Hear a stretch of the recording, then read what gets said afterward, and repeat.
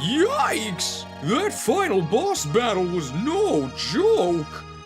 I'm glad we're alive, but are we sure that dragon was actually evil?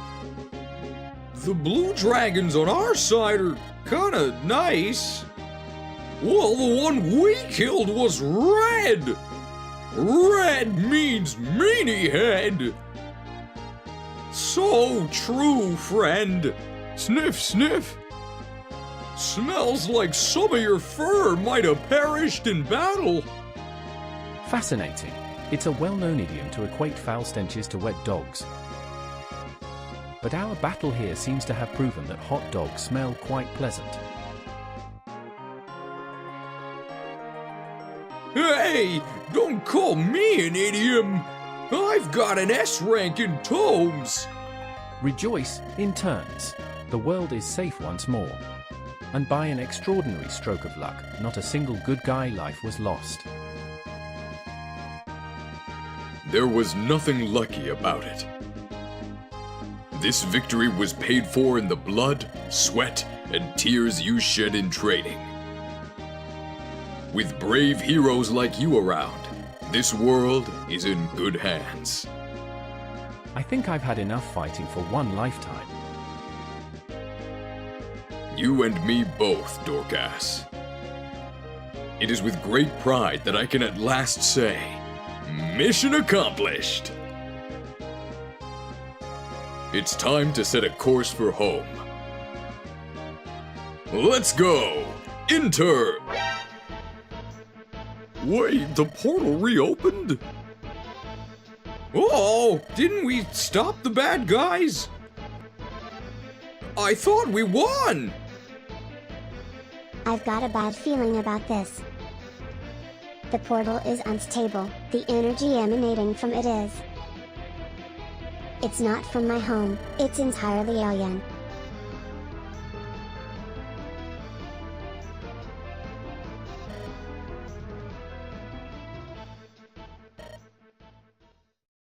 I never surrendered. All these years, I always hoped against hope. Oh, is he still talking to us?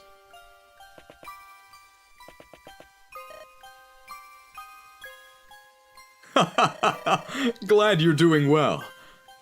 I've been great. Never better. Some accusations of insanity, but that's nothing new. And now, I know I was right all along. Cheese. Who are you talking to? Is this another localization error? Come on, give me more credit than that. I know movement is the best stat. I'll be there faster than a warp skip. Cheese, no. Stop. Trust no one. I thought he'd never leave! This is the good ending, right? It's 8 a.m. Do you know where your true ending is? Well, good morning, everyone. 1 hour later than normal. What a cliffhanger. Give me a moment here.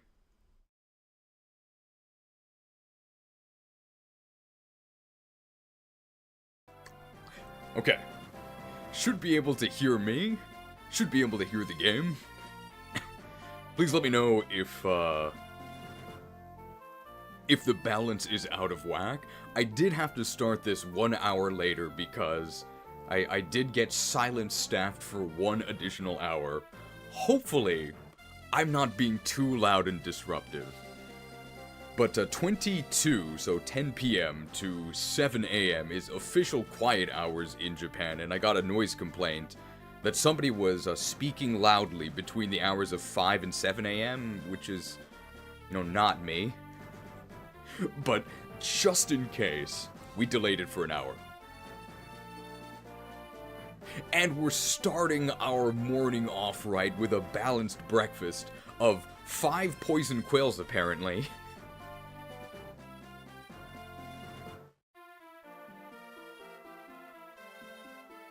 if I can find the quills.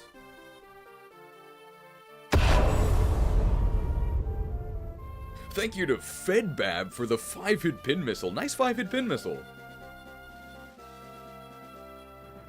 We're just finishing some background setup. You guys don't know, but we're just finishing some background setup, and then we're probably hoping to start by like 8:20, and we're just gonna be doing the final chapters. I thought there was only one final chapter. The Gastrodon, what up, cheese? Rounding out a 12-hour shift. Stream happening right on time for the slow hours. I've seen the name The Gastrodon before. Spoilers for the ending.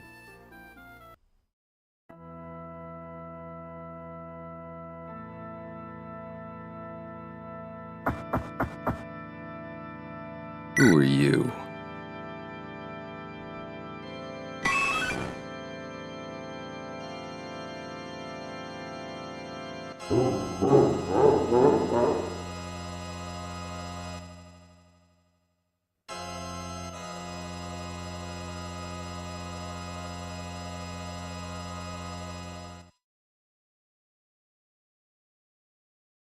Who are you? I think the Gastrodon is the newest Patreon. They should have been on the list this time. If not, please let me know. Smash Hero 75 with 5 gifted subs. Another 5-hit pin missile. That's 10 total, thank you.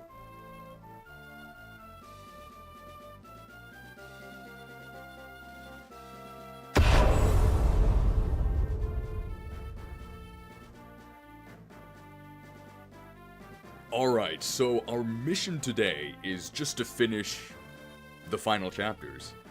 The light final chapter here is pretty fun. It's basically a boss rush. It's just some bosses and a couple of mooks. It is pretty fun. I mean, you'll see it soon enough. Probably the most annoying part about this chapter is that you don't have a convoy, but every boss has a droppable S-rank weapon. So inventory management gets really annoying. But we'll deal with that when we actually have to do the chapter. Which is being delayed by Lilina, who not only doubled, apparently hit us 10 times.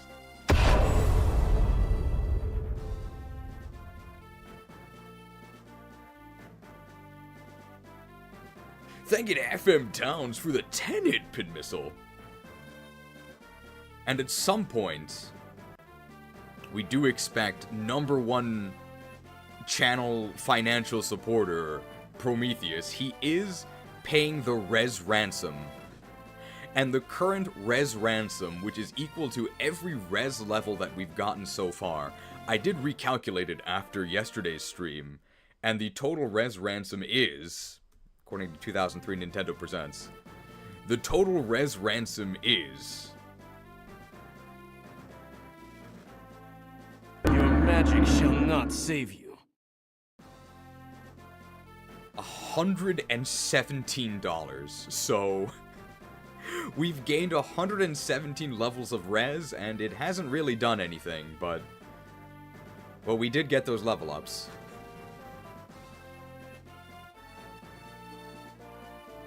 We'll start probably at 8:15. I've been stuck on Floorspar's Oath. I don't want to kill Selena. Unfortunately, you have to. She's a Camus. That's how you say it, right?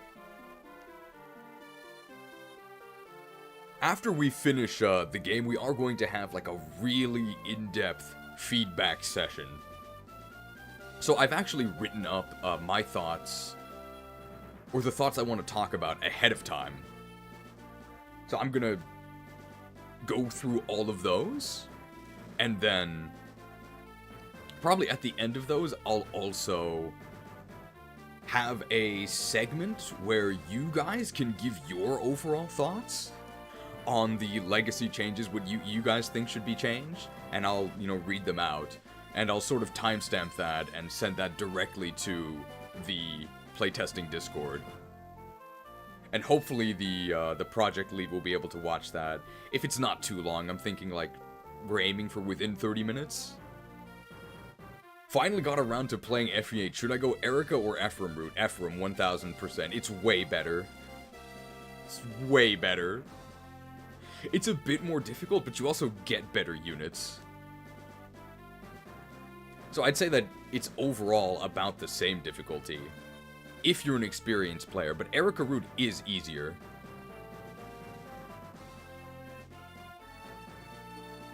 One more reminder that this is a special newbie-friendly series.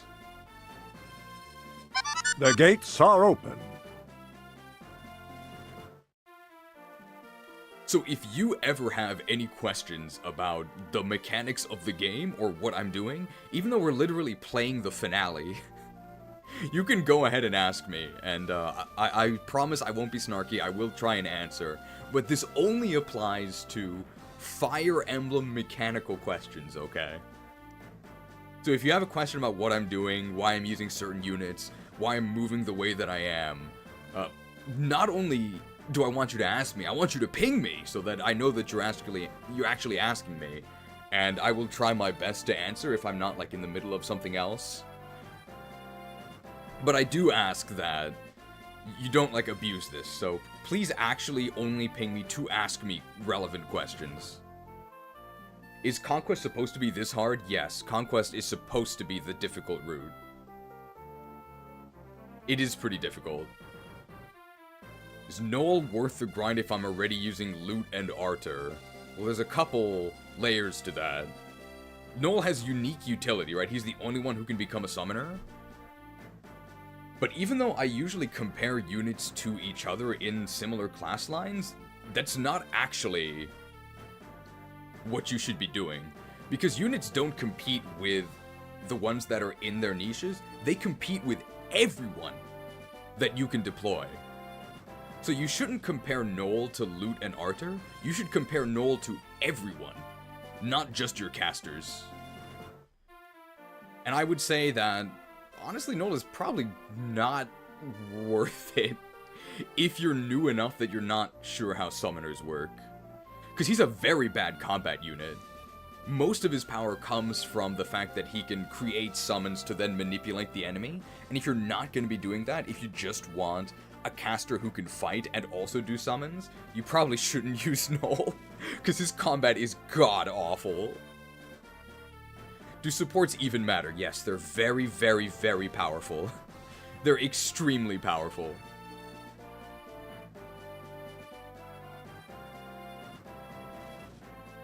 Other than Sacred Stones, which modern should beginners start at? This one, Fire Emblem 7.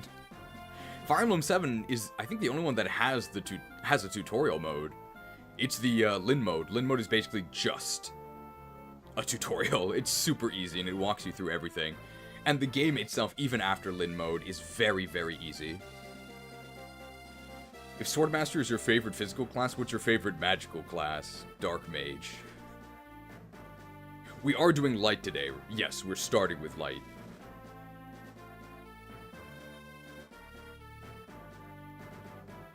What do you think is the worst unit in the game besides Nino? Ellawood. I think Ellawood is horrible. I think Ellawood is absolutely atrocious. I do think that probably Nino and Carla are still worse than Ellawood, but the fact that I'm even considering this is dire. I think that Ellawood is among the worst in the game, definitely bottom 5. Which I think is really unfortunate, and it's a big argument with the other playtesters, because the other playtesters say that Ellawood is not only not underpowered, that he's one of the best units in the game. And I think our viewpoints are so different that we simply cannot reconcile. They're completely different. And I don't want to get into too much of an argument with them because I'm a guest in the space, but I think just our rating criteria are so vastly different that there's no compromise that can be found. The rift between, I think Ellawood is unusable, and needs a dire buff, and I think Eliwood is so good that he needs a nerf, there is no compromise. There is no compromise. One of our views just has to be disregarded, and I'm definitely the outlier in this space. I don't want to harp on this too much, but we will talk about this again when we get to the final feedback. But I do want to emphasize now, and I want to be firm and explicit, my unit ratings are not based on my experiences with the units. My unit ratings are based on my experiences with the game. So if you watched my playthroughs, you would think that I think trainees are the best units in the game. Because I just use the trainees and talk about how good they are. But of course, I think they're trash. They're just really fun. But the short summary of why I think Eliwood is one of the worst units in the game is because he offers absolutely nothing in his base class except for very mediocre sword-locked, foot-locked combat, which you don't need. And the payoff is eventually, really late, you get a strictly worse paladin. Now, a paladin is one of the best classes in the game. But I guess as the hipster kids might say, the juice is not worth the squeeze. There is no way that it is worth the investment, especially when you have so many other units that are better at base, easier to train, and offer more of a payoff. That's the summary of why I think Eliwood is bad. Who's your favorite boss to fight in FE? Ashira. That was easy. Soldier? Alright, we'll start at 820.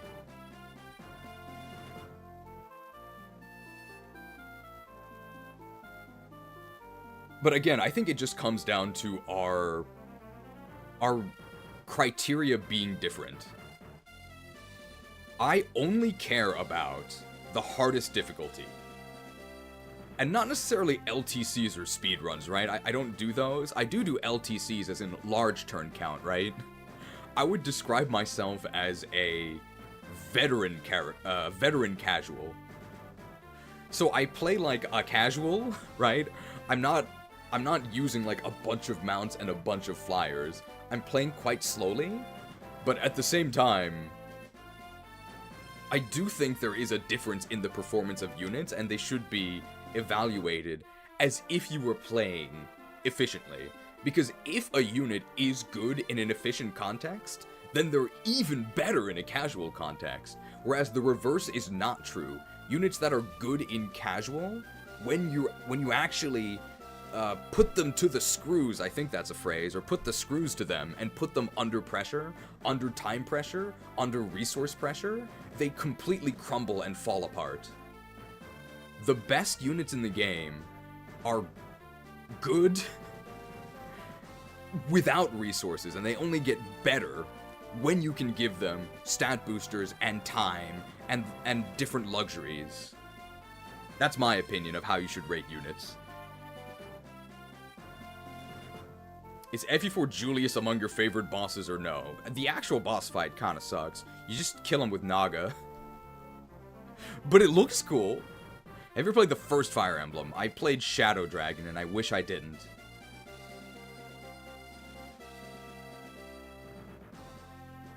Alright, it's 8:20. Let's light him up.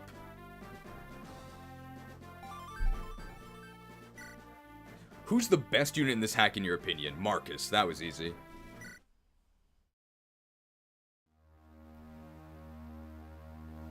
Final chapter. Light.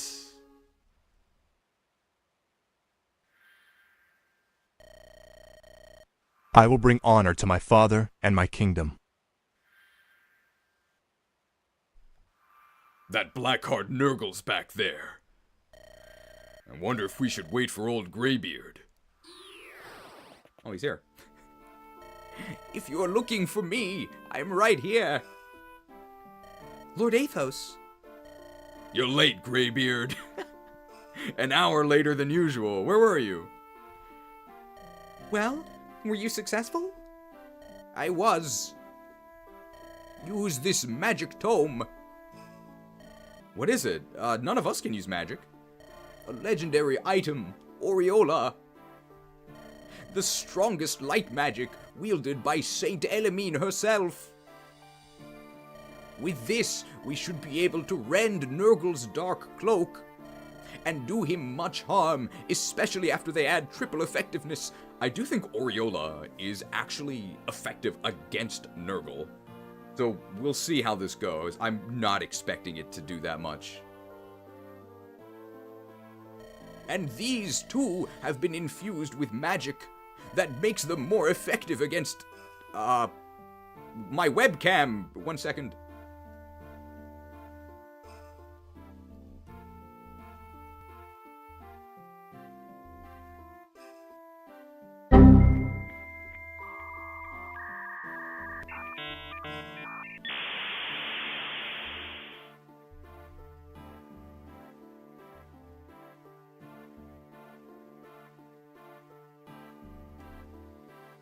Where is it?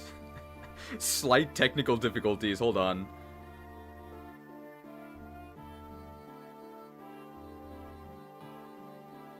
At last you have the vision to find my house! Okay, we're back.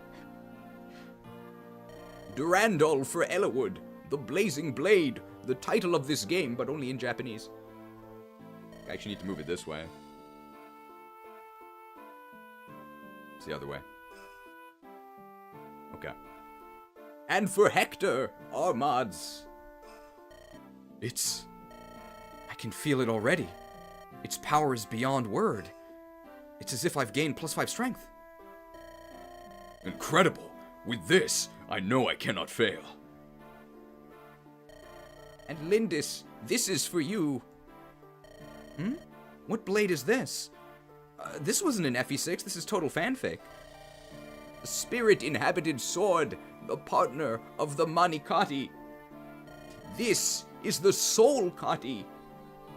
It's not a legendary item, but its blade contains much power. I do believe it has been buffed, so this is no longer a joke. In the base game, the Soul Kati is probably the worst personal weapon in the entire franchise. It is absolutely a joke.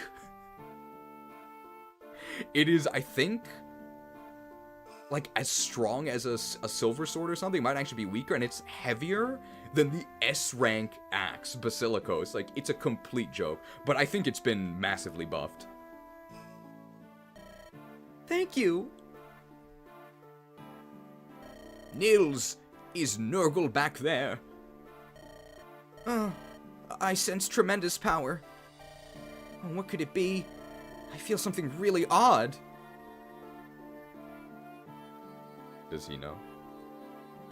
He should have lost most of his henchmen in that last battle. But... I read energy too.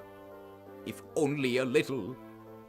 This is, it's a really confusing translation, because the way he says it here makes it sound like he's saying that Nergal is weak, right?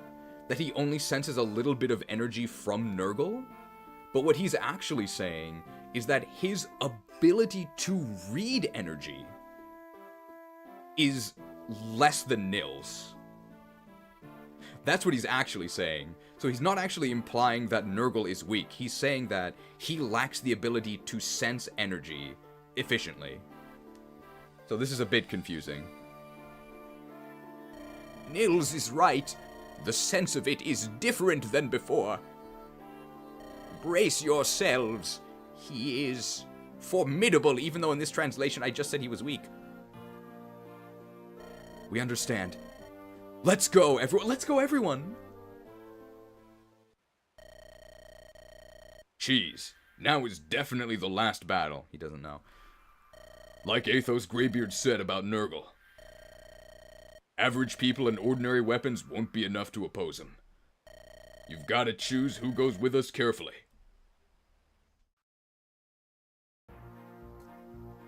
Hey, Cheese, why don't you work with the Legacy guys and do a retranslation? I mean, I can ask, but I'm not sure they would be receptive to changing the text. But I can ask.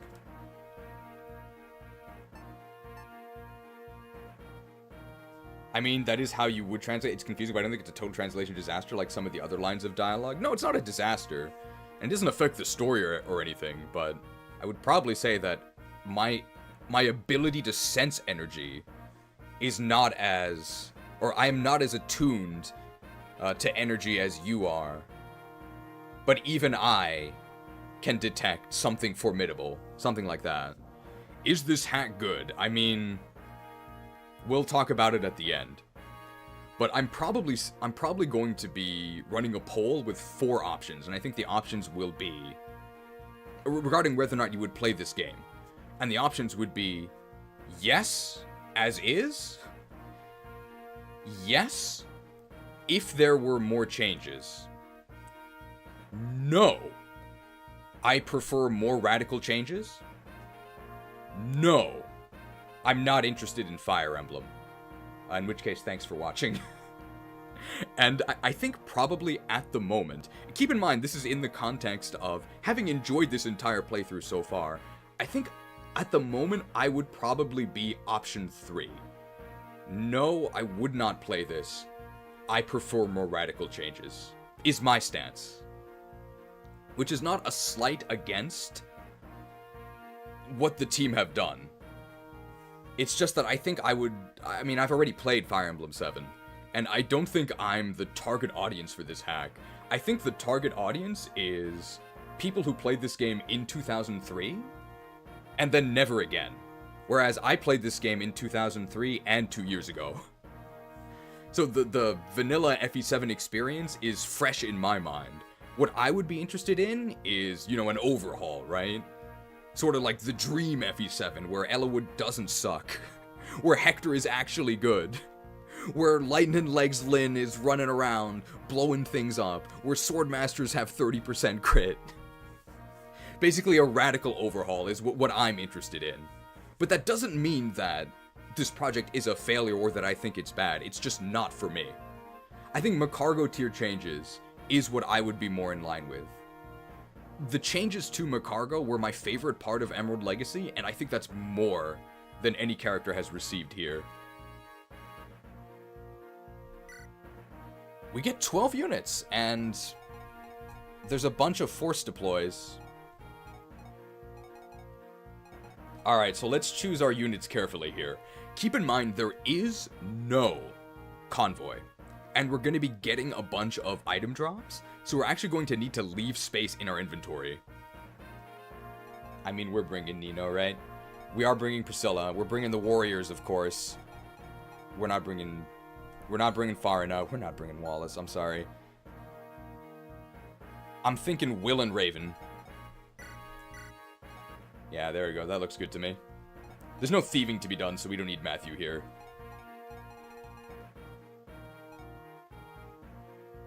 Good thing you trained the lords. So I don't know if you're joking or not, but I do want to emphasize this for new players. The lords in this game are terrible. They're terrible. You should not train them. They are deployed on the final map, and they're force deployed. I can't undeploy them.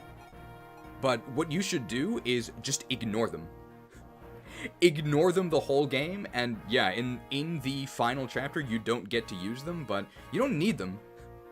Just hide them in a corner. That's actually my advice to you. They're so bad, you should not bother with them.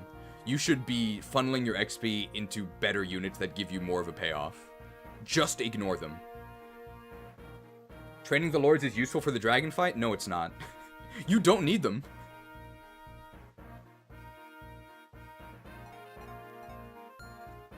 Isn't Lyn's legendary terrible, or did they fix it? I do think they fixed it, so let's take a look at this. So we'll start here, because our inventory is actually really important. We don't really need 1-2 range here, but he's gotta have his legendary rune sword, right? Sword Slayer is actually going to be kind of useful, because there are some sword units we're gonna have to fight here. So let's go ahead and grab Armads here. Because, I mean, Hector's the only one who can use our mods. And maybe we'll also grab, like, a killer axe, maybe?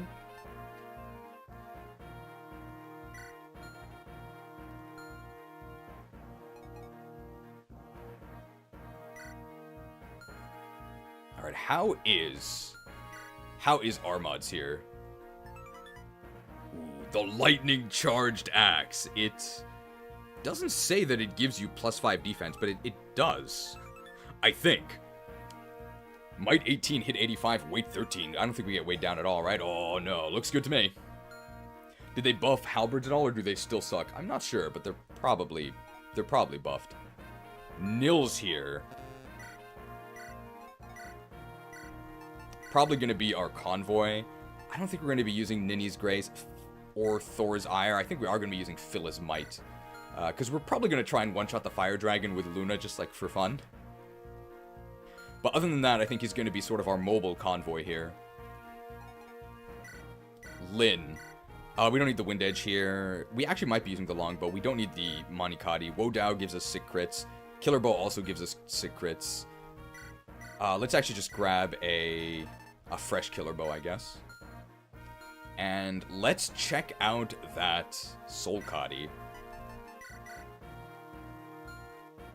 Now, I think this is like a this has to have been massively buffed, because it's a total joke in the base game.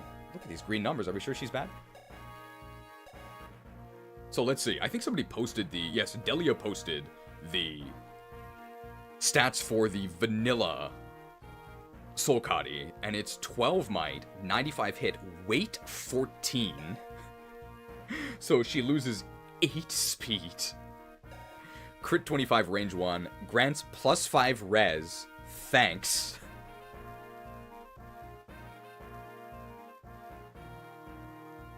Your magic shall not save you. Effective against wyverns and fire dragons, Lin only. So let's see what we get here. Weight 7. Okay, so we only lose 1 speed now. Same might, right? 14? Same hit. Oh, but now it has 40 crit. Wow. So it has more crit, and has 2 more might. And it's way lighter. What about the option, no, I would prefer less changes? Well, that's not even worth asking, right? And also, I don't think anybody would select that, right? Do I even need Wodao? No, I just don't need Wodao. So I'm just going to get rid of the Wodao. I think Wodao slows me down by 1, but it's fine.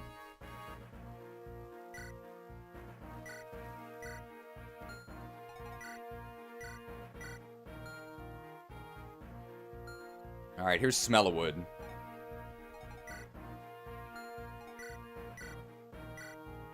I don't need this Killing Edge. I think all these enemies have a zillion resistance, so I actually don't need the Light Brand either. I'm just gonna grab a new Spear. And we'll go ahead and grab Durandal.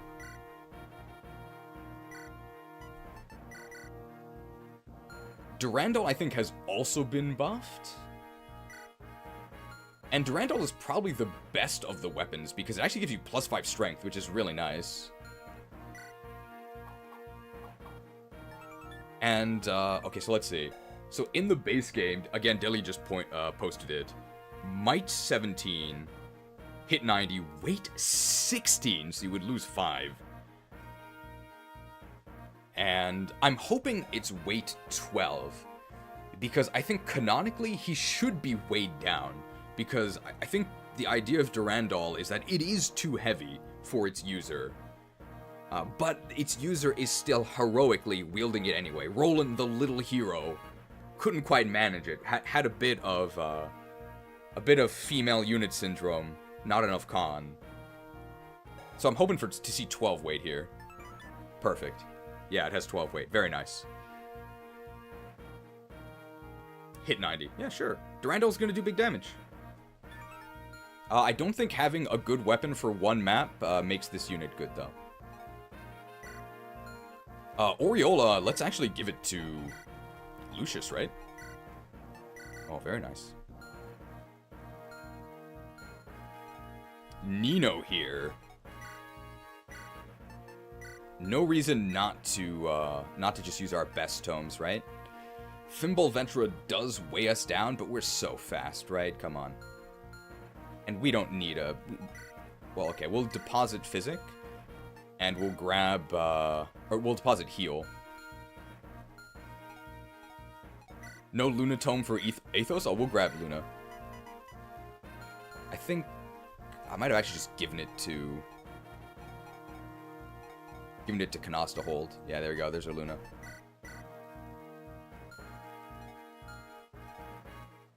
Didn't Legendary Tomes used to be Athos's PRF? Forblaze is his PRF. Oh, boost luck by 5 points. What is Nergal gonna do?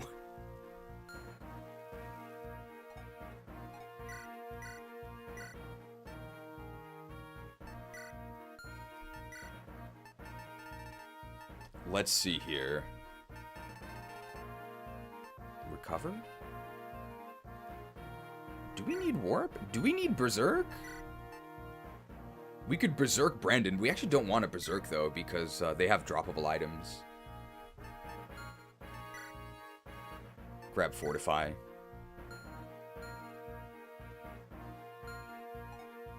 Dorcas here. I don't think we need the Hand Axe. This looks fine to me. We're also going to grab the Basilicos, the S-Rank Axe, for one of us. We need the Sword Weaver? Maybe. Brave Axe we're definitely going to use. But 1-2 range isn't that important here because there's so few enemies. And Lucius doesn't need a heal here. We don't need Shine either.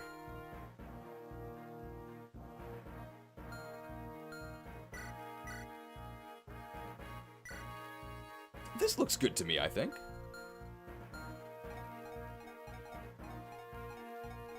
We can maybe give Athos... Oh, by the way, so Athos here is going to be joining us here.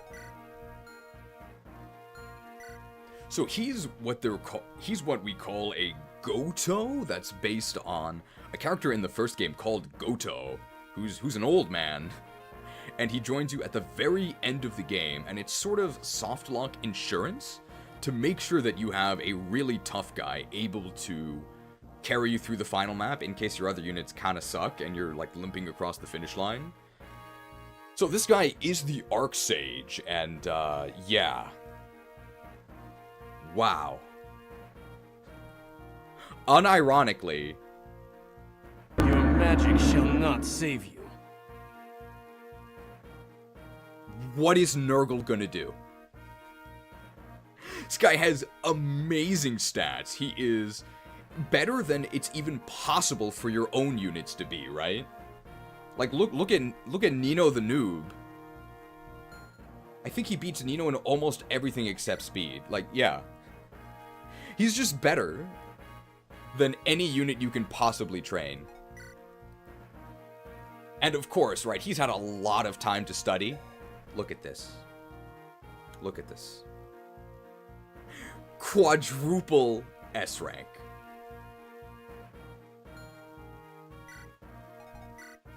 I will say, I don't actually think that he should have S-Rank Dark.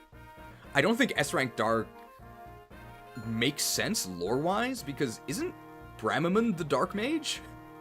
I think it also makes Canas feel a lot less special. I think that they should actually remove his Dark rank. I think that would actually be better, even though it's like a nerf to him.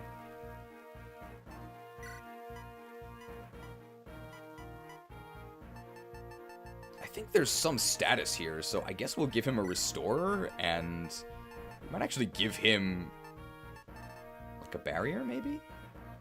And like, we can trade this stuff around. Is he canonically the strongest playable unit in Fire Emblem history? No, not even close. But he's very strong in this game.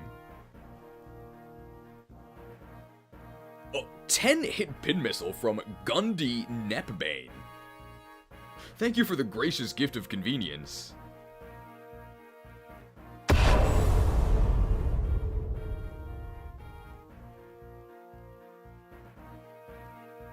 It's almost like you gifted me some S-rank weapons, thank you.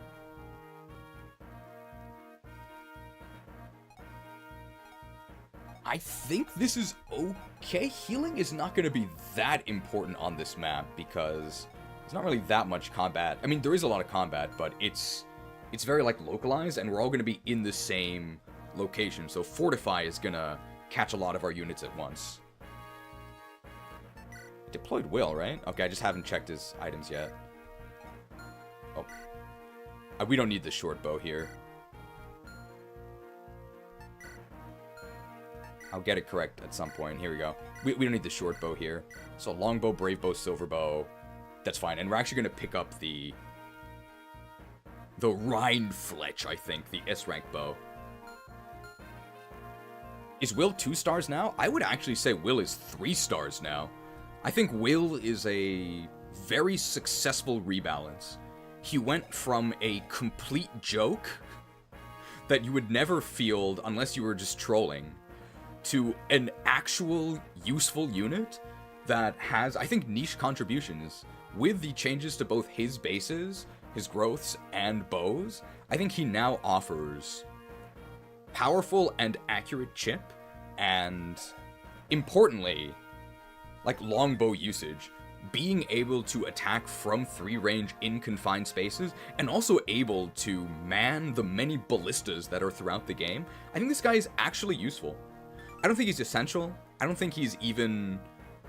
I don't know if I would call him, like, good, but I would call him perfectly viable. Perfectly viable. There are reasons to use this guy and reasons not to use him. I think it's perfect.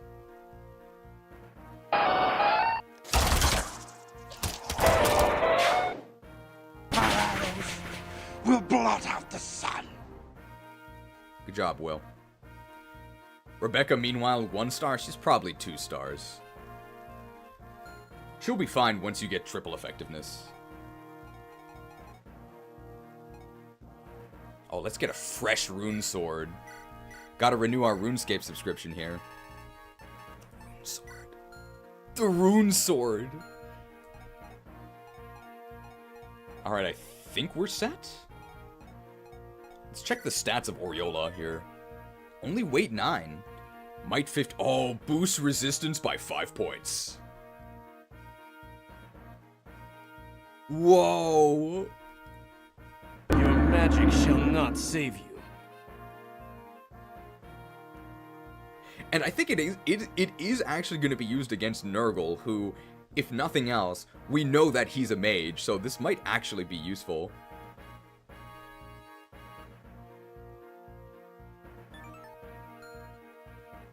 Does Priscilla need a fresh tome? I mean, she's not going to be fighting anything, I don't think.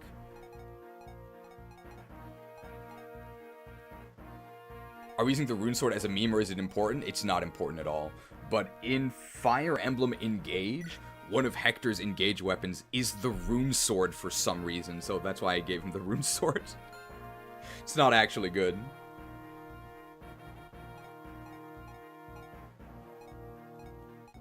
We do have Warp. Would we need Rescue at some point? I mean, we might. Let's give Lucius a Rescue. That might be useful. Like, we have an empty inventory spot. Let's grab it.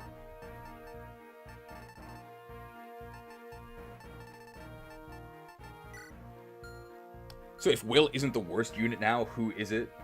It's probably either Nino, Carla, or Ellawood. I think those are the 3 contenders.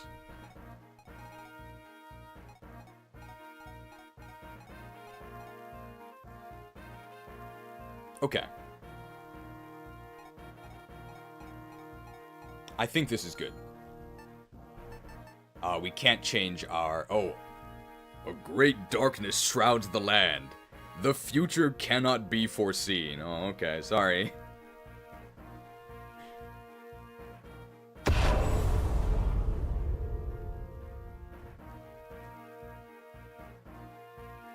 Shrouding Shadows.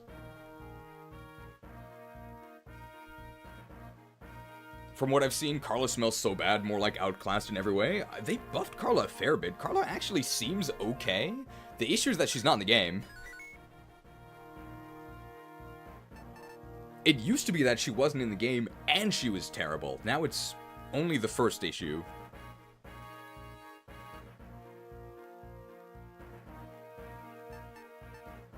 Fortune. think because of Athos drops, this is Nino. No, it's not. Oh my god, look at those stars! These are the ratings and data for the Tactician Cheese. 1, 2, 3, 4, 5, 6, 7, 8 stars! 8 stars! Rank. You are doing well. Pray continue your efforts. How do I only have 1 star XP? Really?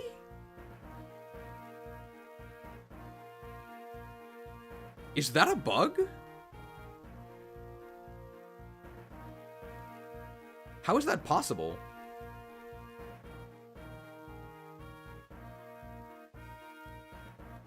I wasn't expecting 5 stars. Why do I only have 1 star in XP? Is it that strict?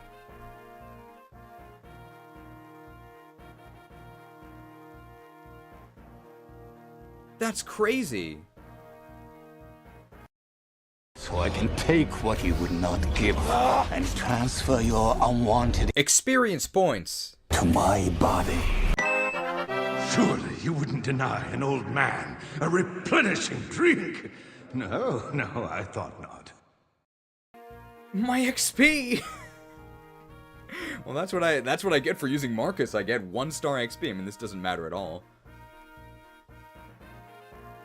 I'm surprised you didn't have 5 stars in survival. You don't recall anyone dying? Yeah, nobody died.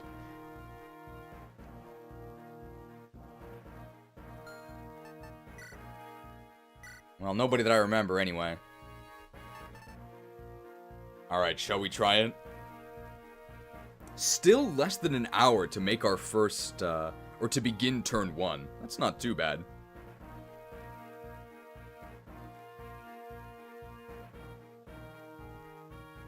Oh, I don't have any restoratives, but, I mean, that's probably fine, right? I don't really think we need them. Restoratives as in, like, elixirs and stuff. I don't think we would use them. We have 3 staff users, and one of them is, like, a fortify user. We're definitely fine. So, we don't need elixirs, but there is still a vulner area mode, I guess. Cheers.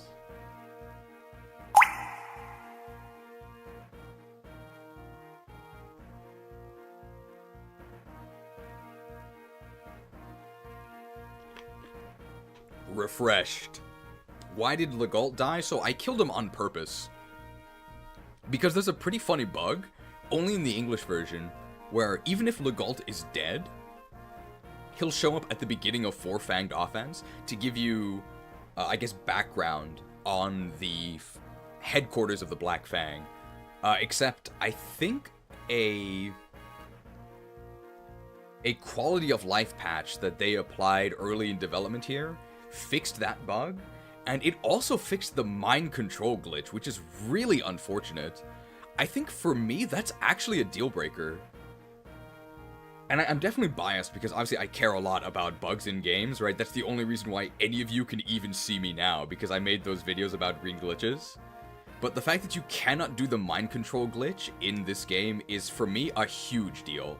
I actually would not play this just because it doesn't have the mind control glitch. That actually is a deal breaker for me, but I think it wouldn't be for most people.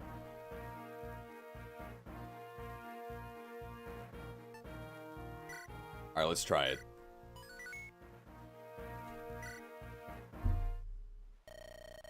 Oh, Lord Ellawood! Lord Hector! Merlinus, thank you for everything. You're made of sterner stuff than I'd imagined. Thought you'd have fled by now. I thought as much. You're not taking me with you. Oh. That's disgusting. Cry if you must, but do something about that runny nose. What are we supposed to do? You can't fight, so we can't afford to take you with us, even though we've brought him to every other chapter where he also doesn't fight? Take this, and return to Fargus's ship. What is this, may I ask? A letter of introduction. Take this to Ostia, and you'll be able to do good business there. Of course, if you fail in our mission, It's just a worthless slip of paper. Kind of like a blunder policy, I guess. Whoops!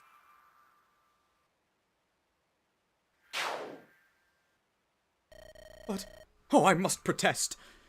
For the rest of my days, I vowed in my heart to continue serving you both. Oh please, do not abandon me. Merlinus. Then go get on the boat and pray for our safe return. Please, have faith in us. Wait for us. I understand. Until the end of time, my lord, I will wait for you. Until the end of time. Bit dramatic. Please come back safely, please. Yeah, okay, we're going. Bye. We'll be back. Oh, Lord Elwood, oh my. Oh. I would like Merlinus to be on the final map. It's really annoying that he's not, but... I mean, I guess there's a story reason why he has to go back, but I always found that really annoying. Nice editing your tier list, thanks for watching. Well, here we go. Let's stop Nergal. Nergal. Pah, you're here. But you're too late. The gate is already opened. I will claim the mighty quintessence of dragons. I will become stronger and move ever closer to perfection. You're through here. You sacrifice people like they were nothing but things. What does power mean if it comes at such a cost? I am who I am. The pain of others I do not feel. The sorrow of others does not touch me. Death feeds me. Death pleases me. I am the essence I consume. You fools will become corpses here because I wish it to be. Rise and come forth, my servants. What a nuanced and subtle villain.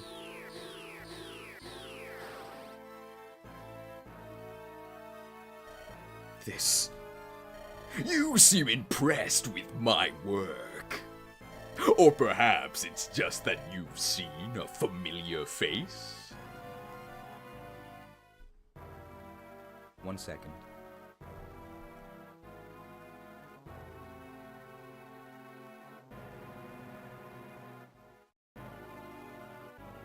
Minions, servants, soldiers of the cold dark, rise.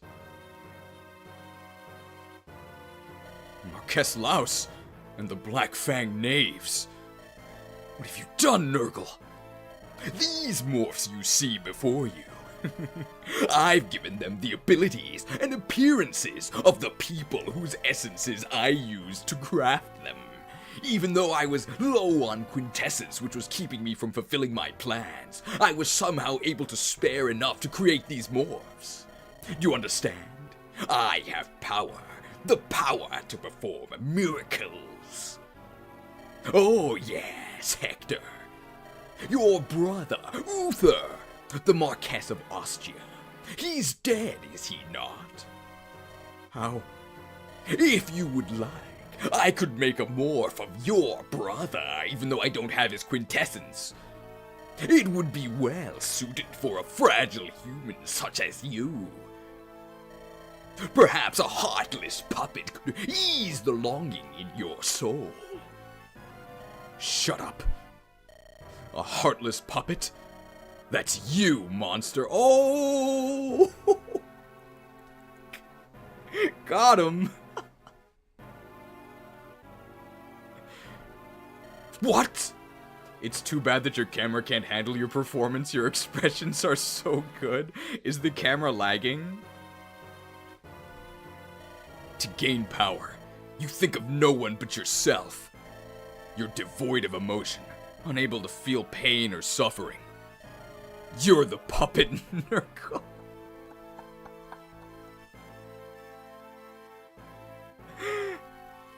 No puppet, no puppet, you're the puppet.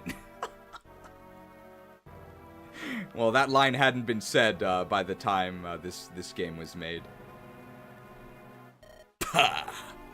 Your weakness runs deep in you. You can never understand. The concepts of good and evil are devoid of any meaning, any value. These ideas prevent humans from liberating their own strengths. Such foolishness, the ultimate foolishness of the human race. Nergal, after all these years, you have not stopped to reconsider your ideas at all. The same is true of you, Athos. You must see the truth of it.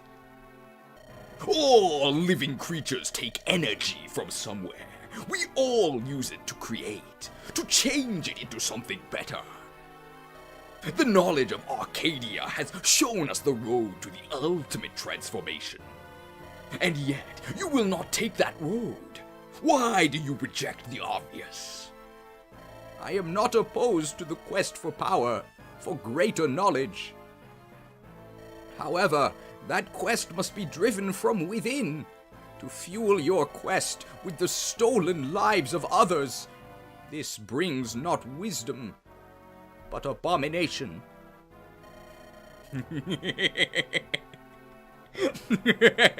I remember. I still remember. Those words are unchanged from when you first said them ages back. When you and the dragons conspired to bury me.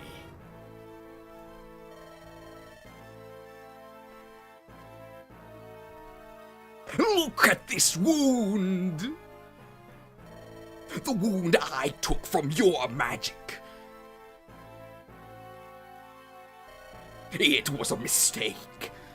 The only person who understood, the man I thought my truest friend. It was a mistake to try and destroy me. I'd confirmed some things for me. That trust brings betrayal. That friends bring weakness. You're beyond help, you craven fool. Don't you know this is a JRPG? It's not like the tagline of the commercial was trust no one. Do you have any idea how Greybeard felt? What it must have meant to cut down a former friend? Are you telling me that you don't get it? Hector, what happened in the past? What reasons drive you? None of those matter.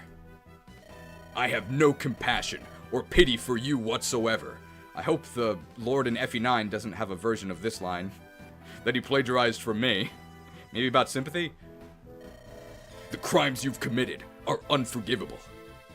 I care not for your excuses. Prepare yourself, he even says prepare yourself. Prepare yourself, Nergal. With these hands, I shall end your crimes today. Interesting. Let us put your skills to the test. Assuming, of course, that you can get past my morphs first.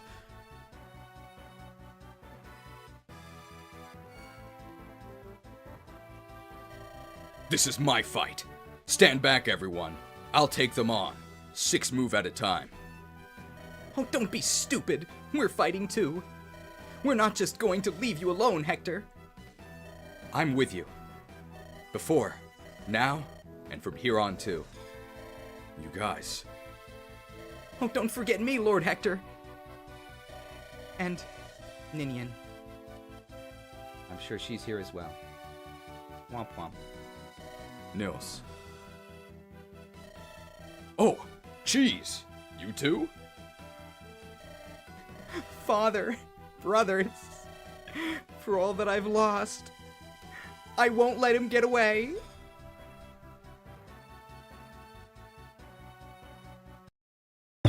のなのに新春スペシャル。くそー！もうこれトラブルです完全に。はい。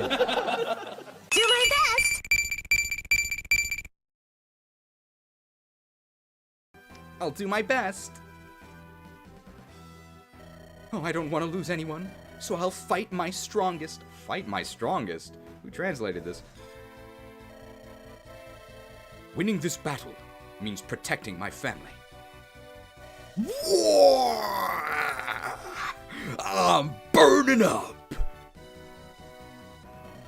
Blessed Saint Elamine, please, grant us a miracle. I will bring honor to my father and my kingdom.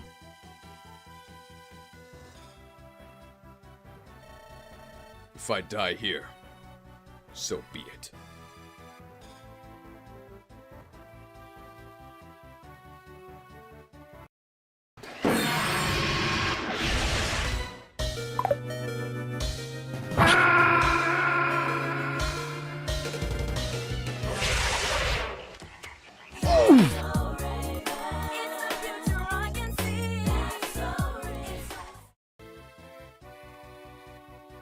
Let it be said that House Cornwall fought to the very end.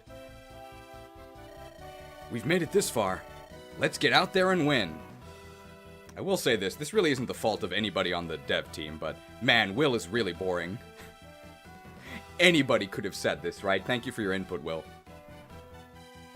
Everyone, here we go. Give it your all, and beat this knave. Alright, 1 hour and 2 minutes to reach. I will say this, usually the final chapters have pretty cool music. I do like the music here, and I really like, it sort of feels like Hector's vibe into it. Let's say it's on his left shoulder, right?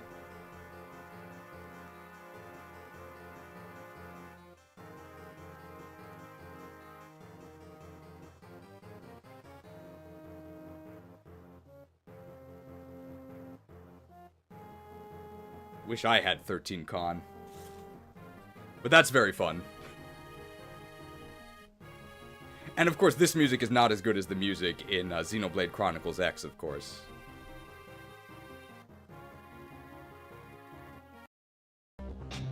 Hello? Is this thing on? Is there anyone out there? Am I all alone?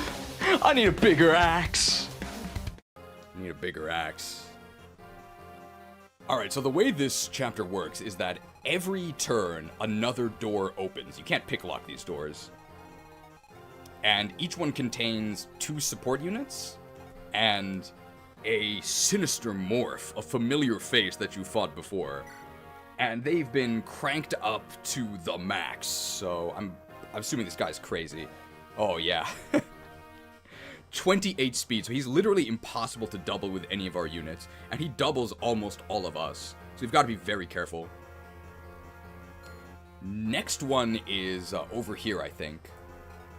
So we just got to make sure that we're not there next turn. But you do actually get the chance to attack them. The door doesn't open, and then they move out. You get a turn. Rainfletch does absolutely nothing unique. How did they make the error of it being brave? Is it brave? Or does it say that it's brave? For experienced units only. Oh, you can unlock staff them? Oh, okay, then I was wrong, sorry.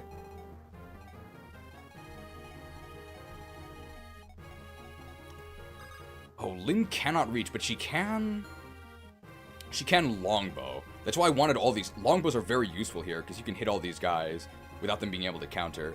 Unfortunately, we can't change our deployment positions, which is very unfortunate, because I would have put my higher mobility units here so they can actually, reach. Silverbow, longbow, but they don't have the longbow equipped. So, like, Lucius being able... Raven could kill him, right? So maybe with a dance, Raven could get close enough to do that.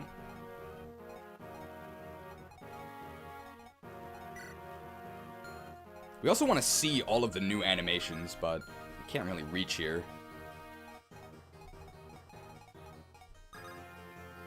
Yeah, nobody can melee. Very, very annoying.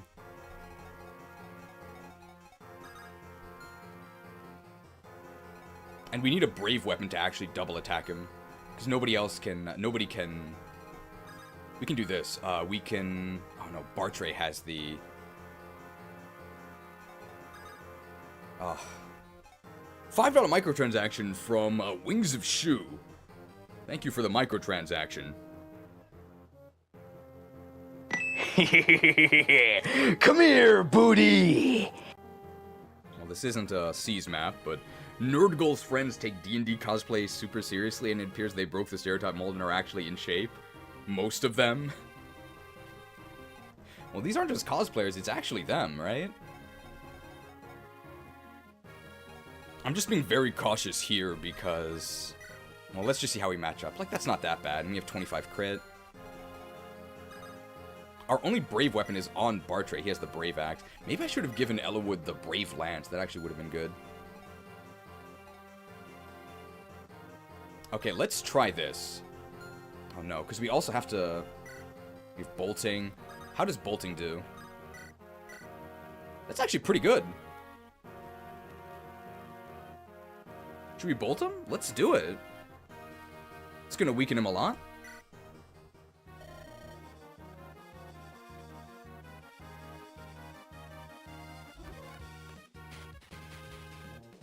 Bolted. Uhai is very dangerous because he has very good mobility, of course.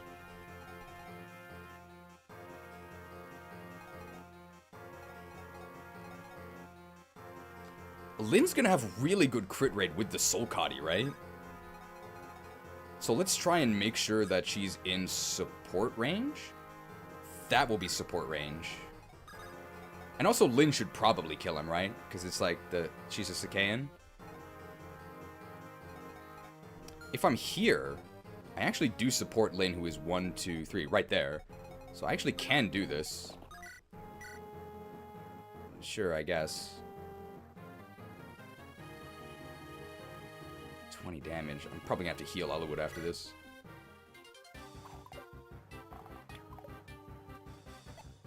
That sucks. Very annoying. And where can Nils actually dance from? There? He's gonna be in range of like a longbow, but I think we can kill these guys.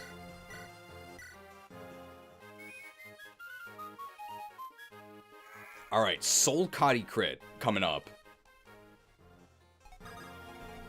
We're gonna have a really good crit rate here, I think. Oh yeah, that looks great. That looks good to me. Be cool, $2 or a 30 Hong Kong? Maybe. 30 HNL currency microtransaction from Kratos Scar. Be cool to see the will graphic after he beats an enemy, and we'll see if he beats an enemy. Alright, I mean, this is a really good crit rate. Like, this actually is very useful. And they have 0 luck. Alright. Come on, Lynn. Come on. You can do it, right? Is there still a jiggle?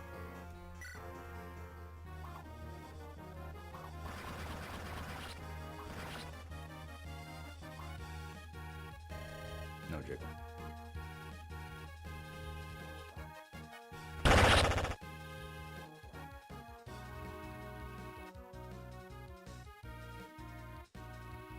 Feeling sick. Jiggles on the non-crit? Okay. It actually might be hard to not get a crit. Now, I want you to contrast the ridiculous Saturday morning performance of Nergal, right? His dialogue is kind of insane. He's just this cackling maniacal villain who's completely lost in the sauce of dark magic, right? No subtlety at all. How about this? These former heroes, sort of, who had to suffer through their beloved Black Fang being corrupted and destroyed, and then these heroes being denied their rest, being brought back as soulless zombies. How about this storytelling? Where the only thing that happens as you kill them is their color returns to normal, and they very slightly smile. How come they're able to do that? But Nergal is a complete comic book joke. Alright, we got longbows here that I think... Actually, Will could maybe bravebow this dude to kill him. And we'll just longbow this guy. Like, that's pretty good. But we can only get one longbow shot on that guy. So we can, I guess, get a... Oh, Will can trade the S-bow? I don't think he's in range. We'll do this in case Will misses one of his shots. You think you sent a Barch with the bullseye? Never mind. Sorry, Will. Sorry, Will.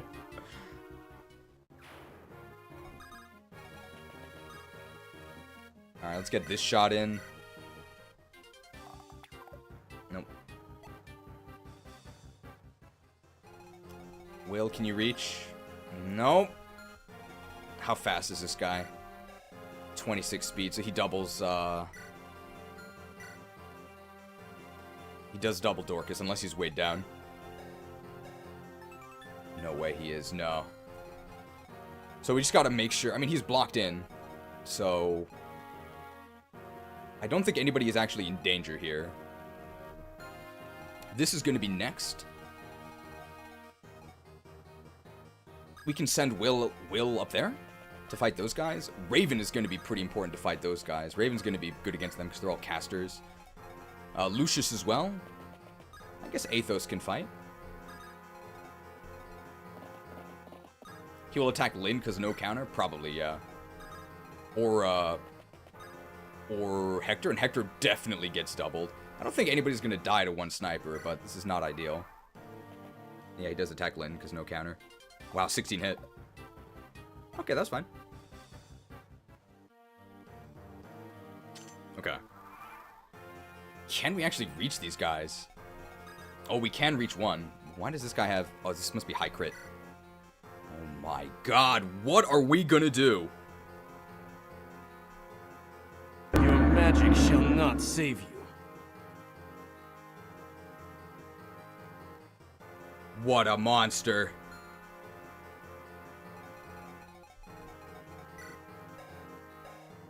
Loose. Ooh, that is 25 crit.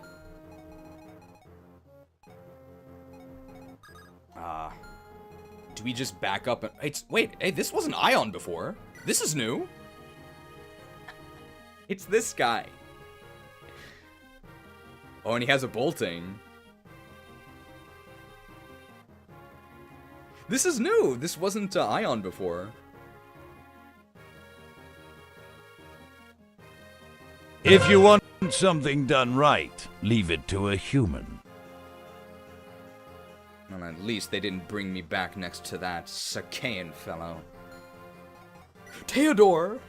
This used to be a generic as well, so now Theodore the Shrike is back with 51 magic attack. Wow. Only 19 speed, though. Good changes. I like Theodore and Ion here. I think we actually just back up, right? Like, this is actually, like, a bit too spooky. This dude has bolting, but, like, that's okay. Did I get a barrier staff? I did get a barrier staff, so maybe we actually just put, like, Priscilla here with a barrier? Like, there's no way. Like, they can hurt us, right? Like, what does this do? 11 damage? Yeah. Like, we're totally fine, and that's without supports. So I think Priscilla just blocks these dudes in. And Athos has the barrier. Like, what are they gonna do?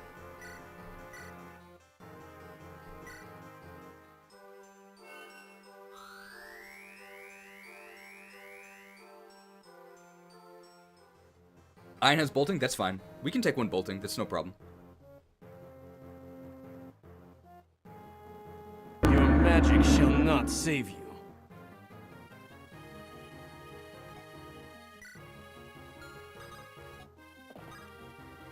And this lets us get into position to move in and kill these guys next turn. And also lets us bring all our other units up.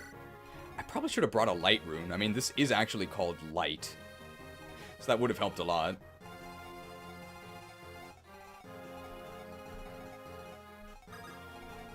Both of these let us support Priscilla.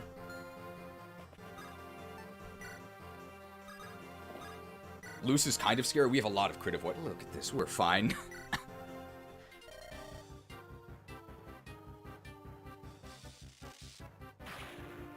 I can take 2 damage. No.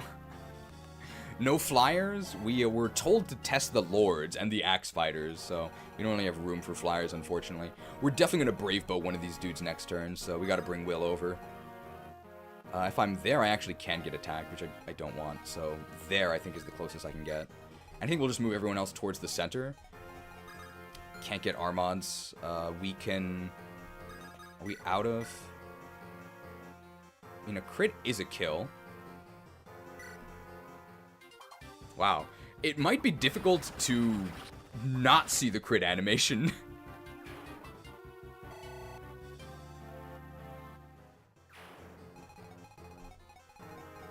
Okay, we can get the talk between Hector and Ellawood, I guess.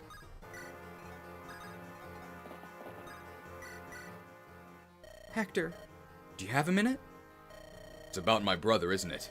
Sorry I didn't tell you. It's all right. I understand you better than anyone. More importantly, have you settled things with Oswin? Don't talk to me about him. Hector, you're not angry with Oswin. When Lord Uther was in trouble, you weren't at his side. You're angry with yourself. It's true, isn't it? I was the same way. I couldn't save my father. I couldn't save Ninian. Over and over, I blamed myself. Ellawood. But you know, that's just a way of running from the sadness of loss. I think you've realized that already. Lord Uther and Oswin, they were thinking of you above all else.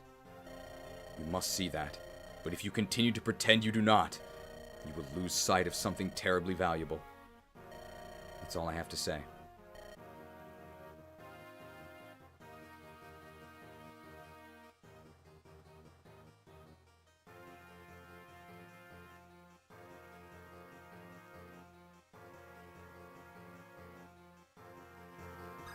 Okay. Kanto!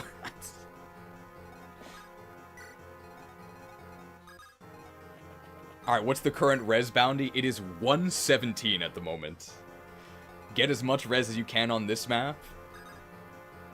I'll say, if it's possible, hold off until the final map. I mean, you'll see. But thank you for joining, Prometheus, and thank you for volunteering for the res bounty. Alright, I wish I had rescue on Nino here, because this dance kind of goes to waste. We can bolt, but that doesn't really do anything. Oh, we can actually rescue Lynn here. Oh no, who has the rescue?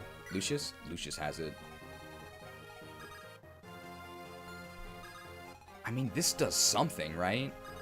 And otherwise, our dance does nothing. So I'm gonna do this.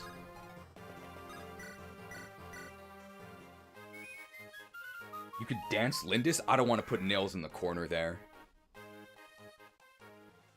Alright, we have 28 magic.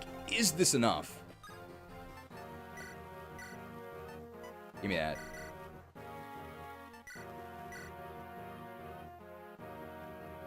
I mean, it's like reverse warping, right? This map is ass. Tactician, recruit a team of staff bots with aptitude. Silk. Safi. Hint. Micaiah. It's warping time!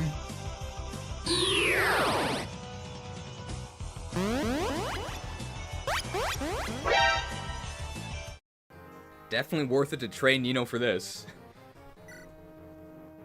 Come here, Lindis. Yoink. What does Soulkade look like now? I'll show it after this. It's much better. It's much better. Wow, that's actually a lot of damage. With a pretty good hit rate. This is crazy. The Gespenst. The Gespenst. Oh, okay. Is that bugged? Why was that animation so short? Is that how it looks when it misses? Here's the bolting. Oh wow, 24 damage.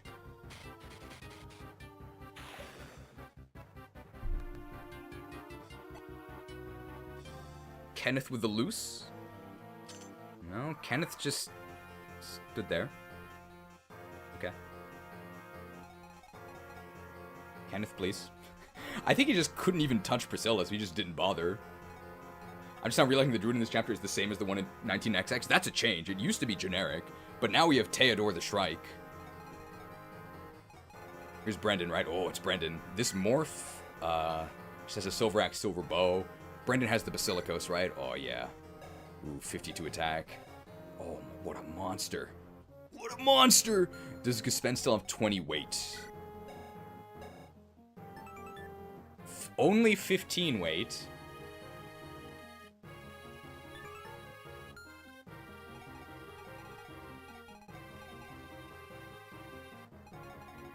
I think Will is going to... Oh, he can probably quadruple Ion.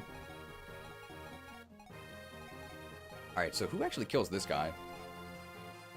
Could be Lynn? We could have Ellawood choke this point. Did Athos get any changes? I actually don't think so. I think he's vanilla, but I mean, he's pretty crazy. Oh, you wanted to see Soul Cotty. So Soul Cotty, I think the main change was the crit went up. It's now 40 crit. And the weight got more than... I think the weight got halved. It's now 7. So we only lose 1.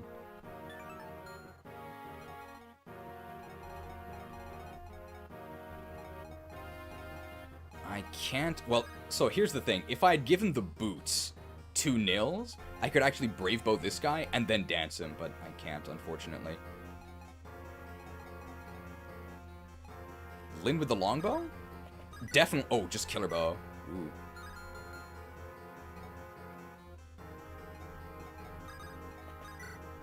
Rhinefletch is a kill without a crit. That's pretty good, right? Killer Bow is a kill with a crit, 43, and Rhinefletch is... And this is without supports. I'm going to be moving Ellawood down.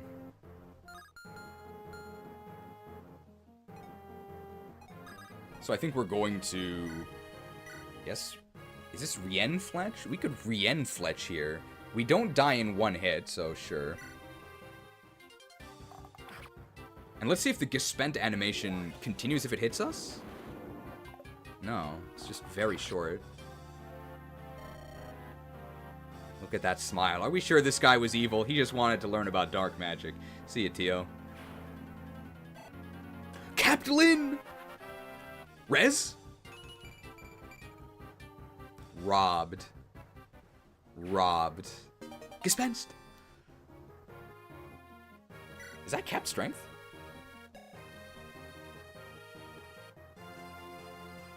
Are we sure she's got noodle arms? Are we sure? You've never seen this before. We got very lucky.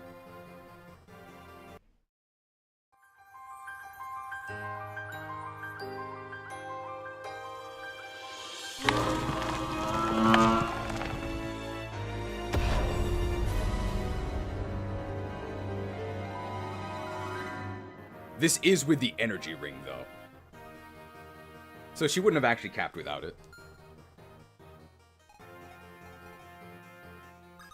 Okay. Brave Bow. Does Brave Bow kill...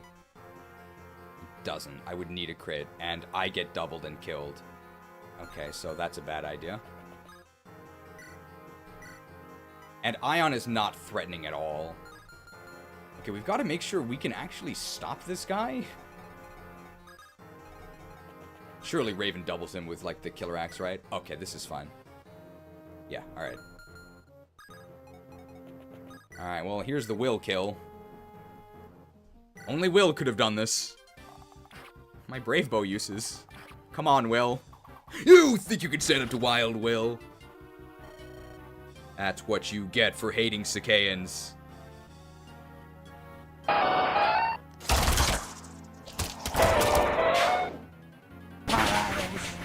We'll blot out the sun.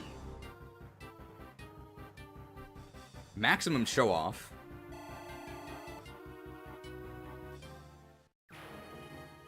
The Physic. And this actually gives us the Loose Tome.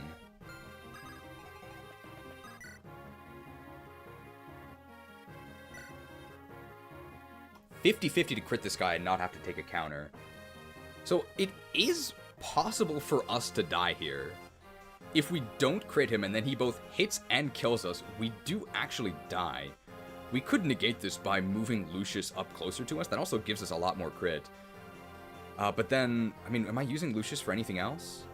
Strategically, I probably should be moving Lucius the Luscious up here for the support. So it is possible for us to die.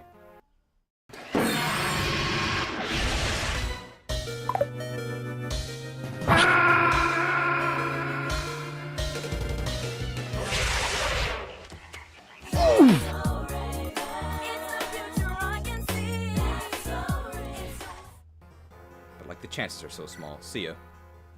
Hey, who is this guy? We never saw him in the story. Uh-oh.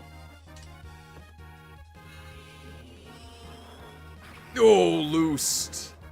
You think you can stand up to Raven the Rapid? Hey, now we have a heal target. Oh my god, they killed Kenneth.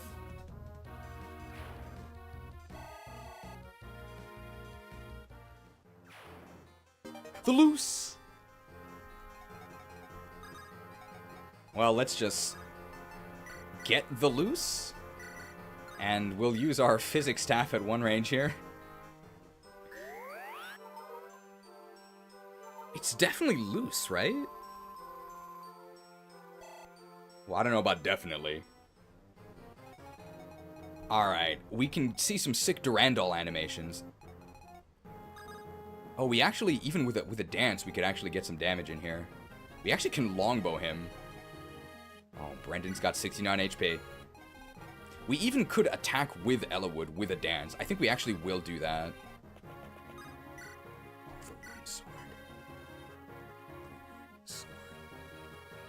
The rune sword. The rune sword. Come here, Brendan. Yeah, sucked. The rune sword. Oh, there's a Nino conversation? No, there's no Nino conversation, I don't think. I mean, we can bolt him for the Nino conversation. Because we have to, we need to leave that spot anyway.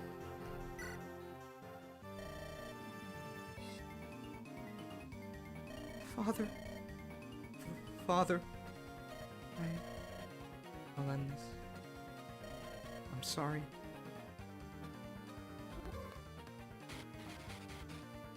Bolted.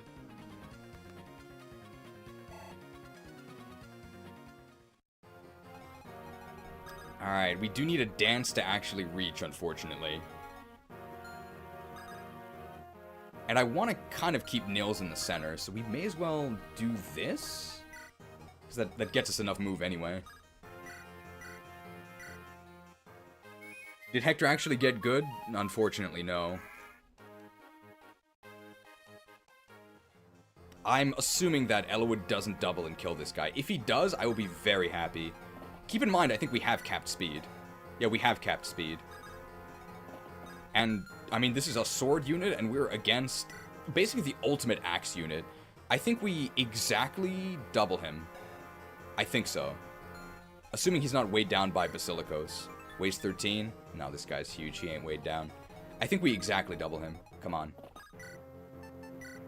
Perfect.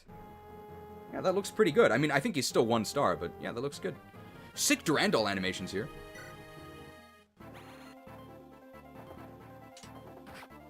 Chopped. Chopped. See, he's happy that Ellawood appears to be doing well. I would still give Ellawood 1 star. I still think he's one of the worst units in the game. Chopped.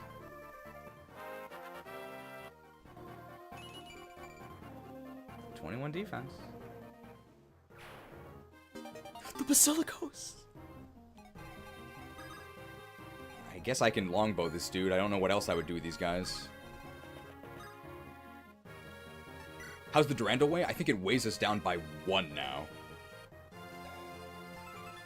Wait, 12. Yeah, it weighs us down by exactly 1 now. May as well shoot this dude. We can get Armad's animation next turn as we fight this, this guy.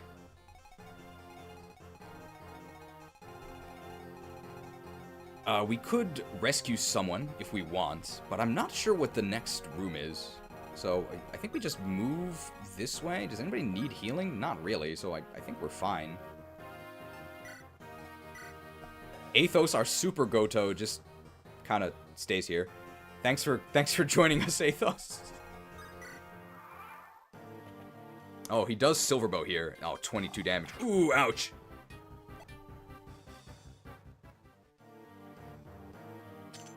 Oh, the general. So that's, I mean, we can just ignore these dudes, right? Oh, the Rex Hosta. We actually don't have any S-rank spear users. Oh my god, 30 defense. What are we gonna do? That's crazy. Break yourselves upon my body. I think we can actually just kill him with bolting, right? I think we double him with bolting. Oh, we don't double him with bolting. Interesting. Alright. Sick Armad's animation incoming. We don't kill him. Come on. Even with Phyllis Might, we don't kill him, because Phyllis Might gives us 10. I could attack with the spear from up close to get more... No, if I kill him with the spear, I get more XP. Alright. Armad's Gaming. Check this out. Yeah! Yeah! This is why people like Hector.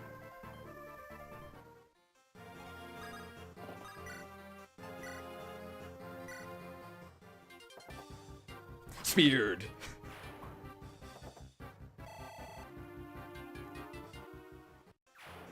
Okay. We can just physic, I guess. I mean, these dudes are gonna come towards us. We are not worried at all.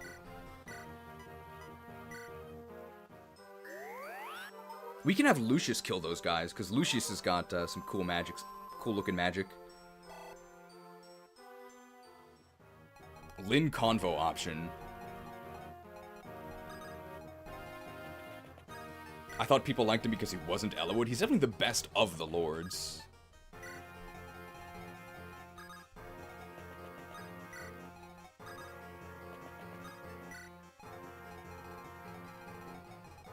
I'll maybe actually, I think I'll dance Lucius to get Lucius over there next turn. I think Lucius can just one-round Darren, I think.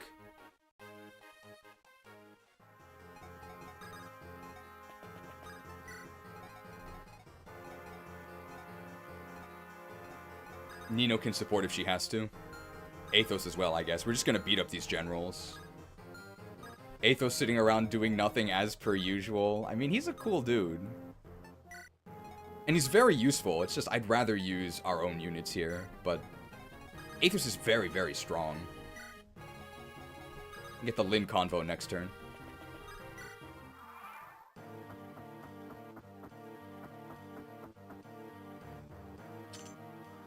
So this is Germ and Ursula. Does Ursula still have bolting? No, she has Excalibur for Nino. Oh, the Excalibur. Weight 13, wow. She has A stabs for some reason. Athos can't get XP, he's so bad. Let's see if they actually give him growths. Nope. Old. Alright, well, we actually can't reach anyway, but that will put us in support range. Priscilla from here can kill this guy, right? Ah, just one short. But I think Lucius' support will actually let her kill. Okay, Lucius, can you destroy this guy? Oriola doesn't do it, but Luce with the high crit. We don't double him? Hello? Aura. Okay, Aura. We should go with Aura, because we only need one of these to crit. Come on. I will bring honor to my father and my kingdom. Put your faith in the light.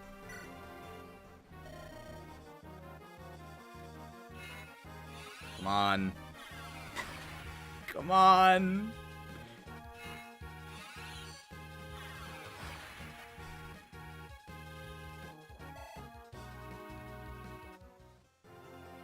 I was a fool to trust in the light.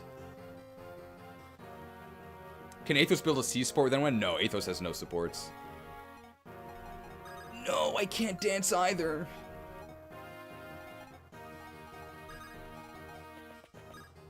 Can I be attacked from here? No, because this is, what does Germ have here? Probably the Rune Sword? The Rune Sword! Non-issue. We can talk to Lynn. Does that put us in range of... No, we're totally fine here.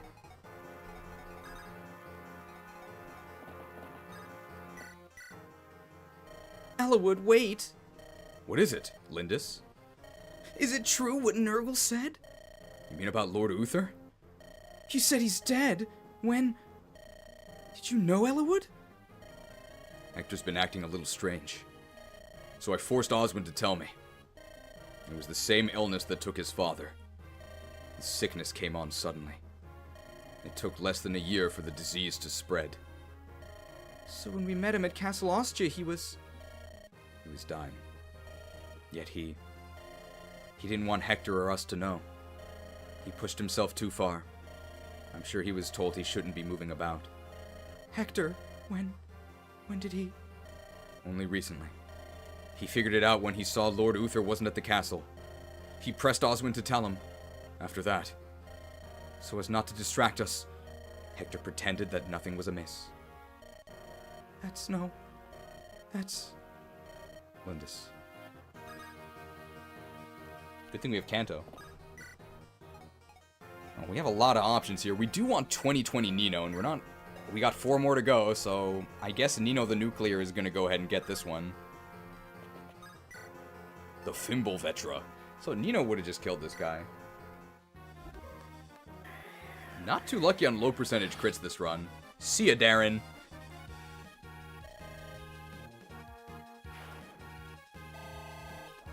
We do have to get 2020 Nino. One more to Magic Cap, right? The Rex Hosta. Oh.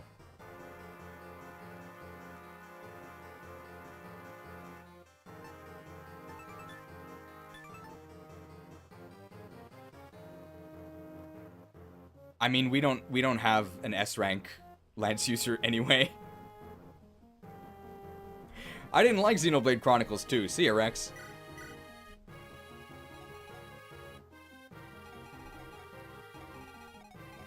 No. Who's the warp?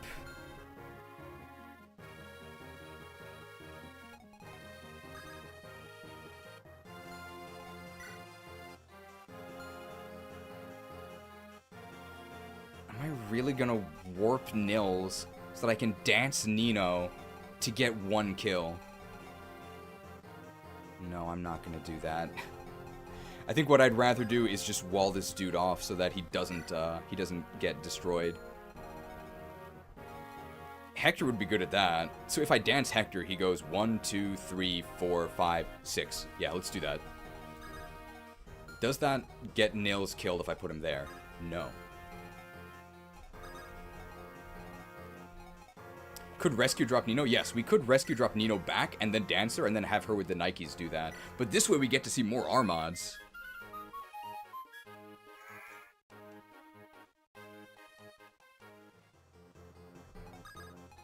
Oh, we could also trade the rescue staff to Nino and then rescue Nils over and then dance Nino. But I like Armods. Oh, we can even Rune Sword this dude. We could even Rune Sword this dude. Oh, look at that. What's he gonna do? Nah, let's just get Armod's animations. Would Nino get much XP from the generals that spawn at the bottom? I'm not sure. Speaking of Xenoblade 2, I've played 1 and 3. Should I play 2? I really liked the other 2. Xenoblade 2 is a very weird tone. I don't like it. Like, the gameplay was okay, but I hate the single-player gacha. I hate the stupid anime tropes. And I say this as someone who loves anime. Xenoblade Chronicles 2 is the reason why people who say anime is bad are right. I actually don't think we move these other guys. Will might Brave Bow someone. These guys are there. Bartre the Brave might do something. I think this is fine. Alright, Armad's animation's coming up. Oh, Germ. With the rune sword. Oh, here it is, Armad's! Don't just stand there. Armad's crit, 16% chance. Nah. Do we double him? We do! Perfect for Nino. And up there are the brothers. And we definitely want to have Nino kill those guys. I think they have a lot of res, though. The Regal Blade, useless. Oh my god, 23 res. What about Linus Tech Tips? Only 21 res. Brave Sword and Tomahawk. Nino from either position can get danced. And Nino can reach both. Attacking from here.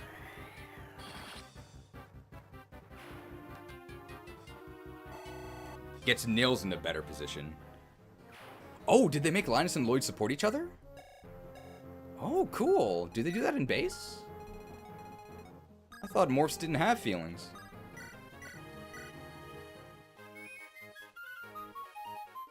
You think that's in vanilla? Okay, so I don't think they're going to separate themselves. Alright, how much damage do we do with Nino? We can attack both of these. Let's just check here. The rune sword.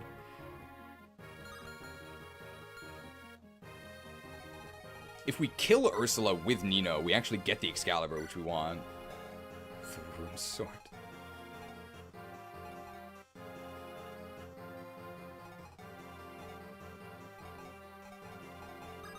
One longbow shot against Germ. It's 15. And I don't deal enough with Nino after that, I don't think. But I can do 2 longbow shots. I have to not crit him.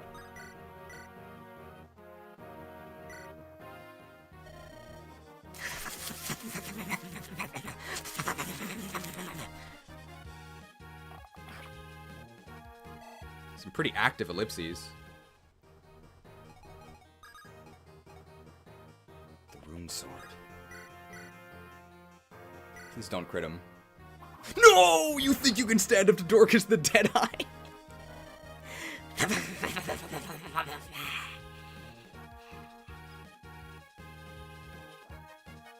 No! My XP! So I can take what you would not give and transfer your unwanted experience points to my body. Surely you wouldn't deny an old man a replenishing drink. No, I thought not. Dorcas the Devourer. Ooh, Dorcas level. Wow. Okay, I think that was worth it. $118. Thank you, Dorcas. It's a really good level. What is Nergal gonna do, by the way? Your magic shall not save you. Dorcas with the dollar. Alright, we want to weaken Ursula, but not kill her. How do we do with the Durandal? I think Durandal might be good if we don't crit. Are we sure Ellawood's 1 star? I think so. How about with the spear? That's good. Yeah, that's actually pretty good. How about longbow? Spear and just don't crit. I could also move Lynn out to reduce our crit. And there's 0 chance of death here.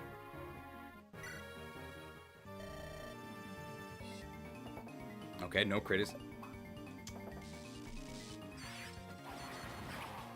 This dude's definitely 1 star. Come on, bro. My plans. Longbow's definitely gonna kill. Oh.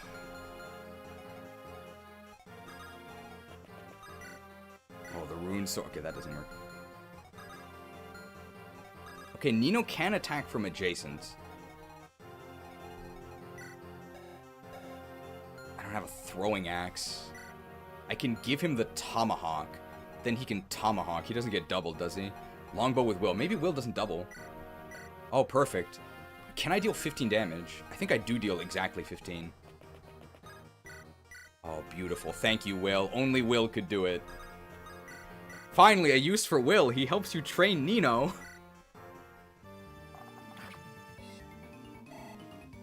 Perfect, Will. Can I get some resistance too? Only speed? Come on. Thank you, Will.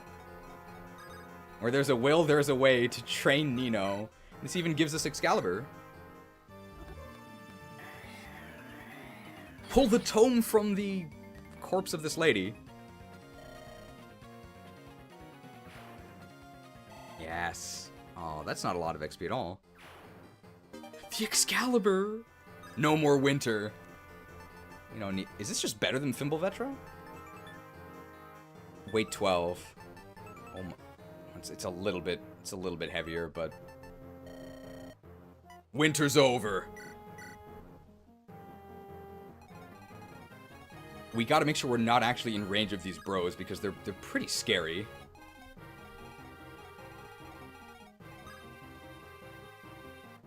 Do we let this guy attack Hector? Probably not, right? Do we need bolting? I mean, we're gonna be using it.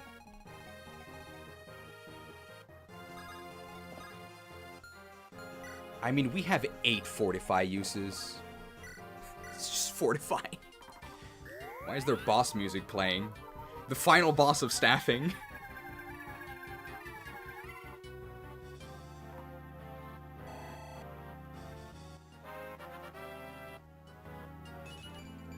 Hey, we needed speed.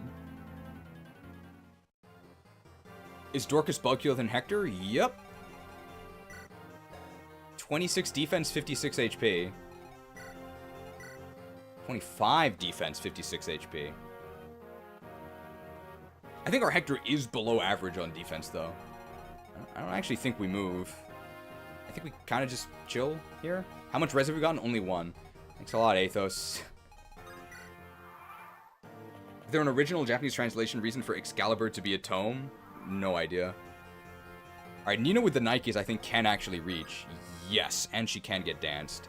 So how much damage does she deal to her bro? With Excalibur. 21. Okay. Ellawood with the spear? For the chip? That's pretty terrible. Does a Lin longbow crit kill? No, and we have almost no crit, so I think we could do this. Hector can try and box this dude in. We definitely get doubled, right? Oh my god, but that's fine.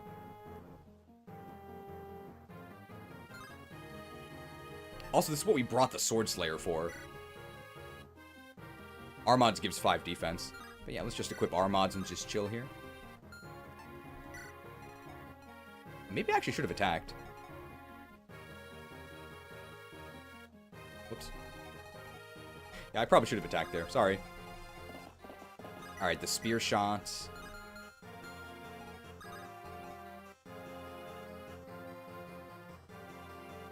Here does support.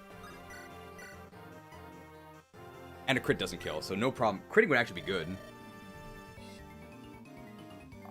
No crit. Ellawood with the spear? 17. A crit would kill. And I do want to see the dialogue, so just in case we crit, don't tell Kaga. Of course we didn't. 28, so we need to chip him one more time. Hey, that's S-rank spears. Hey, now we can use the Rex Hosta. Another longbow. Man, longbow gaming. Oh, that's terrible. But there's no reason not to take the shot while we're here.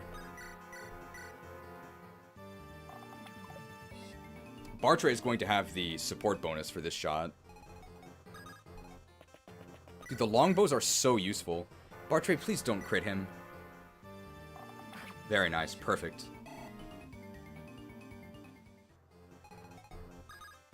And we're just going to box in Linus and kill him next turn, I think. Possibly. What, no dialogue?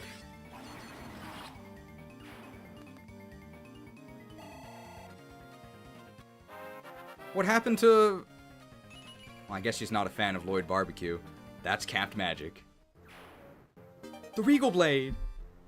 Oh. I mean, okay, well... this, do I?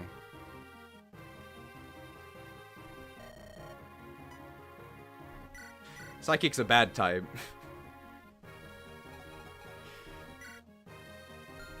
Alright, how's this do? I don't want to kill him. What? Oh, because he's a brave sword, right. And a crit actually doesn't kill. We actually might be able to dance and kill this turn. Let's do it.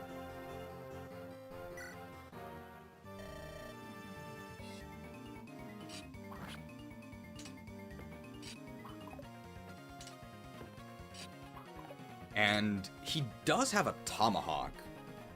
So he can actually attack Priscilla next turn. Thunder for 13. Crit doesn't kill. Crit would be great. No crit. Thundered. He might actually double and kill us with a tomahawk, but I don't think so. 22 speed. No, he can't. Okay, we need to not crit him here. Oriole only has 25 crit. How about a longbow shot? We can't even reach. How about Athos? Athos with 4 blaze? Oh. 420 blaze it. I'm actually not sure when else we're going to use 4 blaze, so let's actually use 4 blaze.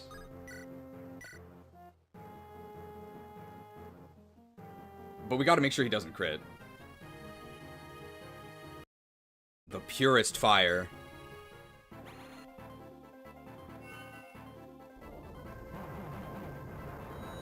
Blazed.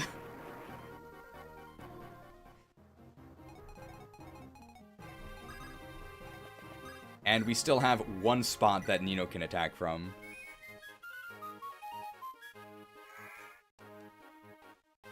Alright, Excalibur time. Hey, that's pretty good. I'm sorry, brother. Did we get dialogue or no? Yeah, so... Why was there no dialogue with Lloyd? Was that a bug, or because we got Lloyd on Cog of Destiny?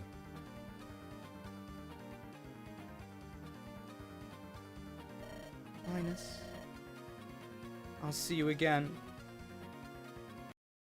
My brother Nino is supposed to be a restaurant manager.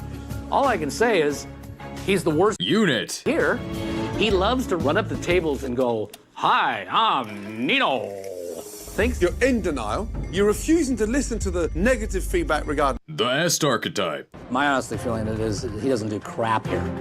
He makes everybody believe he does crap. Hello, my name's Nino. That I will come out and say it passionately. Doesn't do crap. Nino, please. Nino's nightmare. Having to kill her undead brother again. I'm sure you're angry, but please be my friend again. You think you could stand up to Nino the Nuclear? Zombie brother cremated. See ya.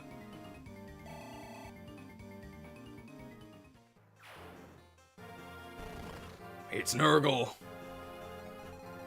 What's this guy have? 29 magic.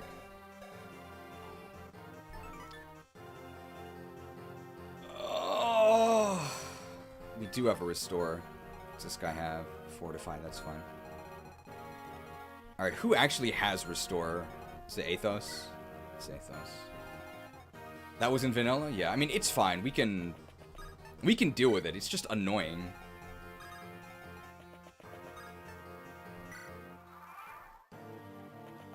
Does cause him to move up. Oh no, Will the Wild. 100% chance of Will the Wild. Oh. Oh. Silverlance, Silverlance, Silverlance. Nosferatu. Nosferatu, okay. Well, this is mandatory. Young Will, come to your senses.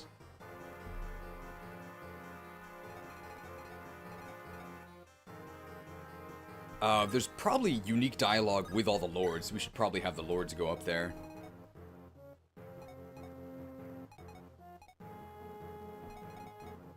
Was restore always 1-2 range? No, it was changed. Oh. Well, I mean, we're gonna be supporting him anyway. That's fine. What's this guy have? Fimblevetra. I think we're fine here. Can I get Lyn in support range? I can. Oh, there's the talk. I guess we'll equip the Solkari and talk.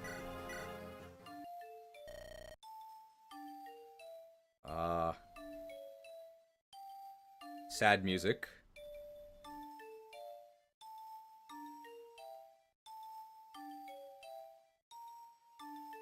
So then I said, "You smell like a muck."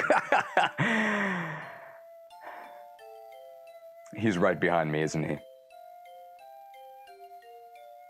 People say we have too many graphics. What is it? Hector, I'm certain that you did not cry. So I will. This is your share of tears. Don't say anything. Just for a little while, let me lean on you. For a little while.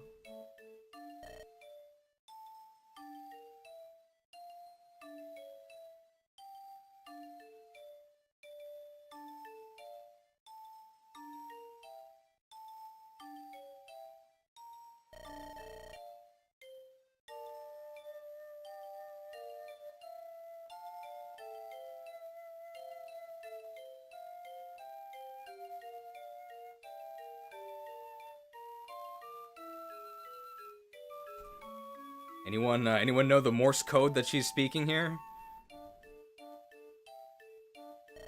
Don't. Huh? Don't die. Please, you. I know. Great talk. A support only, by the way. Oh my god, look at this. Wait a minute. +5? +5. Oh, so does Solkari actually give all of those now?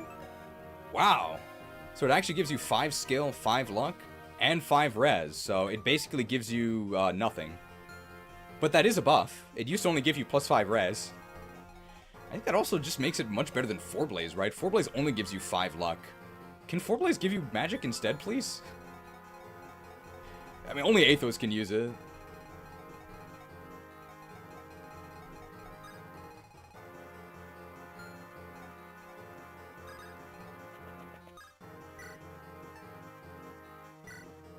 Let's just hope we don't get blown up here by something. We should be okay.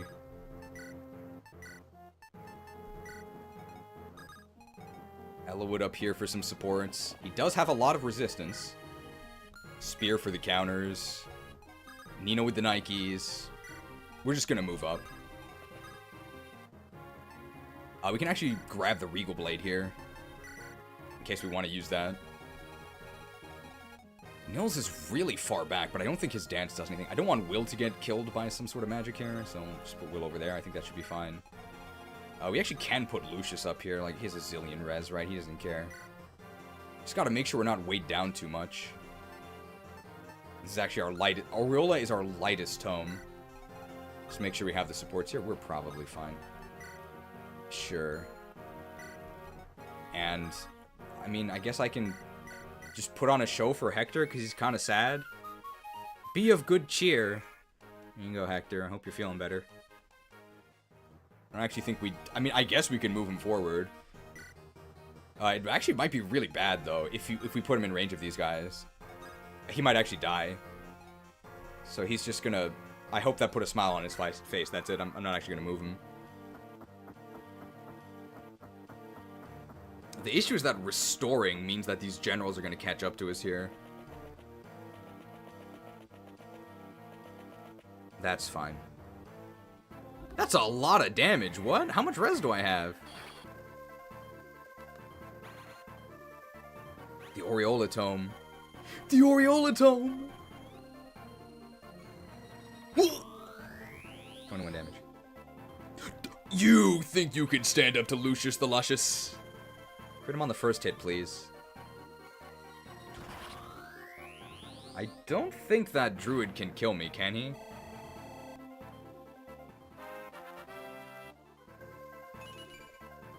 We're so skilled. Maybe I should have checked that druid's weapon that's not Berserk. Oh, he's just gonna play the Berserk anime. Ah. Athos can restore from that spot, this spot that Lucius is on right now, which moves him up the furthest. Alright, light magic gaming. Pretty good. Probably want to crit, right? What is the highest crit? Aura? Aura does. So Priscilla can move up? I don't think she's going to attack anything. I only have Fortify. I mean... I can do that after I attack, right? No. That does support.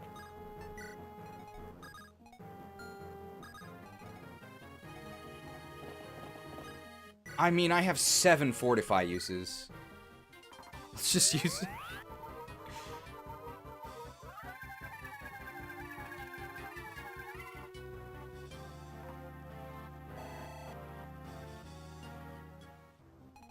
Alright, here we go. Max support loose here. 55 crit. We don't even need to crit to kill him. Okay. You think you could stand up to Lucius the Luscious? Lit. Very nice. I will bring honor to my father and my kingdom. Okay, Nino probably doesn't do that much to these guys because they are druid. Oh. Okay, never mind. We one-round him.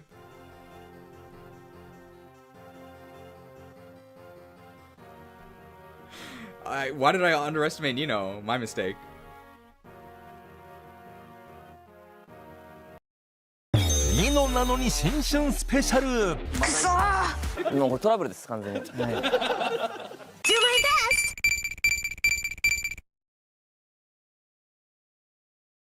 best. If they hit Nos, I don't one round. Okay. I mean, all these guys have their actions kind of free, so may as well do this attack here. Oh, perfect. That weakens him so that he just dies.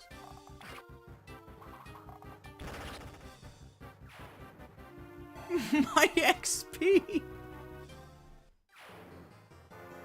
No! My XP! So I can take what you would not give and transfer your unwanted experience points to my body. Surely you wouldn't deny an old man a replenishing drink. No, I thought not. Dorcas the Denier, he's supposed to be our mentor. Is Nino even buffed in Legacy? Oh yeah. Look at this. They buffed her for sure. I think she's still one of the worst units in the game, but man, this is fun.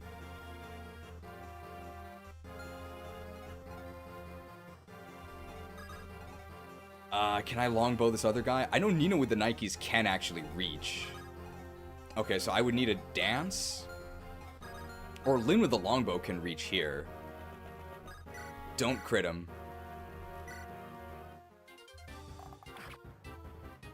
You think you can stand up to Lyn the Lithe? My XP! No! Well, that's unfortunate. We do have to do this for sure.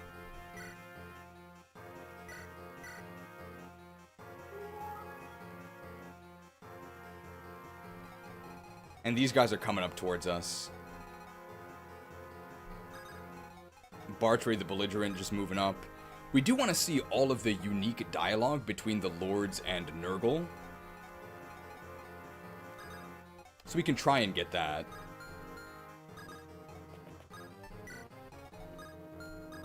That's probably going to involve some Nintendo PCing, though.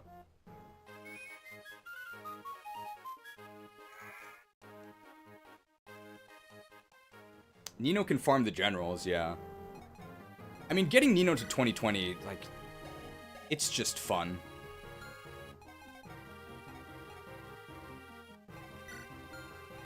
She can probably kill them with the Thunder Tome. She can do that next turn, I guess. So doing this, I can actually move... Oh, we can even get that.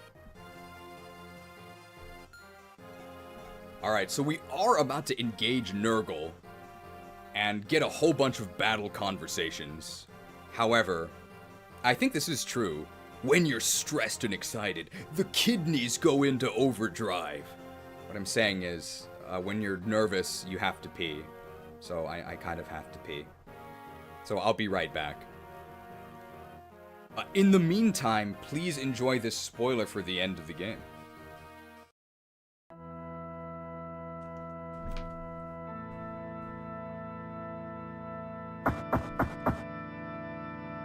Who are you?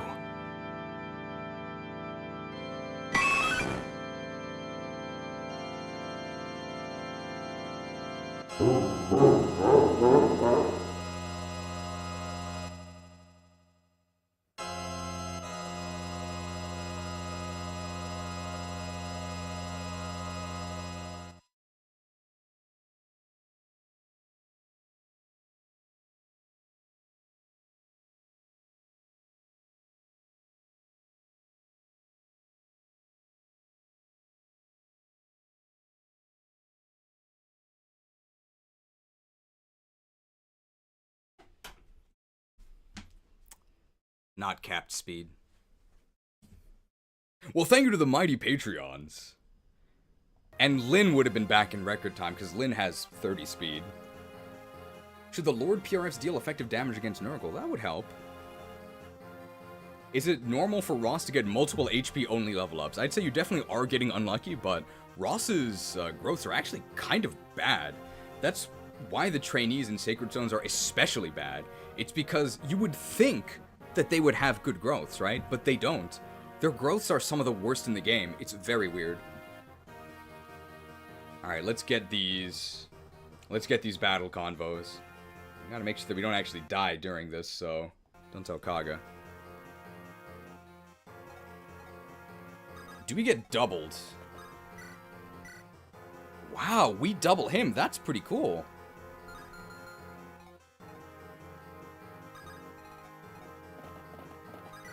Did they nerf Nergal, or was he always this weak?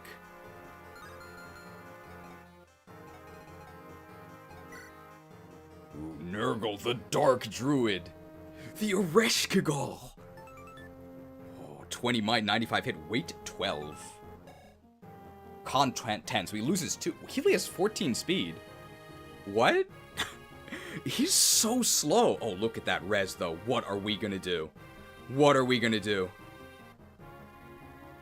Your magic shall not save you.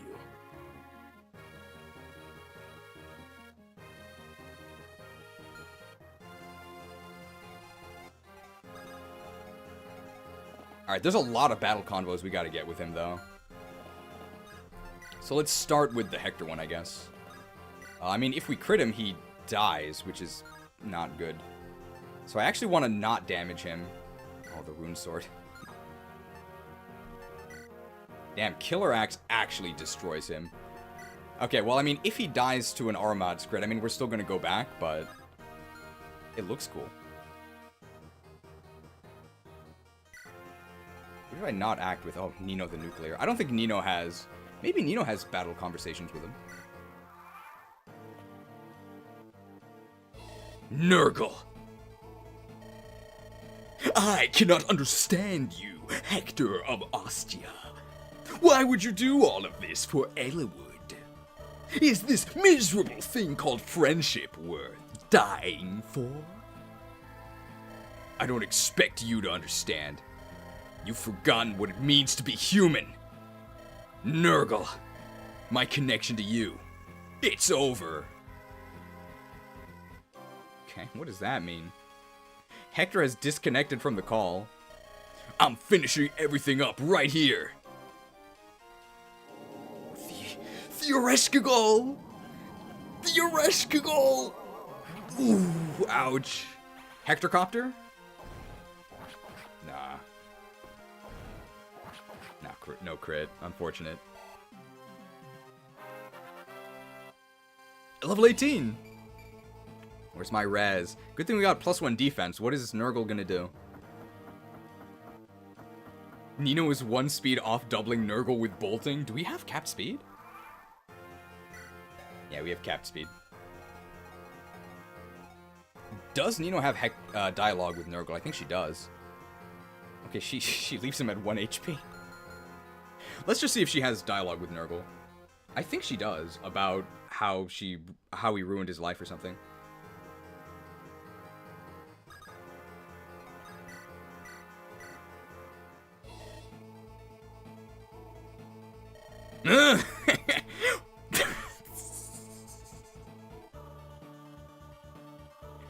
Who do you think you are? You think you can stand up to Nergal the Nefarious? You will pay. You stole my family from me, and you will pay, Nergal. I will avenge them all. Now I see. You're Sonia's. Oh.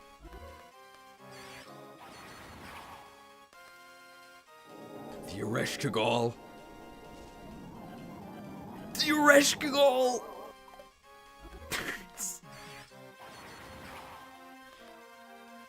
Alright, now we have Nergal at 1 HP. Perfect. Nergal the Noob Stomper. 1 HP Nergal. Alright, let's just get all of the dialogue at this point. And I think we'll probably get the kill maybe with... Well, I mean, who do you guys want to get the kill with?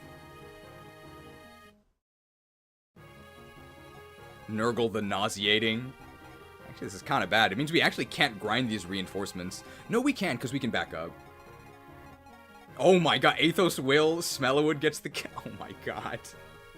Okay, well, I'm taking suggestions. Keep in mind, this guy's not the final boss, by the way. There's also the dragon after this.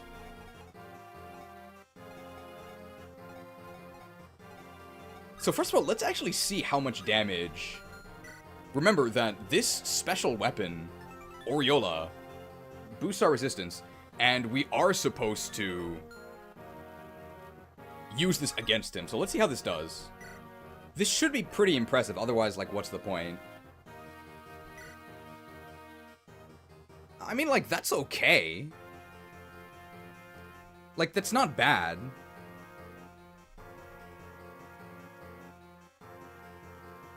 It's fine. 星のカービィトリプルデラックス任天堂ゲームキューブマリオカートダブルダッシュ I think we would actually one round him if we had triple. RNG rig for Hector crit just to see it once, please. We'll see. Okay, yeah, we'll see it at some point. Dorcas the Doombringer.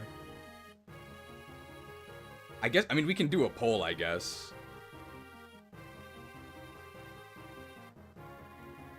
Keep in mind, we also have to fight the Fire Dragon after this.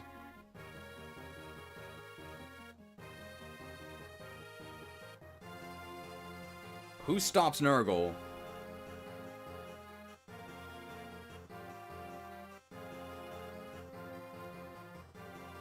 Is Lyn even in the running? Nobody cares about Lyn, right?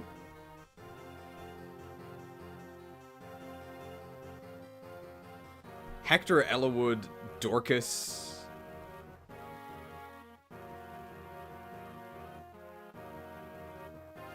Nino?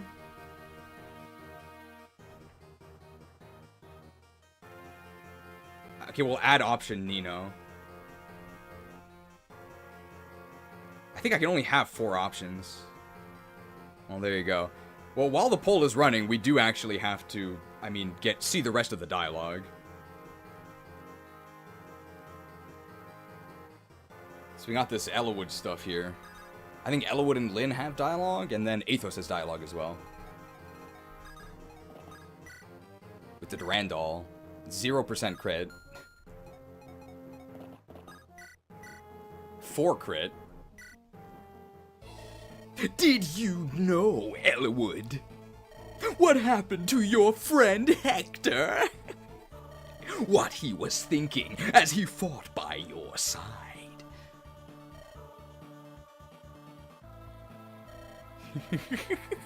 It's a pity. If only he had been free to return to Ostia. I know that I've caused much pain for my friends. He knows he's 1 star, but that is why. I will not lose here today. Man, your friends did all the work, Ellawood. Chopped.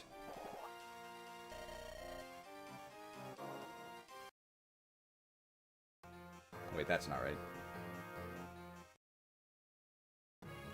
There we go. Is this Hector mode only dialogue? I think it does change. Alright, Lin with the longbow. Very courageously fighting this guy. There's nothing he can... $20 macro transaction from FM Towns. That's a lot of booty. That's a lot of booty. And it's all for Will the Worthwhile. More! More! No such thing as too much booty! We're gonna be eating like kings tonight! Corruption. Bribe for the Will kill. I'm thinking about Will the Worthy.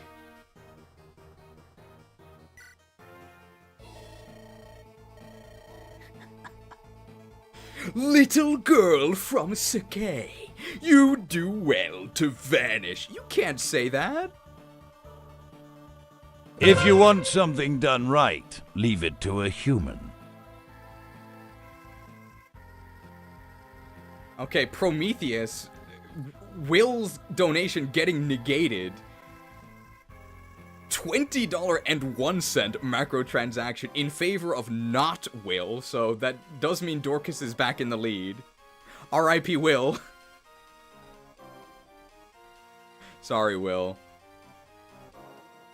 More! More! No such thing as too much booty! We're gonna be eating like kings tonight! Okay, I'm noticing now this is also rampant sexism. This guy is the bad guy. Little girl from Sakai, you do well to vanish. That's basically the in-universe version of him saying this, right? Beat it, chick!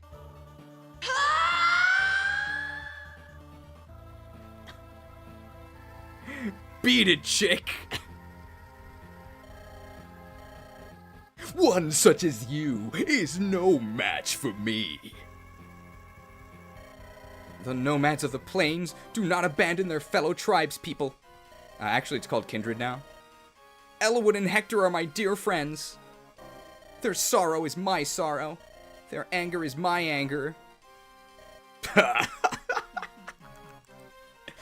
Nergal, in my friends' names, I will cut you down with this bow.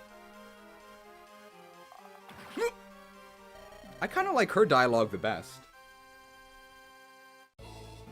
Why must I lose? Because people are paying for you to lose, Nergal, sorry.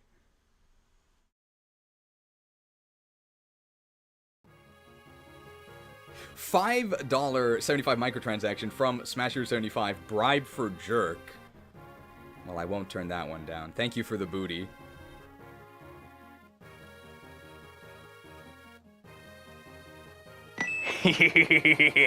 Come here, booty! Can we see the jiggle? We can try. So we might have to do some resetting to see a non-Soul Cotty crit. I think we'll get a non-Soul Cotty crit on the dragon, probably.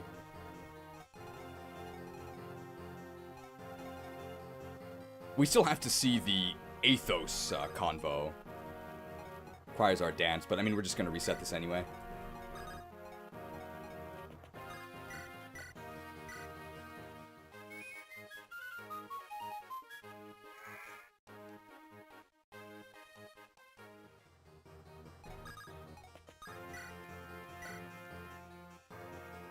Don't have 100 hit. Ah, because we have weapon triangle disadvantage. Okay, Athos actually does pretty well against Nergal here. Nergal! Athos! Take a good look at me! At my tremendous power! Already, words are useless. As an old friend, I will fulfill my duty.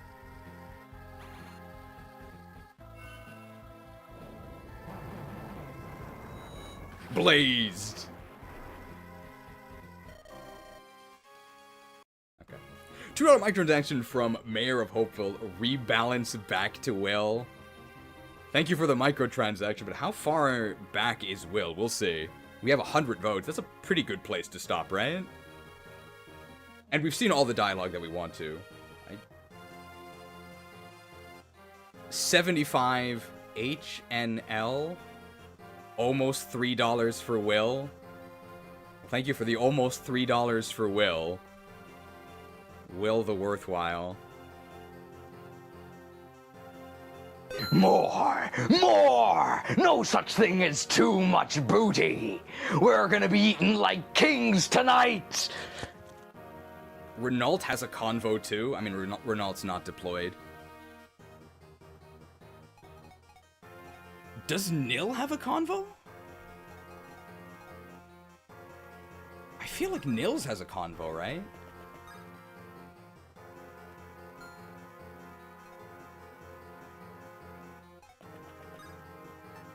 Let's just test this.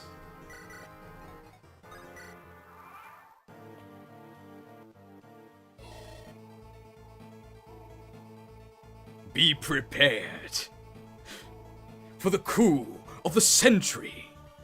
Be prepared for a glorious... I don't know the lyrics to Be Prepared from Lion King. I think this is unique, right? Be prepared. You are to be witness to a power that overwhelms all. No, he doesn't have unique dialogue. He really doesn't remember. Ooh. Forgive me. I'm done for.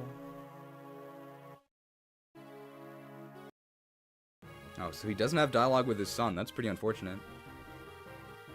$25 macro transaction from Prometheus.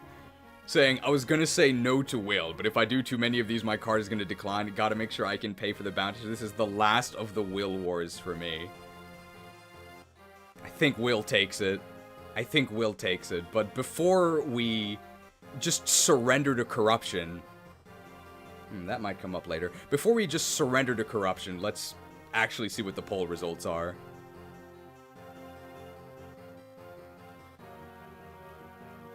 %37% Dorcas. Wow, Nino in second place with 33%. Ellawood with 22%. Hector with 5%. Will wasn't even in the poll.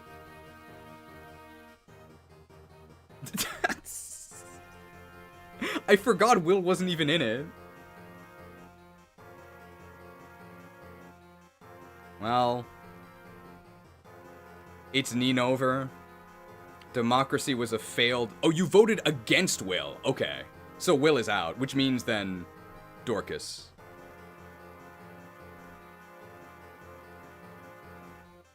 And we're gonna fight the dragon next as well.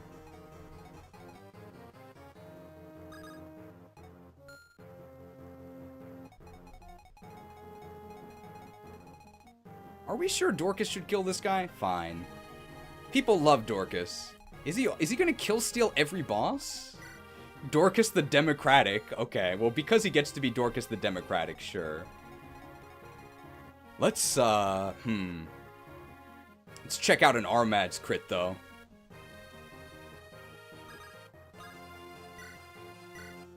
%16% chance.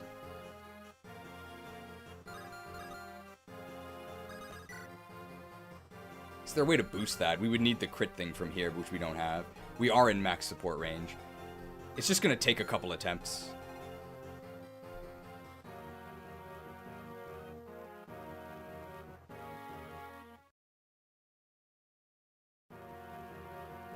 So let's see if we can get an Armad's crit here.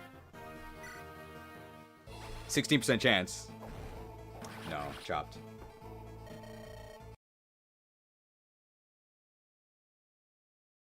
Hello? Hello? We're back.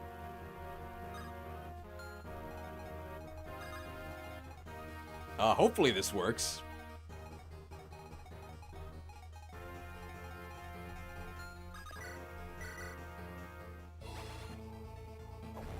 No. Come on.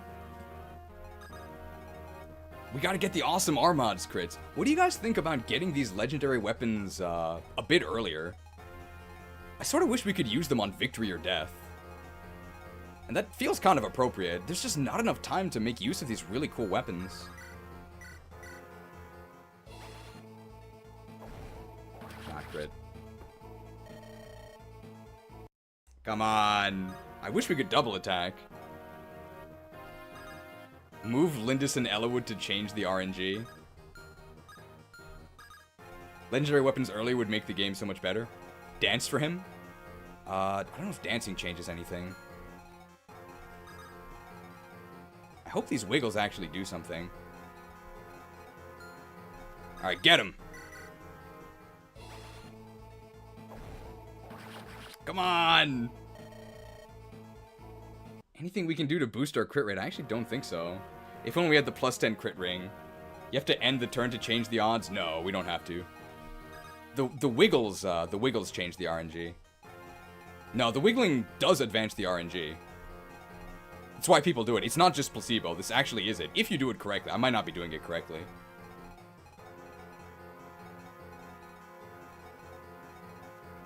Really? Yes. Yes, it does. So the reason why it changes is because... So sometimes, when the path has to actually make a choice whether to go left or right, when it doesn't actually change the number of tiles it takes to get to the destination, it might actually choose to draw the path one way or the other. That randomness, whether it goes left or right but still goes to the same destination, that takes a random number. And that advances the list of random numbers that the game is looking at. So I'm serious, this does actually change the RNG. I'm not just doing this for no reason. I always thought each turn was set in stone unless you end the turn switch the attacker. Nope. It is actually based on a list of RNG numbers in the background.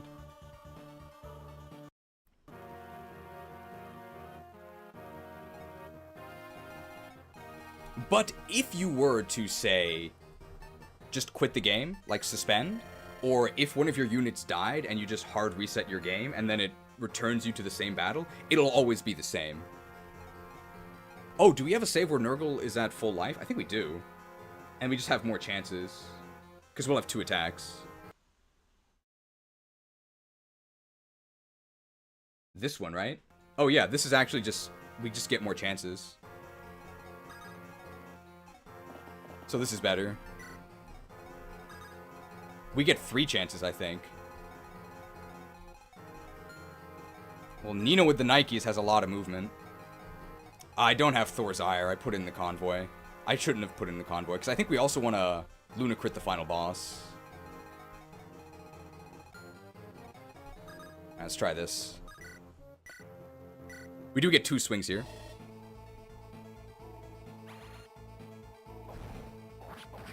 Second swing. Second swing. Ouch. Where are my crits?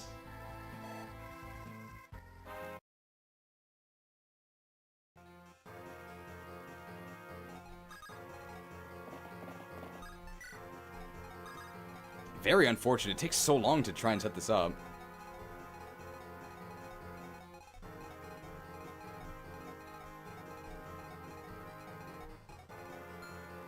Come on. Get him.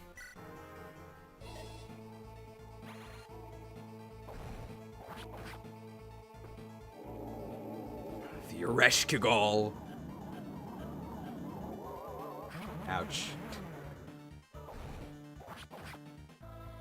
I think we've done enough combats that we're getting kind of unlucky here.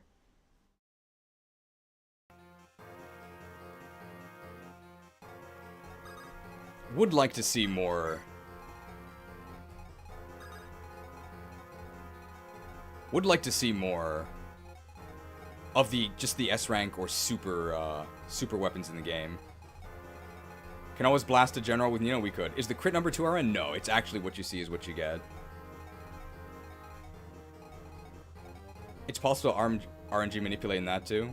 LTCs go crazy. There's like speedruns of this, I think by Kirby Master. He's the one who does a lot of them.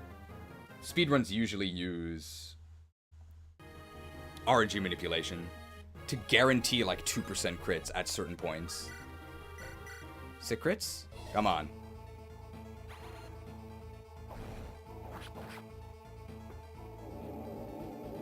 You need to put gas in your Hector copter or it won't go. They put a lot of gas. For and against will. My Hector copter.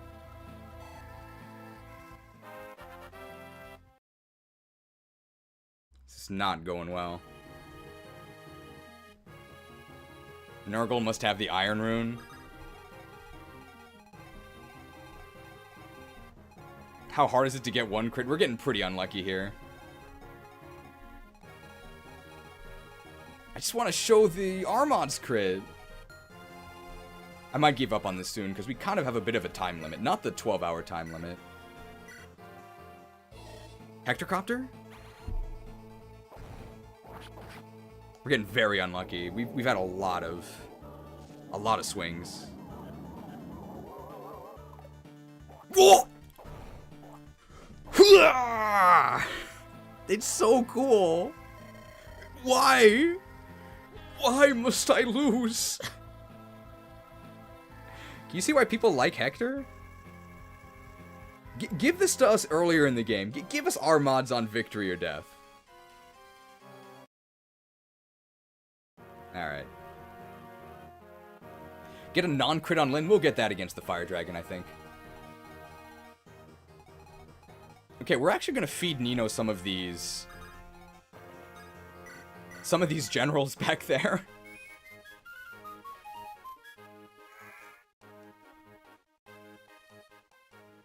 I think Dorcas is going to get the kill here.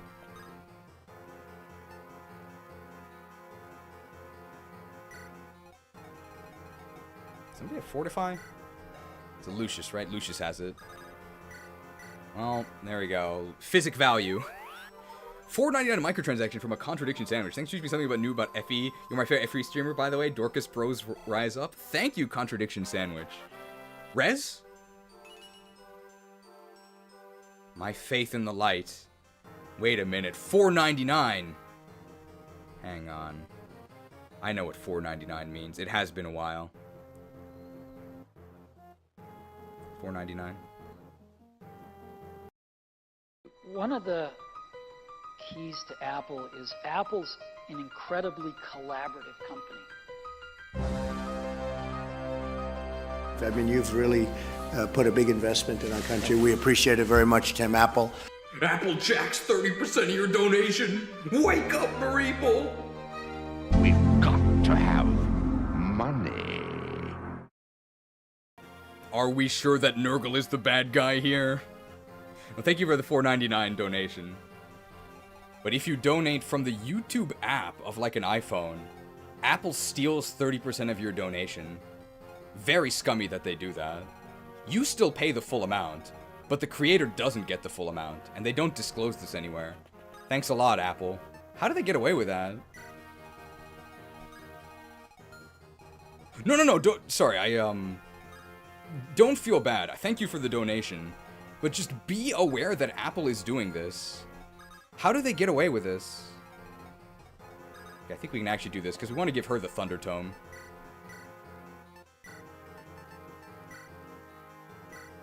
Now, you notice that if we do this, we're actually in range of Nergal, right? Which is really bad. Because we don't want to kill Nergal with Priscilla. No problem.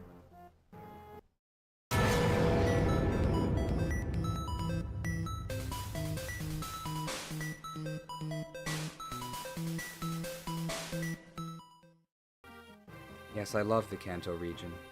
It's my favorite. I always use Priscilla. Kantoed. And then if we go here, yeah, just one in front of Raven. I mean, I may as well fight all of them, right? There's no way all three can kill Nino. They can't even hit her. Let's just make sure we have Thunder equipped. And that, well, I mean, this won't break anyway. Okay, so we're actually going to advance the turn here.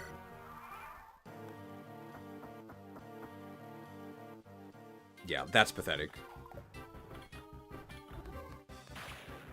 How much XP do we get from these guys? Can we potentially get them to... Oh, that's so sad. We may not actually be able to get to 2020 Nino.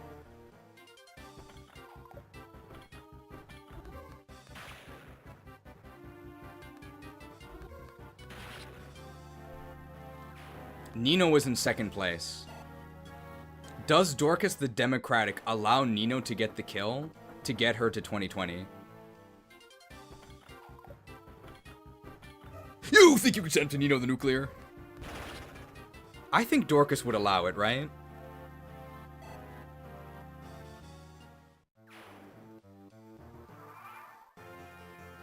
How close are we? We're like, oh, 18. We need it. There's nepotism for Nino. He would? Well, we can ask him. In fact, Dorcas stole all that XP earlier, right? Look at that face.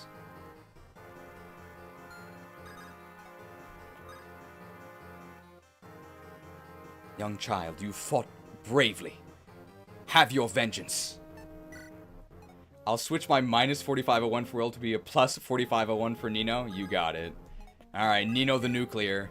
In fact, let's actually destroy this dude. There's no reason to do this, but let's just make it sting. My fill his might uses. He wouldn't deny Nino her vengeance. Alright, Nergal, this is it for you. The Holy Blade Excalibur. Why? Why must I lose? More power. I must be stronger. Why? Why did I want power? In here? Don't understand, but not like this. I will not die like this. With my last breath, tremble and despair.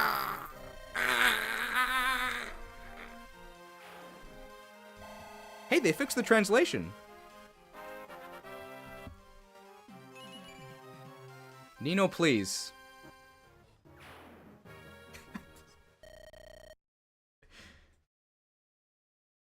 Ainer is his wife. Perfect acting, thank you. Did you know I was a theater major? Did you know I got a noise complaint? Nils, what is it? I don't know. Why am I crying? Don't worry, you've been through a lot. It's just relief. You've done well, haven't you? Everything's okay. The world's been saved, guys. And I know that Ninian is happy too. How do you know that? How do you know that, Lynn? Come on. What was that? What on earth? What happened? It can't be.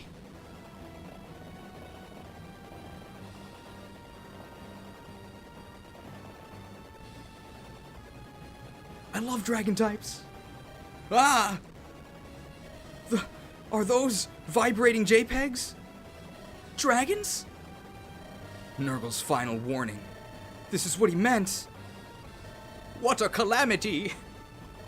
If dragons return to this world, the continent will be ash in less than a month. Well, even if Ash is no longer the protagonist, they'll make a new anime with Roy. I'll stop this. I'll show you! Hector, stay back! So these are dragons. Look at the size of them. I've got a bad feeling about this. My legs are trembling just standing here, arms weak. There are 3 of them. Oh, I don't know if we can do this. We need some kind of help. I'll do what I can. I'll halt the dragons. Strike there. Oh no, he's gonna warp. He doesn't have to walk. Oh my god. Oh! Oh, let him cook.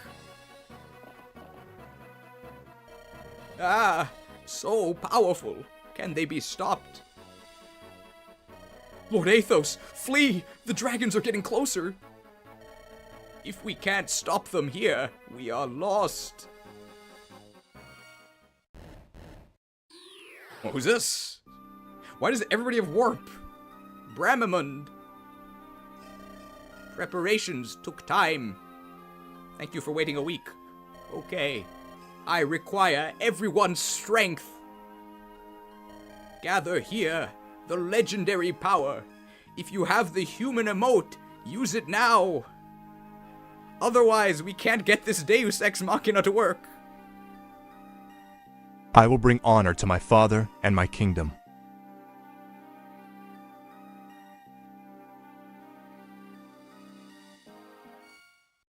Ah! This light! Whoa, what? What is it? The chat log is full! Look! There!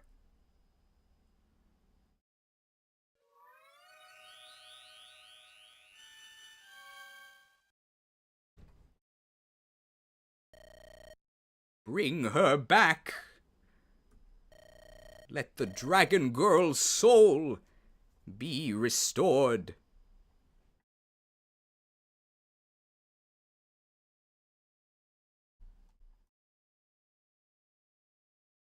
Okay.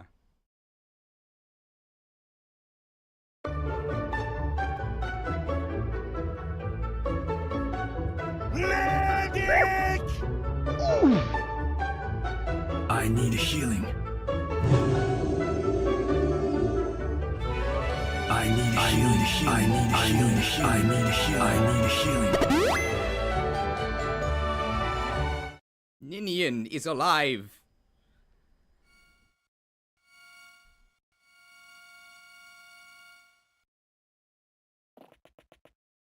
Ninian! Ah, Ninian. Where am I? Girl with the exalted blood of dragons. Use that power to appease them. It's not possible. Use my power? In this world? There's no explanation for me to be able to do so. Do you not feel it? Your power returning? What? Ah, yes. I will try. Ice is super effective against dragon, right?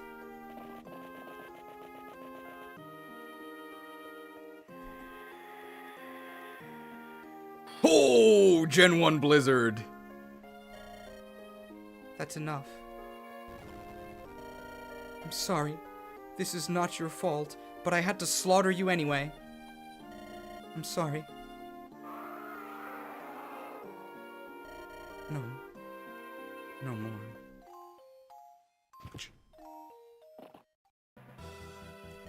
Ninian!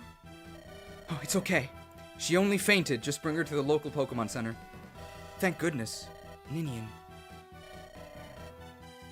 One dragon still remains. Leave the girl to me. I shall tend to her. He's out of here. Chosen ones, you must stop the final dragon. You must save us all.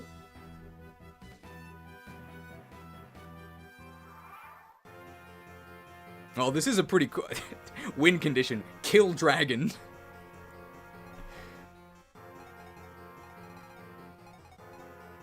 Alright, can we kill the dragon with one Lunacrit? Because that's usually how you finish the game. Oh my god.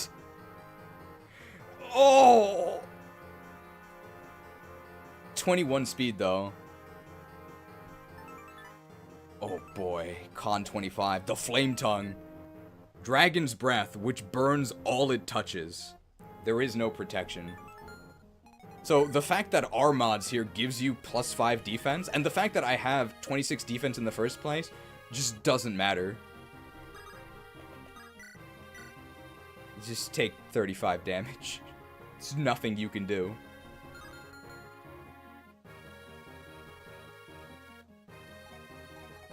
Alright, let's check out a Lunacrit. Let's see if a Lunacrit one-shots with Phyllis Might. How much HP does it have? I think it has 120, I think. They might have changed it.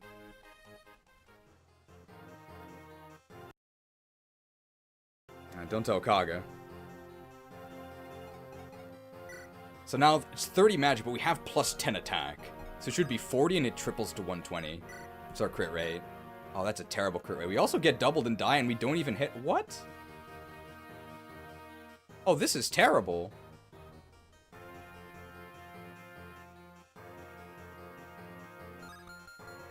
Oh, man. The Luna nerf. Dude, justice for Luna. Justice for Luna.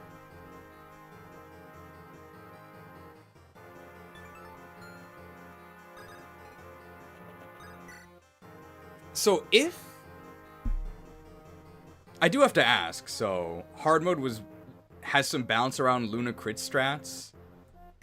I just think that if this is... There are so many choices that have been made to preserve the vanilla feel, but one of the most iconic things about Fire Emblem 7 is blowing up the boss with Luna. The final boss. That's gotta be like one of the strongest shared memories of Fire Emblem 7 players. Justice for Luna. Well, let's see how many times it takes to get... So we have to both hit and crit. So if we miss... So the crit animation is him raising his staff up. If he doesn't raise his staff, then we know that we're just dead. Oh my god. Athos the Ashen.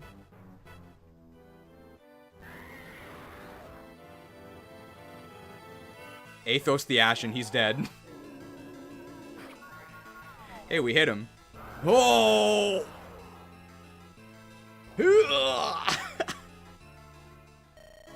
Not yet. This cannot be where I am meant to fall.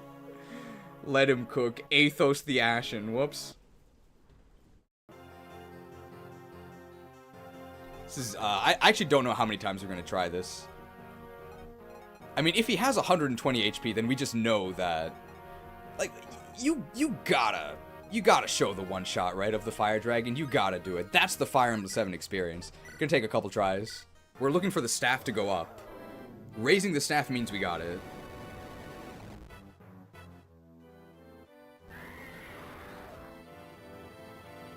Nope.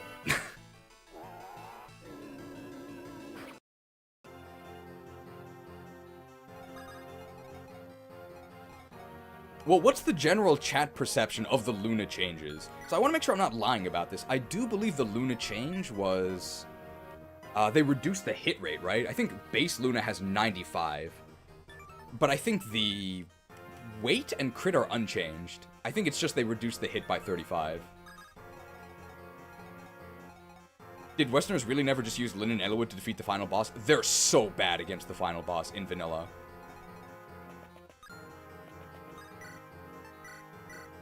Athos the Ancient.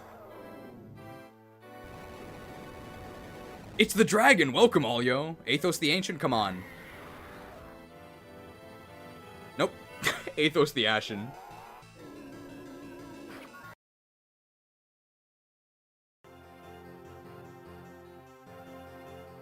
$60's a bit low, but I think it's okay for it to be worse for this purpose. You can lower the hit a little bit. Welcome, all you. How have you been? Have you caught up on all the lore? Also, I guess, the only nerf to Luna was -35 hit. Okay.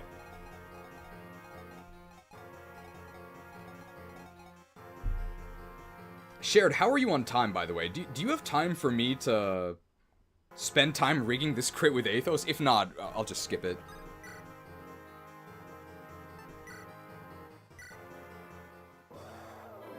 You're fine? Okay. Come on, come on. So here's my suggestion for a Luna rework, if it has to be changed. Athos the Ashen. Sorry I've been absent, but here, no, don't apologize. I hope you've been well. So here's my idea. So just don't nerf the Luna numbers. Either just take it away from enemies. I just don't think enemies should have Luna at all. Either take it away from enemies, or lock Luna to 2 range, or 1 range. So the reason why I don't think enemies should have Luna is because there's basically no counterplay against it. For Sword Masters, yeah, they can crit you, but you can chip them from 2 range and finish them off in 1 range. Snipers, you can do the opposite. You can chip them close up and then finish them off at 2, or any combination of that to dodge counters. For Druids, you can't do either of that, right? For Druids, you can't do either of that because Luna always counters you. And with Sword Masters and Snipers, you can also play around their crits by just letting them crit you with a really high defense unit, right? Like, a general can take a crit and be okay. For Luna, you can't negate it with res, because that's the whole point of Luna, right? It goes right through your res. So the only way to play around Luna is you either need a longbow, or you need a brave weapon. Otherwise, you're probably going to be facing just an insta-kill chance. I think that's just terrible. I just think that should not exist at all. So I think either Luna should be locked to 1 or 2 range, which wouldn't change at all how the player uses it, because who the hell is enemy phasing with Luna? You just use it to boss kill. Either Luna should be locked to 1 or 2 range, or just enemies shouldn't have it.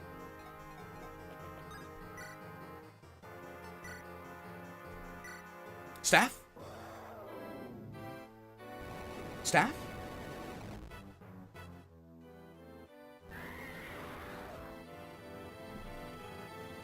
Athos the Ashen.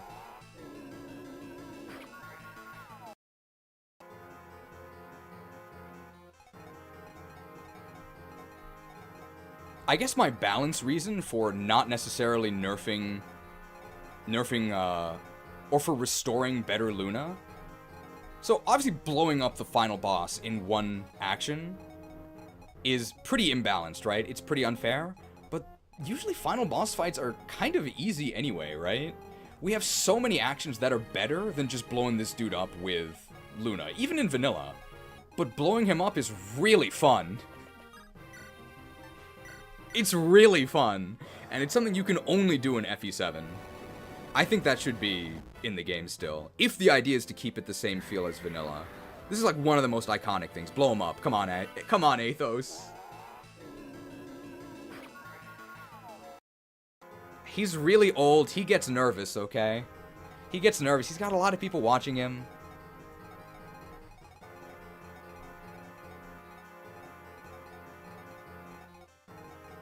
I do like some enemies having Luna because there's some interesting play around the crit, especially in the late game Iron Rune. One example, Luis with pen support is basically crit free, reducing the number of Luna enemies, yeah, sure. Maybe like very, very select enemies. Ask Raven to predict the RNs? Okay.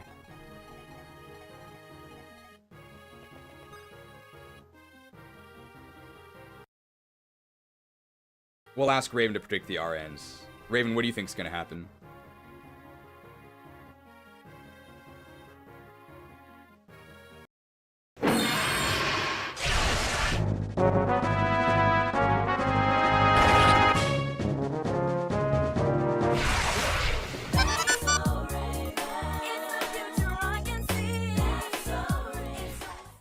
I mean, you can't always trust these visions.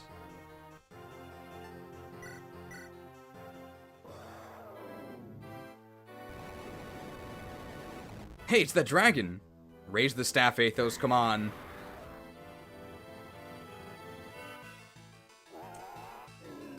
Man.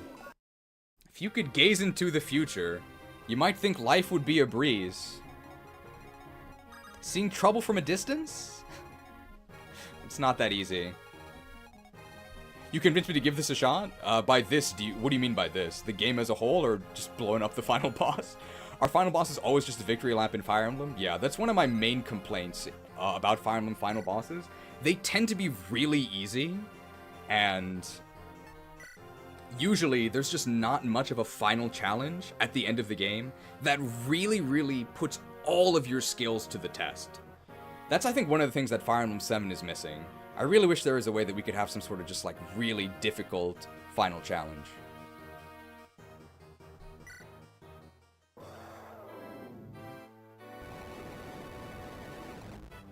Come on, Athos, I believe. Raise your staff.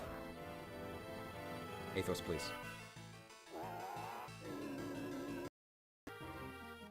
Guys, the world is in trouble. Come on, Athos.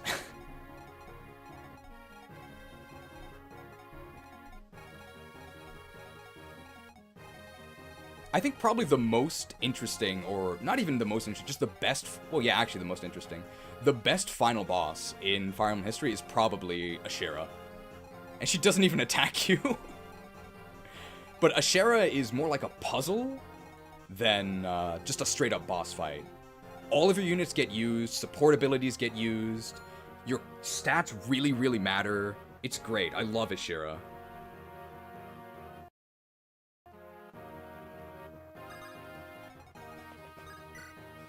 I also really liked Sombron in Engage. I just wish there weren't so many reinforcements. Come on, Athos! Come on! Ashen. Athos, please. I mean, we hit him.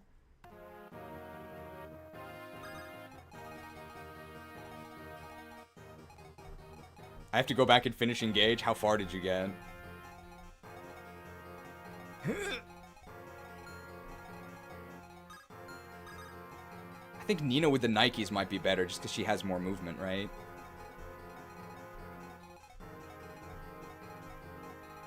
What FE is Ashera from? I stopped playing after Path of Radiance. It's literally the next game after Path of Radiance. She's the boss of Radiant Dawn, the final boss. Come on!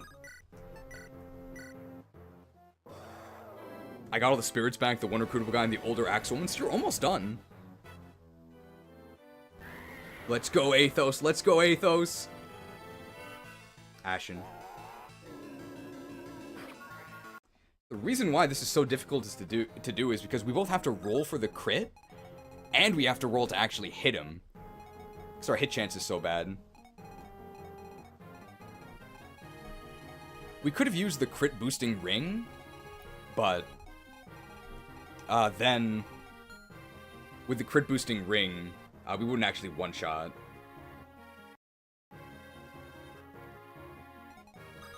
How about the Fel Xenologue final boss? Please, no.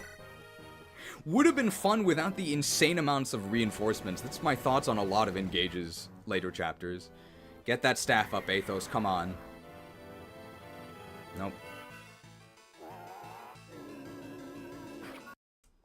Damn. If only Athos could get crit boosting supports. I mean, Kanas could, right?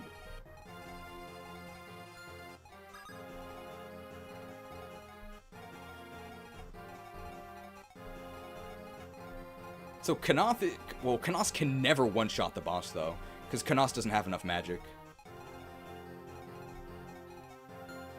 Come on, Athos!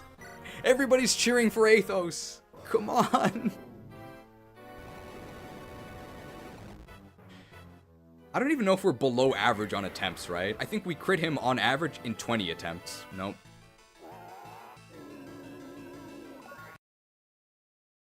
I mean, looking at this, we can pretty reliably say that crit killing the boss with Athos is not reliable, right? You'd have to get insanely lucky, and you literally die if you fail. So you can't rely on this. Don't crits ignore true hit? They roll for hit first. So you have to hit them first, and then it rolls crit.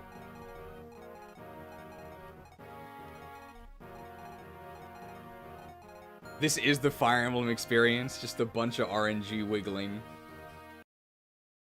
Alright, Athos. We don't have all day. What's the name of this movie that we're filming right now? Come on, Athos!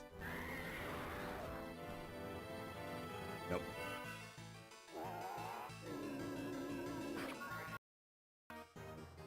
Normally Athos wouldn't be doubled and live on 1 HP. Yeah. But, I mean, the Fire Dragon has been buffed. I'm not against buffing the Fire Dragon stats. What's the movie about waking up the same morning every day? Groundhog Day? How to Kill Your Dragon? How to Kill Your Dragon starring Athos. How to Kill Your Dragon starring Athos. What is this? Take, like, 10? 10 or 15? Let's assume this is take 10. Alright, How to Kill Your Dragon. Athos, you're a big-name actor, okay? A veteran of the industry. Come on, man. I know you're getting up there in years. Alright, take 10, action.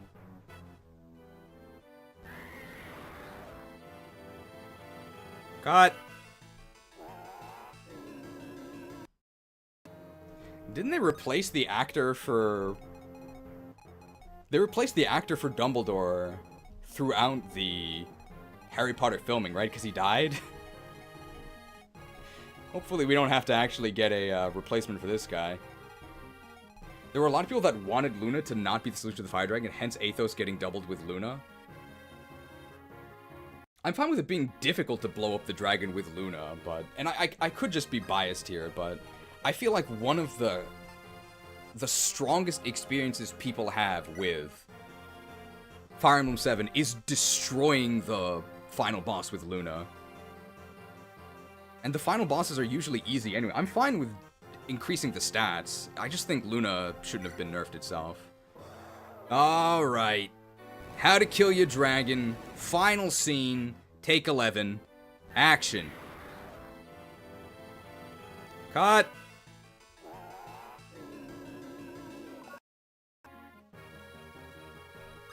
Athos, I know you're immortal, but the rest of us aren't, alright? We ain't got all day, come on.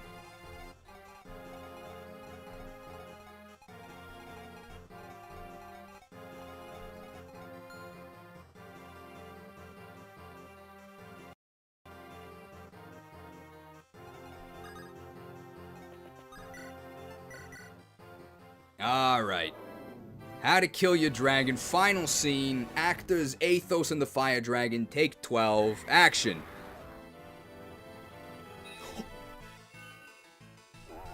You think you can stand up to Athos the Ancient?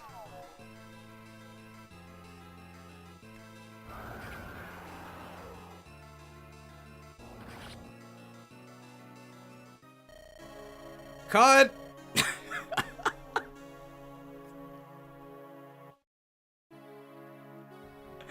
Okay, well, he should definitely die to a Luna crit, come on.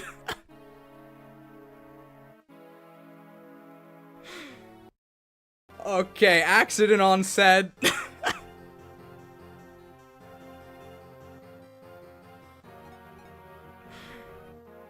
Only on Hector hard mode, you think they buffed his HP? Come on, guys. Come on. Blowing up the dragon with Luna is so iconic. I think it should be possible. Because as you can see, like, this is still, like, not a very good strategy.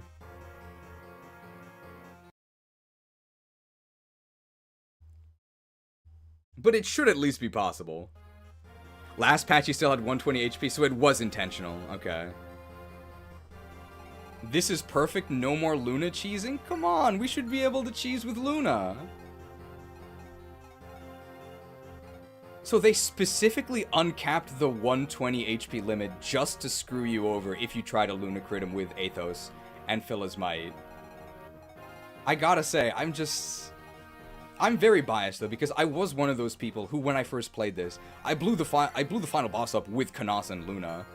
So that's something that I really want to be able to do. Alright, let's try and get a non-crit with the Soul Cotty here. Yeah, we could get a non-crit here, and we actually don't die. This actually looks pretty good. Do we jiggle? Do we jiggle?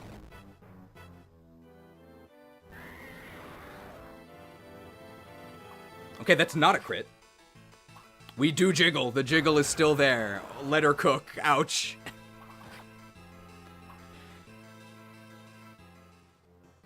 Alright. So who is actually going to be killing the fire dragon here? Who even has Basilicos? Hector, Ellawood. There's plenty of other dragon counterplay. No, like, I know that Luna is not the best to kill the boss with. I just think it should still be possible. I think that giving the boss 2 extra HP just to specifically deny the core memory of blowing up the boss with a Philly's Might Luna crit from Athos is just a little silly. If the whole idea is to preserve the legacy feel, and there have been so many changes I disagree with, or changes that have been denied, for the sake of preserving the vanilla feel, and yet this incredibly iconic vanilla moment has been deliberately removed. It's mostly just for hard mode? I think you should be able to do it on hard mode. This is still, like, not the best strategy. And it's only a 2 HP change. I guess I'll just say I'm not a fan of the Fire Dragon having 122 HP, and the Luna nerfs in general. I don't think it changes your strategy too much. The best strategy is still to just attack him normally, especially with these new other buffed weapons.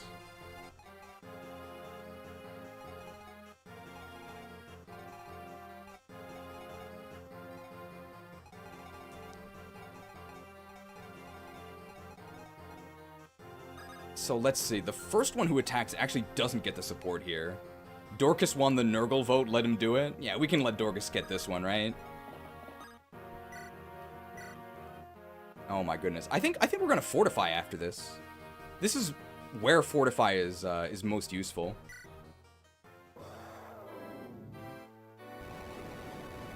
Lynn might actually be really good against the boss, right? Because she's gonna have a really high crit rate with the supports. Chopped. Let him cook. Ouch. If Nino kills, is she gonna hit 20? I actually don't know if she gets XP from this. Does the dragon have 2 range? He does. How much damage can I do with R mods? Ooh, look at this. It's pretty good. Lynn does survive 1 hit, yes.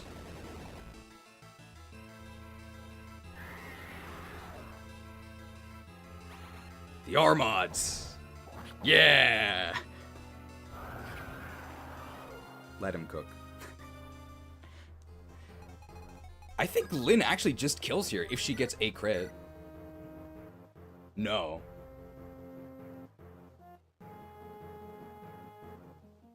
Just in case.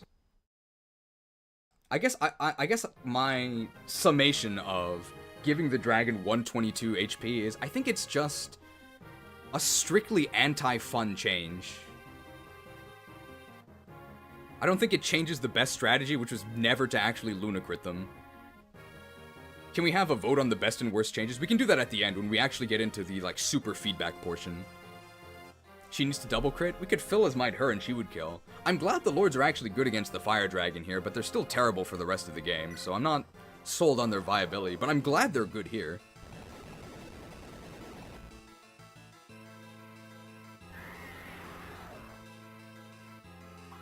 Oh, there's 1 crit. Double crit and she kills, I think. Let him cook. And we jiggle. Very nice.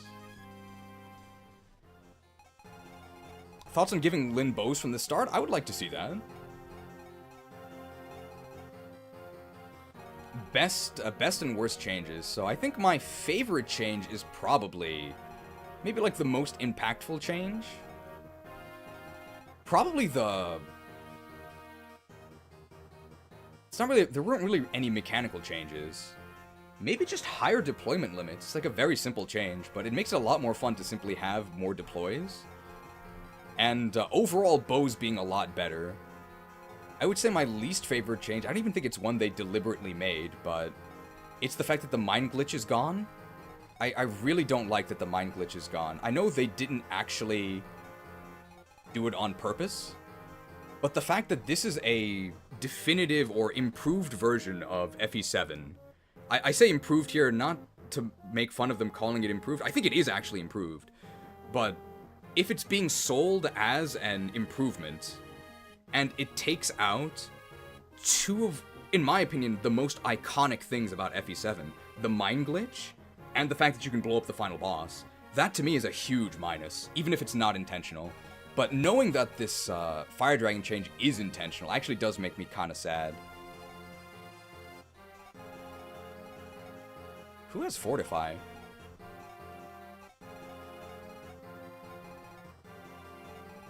Let's see, how do we do this? We can dance there. And Dorcas can reach there. I don't even think we need to Fortify. What's the Fire Dragon glitch? There's no glitch with the Fire Dragon. Who has Fortify? Oh, we get XP from Fortify, right? But Fortify is A. Does Nino have A rank? No, she only has B. It's probably because they're not goblin mines in this version. We can't make good use of them. Excellent! Okay, let's do this. Bartray has to be in range. Oh, perfect. This is fine. And we need to get Ellawood out of the way. Which we can. Okay. So this way does work. Basilicos.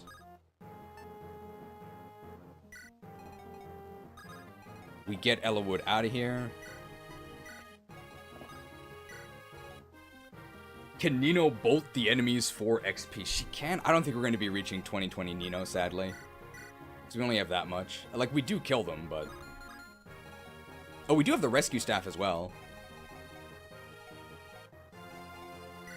Can that get Dorcas right next to... I mean, it gets him in range. Hey, we're using Nino here. There we go. Look at this. We didn't even need our dancer.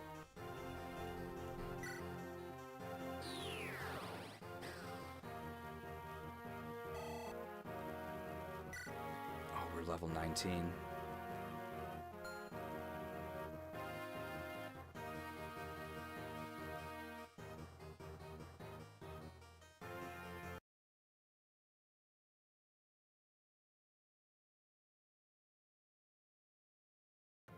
We can get 2020. We can get 2020. Let's get 2020 Nino. Yeah, because if we dance her, we can get 20.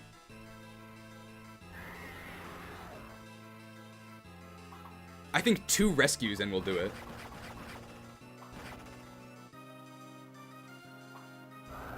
Let her cook.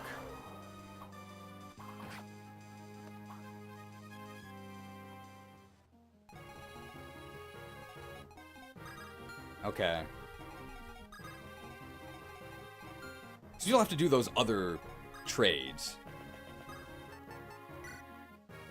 Oh yeah, Bartray can just rescue Ellawood as well.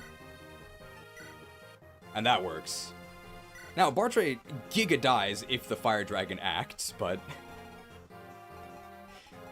Rescue Nils and Philly's Might on Dorcas? No, but we have to dance Nino. Otherwise she doesn't reach level 20.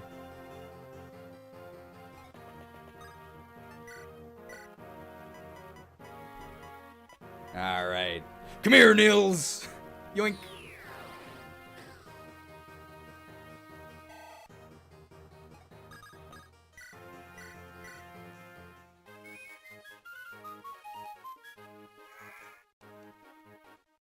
If you could add another 7 character into 6, who would it be? Playable or no?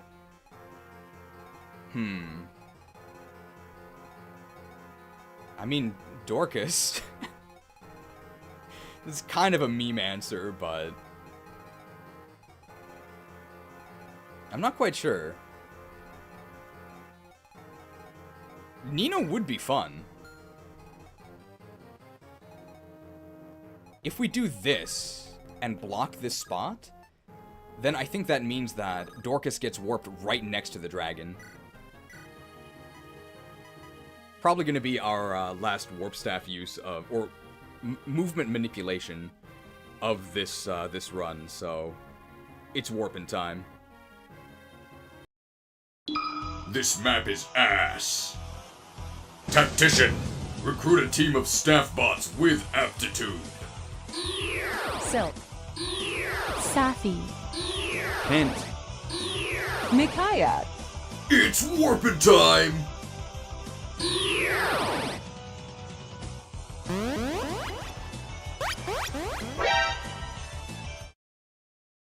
It's warping time!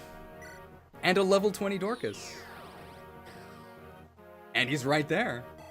And we get level 20 Nino. 2020 Nino!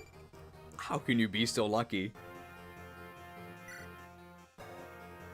Look at those green numbers. But she didn't cap luck in defense. What?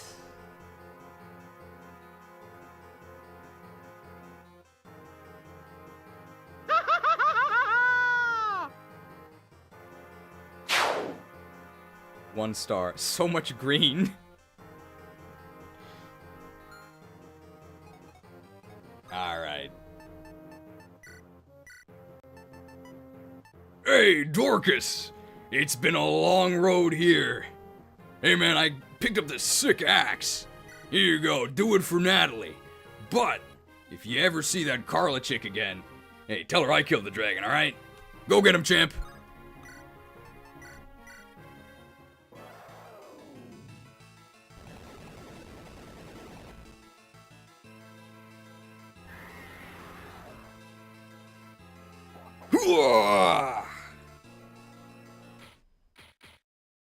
Sorry, friend.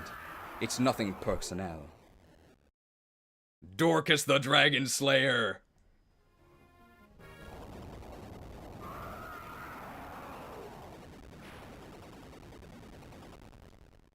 I won!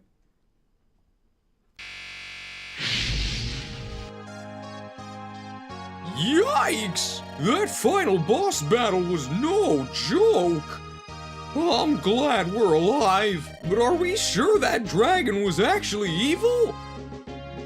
The blue dragons on our side are kinda nice. Well, the one we killed was red!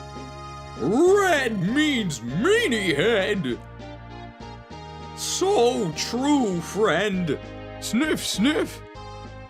Smells like some of your fur might have perished in battle. Fascinating. It's a well-known idiom to equate foul stenches to wet dogs. But our battle here seems to have proven that hot dogs smell quite pleasant. Hey, don't call me an idiom. I've got an S rank in tomes. Rejoice in turns. The world is safe once more. And by an extraordinary stroke of luck, not a single good guy life was lost. There was nothing lucky about it. This victory was paid for in the blood, sweat, and tears you shed in training. With brave heroes like you around, this world is in good hands. I think I've had enough fighting for one lifetime. You and me both, Dorcas. It is with great pride that I can at last say, mission accomplished! It's time to set a course for home. Let's go! Intern! Wait, the portal reopened? Oh, didn't we stop the bad guys? I thought we won! I've got a bad feeling about this. The portal is unstable, the energy emanating from it is. It's not from my home, it's entirely alien.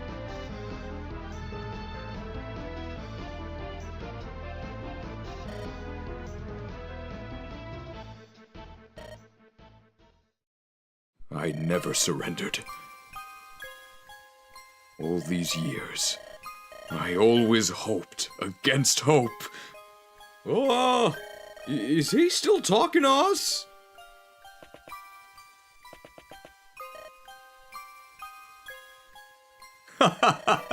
Glad you're doing well. I've been great. Never better. Some accusations of insanity, but that's nothing new. And now I know I was right all along. Cheese. Who are you talking to?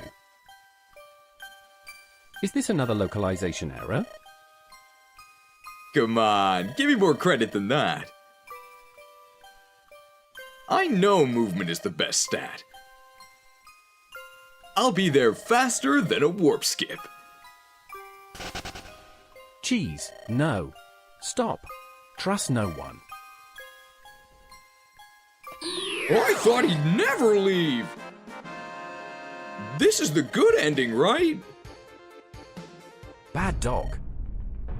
You would abandon a friend to an unknown fate?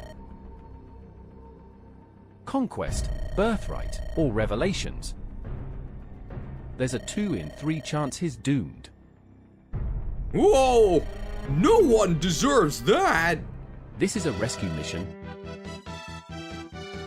and the stakes have never been higher. Wasn't Nergal about to destroy the world? Seemed like a big deal a cutscene or two ago.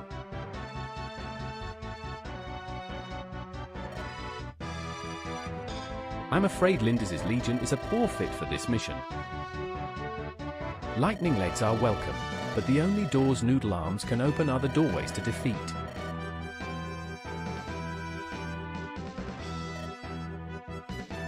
Likewise, Eliwood's elite are ill-suited to the task. I have heard great tales of your potential. Unfortunately, those stories appear to be fiction.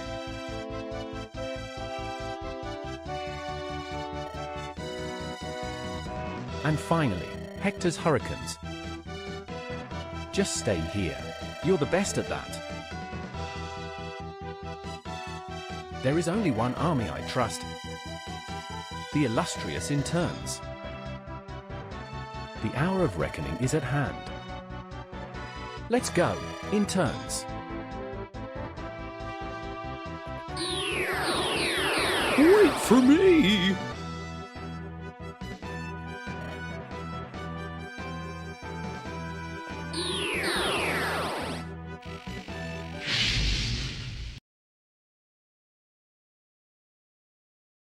This is it. The final battle. Welcome to the secret true ending. Let's go, Interns! So, the lead lab intern shared worked very, very hard to create a final challenge for us. So, full disclosure, I have no idea what's about to happen. Obviously, I know what happens in the opening because I had to record all that stuff and, like, voice it and stuff, but I don't actually know the gameplay, and I don't actually know the story. So we're actually going to be trying this together. Your knowledge of Fire Emblem 7 will not save you. The only thing we can rely on now is our gameplay knowledge that we obtained throughout this playthrough. And I asked Shared to make this very difficult, so I'm expecting to fail a couple times. It's up to you guys. It's time for the true finale. And I guess all the voice acting from here is just live because I don't actually know what these lines are.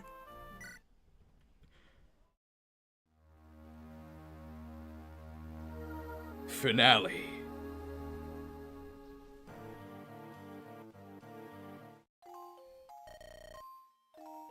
It can't be. Can it really be you?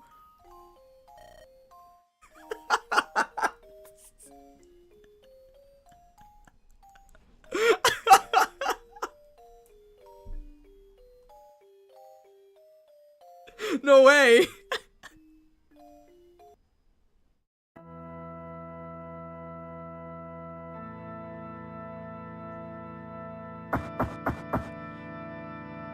Who are you?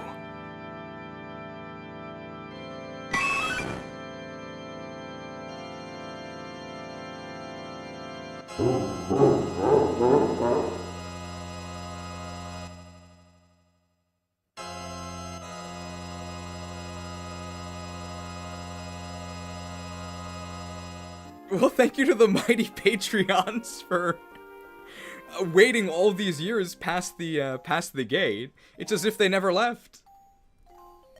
Me too. I've missed you too, Patreon.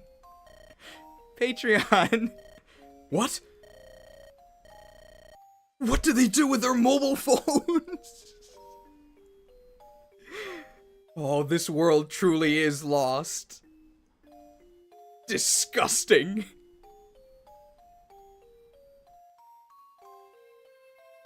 Patreon. What did they say about dancers? The gates are closed. I'll show them what efficiency means. Patreon. Who's coming? Doesn't matter anymore. Patreon, give me your power. Let's show these casuals what a real strategist looks like. Patreon. We made it. Looks like the portal was a one-way trip. Hurry, interns. We'll worry about finding a way home later. Let's find cheese. Let's find cheese. Huff! Huff! Oh, yes, Dorcas! There you are, Cheese. Cheese? What happened? You don't look like yourself. What happened to Cheese? I had a revelation, Dorcas. Oh, he's doomed. The most important thing in this world is pure, unadulterated power. Oh. Movement. I haven't lost it completely, because this is actually a true statement. Oh no. You've lost it completely, Cheese. The tearless have clearly gotten to your head. There is nothing you puny growth units can do against me.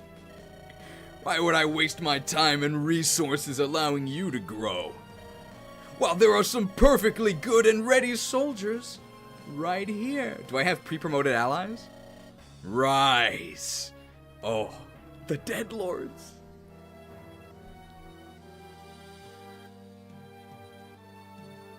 Rise, my Dead Lords. Rise and serve your elitist masters. Do my bidding once more. Show them the future that awaits them. Oh, this looks bad. Mrs. Turner, run back and look for an escape route.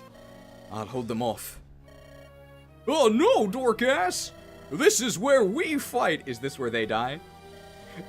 This is where we save him from his demons, and where we all escape out of here alive. Oh, very optimistic. Okay, so independently, Shared chose to use this same heroic music, because he didn't know the music I was using. Oh, we can do it!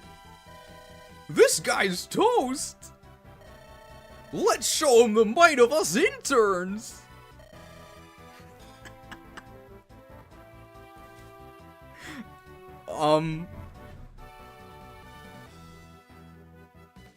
Let's go, Dorcas! Devil Axe voice acting.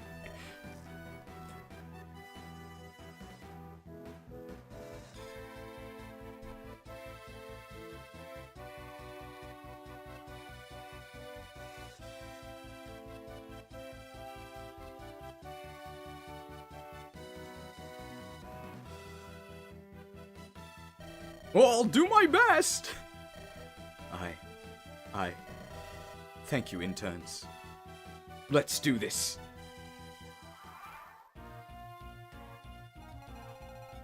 Victory condition. Defeat Cheese. Alright. Unfamiliar map, unfamiliar allies, unfamiliar enemies. What's the first thing we should do before we make any actions?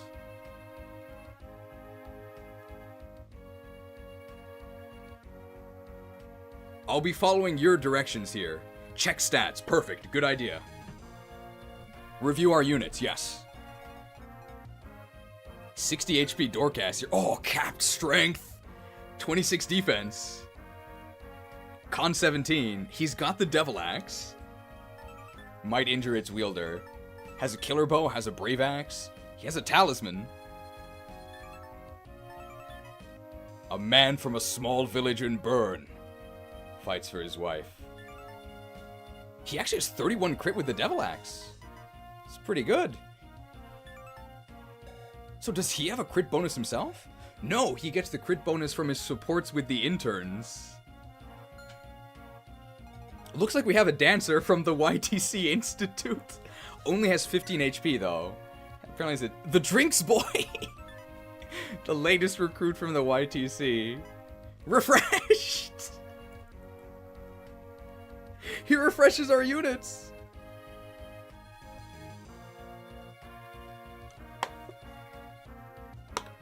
Well, how could I turn that down, right?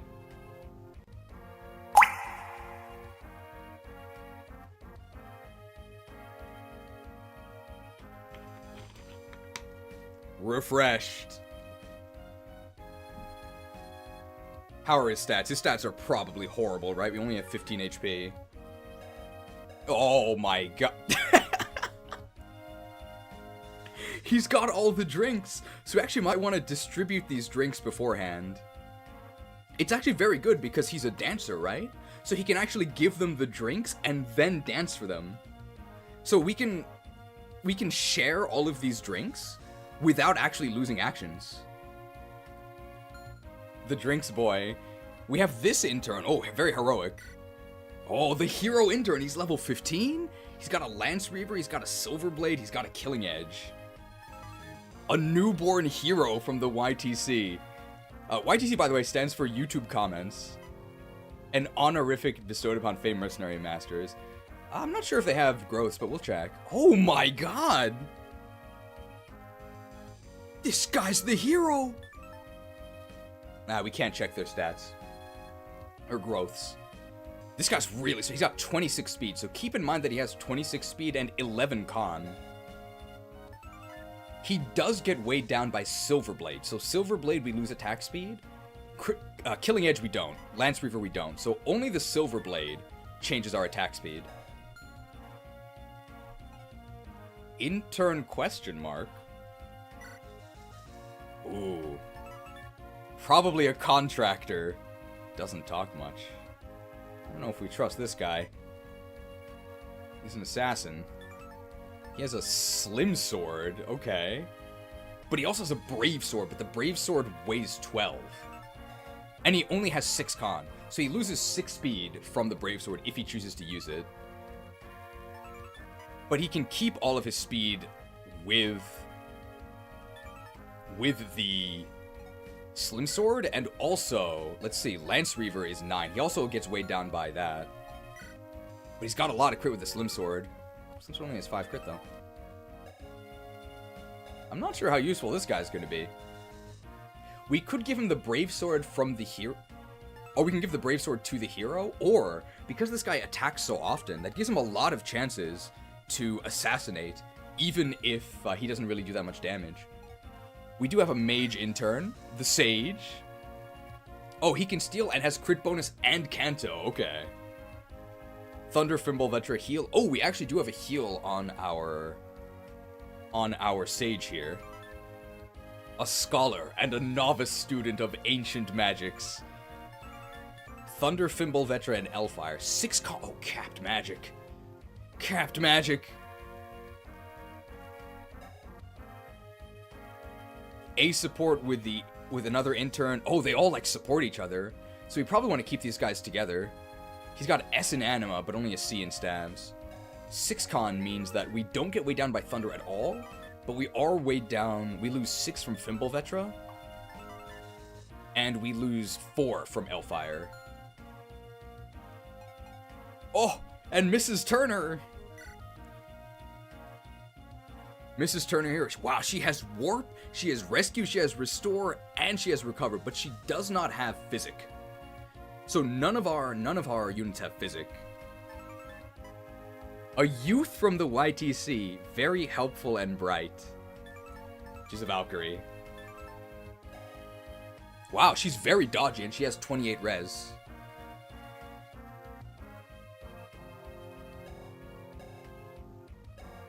She has E in Anima, but I don't think we have any E Anima tomes. I think it's only Thunder. Thunder is D.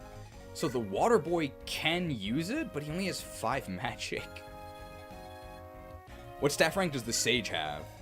Good question. He has C. So that means that he can use Restore as well. He can use Restore and Recover, but he cannot use Rescue and he cannot use Warp. Okay. I have a Fire Tome? Who has a Fire Tome? We have an L Fire Tome. Is Cheese on the map? Oh, he's at the bottom. Oh. Let's check out these. Oh no, the Dead Lords. The Gladiator. He has a mine. Once a proud gladiator who was betrayed by his emperor. No, we even have the death scene.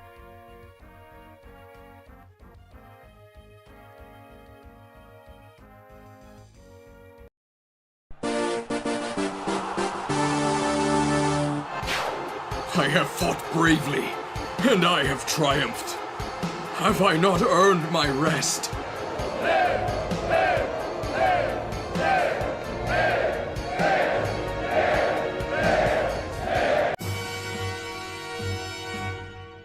No. I trust in you!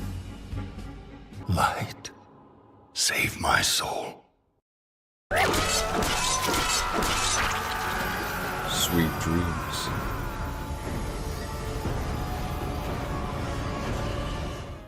No rest even in death. He does have the spear, so he has 1-2 range. And he has the Devil Axe. And he has Nini's Grace. So that's a Dancer Ring. We can give that to our Water Boy, and that allows him to buff the defense. I think it just gives us 10 flat defense. Wow, 30 defense. So forget about attacking this guy with our physical units. You have to use magic against this guy. But he only has 16 speed.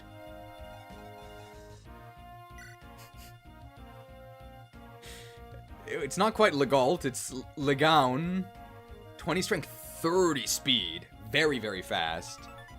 A former Black Fang, once known as the Hurricane. He only has Sea Swords. Does have a Killing Edge and he does have a Lance Reaver. So we probably can't let this guy attack us. But I don't think we're that scared of him. Remember that with the Brave Sword, we can double attack him. Legon. Sleepy, the Bishop, mysteriously died in a fire. Man, that is some crazy magical stats, though. So we definitely have to Brave Sword this guy. A in Light. Essence Staff, he's got Define. He has a Sleep. And he has a Fortify. But he also drops a Sleep if we beat him.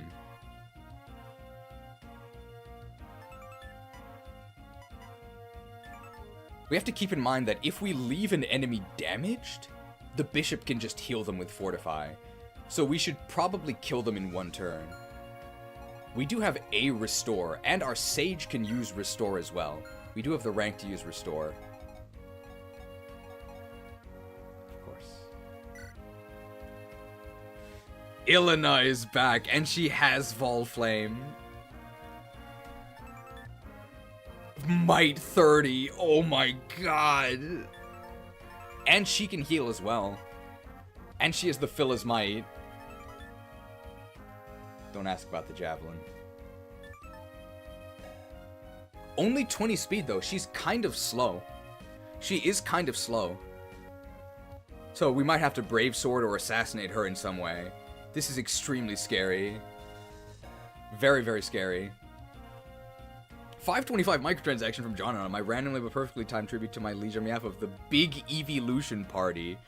Made please you, sire. Thank you. A gift from Patreon. Oh, she also gets weighed down by Volflame, right? Weight 15. Yeah, she loses 10, so she only has 10 speed. We cannot let her attack us, though. We definitely have to just Brave Sword her. And she has 35 res, so forget about magic. But thank you for the microtransaction. If I can find it. The booty. You can also play it for Delia. Never forget the javelin. My greatest contribution to the cheese lore. Delia paid $50 for us to use Lilina, and then she immediately died. But it wasn't on purpose. Well, booty seized.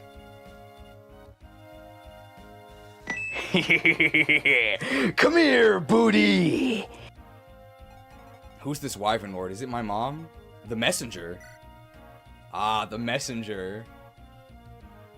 Luck 4. They have a lot of defense, but they have almost no res. They're not weak to any of our tomes. A recently expelled worker of Elite Delivery Express. Well, he did attack his delivery target. S swords. We can steal these. So we can keep him alive, we can steal his speed wings, and then we can give +6 speed to one of our units. So keep in mind, if that lets us hit some sort of doubling threshold. I think our hero already has capped speed, though. Yeah, so it doesn't help there. We could cap out the assassin speed with all 3, though. Could also give one to the sage. I mean, this is hopeless. Dorcas could also use it.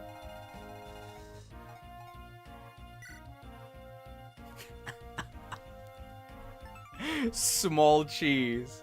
Abandoned RuneScape character woodcutting 99. He needs a bigger axe. Hello? Is this thing on? Is there anyone out there? Am I all alone? I need a bigger axe. Very, very lucky. 28 skill, of course, because he has 99 woodcutting. This guy's got axes for days, but he drops a hand axe. The only one who could even use it is our hero. And what about Cheese?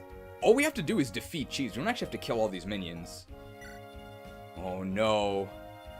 The loop tier. 1-2 range. A dark. 8 weight. Might 18. 155 hit. It's endless. It's endless.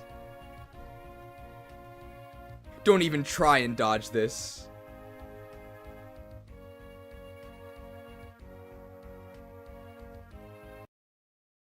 Did I ever tell you what the definition of insanity is? We've decided to keep you here for another 50 cycles. With endless options for renew. With endless options for renew. With endless options for renew. Hope is an illusion. Even if it takes forever! Forever! Madness will consume you.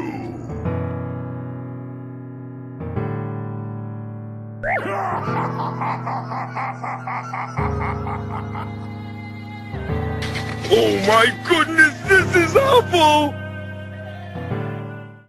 It's endless. We also have Mind Press. Adds resistance to attack. It also has Might 35. And it's range 1, but it's weight 20. But it's hit 150. Dark rank S, the Mind Press. Does it have a talisman? And an emblem ring. Negates crits. Users can repeat jokes without annoying viewers. Oh my god, I wish I had that ability. This guy's out of control. Cheese, a hired man working for the bandits plaguing Kalen. This is Dorcas's description, isn't it? What, the class is elitist. Help. Well, if you don't know what the elitist class is, well, maybe you should have paid attention. It's not my job to teach you what an elitist does. Help! S rank dark. Oh my god. Oh my god! 60 res! What is our nerd gonna do? Your magic shall not save you.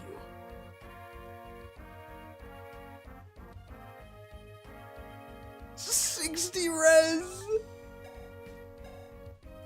So Mind Press is just an instant kill.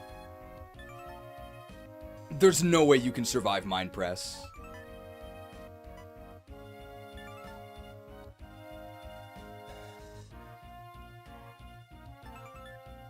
How do you hurt him? 30 defense. So we might actually need Phila's Might to even damage him.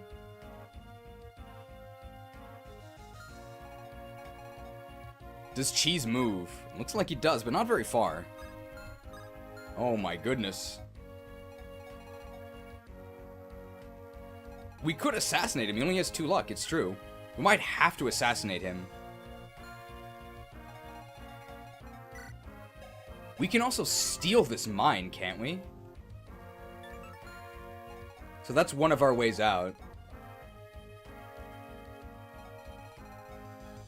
Alright. Well, that's all of the information. So what should we do?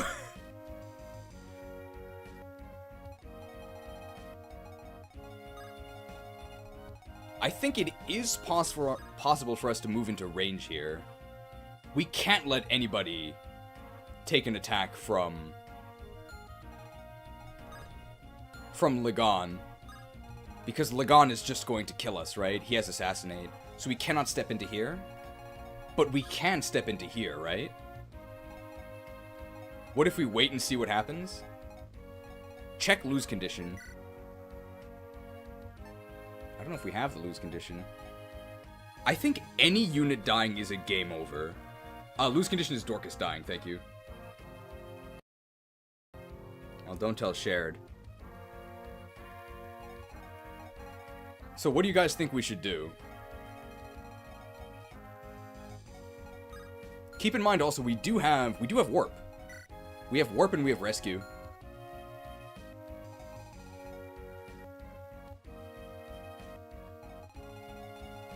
Water Boy Sacrifice.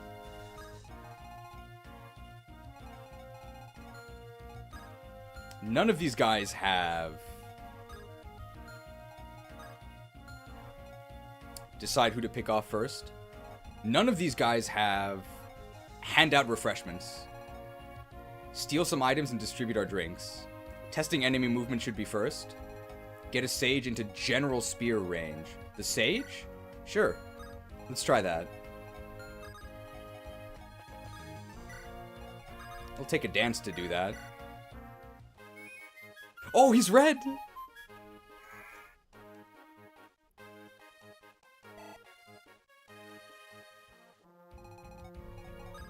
Add one more to put the Sage into spear range.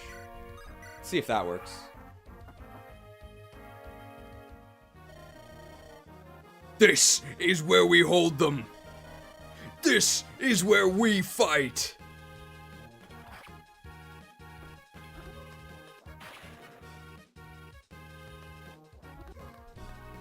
Well, they didn't die.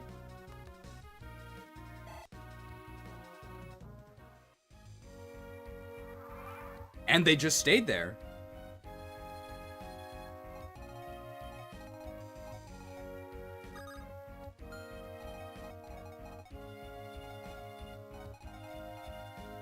Is that the move we want to make? I don't know if that was the best move, but our intern here, he does have a Lance Reaver.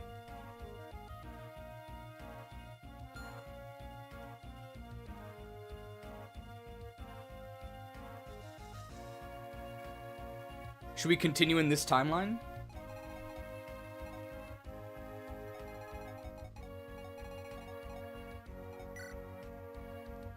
So he will drop the Ninny's Grace, but the mine we have to steal. So this will require a dance. We also have to make sure we have an empty inventory slot, which we do.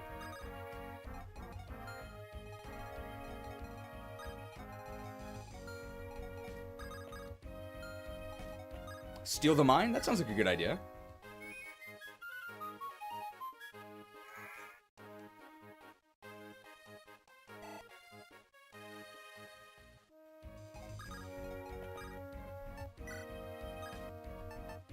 You didn't need that, did you?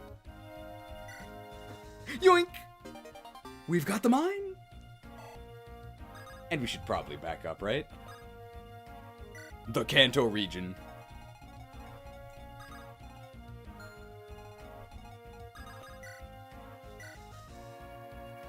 No real chance that this goes wrong, right? Mind! Light. Saved my soul. I will bring honor to my father and my kingdom.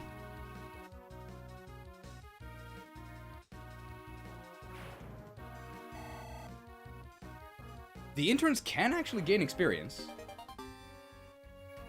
Ninny's Grace. So that does let us tank some stuff. This guy is very scary, right? This guy's very scary. Is there any way we can lure this guy? We kind of can't let him attack us, right? And we don't have any way to gain weapon triangle against him. We don't have an Axe Reaver.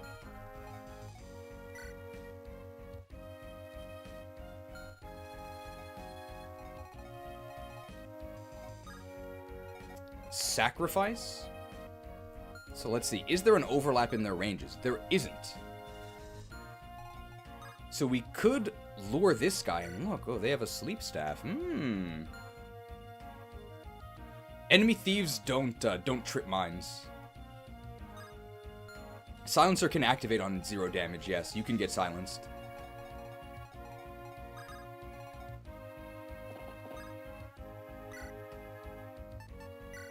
This recover, I think, is just a good idea. So we can't mind glitch Legault because Legault is a nice palette for the intern. We can't mind glitch Legault because Legault is an assassin, so he won't trip the mine.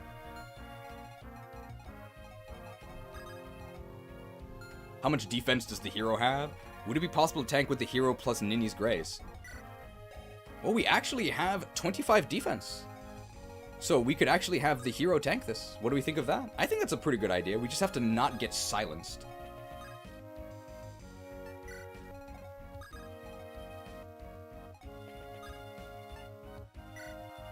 Check green tile on... Oh!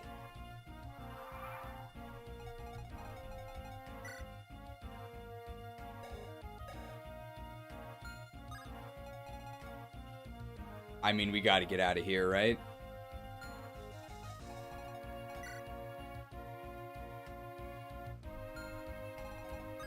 If he just comes towards us, we should just back up, right? And get him next turn.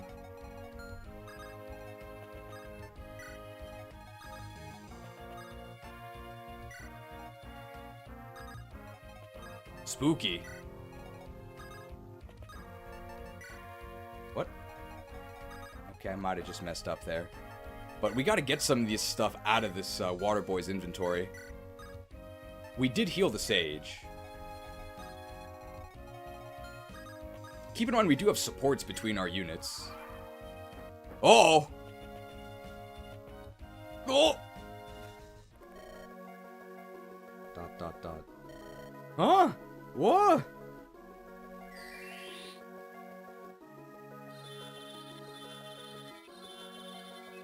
Slept. So we lose 1 action to restore here. But we probably weren't doing anything else, right? Now this guy's pretty scary. He has a silver sword. And remember, we want to steal all of his stuff, right? We really want those speed wings. This guy's very scary.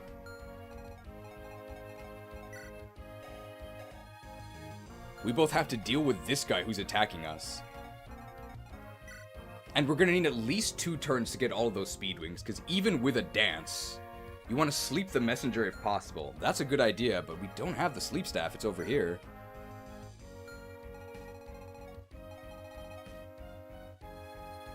1 speed on the assassin puts them over the boss's speed. And it lets us steal, right?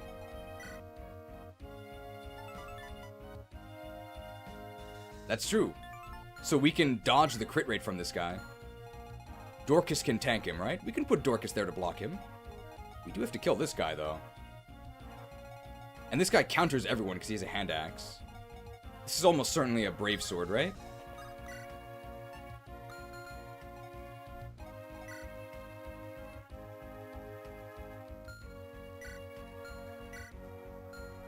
But we don't have the brave sword yet. Or this guy does, but he's asleep.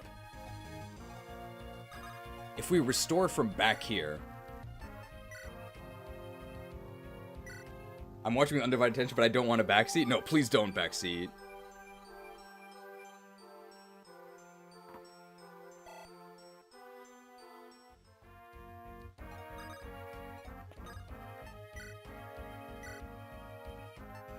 Going for a sleep staff gank and then a rescue might also be a good play. We could do that.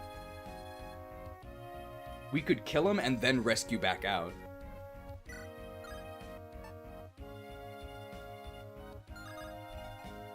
Oh, 30% crit on crit classes. Okay, so this guy has a lot of crit. How do we do with the Brave Sword here? Not a kill, but it does do a lot. There's actually 0 chance to kill. But then the Sage Intern can follow up, right? And they don't die. I have felled so many. You will be next.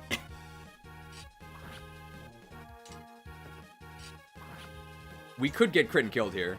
We didn't. Very nice. So brave. So brave!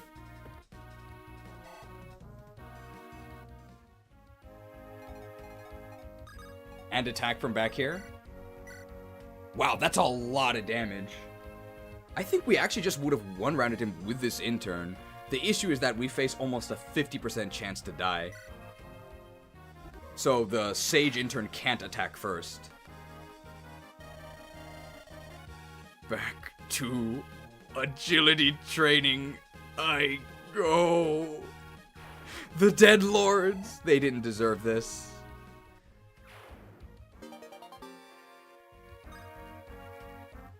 Select an item to discard. Do we need this hand axe? This is like a joke, right? Ninny's Grace could be useful. Are we ever going to use Elfire? Or what about heal? Do we need this heal? I don't think we need Elfire, right? Oh, the hand axe is boosted? Okay, let's keep the hand axe. Goodbye, Elfire. Now we have this issue, which is... we can't leave this dancer in range because they will instantly die. Does she get one shot by the... she doesn't get double, she has 25 speed.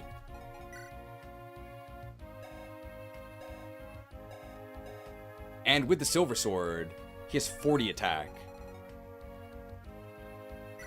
So she has 1 def... so she survives. We can actually leave her in range. But we can't leave anyone else. We can't leave this.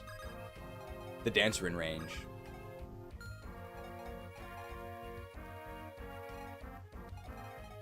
Putting Dorcas here, I don't think actually restricts his movement at all. We don't want to kill him. We don't want to kill him because... we want to steal stuff from him.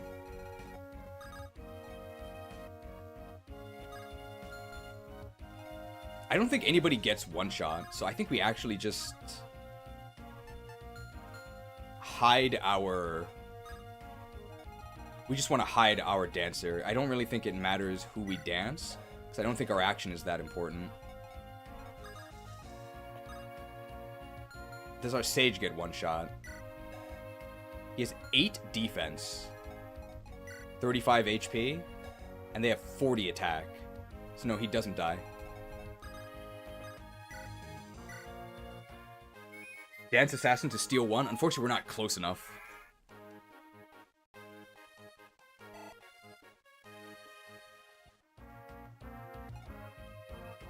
We can give Dorcas the hand axe here. So now I think both our Sage and our Valkyrie are exposed, but none of our units actually die to this, so this is okay. It's about what we expected. Why, yes, I will deliver on my threats. Die!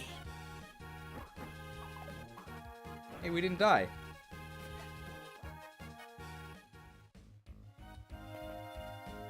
And there's a sleep, which we do have to restore. We can box this guy in and steal his stuff, right?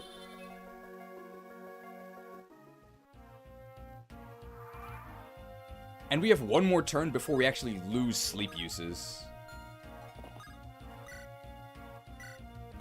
Wait, is restore ranged? No, rescue is... Restored.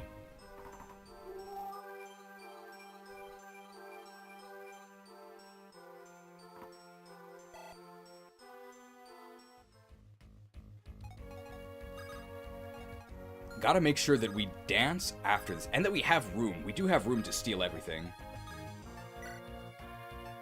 You didn't need that, did you? Yoink. The messenger doesn't have 2 range. Who would you use the sleep on? Maybe Cheese. But he has he has 60 res. I don't think we can sleep him. Cheese confirmed woke.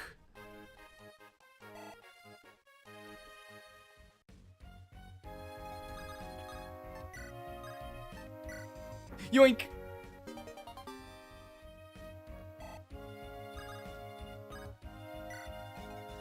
And we can box him in with our 3 units here. I think he's just going to attack. Can I grab some water?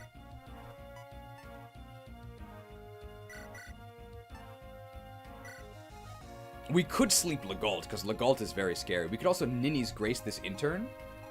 And then, as long as he doesn't get assassinated, he's okay. He cannot 2-range the Dancer. He only has a Silver Sword.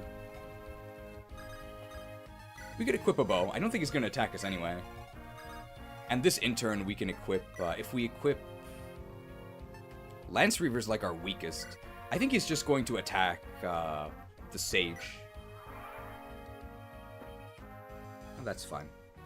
Well, 2% chance that we die. Don't silence him. Not silenced. Perfect. You wouldn't want to risk the silencer proc? Yeah, there was a chance that we would have silenced him there, which would have been bad. So that was a case where we could have failed there. Alright, so the next sleep is actually coming out of the sleeps that we would be getting. So I think we do actually lose 1, unfortunately.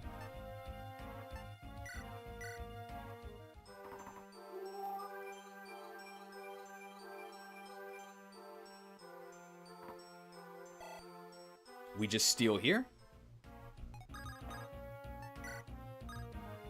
And that's all 3 speed wings secured. Very nice. So now we can actually just kill this guy. We'll move up, I think. How do we do with the killer bow here? We actually don't kill him.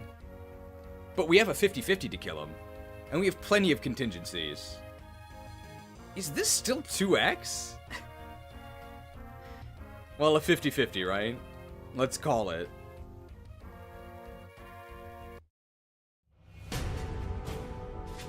Left or right? Red or blue? Hit or miss?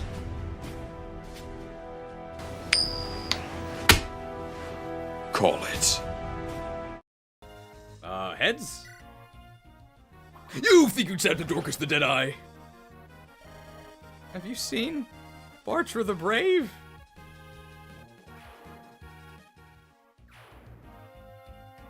Misguide me. Success.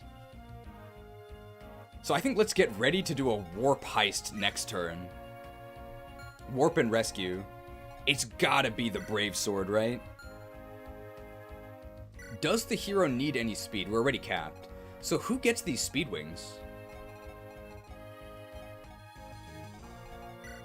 The assassin with 1 increase of speed is then fast enough to steal the emblem ring. which then lets us crit him. We then have 2 more speed. Do we need that for anything? We actually cannot quadruple here. It's not even possible.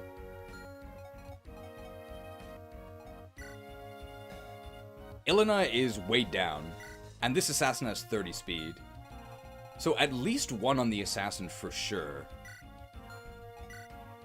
Maybe we just use them all on the assassin. Dorcas getting 2 would bring him up to 24.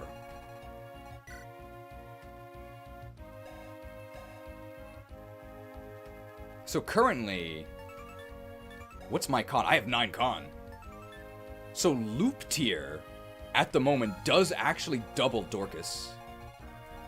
But if we give him the Speed Wings, he doesn't get doubled.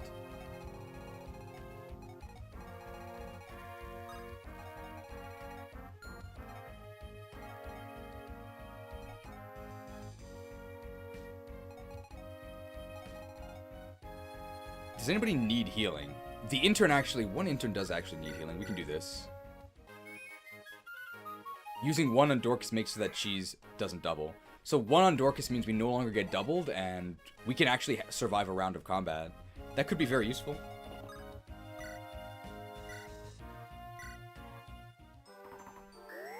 The Thief needs Speed Wings. He loses speed to Brave Sword, but that only matters if we intend to attack with the Brave Sword and the Thief. He definitely needs at least 1 so he can steal the Emblem Ring.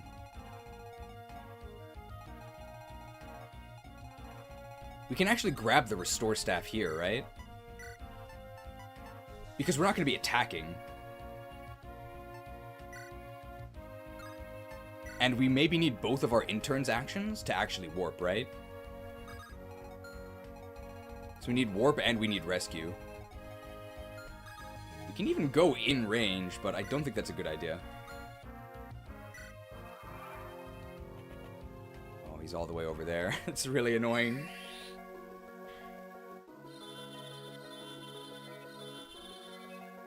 We actually don't need to wake this intern up, right? It actually doesn't matter this turn.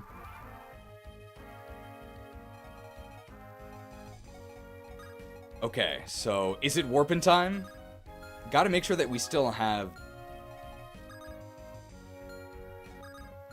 From over here, we can still get danced.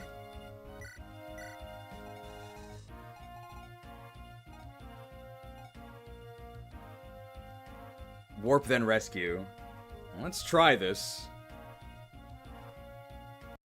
Don't tell Shared. It's warping time! Do we actually one-round this guy is the thing. Because remember, we don't have any supports here. We do! It's like they planned this!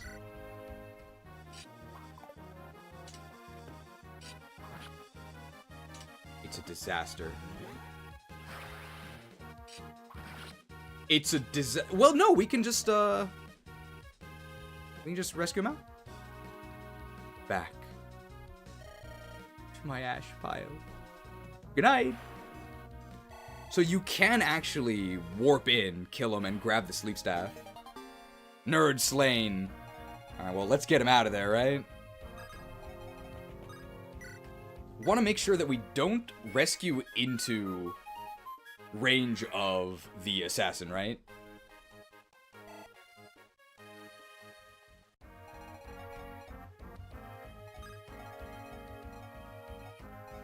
So from here is completely safe.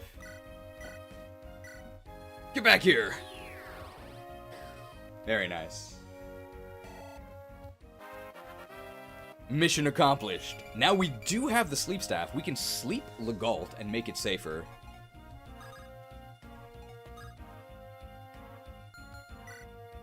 I only have the restore. Well, I guess we'll restore here.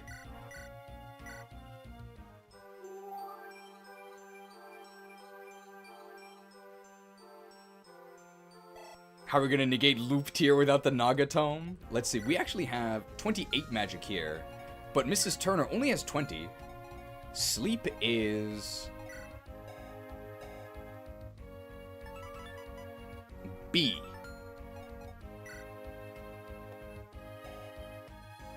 Oh, but we actually can't do it with the intern. How reliable is the Legault sleep? We'll check it out next turn. We're definitely going to use a speed wing on our assassin here, right? How does the game choose which tile you get rescued to? I wish I knew. I don't actually know. I mean, we're doing this for sure, right? At least one. Oh, yeah.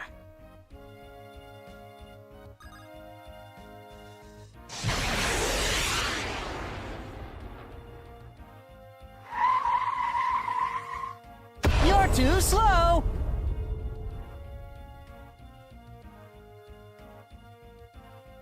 Wild speed.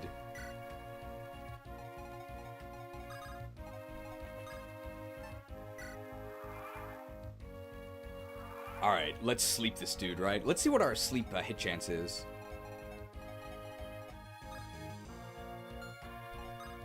Their ranges don't overlap. So if we do attack, unfortunately Lilina is then going to attack. She has 70 attack. So I think she actually one-shots us.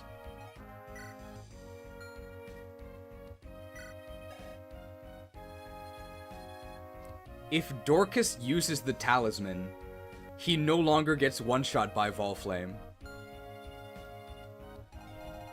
He definitely did that on purpose.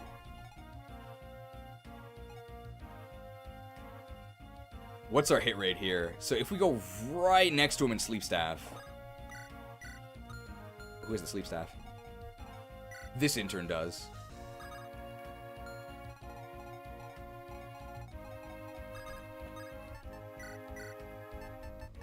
Sleep him. What's our sleep chance here?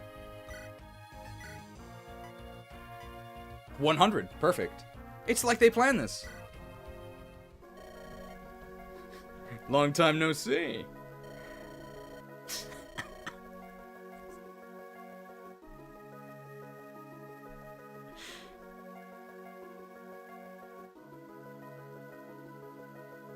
Don't look so smug. The arena was merely a setback.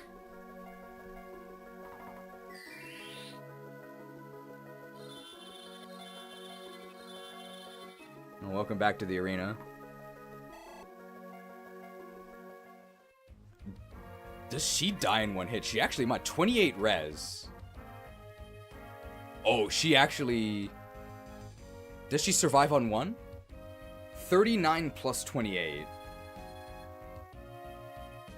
Oh, she might actually die to the Volflame, right?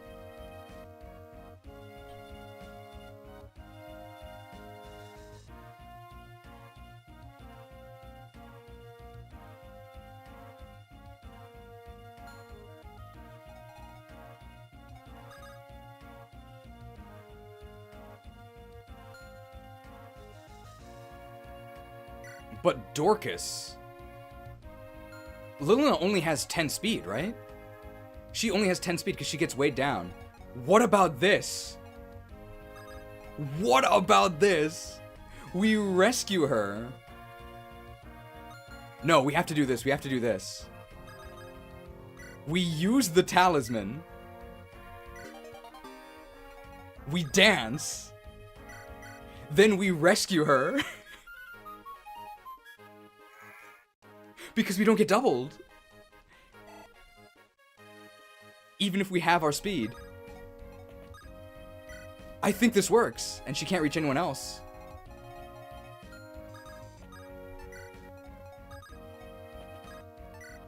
Does it work?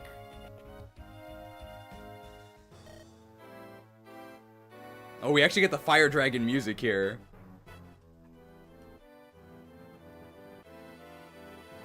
Very scary.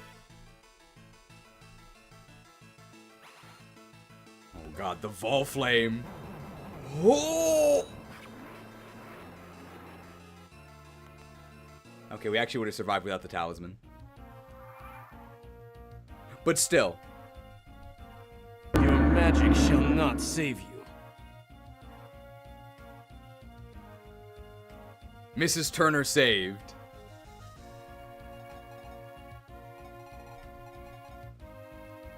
Ah, only because of the support. See, the power of friendship. How do we do with the brave sword here? No, we just get obliterated.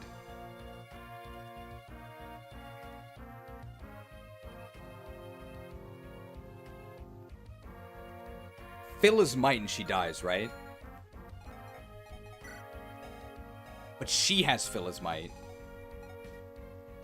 So we have to steal it. We steal it?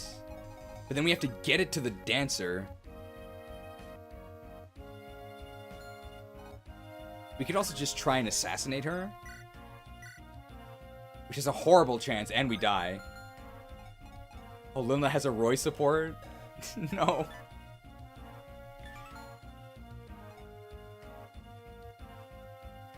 Killer Bow crit would do it as well. The Sage can recover Dorcas as well.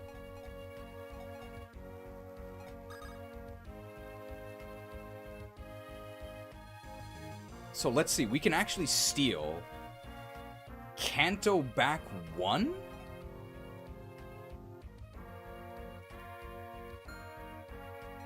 Drop the Valkyrie, then dance and heal Dorcas. Get the kill sword to the assassin for more crit. But remember that assassin is only half the chance of our crit.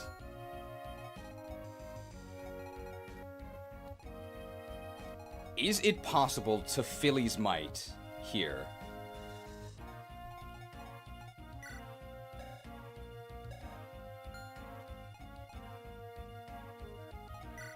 C stabs. Is rescue C?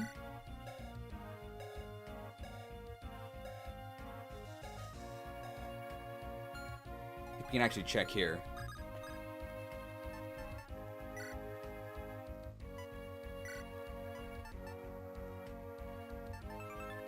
Rescue is B. We do have Brave Axe. Ooh, one short. One short, but if we recover Dorcas... If we recover Dorcas, he can do it. And... he has a better hit rate. We can just do this. So we can grab the recover him, Brave Axe, and then she's dead, right? That's easier. And she actually drops Phila's might. Can the Sage chip Lilna down to Dorcas range? Sage might survive an attack as well. No. Does the hero support Dorcas for damage? Maybe.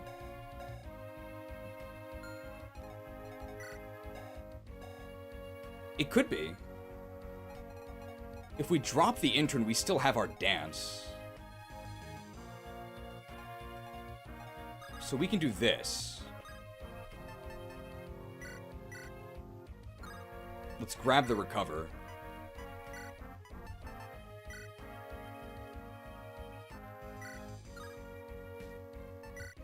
Now we can recover Dorcas.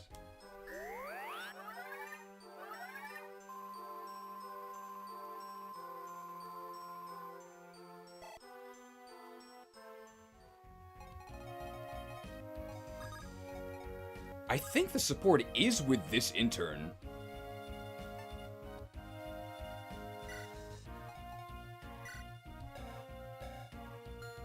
So this should now be a kill.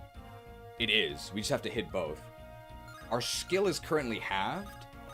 So if we just drop this and then dance, we can just Brave Axe her.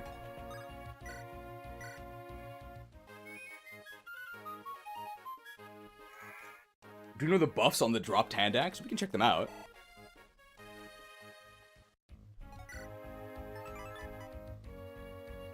(11 weight, 8 might, 65 hit, 5 crit, slightly buffed. Oh, there we go. Now it's guaranteed because we dropped her. There's no RNG at all. Sorry, chick. You think you'd stand up to Dorcas the Defender? See you soon, Roy. She's out of here. Phila's might. Alright, should we just try and silence this dude? Anything we need to steal from him? Killing Edge and Lance Reaver. Let's try and assassinate the assassin. What do we do with these speed wings? We don't need them, do we? Let's just try and assassinate him. That's a pretty good assassination chance. And we can just dance and do it again, and he doesn't counterattack anyway. Not silenced.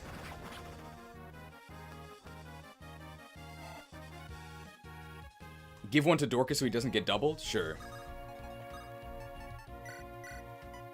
Dorcas the not doubled.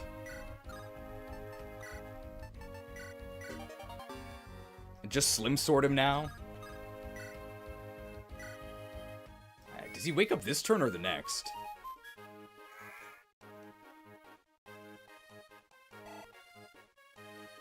We can check. I think the next turn. Oh, we're fine. Not silenced. I guess it's time to meet. That's his actual death quote, right? Intern level. Pretty good. Strength and speed. We actually get the heroic music against Cheese here.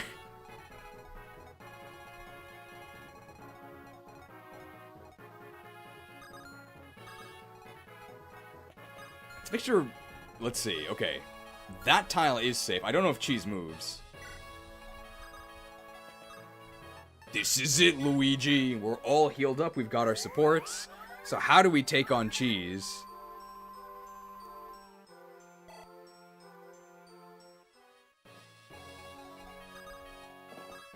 We're all in position. Oh! This is it, Luigi.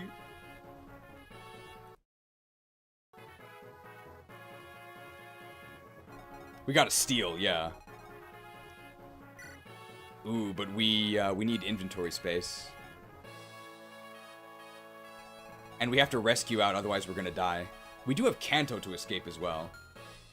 But yeah, let's take away the Iron Rune.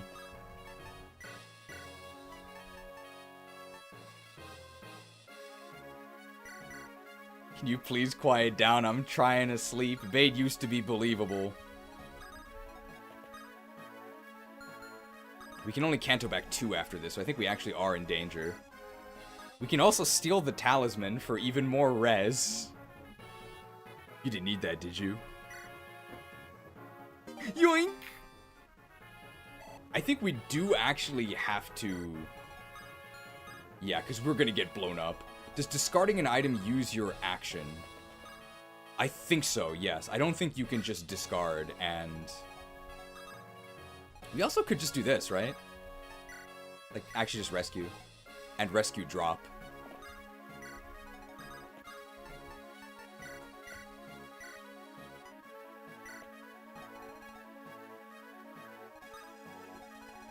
How does an elitist have such low move? We get a dancer level here. If you sacrifice someone to the Mind Press, you can bully him from 2 range. That's true. If we let someone die to Mind Press, he only has 1 range equipped. Drinks boy! The Drinks boy! Did you give him, like, that's like even better than Corel growths. The Drinks boy, room to grow. Do the interns have support convos? I think they already start with their supports. Ooh, and now he's in the center. Here we go, here we go. Alright, should we see what Mind Press looks like? Let's see what Mind Press looks like.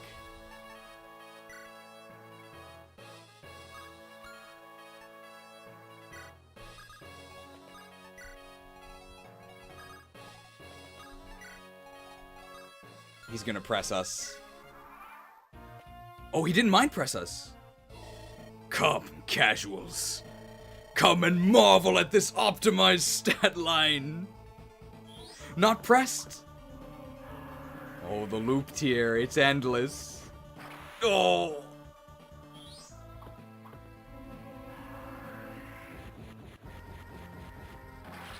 We still got doubled. I'm sorry, Natalie. I swore I'd help you. Now I've broken my oath. Let's try the bow.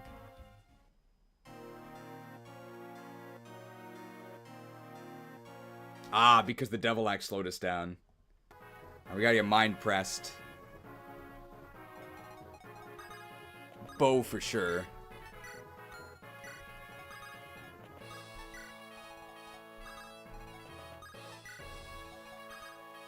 Is it a Brave Tome? I don't think so. Oh, the mind press. Come, casuals. Come and marvel at this optimized stat line. 111 damage.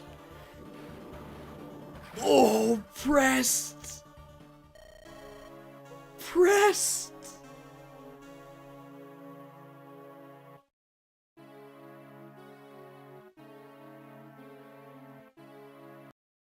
Now that's the power of resistance.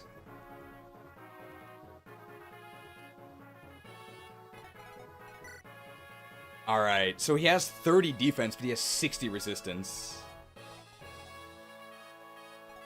So let's see here. With the Brave Sword, we do deal some damage, and we don't die. Silverblade doesn't let us double. You should check out the intern death lines. Okay. I mean, we can just let him kill all of us, right? That's not Dorcas, because Dorcas is the only one that has a death line. Demise of the interns.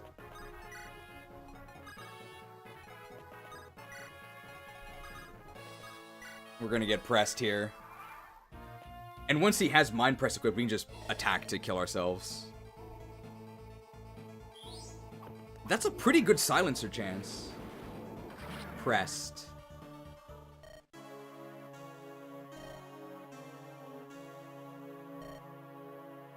Owie. Pressed.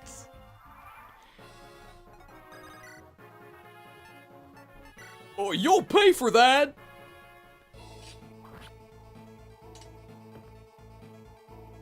You think you can stand up to Intern the Inquisitive? Pressed. Oh, I'm cooked! Cooked. Hot dog confirmed. There's actually no tomes we can use. So, we just have to take 2 turns to let him press us here. Uh-oh. This guy has 60 res. Pressed. What a shame. There was so much more that I wanted to learn. Well, that's just kind of sad.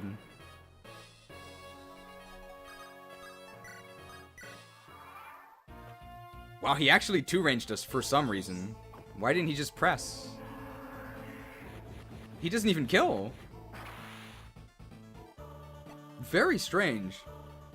Why did he not just kill us there? Some mercy? Oh, now he does press us. Very weird. Are these 5-star tactics? Pressed. Forgive me, brother. Well, that's just Priscilla, right? Oh, the Sage Intern was just Kanas's quote. Oh my god, 43. Not pressed.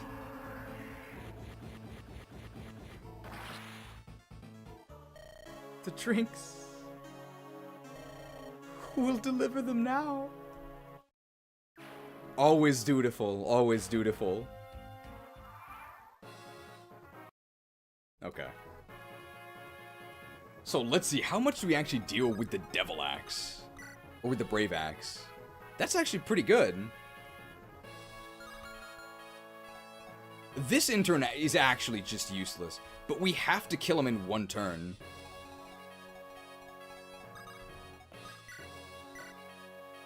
We don't quadruple him, and there's no way we can either. because we're already at capped speed.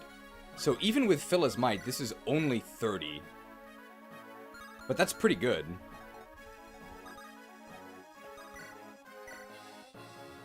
Speed Wings for Bartray would only bring him to 26, which is the same here, and we know that doesn't double.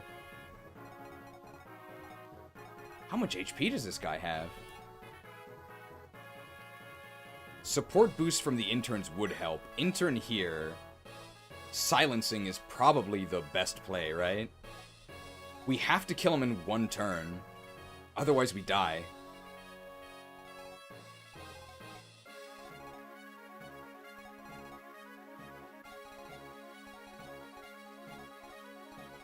Is it possible to kill him without Silencer? So Silencer here has a pretty decent chance.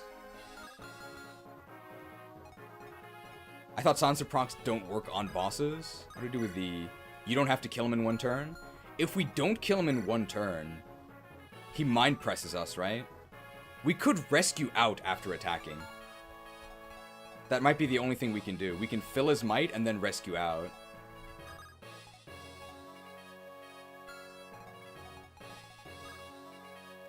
Yeah, he only has 2 move.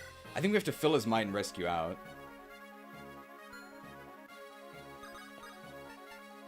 And with the Brave Sword. We could Pure Water as well, but I think that actually matters at all. He did say movement was the best stat. And a fill his might from there is actually not in range.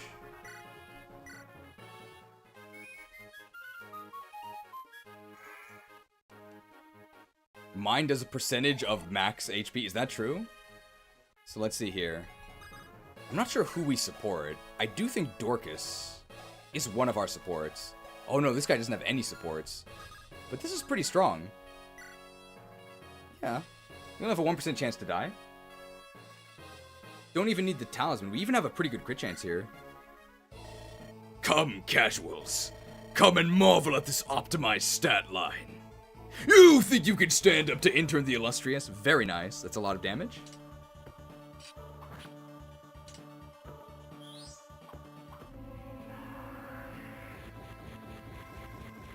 Ooh.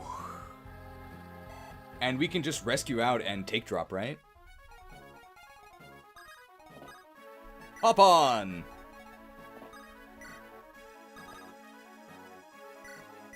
Drop up? And then we can heal him, right? And then we can kill him next turn. That's strategy, right?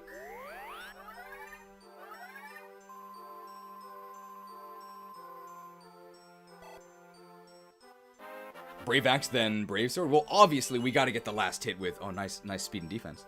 Obviously, we gotta get the last hit with Dorcas, right? Dorcas and the Devil Axe. Uh-oh.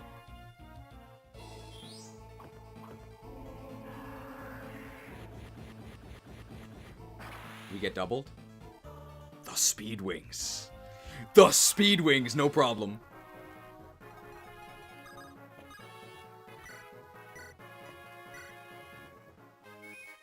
The take drops that would have saved Lilina Cheese has been practicing. I think almost all of my major mistakes in the playthroughs are from take drop errors.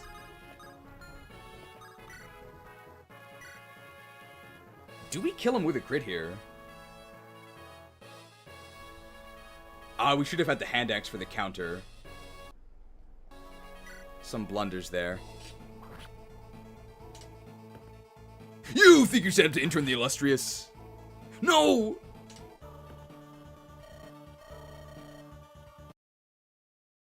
You didn't see that. Okay, we need to not crit him.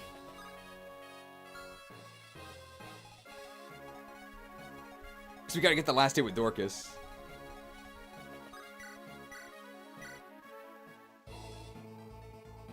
Intern the Illustrious, he's too good. But as you can see, it did change the RNG. Can't you crit him once with the Killing Edge and not kill him? Oh, that's true.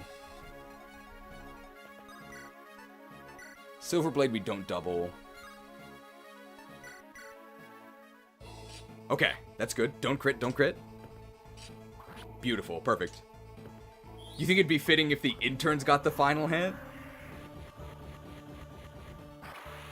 I think Dorcas has to put his friend down.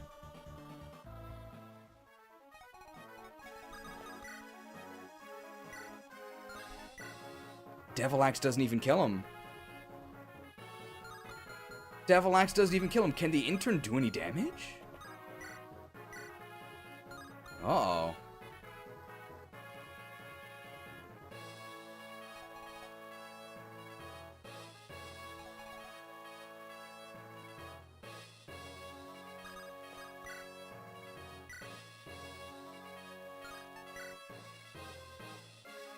We just need one more damage.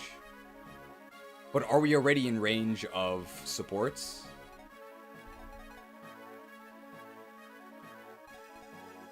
Dorcas, you're letting Natalie down.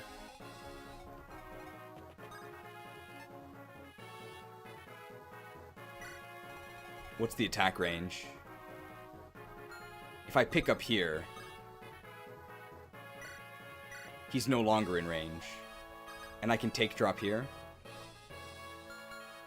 I can actually do this. Because we still have rescue.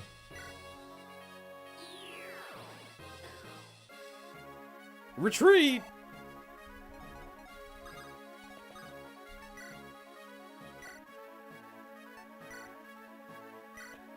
And we can just fill his might, Dorcas here.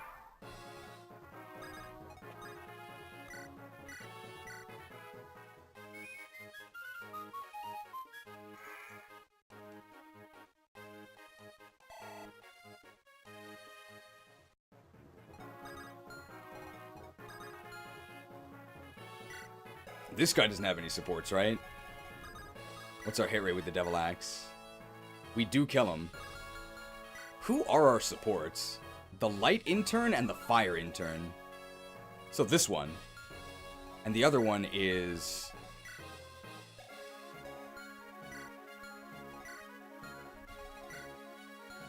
Where's the other one? Maybe I'm on the wrong... Ah, there it is. This one. Oh, the other one is the hero. Okay. Is it? Because here it looks like... Well, this should be fine, right? Just in case it's not. Well, I guess you can tell shared. Ah, the hero support could be one-sided? Ah, okay. Well, this gives us a slightly better... Gives us a slightly better chance. So we could miss. And we could also get backfired. What's our luck chance? What's our luck? Oh, we have 23 luck. The backfire chance is really small. Alright. I'm sorry, friend.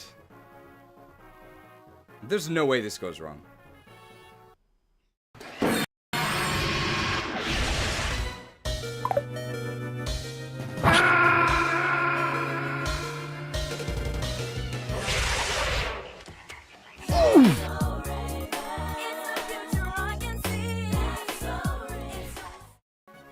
Get him. You think you can stand up to Dorcas the Deliverer? This changes nothing. The casuals must be purged. That's definitely something I would say. The talisman. It's shining. Is it the Fire Emblem? Hey, Dorcas! Batre? How did you get here? Oh, please don't tell me you're stuck here as well. Nope, I came to save you, pal. That Sakaean woman and her brother taught me some weird, strange magic. I was able to find you thanks to that amulet. Batre the Bugged saves the day. All of you, come and grab me. Let's go home, Batre. Yay! Ugh. My head. I don't remember anything. Where am I? For your crimes against the humanity. For your crimes against the community. You have been sentenced to 50 more years of Pokemon prison. Game over. No! You can't do this to me, not without a trial. It's not fair.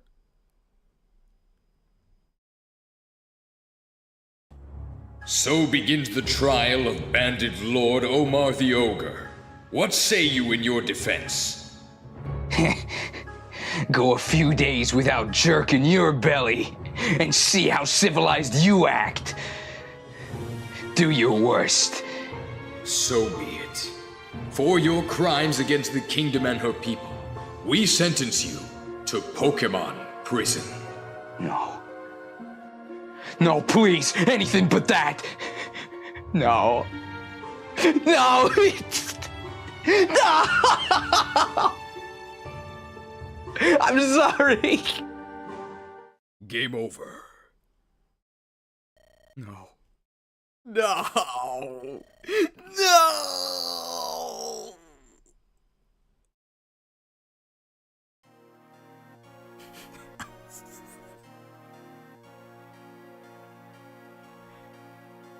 There is no good ending. You actually just get a game over.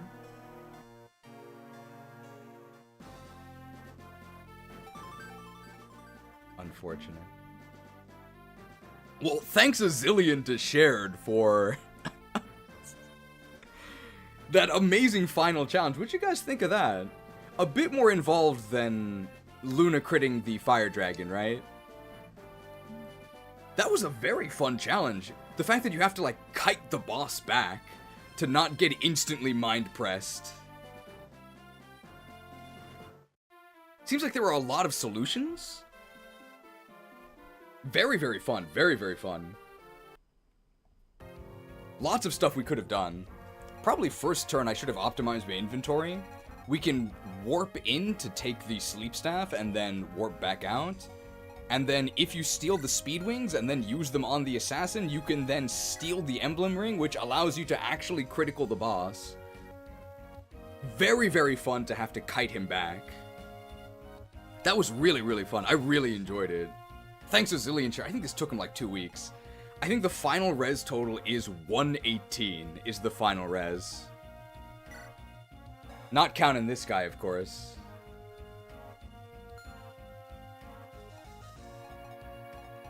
I don't think the FE community likes you. What do you mean by that? You're probably right. Nice demonstration of the power of movement. I think you had a really nice amount of tools, but it didn't feel overwhelming.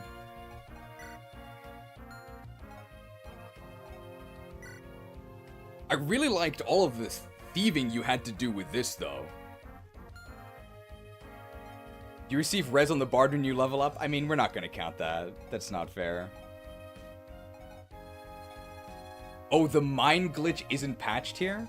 Let's show the mine glitch, because that's pretty fun. This guy has it, right?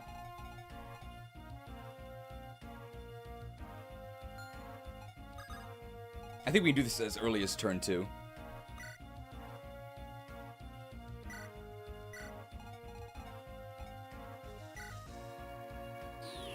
So this should be pretty easy to pull off.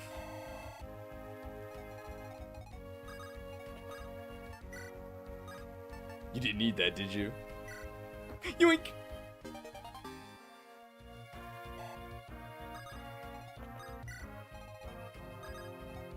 And we just rescue out of here. Why wouldn't cheese be liked? Well, probably because I'm an elitist, right? Or they might just think I'm, like, annoying, and I am very repetitive. But I'm not sure if they're just saying that, or if they have, like, evidence of me being disliked. I would certainly believe them disliking me. Have you heard the things I've said? Okay, I need to make sure to actually use the rescue staff.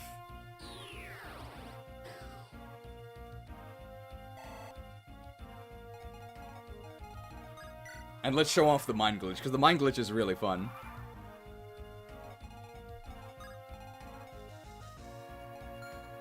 Should be able to do it here.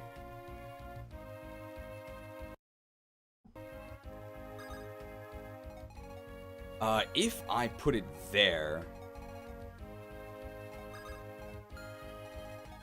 I probably want to be able to canto back a little bit, so I'm actually going to go here.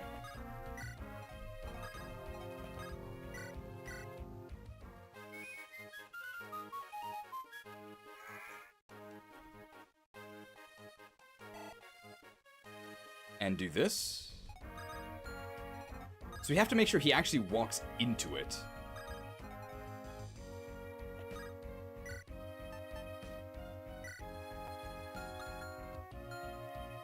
Well, mines are red. So are mega transactions. Guys, we beat the game. We beat the game.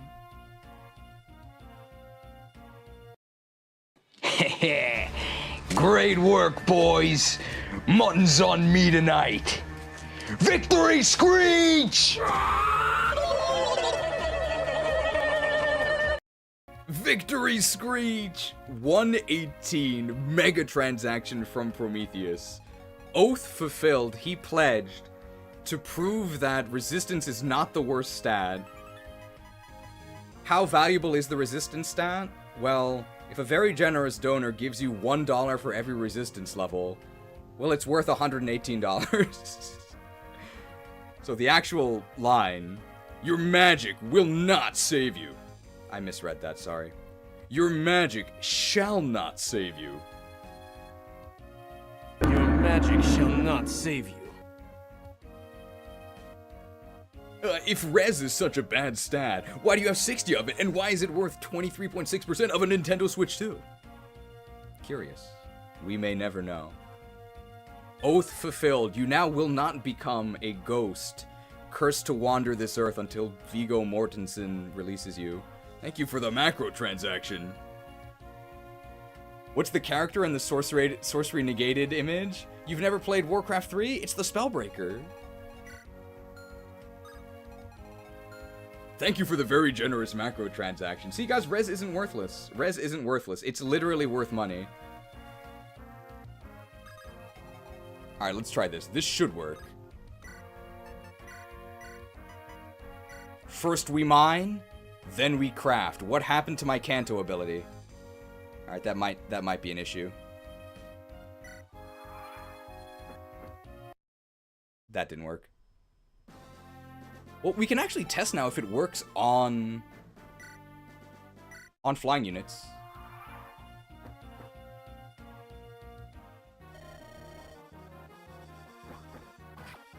Let's actually see.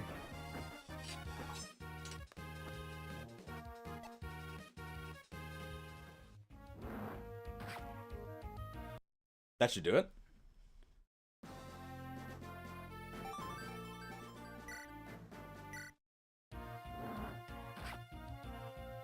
Yep. So that's how it actually works. And see, easy. I did it first try, so it was definitely patched. Otherwise, I wouldn't... It was definitely patched in FE7 Legacy, because we tried so long. Oh, hey! Huh. You're all mine now.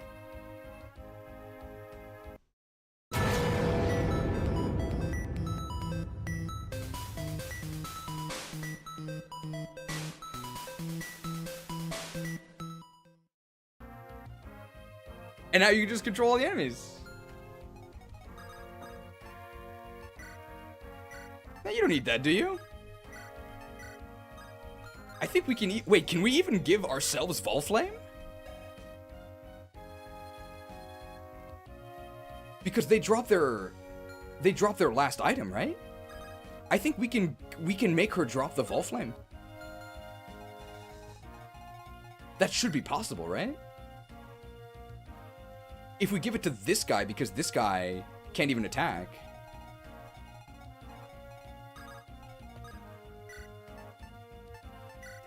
We can make him use the talisman. Ah, we don't need Mind Press.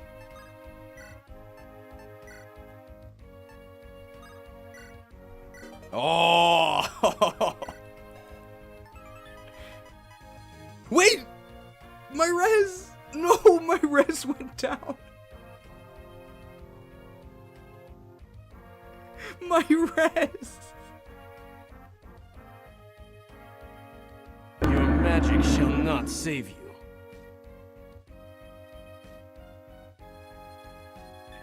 Oh no, that's what I deserve for cheating. 99 woodcutting.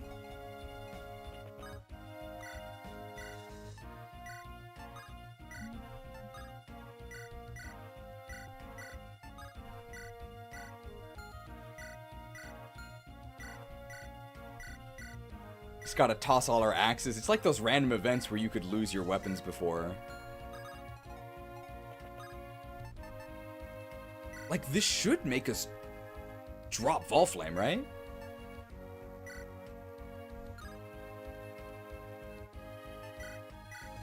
Yeah!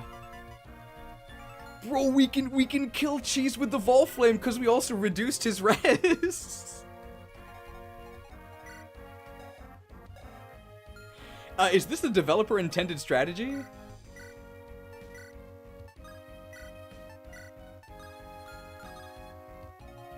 Why does she have Kanto?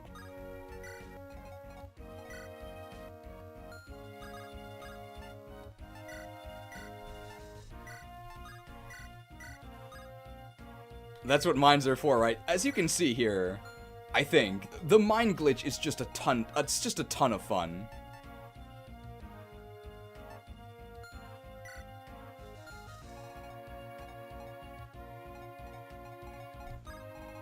I really wish this was actually in the game. Just take his item away, right? And toss it. So now all the enemies have been discarded. And then we actually get the good ending without killing any of these. Do I have the actual FE7 credits for after this part? Yes. We're just gonna let the credits of the actual gameplay, I think.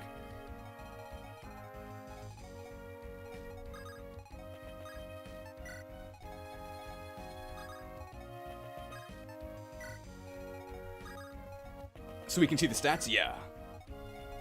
And then we have to talk about our feedback for the actual game. I mean, we can grab a Speedwing, right?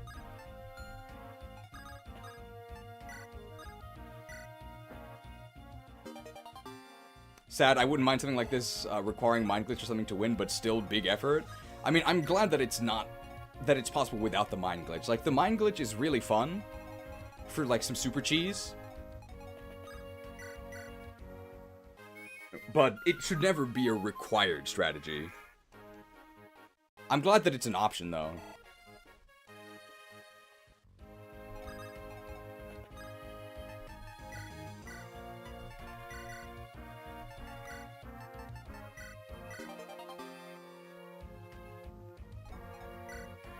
And who drops it now? It's... this bishop does, right? Oh, I should have made him toss his sleep stabs.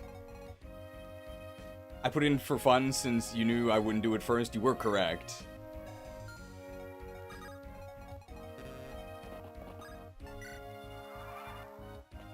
I was referring to making the ending secret.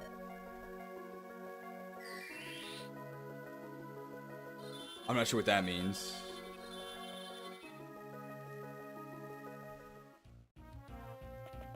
Oh.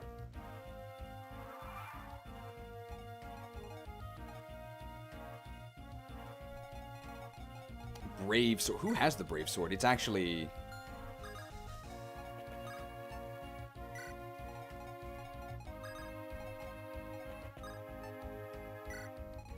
this guy, right? Unfortunately, we can't trade chain over, so we do have to actually restore. And restore his melee. It means using the Mind Glitch to get the good ending or secret ending. Ah, okay. By leaving everyone alive. I see. And that's like an Easter egg within an Easter egg. I mean, obviously this is a fan map, right? So they can crank up the difficulty really high. Like, I mean, this is quite difficult. This chapter that we just played right now is probably, I don't think this is an exaggeration, probably the most difficult Fire Emblem finale. Like, this is actually harder than anything in the main series. To know that you have to do all of these special mechanics. No final battle is actually this difficult. even what we had to do here to stop Cheese by kiting him backwards with rescuing, you never have to do that anywhere within the Fire Emblem series. That's like pretty high level. Harder than the final battle of the Xenologue? What made the final battle of the Xenologue hard was that it took 8 hours. And there were 50,000 reinforcements. The actual battle itself wasn't that difficult.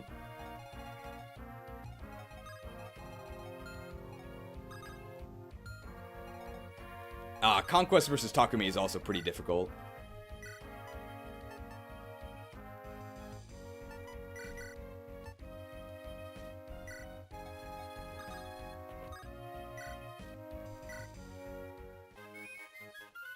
I mean, it's custom made to be hard. Oh no, this is custom made to be hard. So this is much more difficult than anything you would find in the main games. And for like an actual ROMhack at a wider audience, unless the idea is to challenge the players, they should never do something like this. This is very difficult.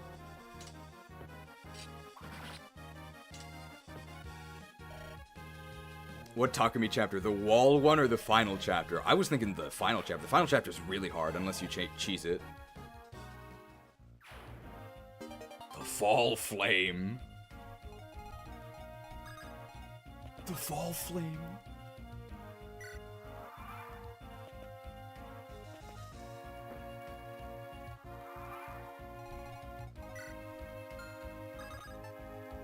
It's not a PRF, is it? It's not a PRF.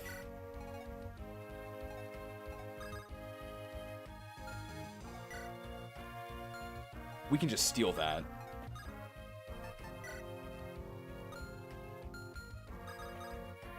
Am I too slow?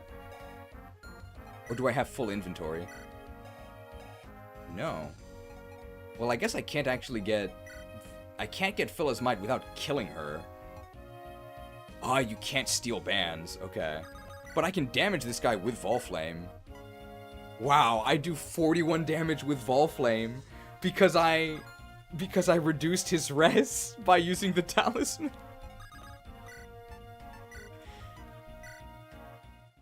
Come, casuals. Come and marvel at this optimized stat line. Oh, with a crit we could one-shot. Oh, I should have rigged a crit.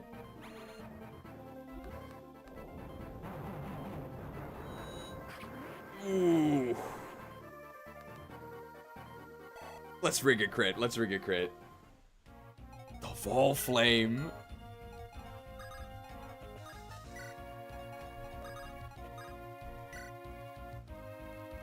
Triangle attack? We can triangle attack him.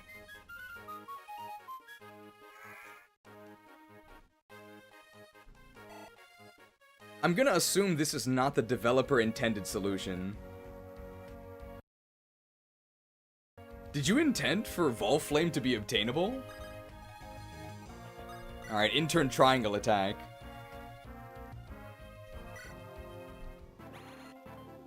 You think you can stand up to Intern the Illustrious?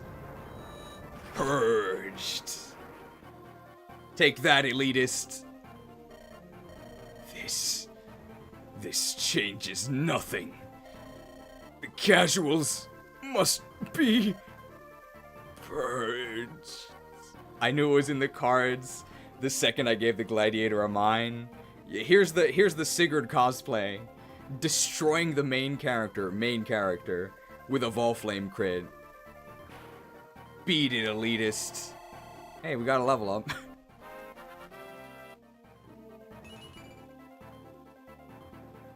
How can you be so lucky?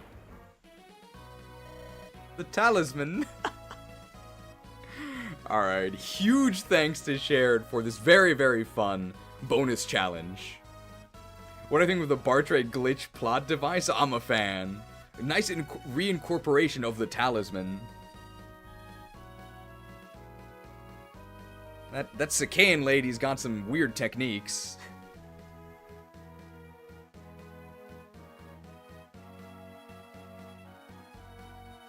Alright, let's go back to the main game. I guess there's two questions here, so... Would people be interested in playing this challenge for themselves? And would Shared be willing to make it available? Because both of those have to be true. I thought this was a very fun challenge.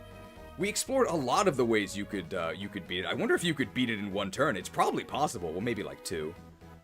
Okay, it might not be possible to do it in 1 turn.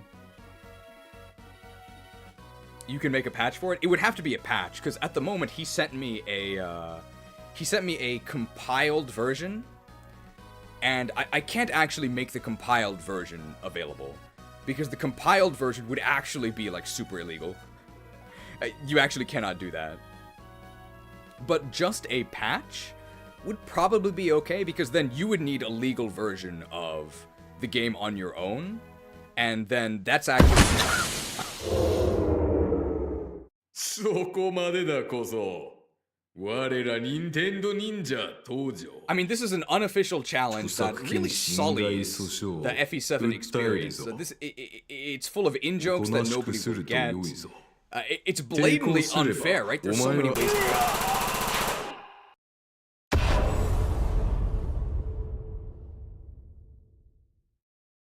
That was a close one. But it would have to be in the form of a patch. A patch is okay. A full compiled ROM for your Nintendo PC is not. So if Shared would be willing to put it in patch format, then you guys could play this. Hey, Dorcas! I had a blast playing this. A lot of fun. Much more difficult than the vanilla finale, but of course, it's not really fair to compare them, because the vanilla finale has to be beatable by everyone. And this one was specifically made to be very difficult. See ya, Bartray.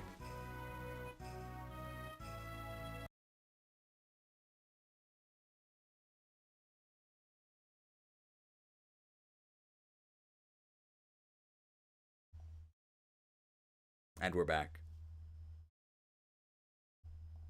Hope it was difficult enough? I thought it was the perfect difficulty. Perfect difficulty. Nothing felt unfair. I'm guessing we sort of did the intended solution. I think it's also possible to just assassinate Cheese if you steal the emblem ring, right? But even getting to the point where you can assassinate is a lot of work.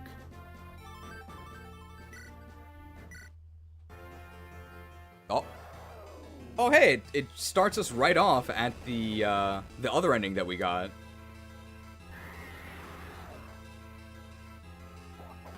But we didn't crit him. Okay. We won! Oh, I think I actually have to pause it here because the text is just going to scroll automatically.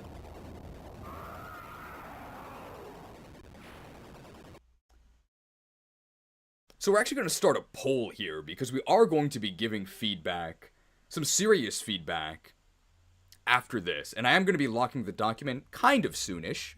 We do have some time.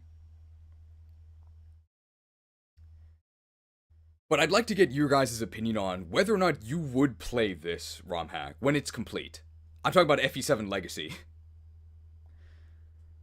And I think this actually is valuable feedback. So would you play FE7 Legacy? And here are the options. Yes. As is? Yes. With more changes.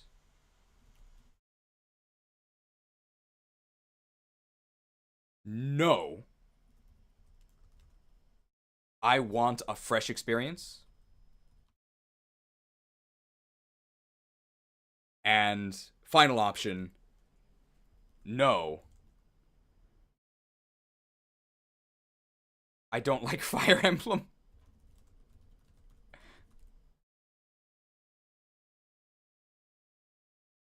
So those are your 4 options, and you guys are going to have like 30, 40 minutes to vote on this.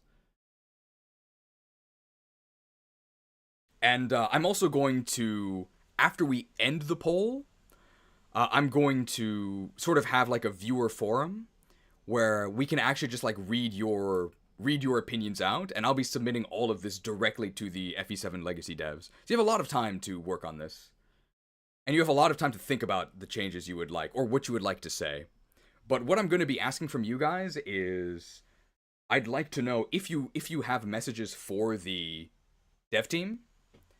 I would like you to say like what your Fire Emblem experience is, whether you're a completely new player or a series veteran, and what changes you would like to see. And we're going to be doing this in like 2 hours. It's going to take a long time to go through the ending and to give all of our feedback. So let's just watch the ending of the game, right? We won.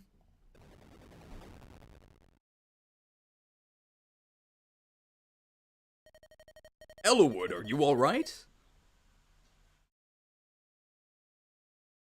I'm also here to help you post stuff there, thank you. I think I'm gonna send it all as like a timestamp, but Arrow God is the one who made Pokemon Stadium Legacy, and he's also in the testing Discord. Yes. Thanks to you, Hector. If it weren't for you, I wouldn't be here. I truly thank you. Ninny, I don't need your thanks. Friends help friends. Pretty insensitive of him to use the insult Ninny here when we know that Ellawood's girlfriend Ninny just died, right? I mean, she's alive now, but who knows the side effects of the resurrection. Well done, brave successor to Roland. It's finally over. Finally, everything is. Greybeard?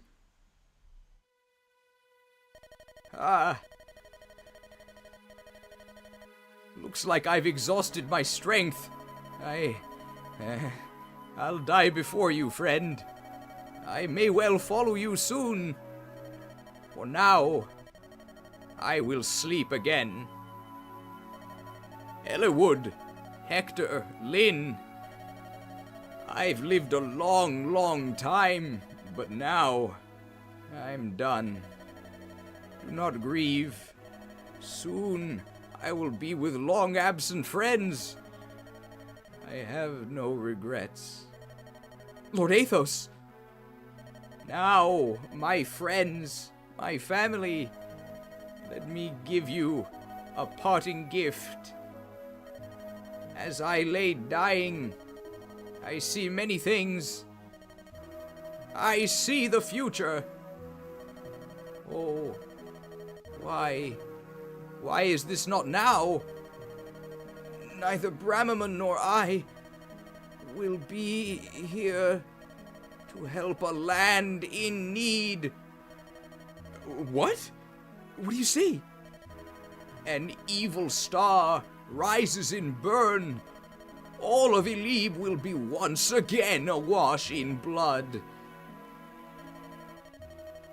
Oh, but don't fear. Once again, Lycia brings hope. Children of Fire Emblem. Everything. Lord Athos! Even at the end, he thought of us. Greybeard.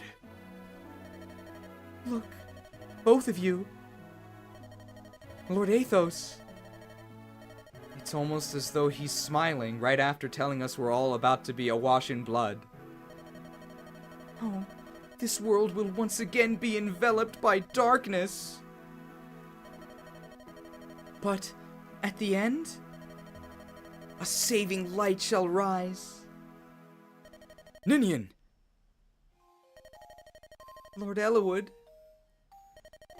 Good to see you, Ninian. Oh, Lord Ellawood. Oh, I worried you.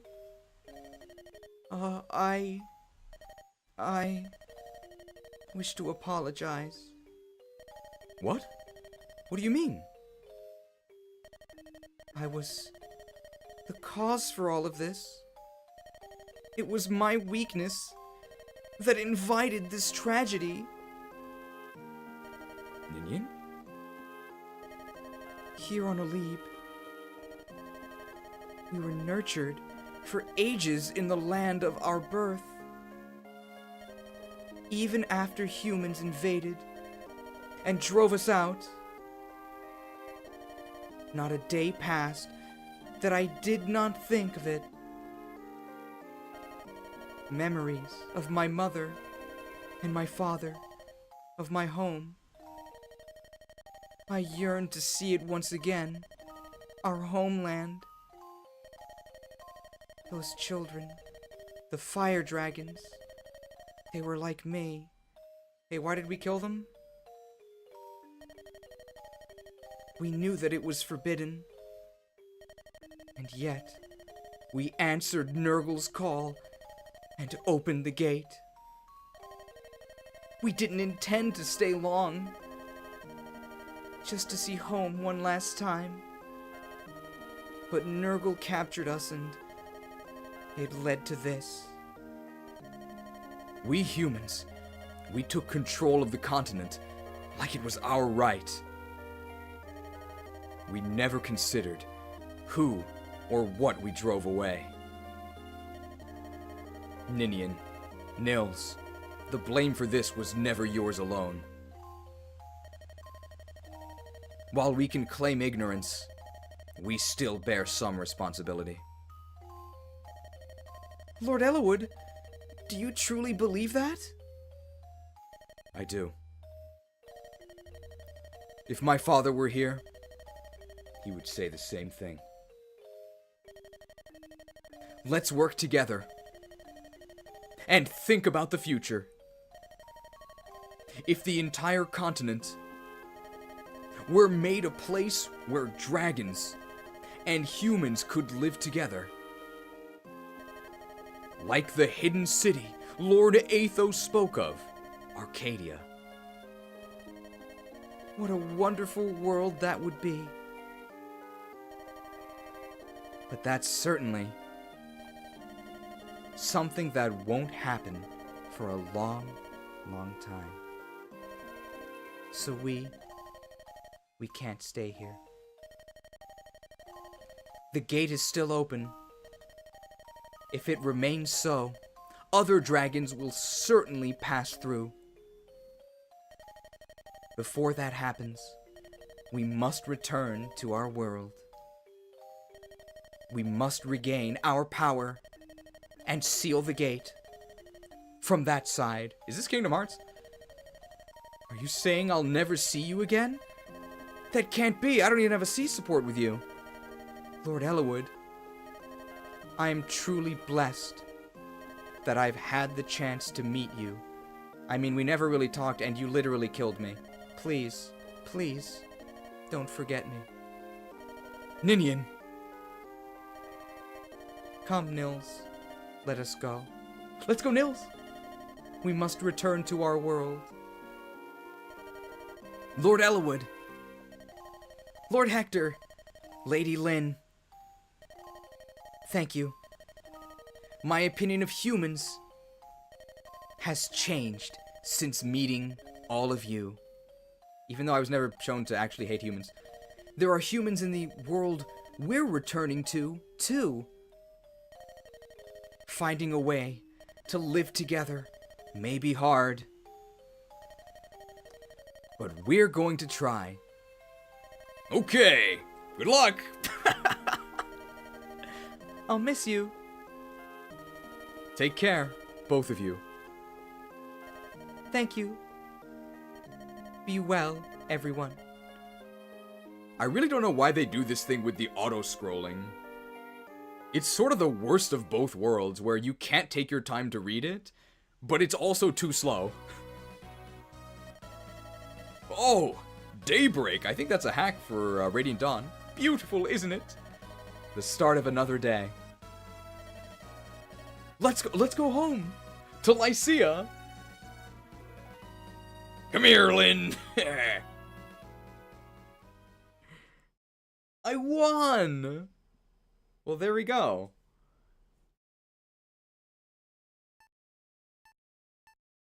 Let's create a save state here so we can come back to this if we want to.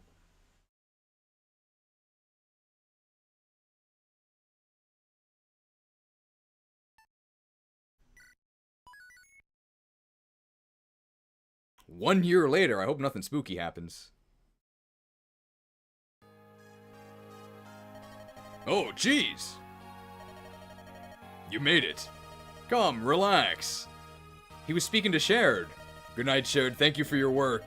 What? You came to say goodbye? I haven't seen you in so long. And you're leaving? Well, yeah, he only got 3 hours of sleep. Hmm? Oh, you heard too? Now that word of my brother's death has spread. The throne can't be left empty forever. I know both Hector and Elwood have children F6. Does Lynn also have a child? Lynn doesn't even exist. Being the leader of all Lycia doesn't really suit me. My brother let me play around for quite a while. I just have to pause here because it's auto-scrolling, but gotta thank Shared for his very hard work creating the wonderful bonus chapter.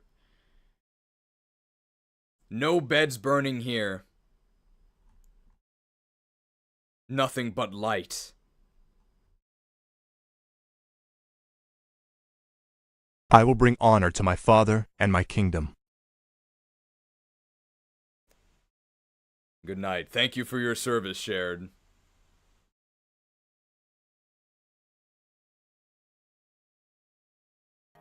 If I don't grow up soon, my brother won't be able to rest. The burdens Uther carried as Marquess Ostia. His feelings for the citizenry of Ostia and all of Lycia. I'll succeed him at everything. Succeeding you, Uther.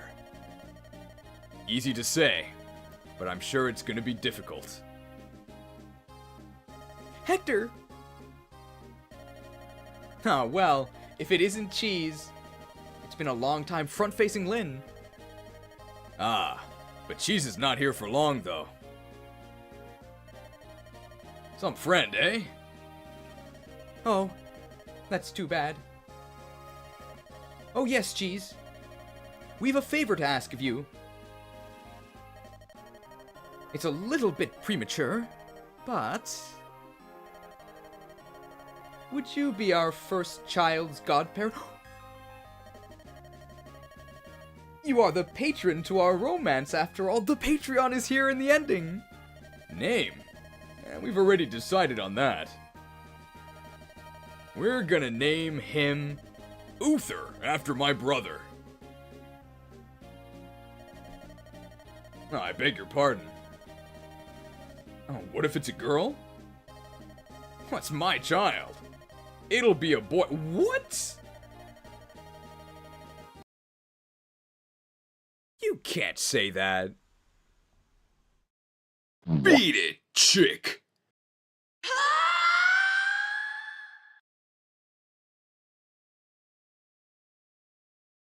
We'll pit him against Elwood's son to see who's the strongest.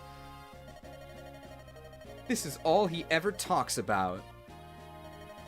Honestly, I don't know if he'll ever grow up. So, Cheese, if it's a girl, I think Lilina's a nice name. You leaving? Say, Cheese. Do you remember Athos's final words? I sealed Armad's away, like it used to be, but I can still feel its power pulsing inside me. War is coming. Someday, a terrible war. When that day comes, I want you to be there when that day comes, so you can also deal with terrible loss. I want you to guide my children and me. We'll meet again. I'm sure of it. Well, I did in fact direct Lilina's actions. Don't worry. Hey, Satoru Iwata.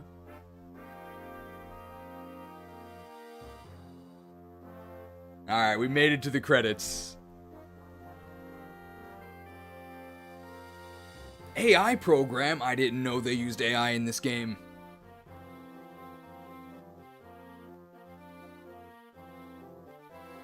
Wait, Sachiko Wada?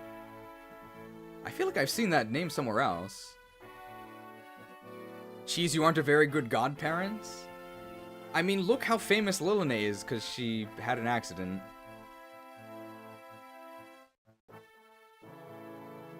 We made it to the credits. So after this, we're going to be reviewing all of our feedback. I actually wrote some of my feedback in advance. And after I give all of my feedback in sort of a big lump, then we'll move to the audience feedback portion where you guys can almost directly give your feedback to the devs. I'm not sure they'll all see it.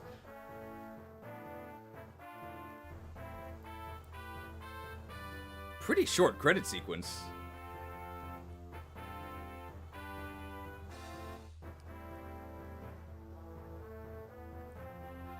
So these turn counts are uncharacteristically low for me because we were told not to support grind. This isn't particularly fast, by the way. Oh my god, 24 turns for Genesis. 23 for Night of Farewells. 34 for the Value of Life. 476 turns. Hey, less than 500. Matthew, Thief and Spy! Mathieu continued his service as a spy for House Ostia. The memory of his beloved Layla lingers on in his heart. Oswin, Impregnable Knight. Oswin served as a vassal to Marquess Ostia. His was a calm, reasonable voice in Lycia's ruling government. This game doesn't have 2 hours of credits. It's not Assassin's Creed Shadows. Sarah, Outspoken Cleric. Sarah returned to Ostia. She spent much time tending to her own affairs, but lately, she has begun to enjoy her free time. Marcus, Knight of Foray. Marcus returned to Foray with Ellawood and, as the head of the Knights of Foray, dedicated his life to training young squires. See you in FE6, Marcus. Lowen, Swift Knight, 30% speed growth. Lowen replaced Marcus as the most famed knight in all Foray. His endless zeal served Foray well throughout his life. Rebecca, a wildflower. Rebecca returned to her father, then pledged service to House Foray.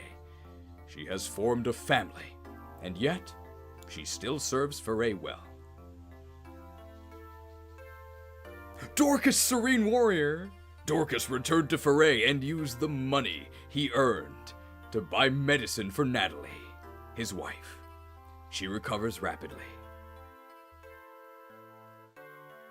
Bartray, Wild Axe Fighter.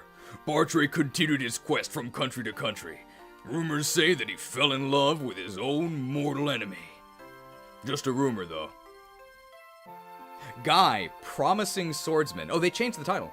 Guy continued in his quest to be the finest swordsman in all of Sakai. His form was so perfected that all called him rival to the Saint of Swords. I think in the lore, Karel kills Guy. Urk, Studious Mage. Urk returned to Eturia and was asked to succeed the retiring Lord Pent. He refused and devoted his life to the study of magic. Priscilla, Secluded Princess. Priscilla returned to Eturia's Count Caerleon. Her adopted parents met her not with harsh rebukes, but with tears of joy. Florina, Pegasus Knight. After Lyn abdicated rule of Kalin, Florina returned to Ilia. She remained shy, but this shyness has made her strong within. Kent, the Crimson Shield. After Kalin was replaced under Austrian rule, Kent became its steward. His dedication earned him the love of his people. Sane, the Green Lance. When Ostia took over the rule of Kalin, Sane resigned and became an independent knight. Small indie knight, his love of women is unchanged. Will, Archer without equal. Will remained a knight of Kalin even after Ostia took over. He became the commander of Ostia's Kalin Archer Division. Man, even his ending is really boring. Raven, Sublime Mercenary. and Lucius the Light. After the conflict, Raven revealed his past to Hector. Hector offered to rebuild Raven's home, but Raven refused. He and Lucius traveled as mercenaries, but Lucius is pleased to see his friend's heart has been eased. Canas, Seeker of Wisdom. Canas returned to his family in Ilia. Some years later, he and his wife died trying to stop a snowstorm. Womp womp. His child was raised by his old mother.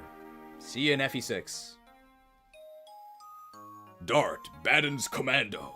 Dart took a grave wound protecting Fargus in a skirmish. He vanished at sea, but rumors claim he might be in foray.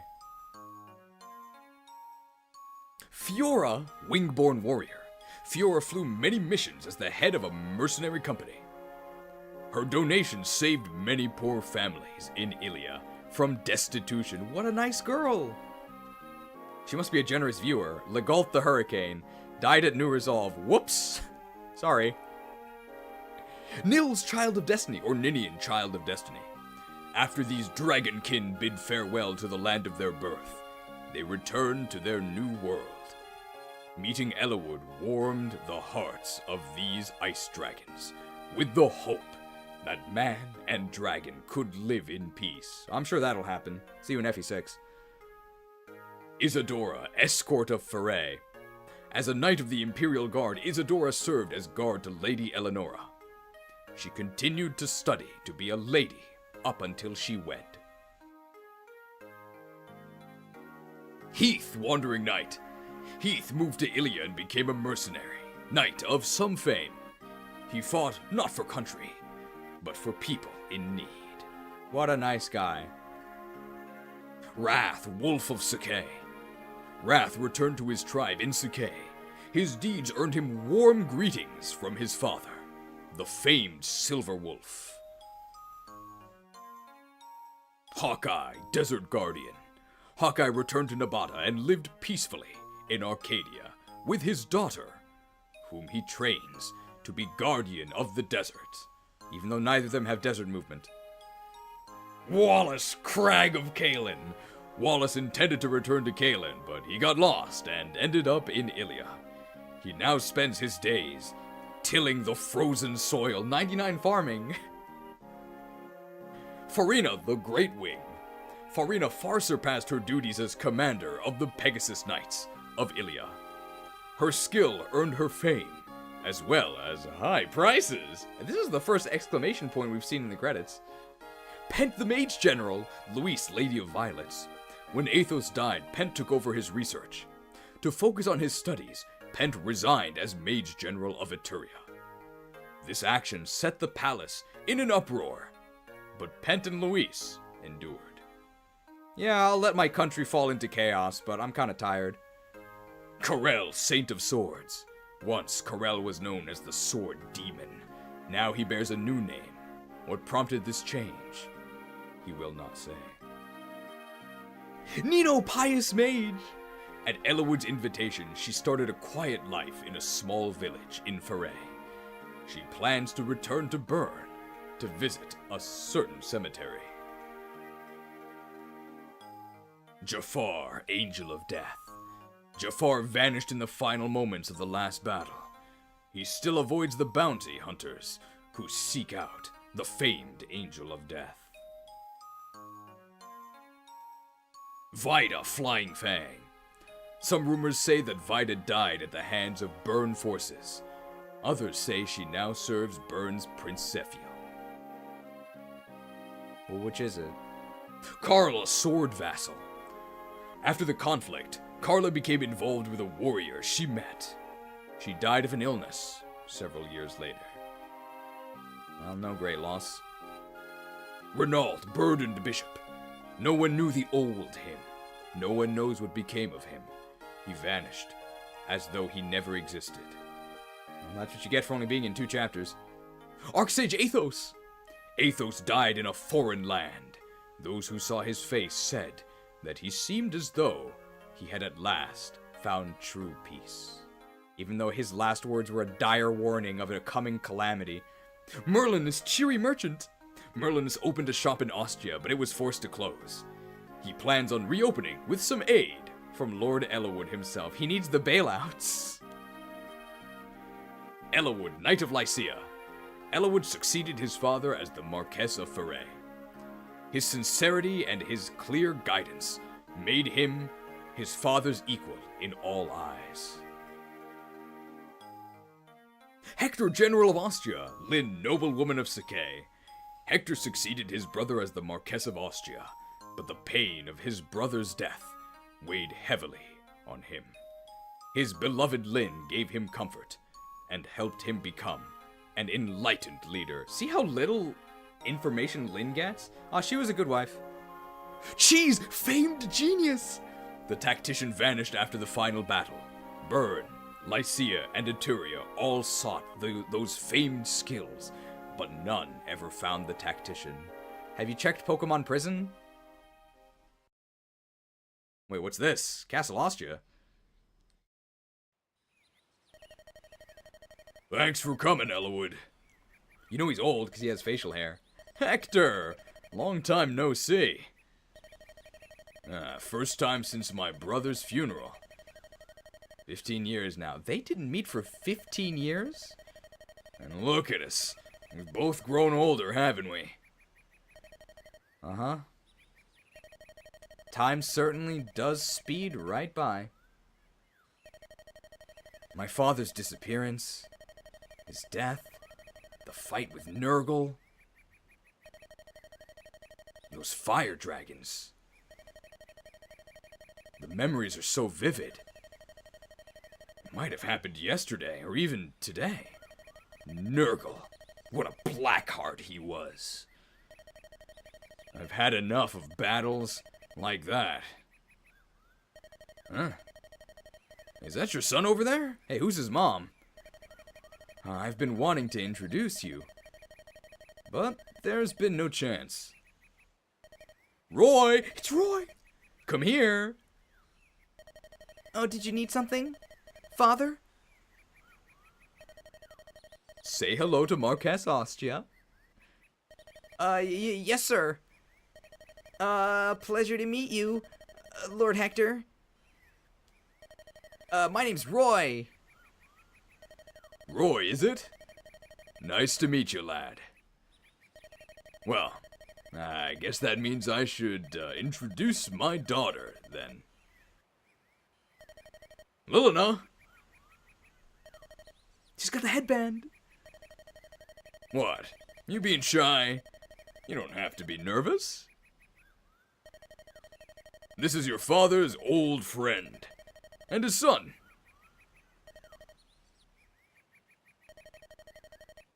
Hello, Lilina. This is Roy. He's the same age as you.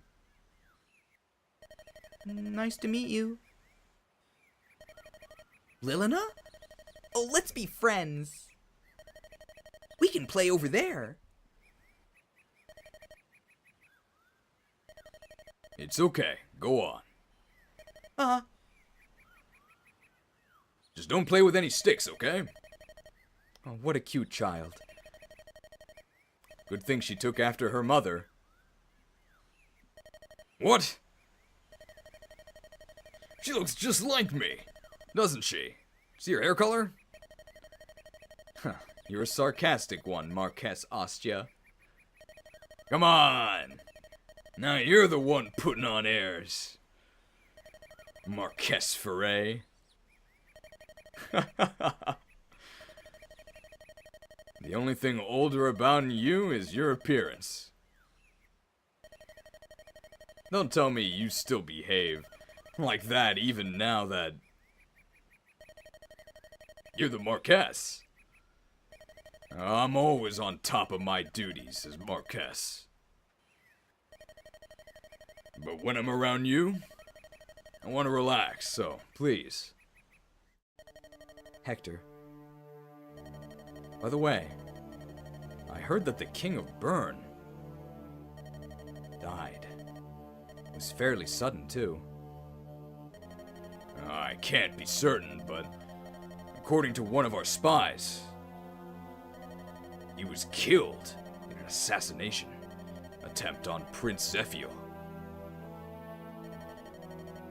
The prince? I trust he was unharmed. It's a strange tale. At first, I'd heard that the prince was killed. Then, new information came, 3 days later, saying that it was the king who had died. Do you remember Archsage Athos' prediction? Something happening in Bern? I don't know. Father! Oh, can I show Roy my pony? Yes, go ahead. Be careful. Okay. Hey, if Lilna has a pony, how come neither of them are mounted? For the sake of our children's futures, I'll stop anything that may happen. I'll sacrifice my life to make it so. Once again, Lycia brings hope. If that turns out to be wrong, no. It must happen. Well, I hope there's no spooky cliffhanger. Oh, Burn Keep, what's this? What's this? Enigmatic man. For what reason have you awakened a demon dragon? Who are you? Dragon.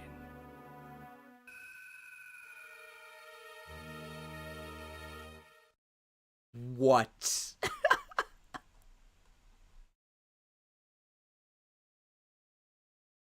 I prefer this version.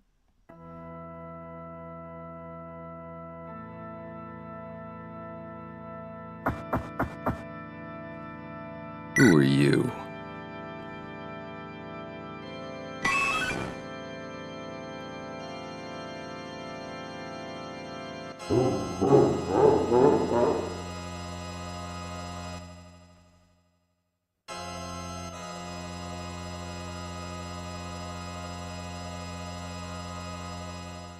Hey, thanks to the mighty Patreon for embroiling the continent in war again. So as you can see, like, the version I made is not that much sillier. Oh, Finn. Actually, Finn is from Fire Emblem 4 and 5. I think you only get this if you do all of the guidance, because this is, Nergal and Aenir. That, like, totally crazy guy. Well, here's just a nice image of him and his wife, I guess, before he went cuckoo for Cocoa Puffs.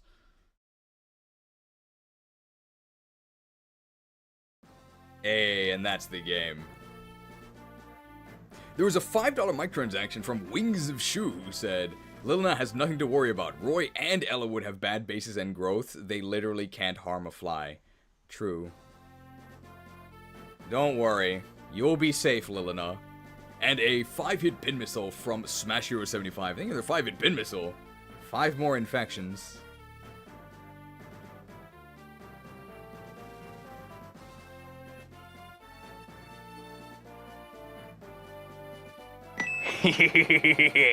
Come here, booty! Booty seized. I don't know how to answer the poll. I literally don't know anything. Well, if you haven't seen any of this playthrough, then I would ask that you don't answer the poll, because I can't really explain the entire game, unfortunately.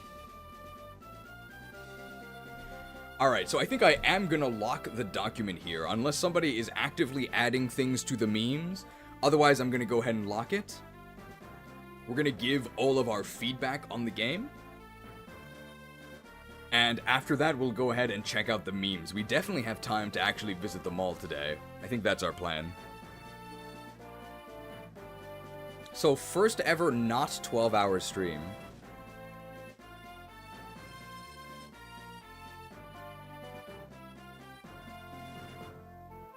I think I am going to go ahead and lock the document here.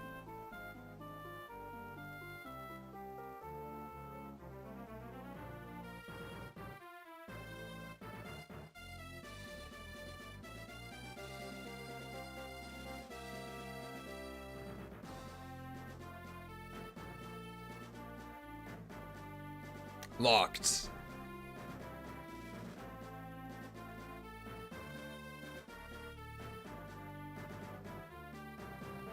Meme review first. We'll do the meme review at the end. We'll do the meme review and we'll go to the mall.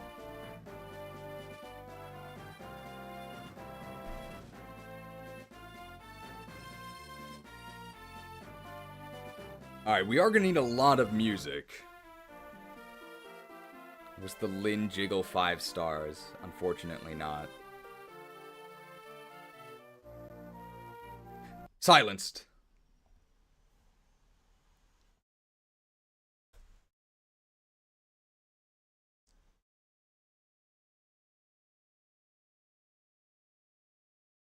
Let's see.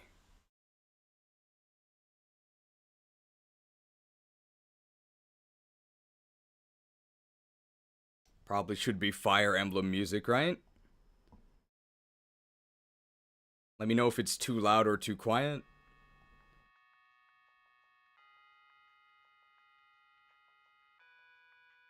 There we go.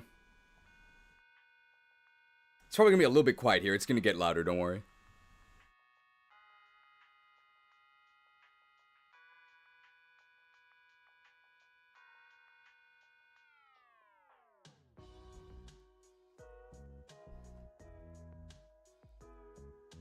There we go. Now you can see this.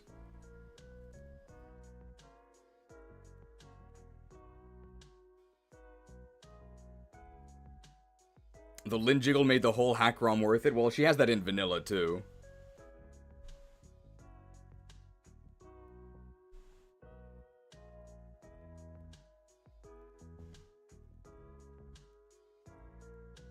Okay. We are going to be talking about tech stuff for about, I'm going to guess at least like 3 hours, so I am going to need to go to the bathroom before this. Sorry, I know I'm a casual. Any graphic requests while I'm gone?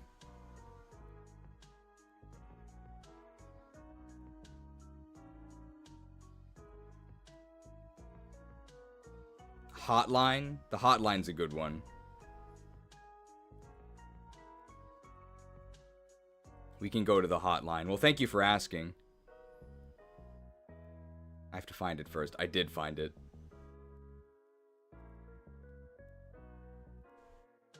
Well, first off, I don't think anybody asked for this, but I have an add ads button.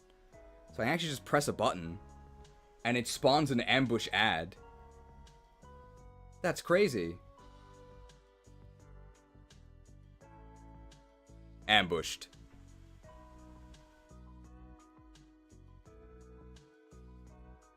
What's the best Fire Emblem to start with? That's a good question. Hello, and thank you for calling the Automated Imported Cheese Content Pipeline. Your inquiry is important to us. For frequently asked Fire Emblem questions, press 8. Please hold while we connect you with a representative. This call may be recorded for quality assurance purposes. Thank you for your patience. The answer to your inquiry is, for first-time Fire Emblem players, I recommend Fire Emblem 8, The Sacred Stones for the Game Boy Advance. It's incredibly easy, and you have some freedom, but not too much freedom. My favorite Fire Emblem game is Echoes, my favorite character is Kanas, and my favorite class is the Swordmaster. Thank you, and we look forward to any future inquiries.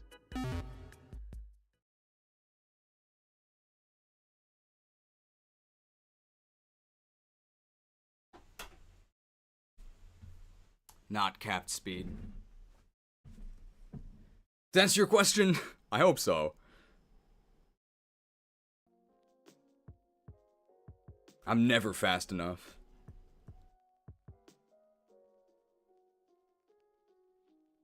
And we're back.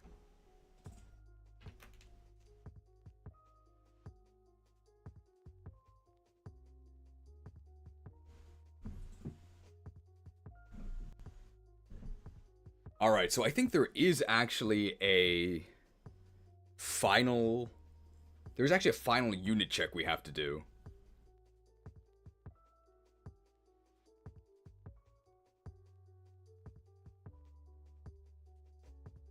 on cheese feedback here. Nergal tab is clear. Thank you for checking. So we have a lot of feedback. Alright, final chapter, light.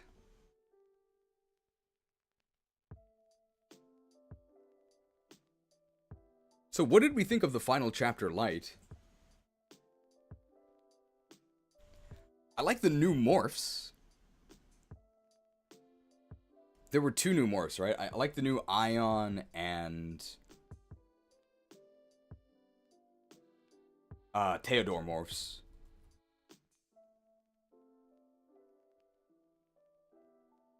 Enemy balance overall felt fine.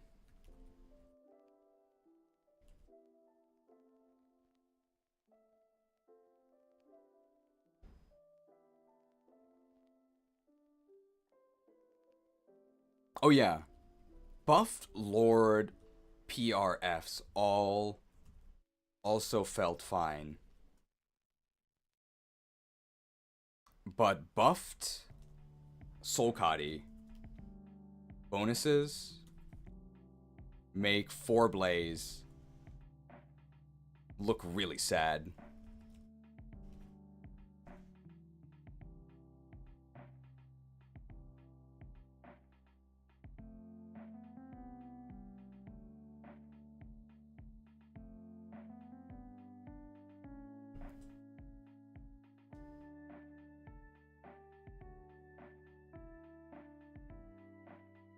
Not a fan of the +2 HP on the fire dragon just to deny a one-shot from Luna.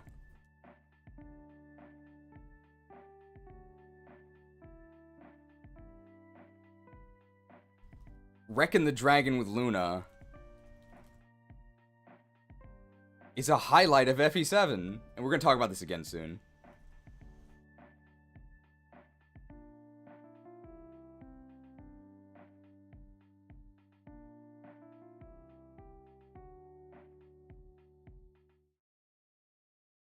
All right.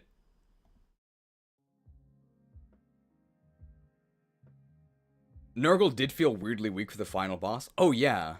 Nergal did seem really weak. Like, he's really slow.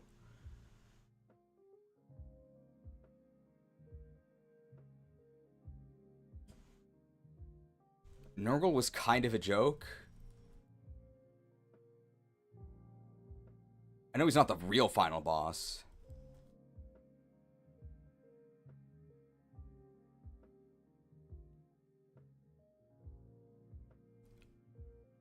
But he's way too easy to double, maybe. He had like 10 speed or something.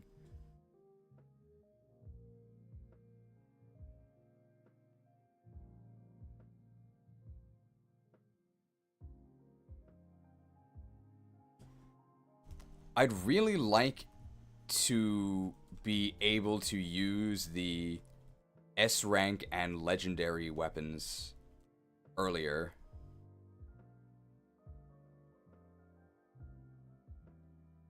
At least for victory or death. If it's possible. There's just no time to actually cash in any of the training you put into getting your weapon ranks up, because all the S rank weapons only exist for like 2 or 3 attacks.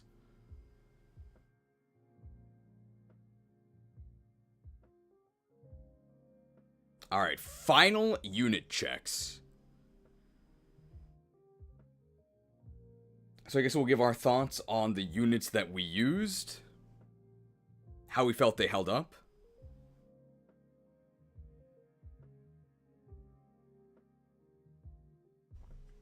Hector the Horrible. Dead weight for 2/3 of the game. His stats are fine. But Hector hard mode promo timing is unfun and makes him an active liability.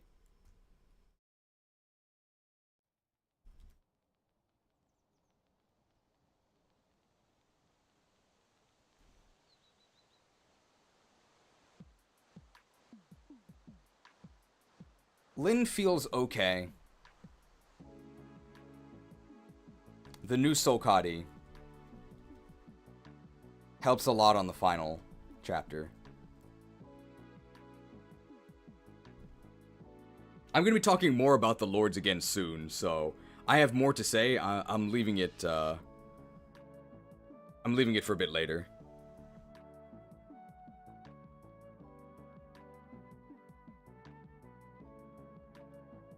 Smell of wood. Smell of wood stench permeates the entire playthrough. This man is in dire need of deodorant. The juice is not worth the squeeze.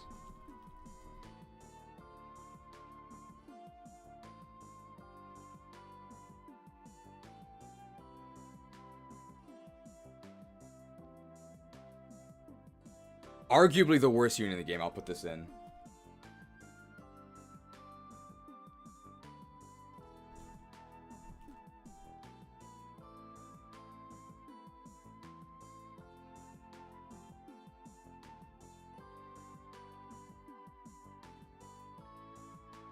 Other units that we used.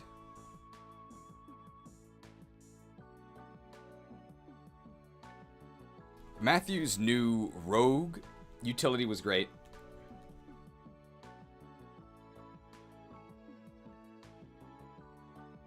Fell off a cliff in terms of combat, but that's to be expected. Well, I didn't write this, so I'm gonna get rid of this. Oh yeah.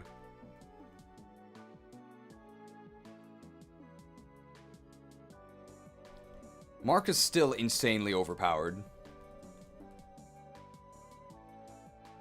But that's the FE7 experience.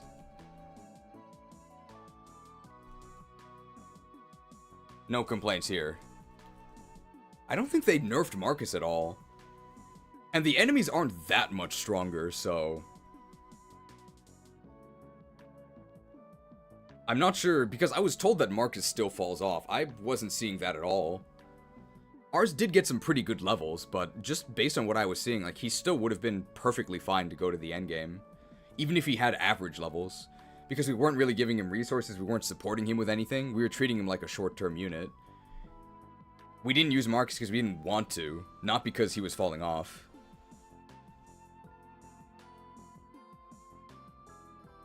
Axe Bros both feel a lot better. And make Hector look like a total noob.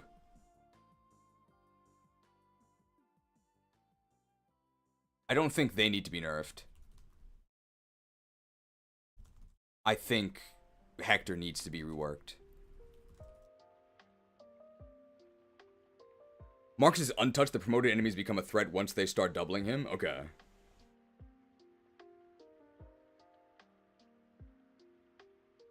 Other units that we used.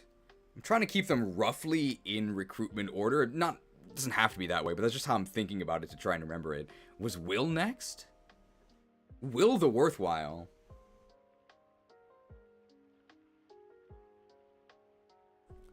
Feels perfectly balanced as a powerful and accurate chip bot with some doubling issues. Most successful reworked unit, I think.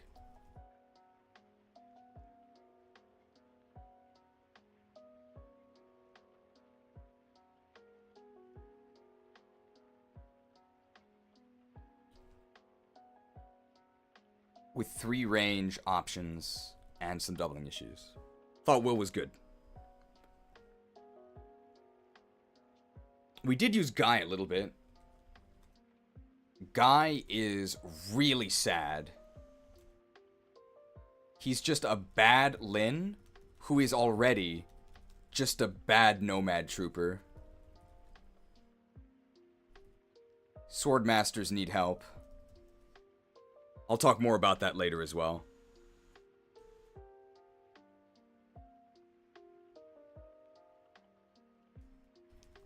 Raven the Rapid feels great. His crazy speed is finally useful now that enemies are faster overall. I think it's just vanilla Raven as well, but Raven is just really good.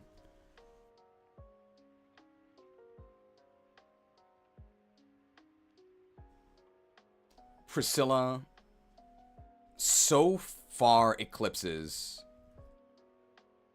I think Priscilla overshadows Sarah even more than the base game. There's never a reason to use Sarah, but there's even less of one.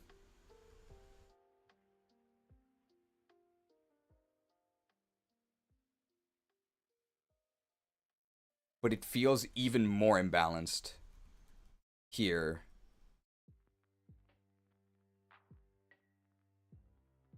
Valkyrie promo bonuses probably need to be nerfed. The Valkyrie promo bonuses were really good.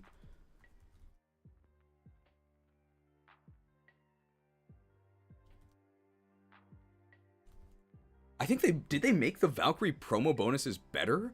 I remember just being in awe of her promo bonuses, because I expected them to be very small, because she herself is very good.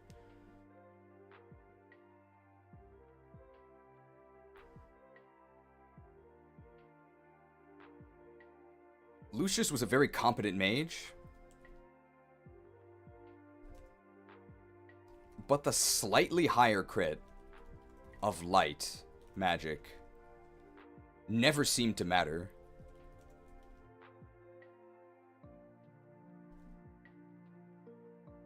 Ironically, I think he still makes Urk completely obsolete because of the better staff rank on promo.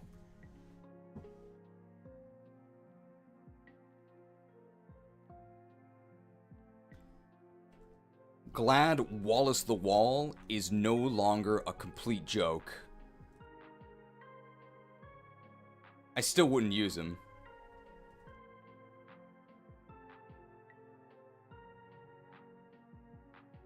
But at least it's possible now.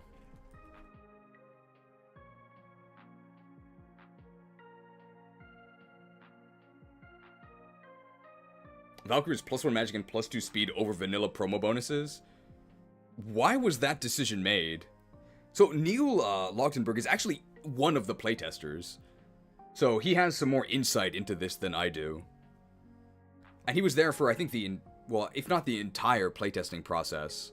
Certainly more than I was there for. I imagine that was made to buff enemy Valkyries, but it was made before we started playtesting, not sure why. Okay. I'm not sure why either. That seems like a very strange change, because Priscilla was already way, way, way better than Sarah, even in the base game, so I'm not sure why she needed buffs in the best stats.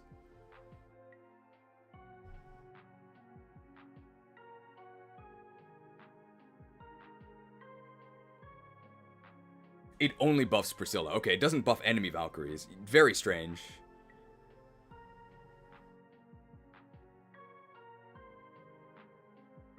Who else did we use? Getting to the late game, Nino, right? Anyone other than Nino?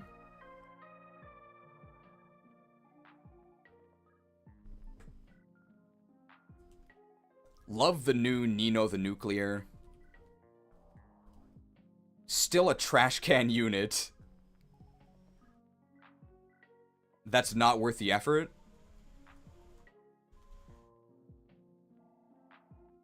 But the crazy growths make her a ton of fun to train. Great changes. And the bee stabs is real upside.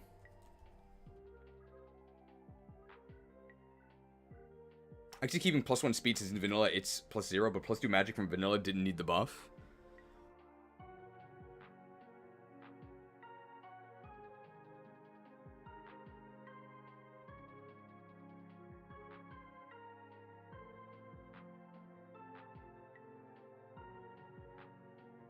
Oh, Corel. Corel's new hard mode bonuses make him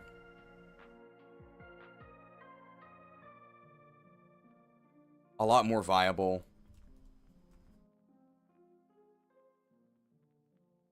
But he and his sister need Swordmaster overhauls to actually be worth serious consideration. Is that everything, I think? Sarah does become a better combat unit than Lucius. She's kind of like Lucius with a super good luck stat, but lacks the HP for endgame. I'm sort of wondering how she becomes better than Lucius, because Lucius has really good magic and really good speed, right? Does Sarah have even better magic and speed? She also can't fight tier 1.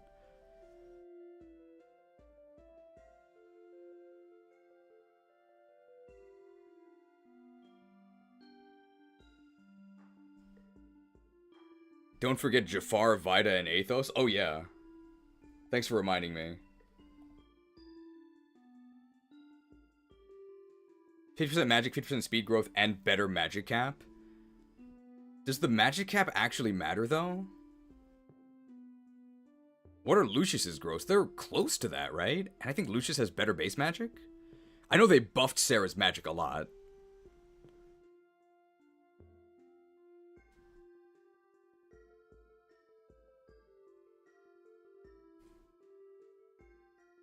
Jafar is okay.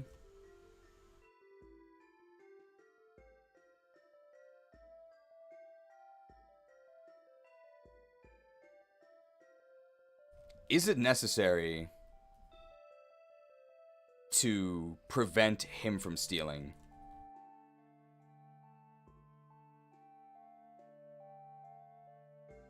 He's sword and footlocked. He will never be a good combat unit.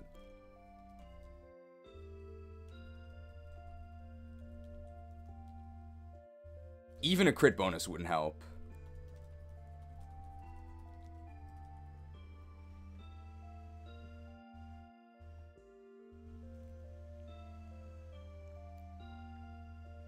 Looked over the mall dock. I think the dock is clear. Thank you.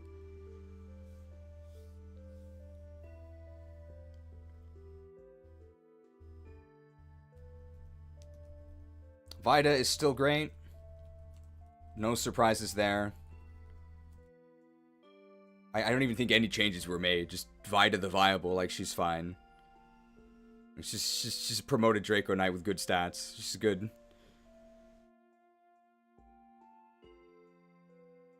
Smith said it was a lore reason with him being trained only to kill and nothing else.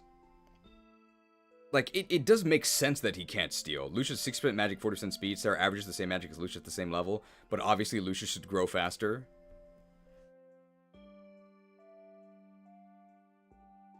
I mean, if I had to choose between Lucius and Sarah, I probably would say that Lucius is better.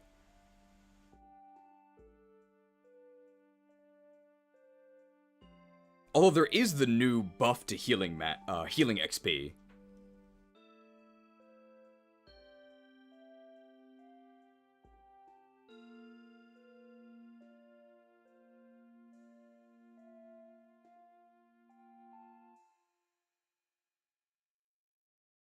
And then Athos, right?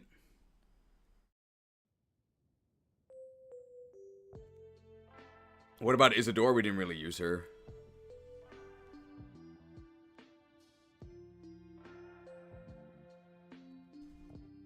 While I love destroying the fire dragon with Luna. Athos probably shouldn't have a dark rank.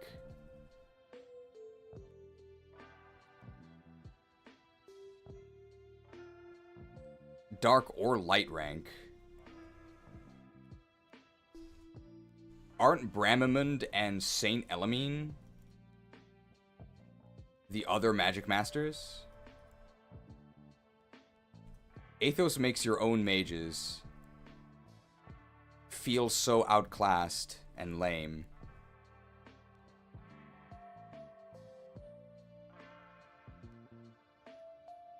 It really depends on if you plan to use Priscilla, if Sarah really has a deployment slot. I guess the issue is that at the moment, there's just no reason to use Sarah. She's so bad compared to Priscilla. Because Priscilla both has better performance unpromoted and better performance promoted, because Anima's still, I think, better than Light.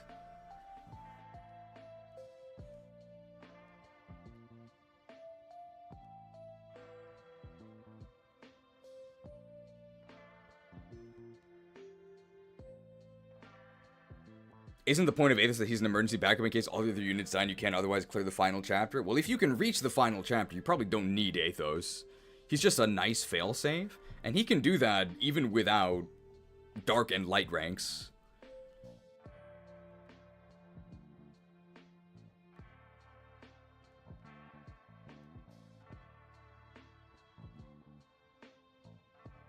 Okay, I think we are about to start.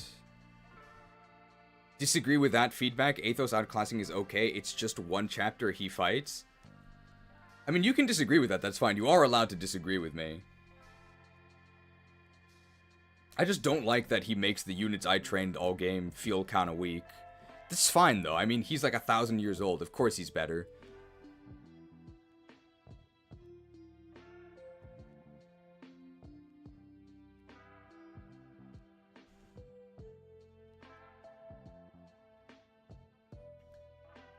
Okay, so I think we're going to get into the part of the video that I'm going to timestamp, because this is the one that I intend to send directly to the feedback Discord, and hopefully Smith will watch this part, so... This part, we're actually intending for it to be seen. The rest of it, maybe will be read over, will be lumped in with everything else. But this is our chance to sort of really make our case for things.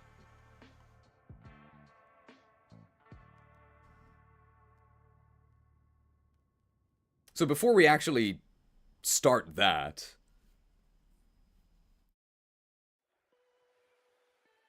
I'll sort of explain what the poll is here. I'm going to explain it again soon. But there's four options.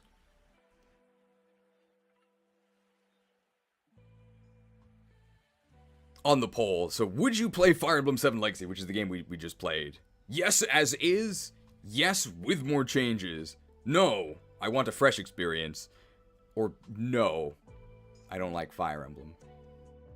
And I'll probably end the poll pretty soon. I'm trying to sort out my thoughts for if I want to actually do audience forum, but it'd honestly just be negative. I mean, you're allowed to say negative things, right? You're allowed to say negative things. I'm probably going to be repeating this soon, but my feedback here that I'm about to give, this is like all negative. Like, we're allowed to say negative things. I don't think there's any point in just glazing the project nonstop. Doesn't mean there weren't things that we liked. But I think the whole point of a test stream is to give feedback. And just saying that everything is super happy and dandy when that's not the case is, I don't think, helpful.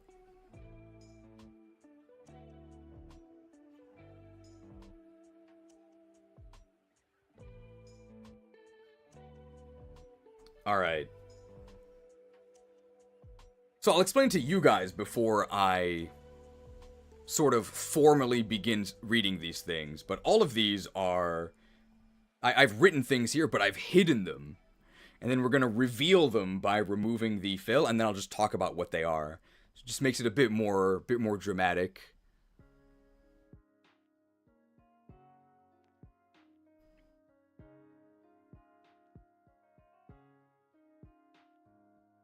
Alright, shall we start?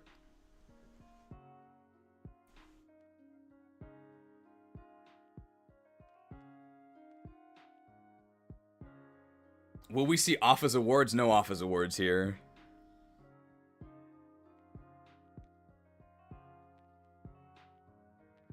Alright. So, hello to, hopefully, Smith and any playtesters who are kind enough to actually jump here to our focused feedback session. I'm Imported Cheese. Thank you for inviting me to this playtest. Thank you for putting up with my constant complaints in the playtesting Discord. But here we've distilled my final feedback for the ROMhack, having completed my playthrough, which I think took a little bit over 70 hours. I want to start with some disclaimers. So I made this playtest series as a way to introduce my viewers, or primarily Pokemon viewers, to Fire Emblem gameplay. So I played very slowly, very deliberately, explaining a bunch of things, while also trying to follow the playtest guidelines, which asked me to use the Lords and the Axe Fighters. I asked my viewers, there is actually a poll running right now that I'm about to close, would you play Fire Emblem 7 Legacy? And I do want to say here, firmly and explicitly, my viewers will probably be biased towards my opinions, because otherwise they, wouldn't watch me, right? So, you can't quite trust this. This isn't quite indicative of the wider Fire Emblem community, it's only indicative of my viewers. So the 4 options they had regarding the question, would you play Fire Emblem 7 Legacy, was yes, as is, yes, with more changes, no, I want a fresh experience, and no, I don't like Fire Emblem. And if they're choosing that, 70 hours into a Fire Emblem playthrough, I guess I commend them for sticking it out.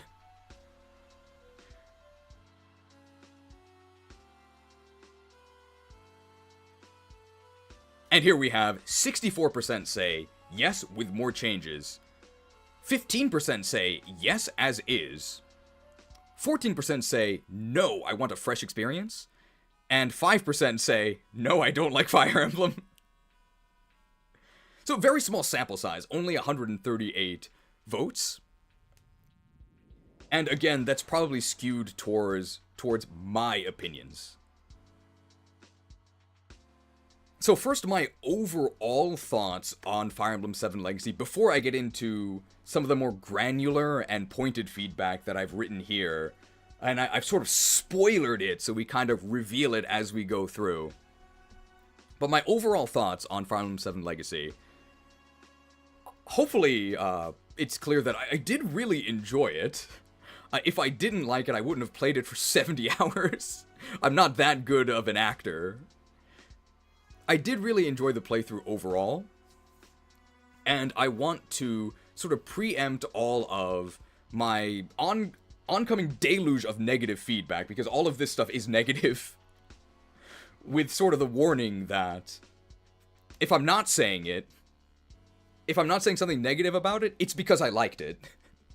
So the vast majority of things I did like. It's just that I don't really think there's that much point in reiterating the stuff that I did like. I don't think it needs to be changed. I'm only going to be harping on the things that I do think should be changed, and the things that I think would make it a more enjoyable experience. Another caveat to that is, I'm actually not sure that I'm the target audience of this hack. Please correct me if I'm wrong, but I believe that the target audience of this hack would probably be people who played Fire Emblem 7 back in the day, in 2003, and then haven't played it since. I played this back in the day, and I also played it 2 years ago. So FE7 is actually pretty fresh in my mind, and that might be why a lot of the changes I'm going to suggest almost certainly fall beyond the scope of what the development team thinks that a legacy game should be. So, of course, feel free to push back against my suggestions, But these are my suggestions as somebody who, I think I would describe myself as a veteran casual. I've played almost all of the Fire Emblem games. I usually play them on the highest difficulty, but I don't actually LTC, low turn count, or speedrun the games. If you were to watch my playthroughs, you would think that I think trainees are like the best units in the game. Because I love using the trainees, I love using units that I think are bad. But I also agree that doesn't really make for a fun experience, so I tend to use units that are fun, while acknowledging their weaknesses. I will also admit here that I'm just like a blatant elitist. I think that movement and speed are the best stats, and that's going to be reflected in a lot of my feedback here. So if you think there is value to these units that I am perhaps overlooking here, then please, of course, feel free to prioritize your own criteria. All of these criticisms I'm about to make are made from my point of view, which is that of literally a professional elitist, right? My day job is making tier lists, which are by their very nature elitist. I'm telling you my opinion and expecting you to agree with it. But of course, it's totally fine if you disagree. Alright. So let's get into the feedback. I have divided it into 3 segments here. I have the A supports.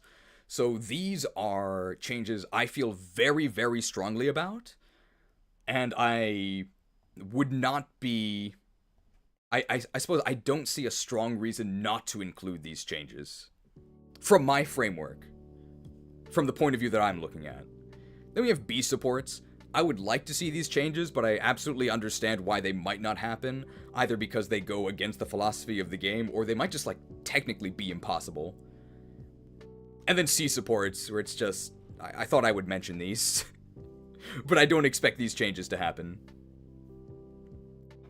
Alright. So we're going to start off here with our very first A support change here, and if you've seen any of my messages in the testing Discord, this probably is not going to be a surprise at all. Given the fact that it fits in this tiny window, you'll never guess what this is, you'll probably guess. It's 3x effectiveness. So I guess I want to start by thanking the development team for actually being willing to experiment with triple effectiveness. I think triple effectiveness is just going to be a net positive for the game.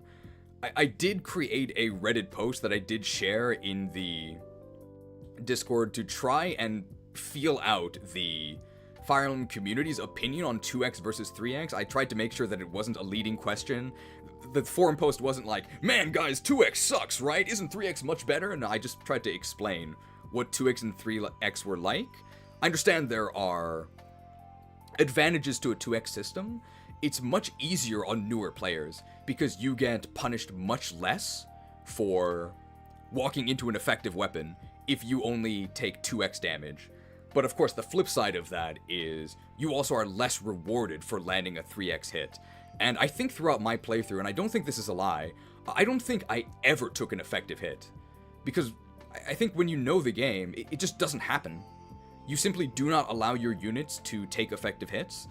There were actually some times where I put Lyn in range of an effective Sword Slayer. I did it on purpose, because I knew that even if she got hit, she wouldn't die. I think that's probably not a good thing. Since the 3x war sort of concluded, I think we've just gathered further evidence for why 3x would be better. There's the knight that's right in front of Hector on Dragon's Gate. And Hector has a fixed deployment position, you can't change it. You are very clearly supposed to walk up to that knight and wolf bail him. But with 2x he doesn't die. We also had Wallace, a unit who has strength and defense and nothing else, using an effective Horse Slayer against an unpromoted Cavalier. At this point in the game, it was Pale Flower of Darkness. The general consensus was that enemy units were way too weak, and somehow, this Cavalier did not die. We've also had numerous instances where our capped strength archer on a ballista was unable to kill wyvern lords, or not even wyvern lords, just wyvern riders with a ballista because there was no 3x. And endgame, we had our capped strength will silver bow a wyvern lord, and they didn't die. I understand maybe not wanting to be able to blow up flyers the entire game with an iron bow, but absolutely I think a silver bow should be putting flyers 6 feet under. I also don't think that 3x is against, necessarily, the legacy philosophy. Of course, I'm not the arbiter of that, but 3x was in the game, right? It was in the Japanese version, which I understand is not the version we played, right? We played the English version, but I think the English version 2x nerf was just a really slapdash change made because we were noobs, right? And they were putting on the baby gloves to handle us. I don't think that's how you use that expression, but I think anybody seeking out a Fire Emblem ROM hack would be able to handle 3x. So I would just like to thank the team for at least considering 3x. And I would be very surprised if there was pushback against the 3x change. Alright, next.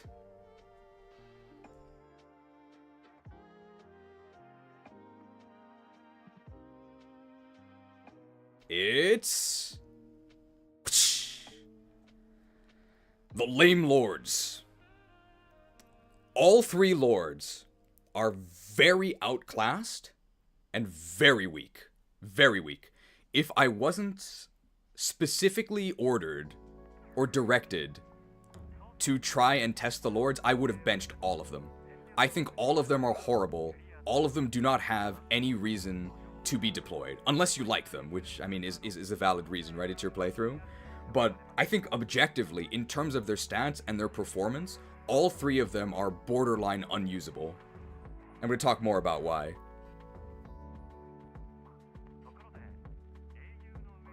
We'll do this one by one.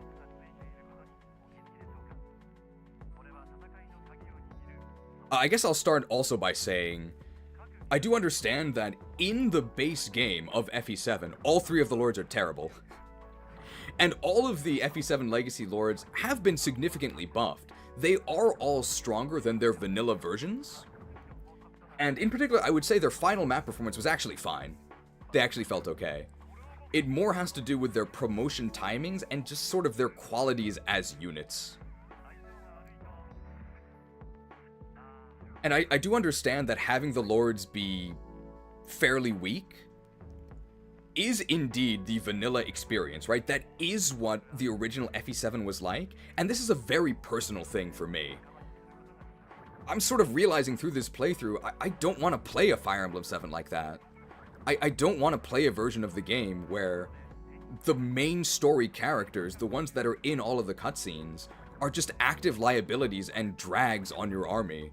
I don't want to play a version of game like that. I personally would be much more interested in a version with Emerald Legacy Macargo tier changes, where maybe the lords aren't the best, right? They don't have to be Marcus, but they all have something very special about them that makes them feel fun and unique to use, even if they're not the best.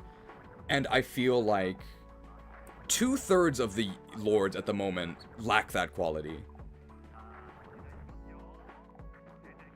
Okay, this music is kind of crazy, but hopefully it's not interrupting what I'm saying.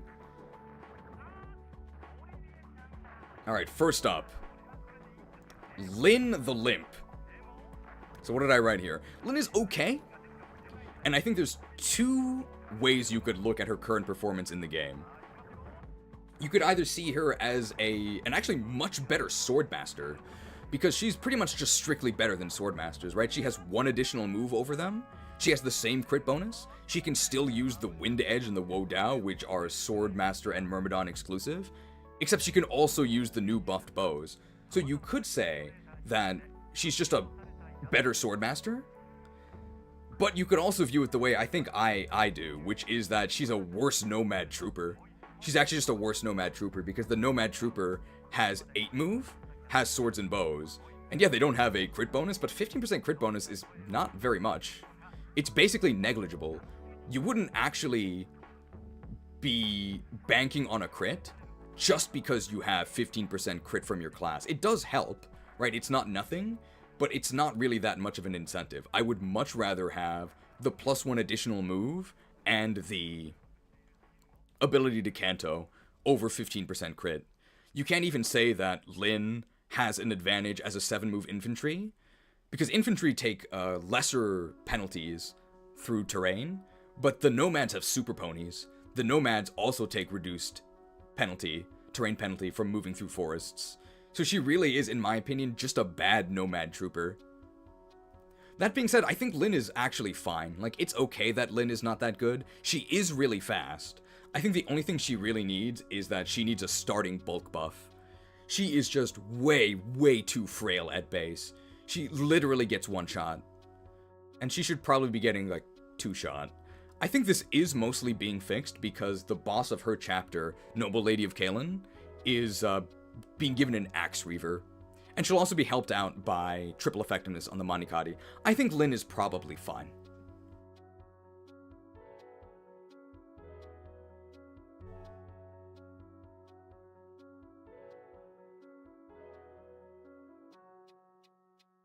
Hector the Horrible. This is probably one of my only, like, even mildly controversial Fire Emblem opinions. So I've kind of had a, what is it, Seymour from The Simpsons? Skinner. Who's Seymour? No, his name is Seymour. The guy who, I think his most famous line that people know him for is, "Am I so out of touch?" No.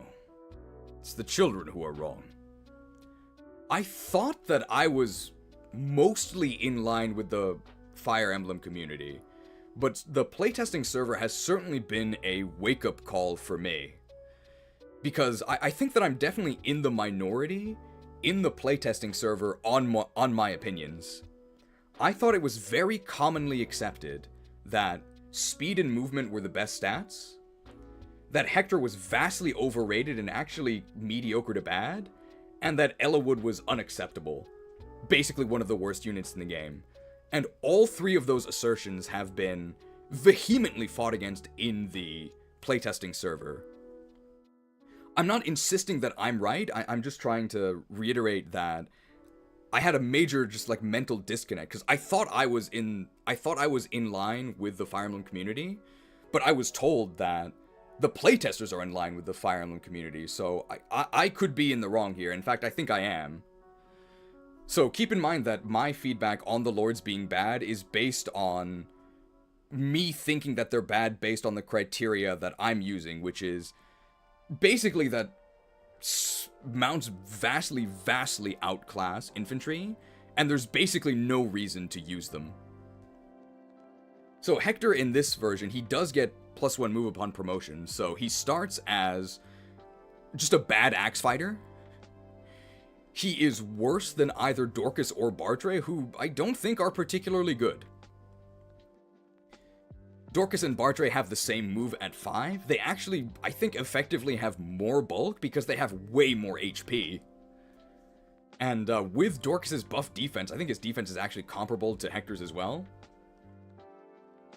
I think Hector is faster than Dorcas, but he's actually slower than Bartre.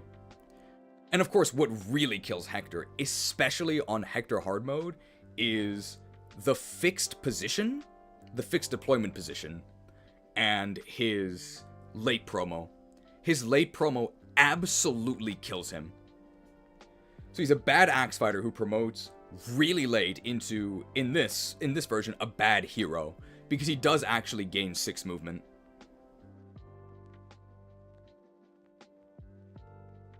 The fact that he gets a better sword rank upon promotion is nice, but swords are completely useless on him. There's no real reason to use swords on him, except, I guess, in the... to maybe gain weapon triangle advantage sometimes. But he's mostly just going to be sticking with axes. Unfortunately for this one, I really don't know what you can do, because he is supposed to echo Armor Knights and Generals, and Armor Knights and Generals are just bad. So Hector sort of, by default, has to be bad, but I really wish that his promotion timing was uncapped, and that his deployment slot was not fixed. If you could just promote him with a Knight's Crest and just deploy him anywhere, I think he would be fine. He would be okay. He still wouldn't be great, but he wouldn't feel like the absolute dead weight that he does for the vast majority of the game. He's like an acceptable, like mediocre unit up to the Dread Isle, and then once he caps his level, he's basically just on shopping duty. He really can't do anything. He can't keep up in any meaningful way. And there's no real way to make Armor Knights actually worth using without actually making the armored status do something. That's the issue. Because Armor Knights boast about great defense, right? For Armor Knights to be useful despite their poor mobility, there actually needs to be some sort of role for their superior defense. But the issue is, Cavaliers and Combat Flyers, they're also durable enough to survive. Except they have double the movement. So why wouldn't you also use the durable enough, more mobile units? So this isn't a problem just isolated to Hector. It's mostly the fixed promotion and the fixed deploy slot that just make him feel really, really unsatisfying to use. Well, there's one Lord left. You can probably guess why this criticism doesn't quite fit. You can guess who this is.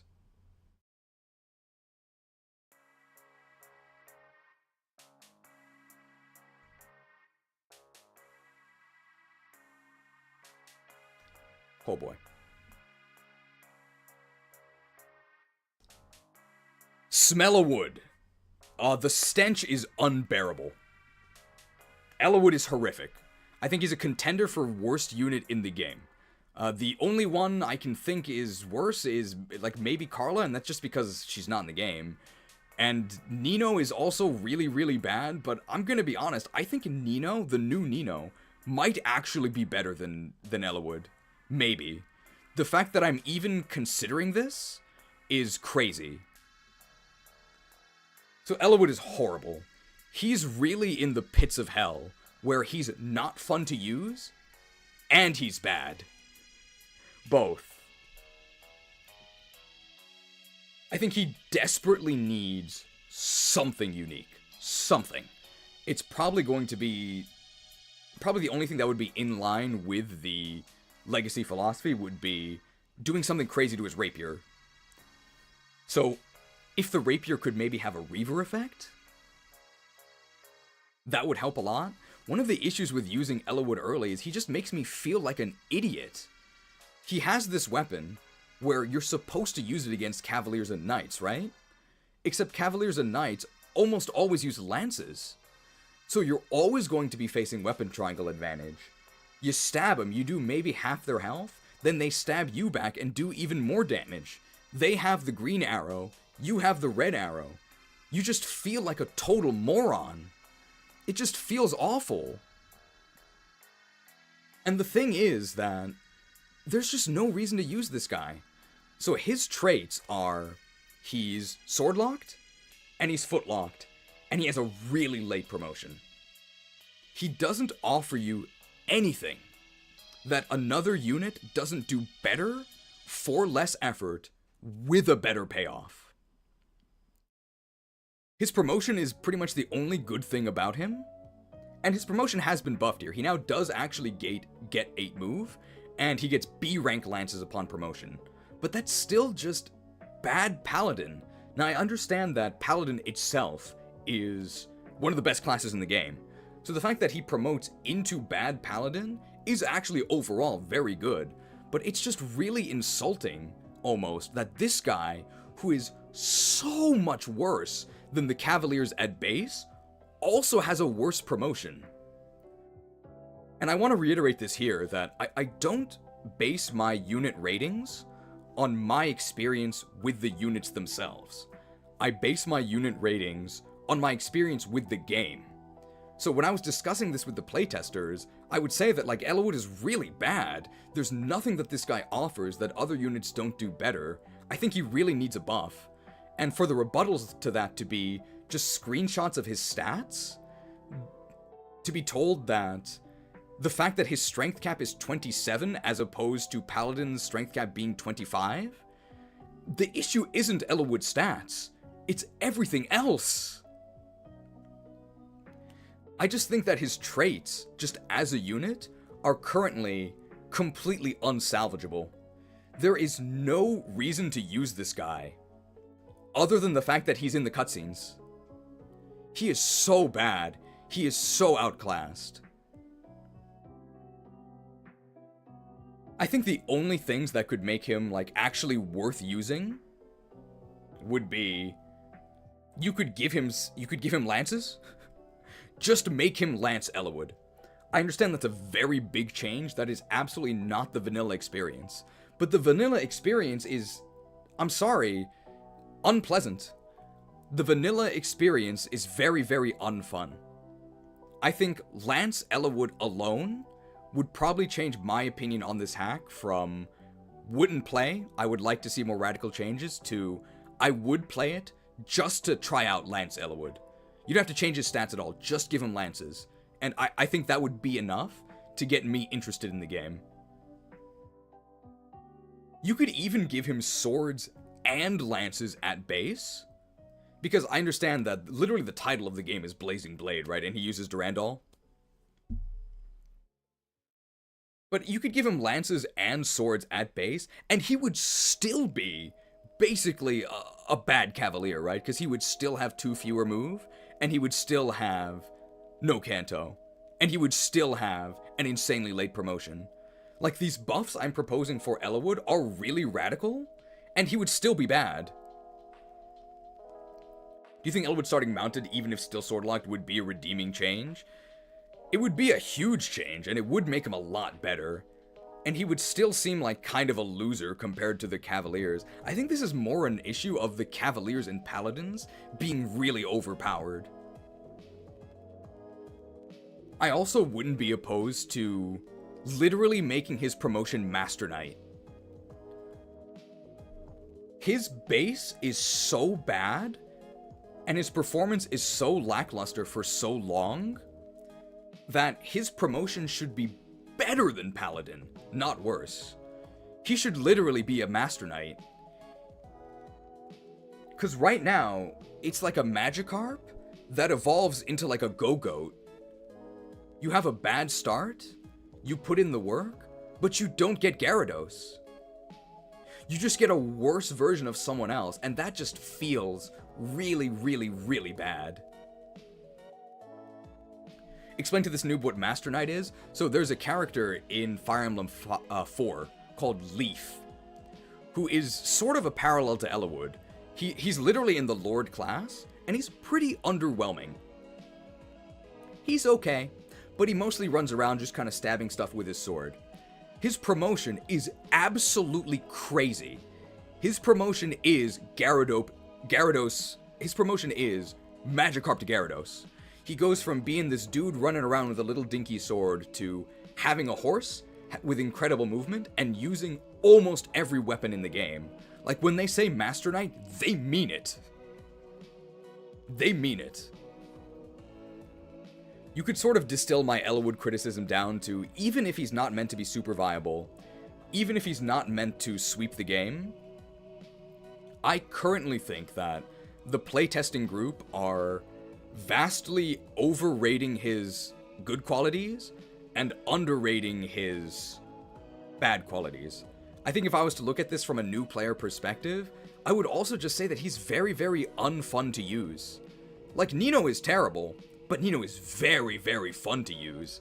Eliwood is both terrible and unfun, and he just needs something unique, something super special to make me think, okay, Eliwood is the only guy who could do this, and I'm really glad I deployed him. That's what Eliwood really needs, and right now he just does not have that.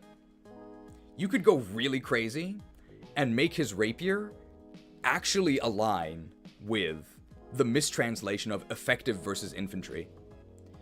If his rapier was actually basically a delete button for infantry units, that would actually make him very, very useful. It wouldn't even make him that overpowered because, well, that's basically what Marcus is anyway. It would also incentivize you to actually, like, pair him up with Hector, because then Hector's Wolf Bale can deal with Armor Knights and Cavalry, and Eliwood would actually have a niche as this immobile character that does have the ability to just delete enemy infantry, but only one at a time. I think that would actually be pretty useful. I actually don't think that's that crazy of a change. He just needs something.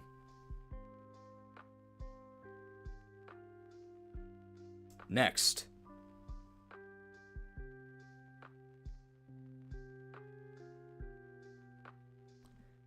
I am just not a fan of the route split in this game. So for those of you guys who don't know, there is a route split in this game at a chapter called Four-Fanged Offense. And the way you choose which route to go is you don't actually get to choose. The combined level of your lords has to be 50 or higher. If it's 50 or higher, you go to one route. If it's 49 or lower, you go to the other route. There's no selection for this. The game also doesn't tell you this anywhere. The only way to know this is to basically look it up. And once you do know it, you have to sort of tailor your entire playthrough in order to go to the route split that you want. Now, this route split isn't a terribly big deal. It's only, it only affects 2 chapters. It's pretty minor. I would just like to state that I'm just not a fan of the way this route split is handled, and this is gonna kind of run into one of my misgivings with Fire Emblem 7 Legacy as a whole, which, again, it is completely fine to dismiss my criticism here out of hand as not falling within the Legacy criteria, because I don't think it does. But I was very much the target audience of Crystal Legacy. I loved Crystal Legacy. I would basically never play vanilla Crystal again. I think Crystal Legacy is just better. And part of that is that Crystal Legacy preserved a lot of the jank of Gen 2.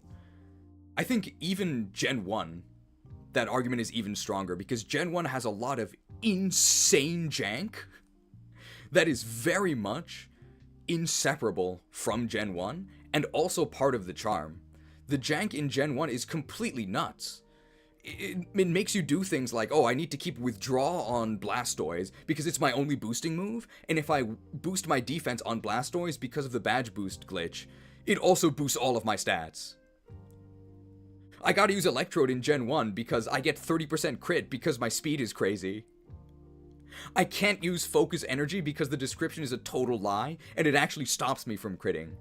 I think the jank in Gen 1 is both really endearing because it's so insane, and it also leads to very, very interesting and very unique gameplay that you can only find in Gen 1. I think I have to say that the jank in Gen 7, not Gen 7, the jank in Fire Emblem 7, this is a very personal thing, I don't feel the same way about it. I think the jank in Gen 7 is just really annoying. I don't think it leads to any interesting gameplay. I don't think it leads to any new play patterns that you don't see in other Fire Emblem games. I think it just makes the game worse, makes the game more cryptic, and makes the game less fun to play. So I am just in favor of removing as much jank as possible. I don't think that the route split, being completely hidden and based on a completely arbitrary Lord level total mechanic, makes the game better in any way. I think you should just remove it. But if there is to be a compromise between keeping in some of that early 2000s mystery, I think you should lower the requirement of the Lord levels, maybe to like 30, and then make it so that if you hit the requirement, you then get to choose. I'm generally just in favor of more options and more freedom for the player. I think this route split should just be a choice.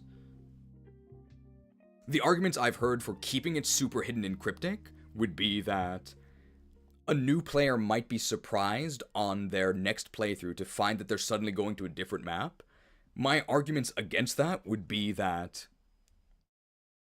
a new player might not know that this route split even exists, right? They might hit it one time, and they might also hit it again the second time. they might also play a different mode, right? They might play Ellawood mode and then Hector mode. And if they hit the different split, they might just assume that it's a mode difference, right? Why would they assume that the split was caused by total level of the lords? It just doesn't make any sense. I think that making it a choice also improves it for new players. And I'm only speaking as one player here, but now that I know the requirement for the lord level split, I don't think it's fun. I don't think it leads to enjoyable gameplay. I think it's annoying. I think it's an unnecessary restriction that either causes me to want to use 3 units that I think are very bad and I don't want to use, or if I do want to use them, because I like their personalities and I want to train them, it stops me from using them if I don't want them to go over the level cap. I think it's completely harmless to remove this level requirement because it's also not a story thing. It's completely arbitrary. I think it should either be completely removed or it should be changed. Regarding the second route split, the Pale Flower of Darkness one, with Jeremy versus Kenneth, what I would love to see, and I understand that this is not going to happen, but what I would love to see would be a route split there where you actually do both. Where you split your army, and you take on both factions with half your army each, and I think you could even have Lynn have a more active role in the story by having her lead one of the attacks. You would get more experience, you would get more resources, but you would also have to deal with not having all of your superstar units in one army. I would love to see that, but I totally understand if that's beyond the scope of the hack. But I would also just love Pale Flower of Darkness to be a choice. Instead of being based on whether your Hero Crest units or your Guiding Ring units are a higher level. Like, I don't really understand why that's the requirement. And of course, the spawn conditions for the sort of Samson and Aaron that you get, either Harkin or Corel, the conditions being either number of doors unlocked by a certain turn, or number of promoted enemies defeated by a certain turn. I think it's just cryptic jank for the sake of cryptic jank. I don't think it's fun, I don't think it's zany, I just think it's annoying. And I'm not a fan of it. But that's just my opinion. And I could totally understand somebody saying that that is the very early 2000s insanity that just happened to be in games. You just had to look stuff up. Otherwise you had no idea.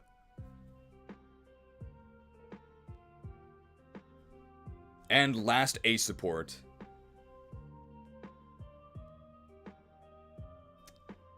Genesis does what Nintendo don't. I think most of this has already been addressed, but Genesis is way too hard. Genesis is, I think, the only map in the game that I would say is worse than vanilla. I know it doesn't sound like it because this has been a lot of like negative criticism, but I think every map in the game is better than vanilla. I really did enjoy my playthrough, with the exception being Genesis. Genesis sucks.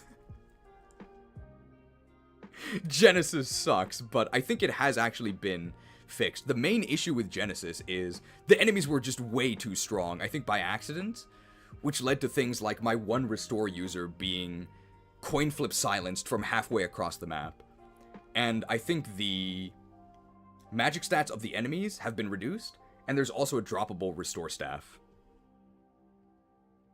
So it should actually be fine now. I just really want to emphasize that Genesis needs to be nerfed in some way. And I think it has been. I still would like to see a green restore pent user on this map. I think that would really alleviate any risk of somebody getting soft locked by the status spam. And I also just think that green restore pent is both something like new, that people might find interesting, and I also just think it makes more sense. Because Pent is in the opening cutscene of Genesis. He's trapped in this weird chamber with you guys, and he's the mage general. Like, Pent, what are you doing? Help us! Why are you just sitting there? I think it both makes sense and would be kind of neat. I would love to see green restore Pent. But I think, especially if ranged restore does get implemented, it's probably not necessary. I just think it would be nice. But if it causes problems with, like, programming and stuff, then it might not be necessary. Alright, B supports.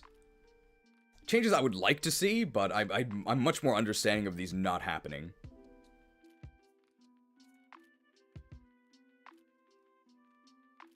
No surprise here, me as a Fire Emblem elitist, I think movement is the best stat, and I think more movement is more fun. So I think Armor Knights, Generals, Myrmidons, and Swordmasters should all get +1 move. I think Armor Knights and Generals getting +1 move, it doesn't really make them overpowered, it just makes them less annoying to use. It just keeps them more in line with other units, but I do understand if you want to make them feel slower. You want to make them feel more immobile, and you want to keep them at 4 and 5. I understand that. I feel very strongly that Myrmidons and Swordmasters should be 7 move. I think that if Lyn can be 6 and 7, I absolutely think that Myrms and Swordmasters should also be 6 and 7. I would imagine the idea for Lyn being more agile is, well, because she's really fast, right? And she's from the plains of Sakai, she's really used to wide open plains running, right? That used to be the Tauren mount before they got Kodos. You used to literally just run faster as a Tauren after you got up to speed. And I think the Myrmidons and Swordmasters are also from Sakai.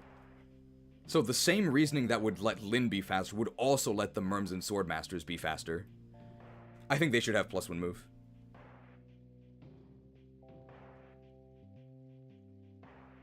That's not the only buff that's not the only buff I'm proposing for Swordmasters, because, I mean, Swordmaster is my favorite class, and I currently think Swordmasters in this game are too weak.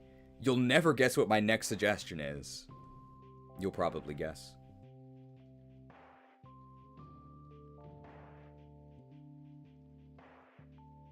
I think that Swordmasters should have 30 crit.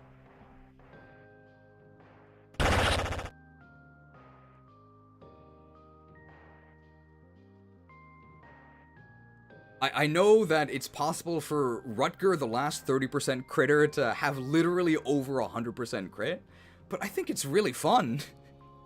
I think it's really fun, and I don't even think it's that overpowered. 30% crit allows you to plan to crit the enemy. It actually becomes a strategy. Now, the reason why I put this in B supports instead of A support is I think there might be a technical limitation, because I do believe that either a class has a crit bonus or they don't, and it wouldn't be possible to tweak the crit values of each class. But if it were possible to assign crit values to individual classes, then I think that Swordmasters should be the king of crits. Swordmasters should be able to actually just choose one enemy and just delete them. And they're still very bad on enemy phase. They still can't actually slice and dice everyone. They become just much more useful specialist units, which was their role in FE6, and it was the only time they were, well, one of the only times, they were actually, like, super useful. They were still a class that had severe weaknesses, but they actually had a role that they fulfilled, whereas currently, they feel very, very underwhelming with only 15% crit. I also think Assassins should have crit, because the Assassin mechanic of Silencer operates off of crit, but they currently have no crit modifier, so it's almost impossible to actually get them to silence things. Now, you might say that because Assassins already have all of this utility, giving them crit would make them just better Swordmasters and make Swordmasters even worse, which is why I also think Swordmasters should have 30 crit, but I also think something else about Assassins. And I think I've said this before as well.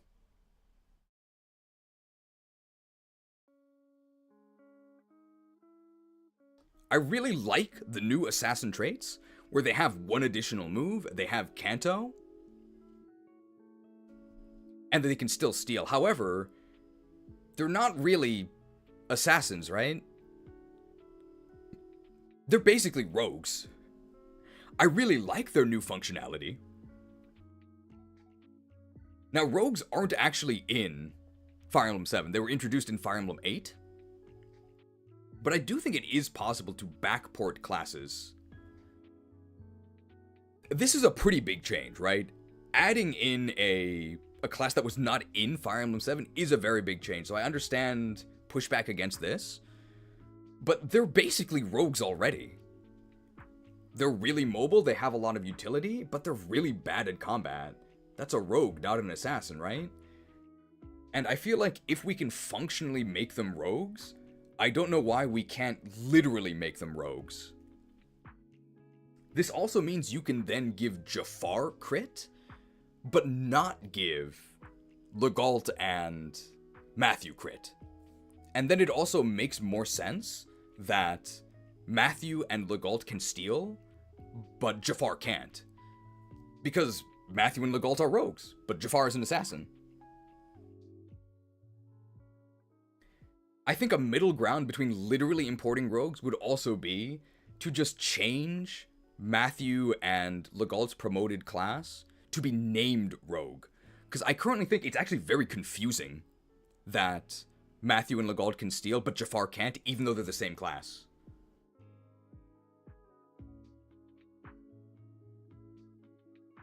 So I think it's not too crazy to just change the class name of the thief assassins to rogue. One of my concerns is Night of Farewells. The first time you get Jafar, there are chests on the map that he can open, but there's also stealables. And I think it's very reasonable to assume, if you've seen Matthew and Legault stealing things, you would just assume that Jafar can also steal, right? Why wouldn't he be able to? So you might save a deployment slot by undeploying Matthew and Legault, and just assuming that Jafar could do all of it. And then you would get very far into the chapter before discovering that, oh, Jafar actually can't steal. Why not? So that's something I'm a little bit worried about.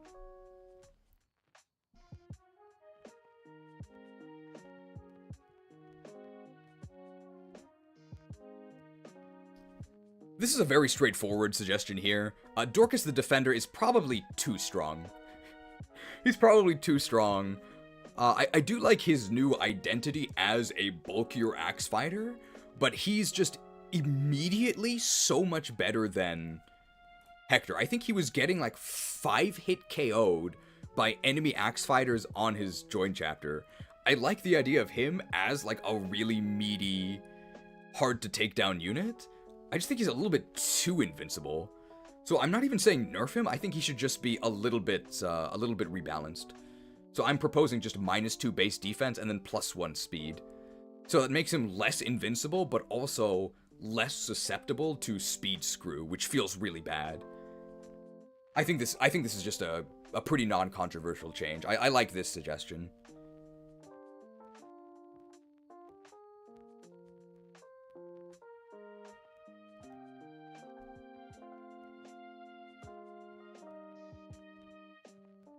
This one, I think this has to do with the moon. Yeah. Justice for Luna. Justice for Luna. Guys, why did you nerf Luna? Come on, come on. I love Luna. Why did you nerf Luna? So, they reduced the hit rate of Luna by 30. Which makes Luna a lot more unreliable. I think you should revert the nerf to Luna's accuracy. And, again, this is just my opinion, but I personally think that no or very few enemies should have Luna. I think Luna, even in its current nerfed form, is just too dangerous for enemies to have, because I don't think there's enough counterplay.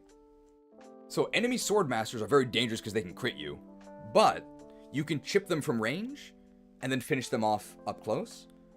And snipers, with their crit bonus, you can do the reverse too, right? You can chip them up close and then finish them off from range, so you never have to face a crit. If you do face a crit, you can also counterplay it by using, hey, those units that I make fun of, the Armor Knights, right? Break yourselves upon my body!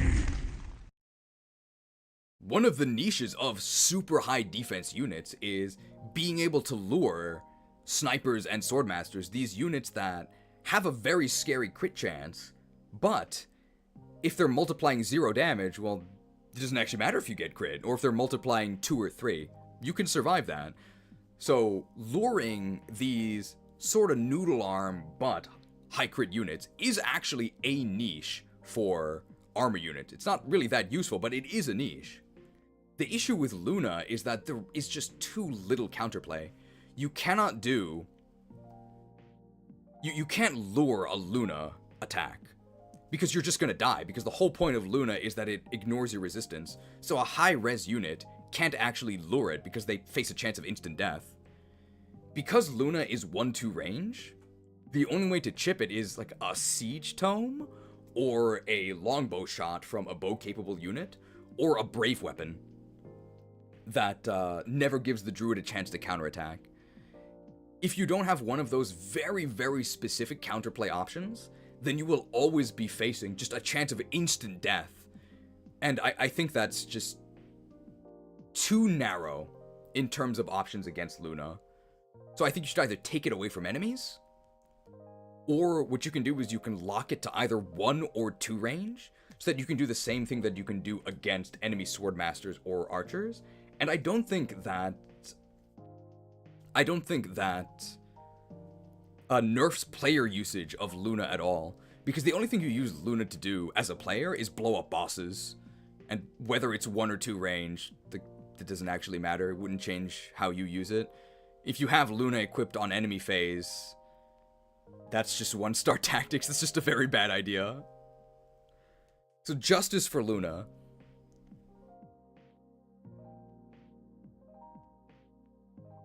Our nerfed Luna is still plus 10 hit and plus 10 crit over FE8's Luna, but FE8 Luna is so sad. One of the things I really dislike about FE8, and I like FE8, is that they absolutely butchered Luna. They absolutely butchered Luna. I also have to say this. I'm really, really disappointed in the decision to make the Fire Dragon on Hector hard mode unkillable by an Athos Luna crit. I think if the idea of FE7 Legacy is to have a version of the game where you can relive all of your favorite FE7 memories, maybe with some better quality of life, I feel that one of the very strong shared memories of FE7 is obliterating the Fire Dragon with an insane Luna crit, right? That's like one of the iconic FE7 things. You can't do that in any other game, because they immediately took Luna out back and popped it with a Brave Bow, right? It's horrible in other games. The fact that I Phyllis-mited Athos, rigged a Luna crit, only to then die because you very purposely buffed the Fire Dragon to 122 HP so he wouldn't die. I'm sorry, it just feels like a very anti-fun change. I think with all of the new weapons you can use against the Fire Dragon, like rigging a Luna crit was never the best strategy. It was always a for fun strategy. And I think the fact that this for fun strategy is no longer even possible is just a little bit sad. I think that you can just drop the Fire Dragon back down to 120 HP. I understand you can still blow him up on lower difficulties, but the Fire Dragon was never challenging. I think being able to have a super hype one-shot Luna crit on the strongest enemy in the game is just a fun, feels-good moment that's not particularly viable, that should be left in the game. I would really like to see one-shottable Fire Dragon restored. On your Swordmaster point, would you give 30% crit to Lyn? No. I would keep Lyn at 15%. I think only Swordmasters should be 30% crit.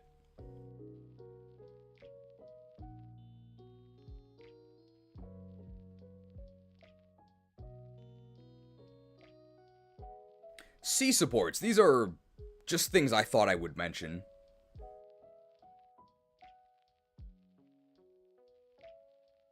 How would you fix Hector? I think within the scope of the hack, how I would fix Hector would be just uncapping his promotion level. Or timing. Just making him able to promote whenever, or able to promote with the first Heaven Seal, and not having a fixed deployment slot. That would help him a whole lot. The only way to actually make armored units viable would be to just overhaul the way armor works. Enemies would need to be really dangerous so that your armored knight is actually the only one who can survive, like Maddening Engage. I personally, what I would do, and I'm just saying this without testing anything, so this could be insane, but it would be just make it so that armored units take half damage after defense is calculated. Just make them take half damage, and then have it be that armor-slaying weapons both deal extra damage and negate the damage reduction of armor. So make armor knights actually really, really difficult to kill. Make them specialized units that need specialized counters, and I think that would make armors interesting and useful. But that is definitely beyond the scope of this, so I'm not suggesting that as a change for this. I am suggesting free deployment slots and first Heaven Seal promotion.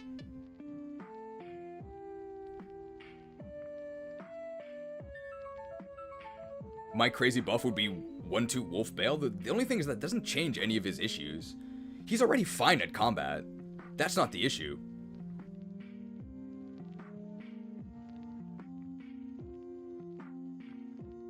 Alright, C supports. Things I just thought I would mention.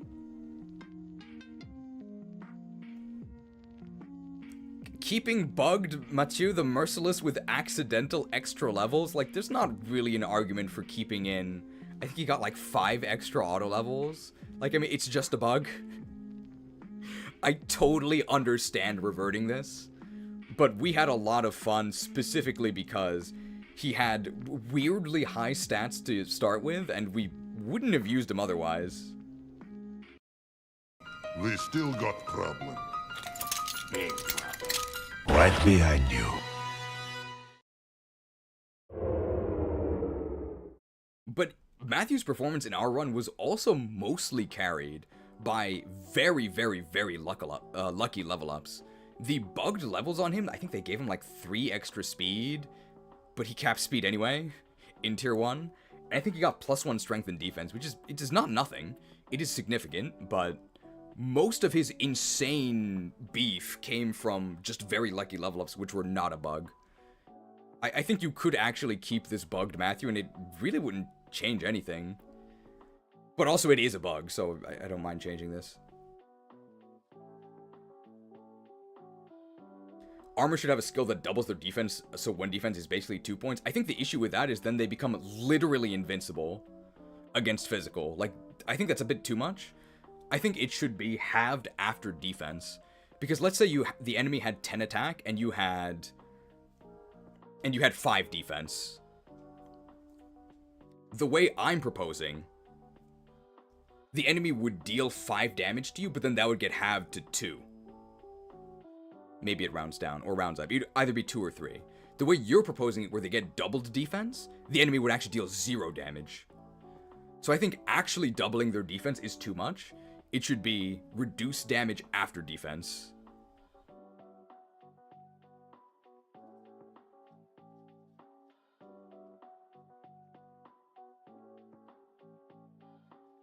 Wary Fighter is a good way to help armors. I don't really like Wary Fighter though, because Wary Fighter basically just makes it so that speed doesn't matter, and speed is one of the weaknesses of armors, obviously. And a weakness of armors is that even though they have very good defense, because they take damage twice, they actually don't end up being very durable. And Wary Fighter stops that, but Wary Fighter is also really, really annoying to deal with. When you have enemies that have Wary Fighter, it's like almost impossible to break through them, which, you know, is sort of the point. But I think with armor just reducing damage and armor slaying effects negating that, you can still get through Armor Knights and Generals very easily with magic or with armor slaying weapons. And you wouldn't get completely stopped by Wary Fighter. Wary Fighter just makes Armor Knights like really, really annoying.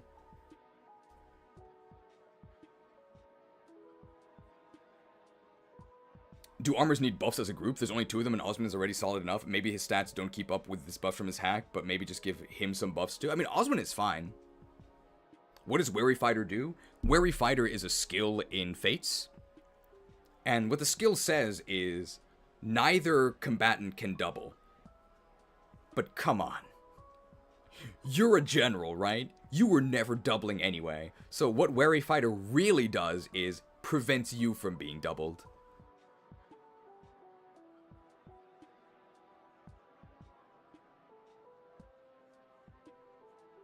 And my last C support comment here, very minor. I know it wasn't an intentional removal by the Legacy team, but the fact that an earlier quality of life patch that was applied removed the mind glitch is, I think, just a real shame. I don't know if there's a way to restore it, because how do you restore, like, a bugged interaction in the first place? But when I think FE7, and I am very biased here because the only reason any of you can even hear me saying any of this is because I made some successful videos about Pokemon glitches. So I'm very much a fan of insane glitches and jank. And one of the first things I think of when I think of FE7, I think blowing up the Fire Dragon with Luna, and I think of the mind control glitch. And the fact that you can't do either of those in this version of FE7 is, to me, just a real shame. The Fire Dragon being destroyed by Luna, I think, can be fixed. It may just be too late to restore the mind glitch in here. But I do think that if there's eventually a video that introduces FE7 Legacy to wider audiences, I do think you have to disclose that the mind glitch is not in the game. Because the mind glitch is very, very fun, and the mind glitch is integral to a lot of speedrunning and, like, cheese strategies. Obviously, if you're doing, like, a serious playthrough, you're not gonna mind control the enemy army and, like, put them in a corner. But being able to do that is a highlight of any FE7 playthrough, and I think if that's not possible, it needs to be clearly disclosed somewhere. Because it's something that anybody who knows about it, which I think is most people seeking out an FE7 ROMhack, people are going to try it. If only to do fun things like get the Uber Spear to play around with. People are going to try it for sure. And I don't want other people to sort of waste their time and get disappointed like I did. But of course I understand from a gameplay perspective, like, you shouldn't balance around a glitch that allows you to mind control the entire enemy army, right? Alright. That's everything I wanted to say. Are there any viewers that want to give their sort of brief thoughts on FE7 Legacy? If you would like to, I'd like you to ping me in the chat, and please say sort of your experience with Fire Emblem, whether you're, you know, a new Fire Emblem player or a veteran, and maybe changes you would like to see, and I'll read them out. Check the audience tab. I can do that, because I know you wrote something, but I don't know if others did, because I've had to lock the document while doing this. So I'd like your experience with Fire Emblem, and I guess what appeals or doesn't appeal to you about Fire Emblem 7 Legacy. That's what I would like to know, and ping me. And while you're formulating this, I'll go ahead and read the audience feedback from the people who did write it. So don't ping me yet, but collect your thoughts.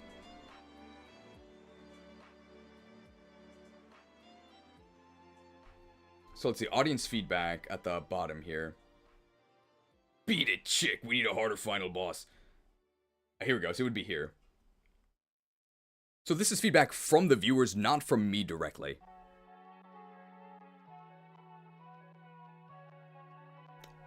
Lord PRF buffs make the weapons actually not a joke anymore, but man do the lords suck, especially Smellwood and Hector. Lynn actually seems like she can at least do something useful.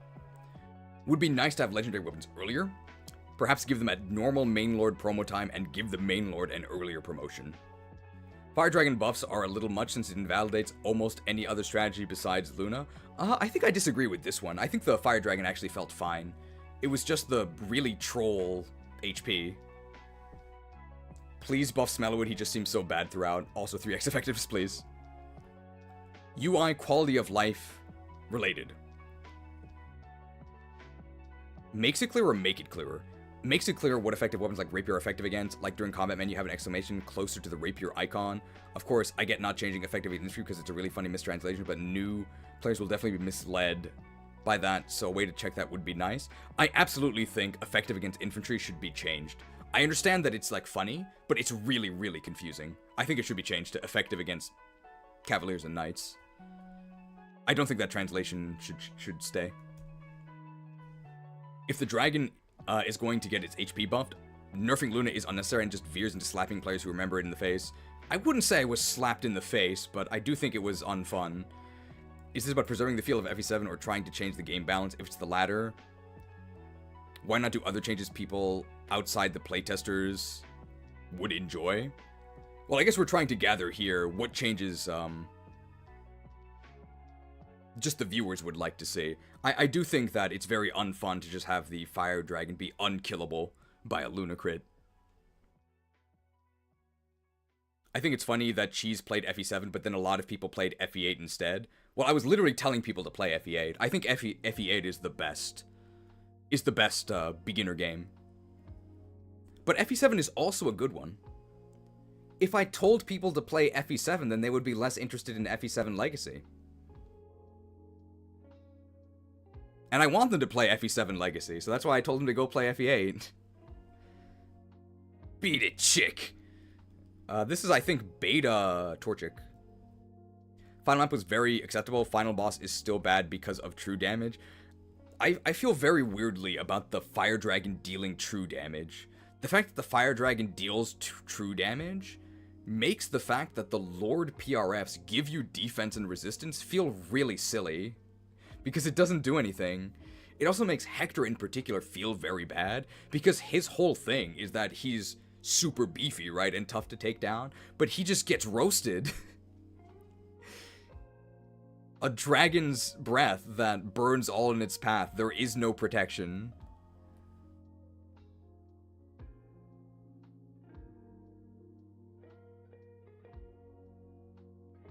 Okay, I am going to unlock the document after this, so you'll be able to add more feedback afterwards for the devs to see, but I'll read out what's here. And I do see all of these pings in the chat, so give me a moment, I'll go back to that after this. I've beat every game before Awakening, most of them at least twice. I think 25% of the changes are solid and genuinely contributing to a better gameplay experience. 50% of the changes aren't good or bad. 5% of the changes are utterly baffling. No 3x, Luna nerfs, Lin plus 10 res growth. Oh yeah, I do have to say this. This actually is a question for the devs. Why did you give Lin plus 10 res growth? I'm actually very curious.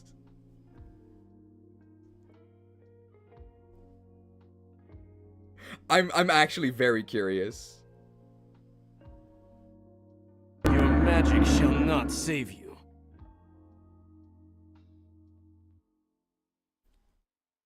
I don't mean to make fun of whoever made this decision, but this was I'm so fixated on this because like resistance is a big meme on my channel about how useless resistance is, and in the Emerald Legacy tier list, like we sort of hopefully make playful fun of the fact that a lot of the changes to Pokemon were like changes to like special defense. Pokemon would get like plus 5 HP, plus 10 special defense. In particular, like an official change that Game Freak made to Ariados was Ariados, a Pokemon that is god-awful, needed a ton of buffs to be anywhere near viable. They looked at Ariados, said he was too weak, and they gave him plus 10 special defense. Unironically, that is more of a change than giving Lin plus 10% resistance. Giving Lin plus 10 resistance is effectively, mathematically, the same as giving her plus 4 resistance if she gets all 20 levels in both tiers, which is not even guaranteed. You could actually give Lin plus 4 base resistance. That would be basically just strictly better than giving her plus 10% resistance growth, and I would still say that you basically didn't change her durability. I just really don't understand why they looked at Lynn, a unit who is famously too weak and too frail, and decided that the fix was plus 10 resistance. It makes for really great content for us because we think resistance is hilarious, but I just don't really understand it from a balance perspective. Okay, Neil Longton actually does have an answer. Was buffed before we got to playtesting, so shrug. I'm just not sure who made this decision and why. I'm happy it happened because I think it's very funny, but it's not what she needs. So let me continue reading this because I got sidetracked by... I'll just read this again from the beginning because I got sidetracked by resistance. I've beat every game before Awakening, most of them at least twice. I think 25% of the changes are solid and generally contributing to a better gameplay experience. 50% of the changes aren't good or bad, so I guess take it or leave it. 5% of the changes are utterly baffling. No 3x, Luna nerfs, Lin plus 10% res growth, and another 20% prevent making the game far more stable. Buffing 1-2 range on Bro Duder Man. I am a little bit confused as to why javelins and hand axes have more uses, because they are very over-centralizing. I think it's to make inventory management feel a bit easier, but I do think that one of the costs of 1-2 range being so insane is that the weapons break a lot, and you need to manage your inventory more to keep them in stock. I would be much more in favor of the item combining. I think in FE8 with some patches, you can combine durability. So if you had a 10-use hand axe and a 10-use hand axe, you could combine them into a 20-use hand axe. But that might not even be possible in FE7. But I would like that if it were possible. I will give the next comment. I'll give the dev team some benefit of the doubt because I don't think FE7 is a great game by itself. It's very mindless. The growth units are worse than the pre-promotes. Some of the maps are really balls. However, seeing how many changes they made for something like Crystal Legacy, I know that the team can make more sweeping changes to make FE7 the best it can be. Otherwise, what's the point? Okay, these are both from Bro Duder Man, but he wrote 2 lines. I don't think combining is possible from FE7 hacking. It's too bad. Is this also Bro Duder Man? It's on 3. I'm assuming it's the same because they called the maps balls, and here they're calling the lords ass, so I think it's the same person. Specifically, why keep the lords so ass? Ellawood and Lin were basically worthless until they promoted. Hector is also dead weight about halfway through the game. They should be better if they're going to be game over conditions mandatory. I'm guessing that was also from Bro Duder Man. I don't necessarily think they have to be better because they're game over conditions. I think they should be better just because it's more fun. I just think it's not fun to lug around dead weight. In terms of them being bad and being game over conditions, that's really not an issue, because you can just put them in a corner. They're not really in danger of dying. I've played Fire Emblems 4 to 8, part of the old guard. I think this hack really could have worked, but some changes made are bizarre. Dragon HP buff comes to mind, and some changes not made are equally bizarre. Lack of 3x comes to mind, although I think 3x is coming. As it stands, I don't think I'll be touching this hack.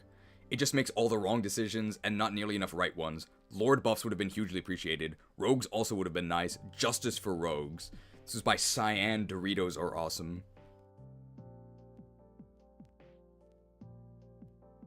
How is the team handling supports? They should be better curated to obtain with ease. We saw no grinding and thus a minimal amount of paired endings. Such epilogue text is powerful characterization. The mayor of Hopeville. I think support building has actually been buffed. Supports do actually build a lot faster. So I think this criticism actually has been addressed already. The issue is just that we didn't, because we were specifically told not to support grind and told to train certain units, we couldn't actually tailor our playthrough to get paired endings. But I think if you wanted to, you could get them quite easily. So I think this actually has been addressed.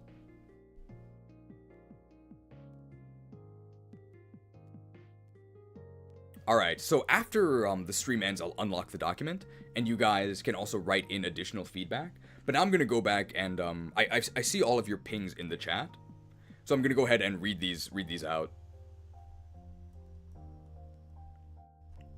And I'll get them on screen as well. I guess for the left side of the screen, we could... Are there any visuals we have?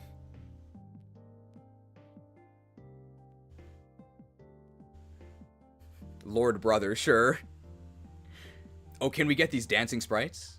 Oh, yeah, there we go. We can have the dancing lords here.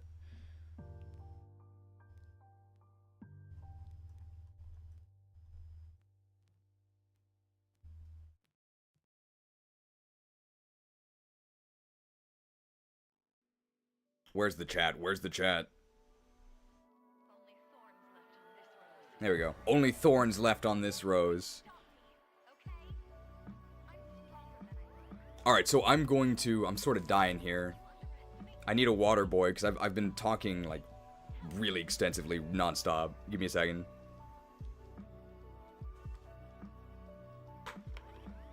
Cheers.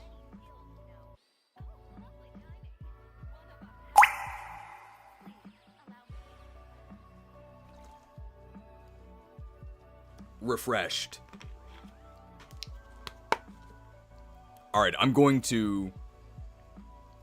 head back and check out what these people who pinged me said.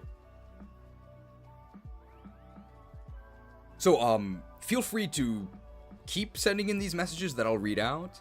Please ping me so that I can see it. I would like to know your experience with Fire Emblem, whether you're a new player or not. And what you liked and what you didn't like about this hack, like what you would like to see, and also I suppose whether or not you're interested in playing it yourself. It's fine to not be interested, it is also fine to be interested. Alright, so from Geek, I think this is the earliest one I see. So Geek says, played literally every game in the series.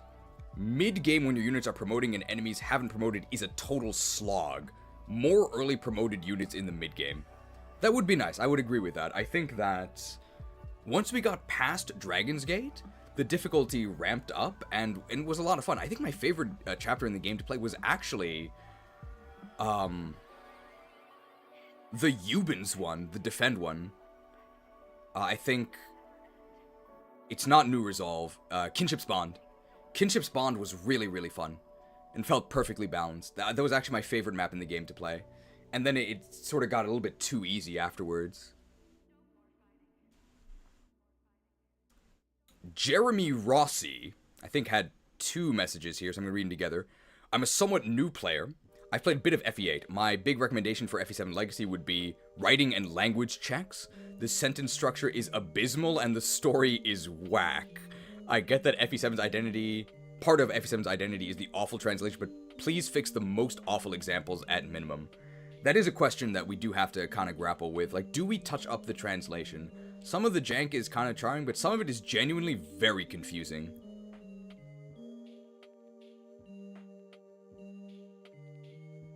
Hayate Knight Gaming says, I've beaten FE6, Three Houses, Crimson Flower, and Engage, working on Conquest and finding out I'm not nearly as good as Engage Maddening made me thought I was. I'm not sure they have thoughts later on, but they are a Fire Emblem veteran if they played all of those. Bluto says, I've played every game in the series, but FE3 Book 1, which actually makes them more experienced than me because I haven't played FE1 or 2 or 3.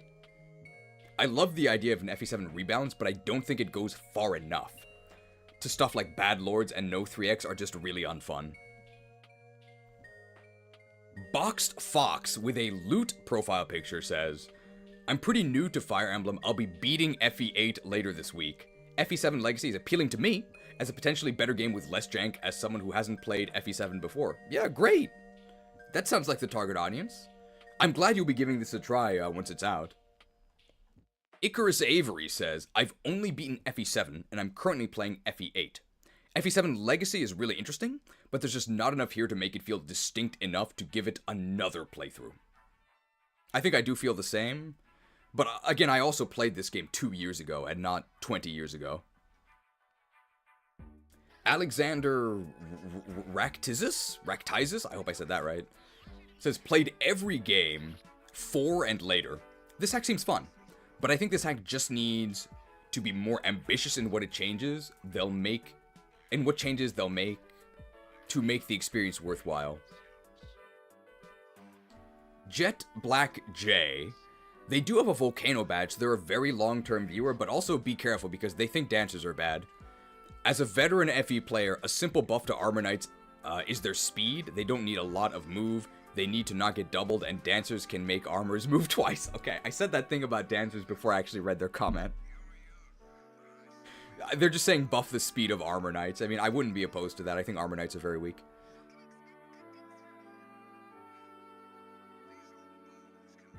Okay, and Jet J Black again says, as an elite FE player, I think a good change for Sarah is staff rank since she's outclassed by Priscilla, or at least let her have light magic early to give her some niche.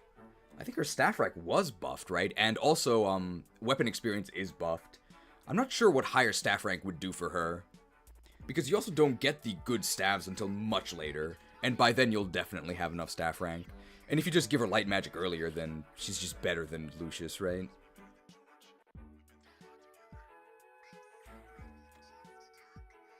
Did I miss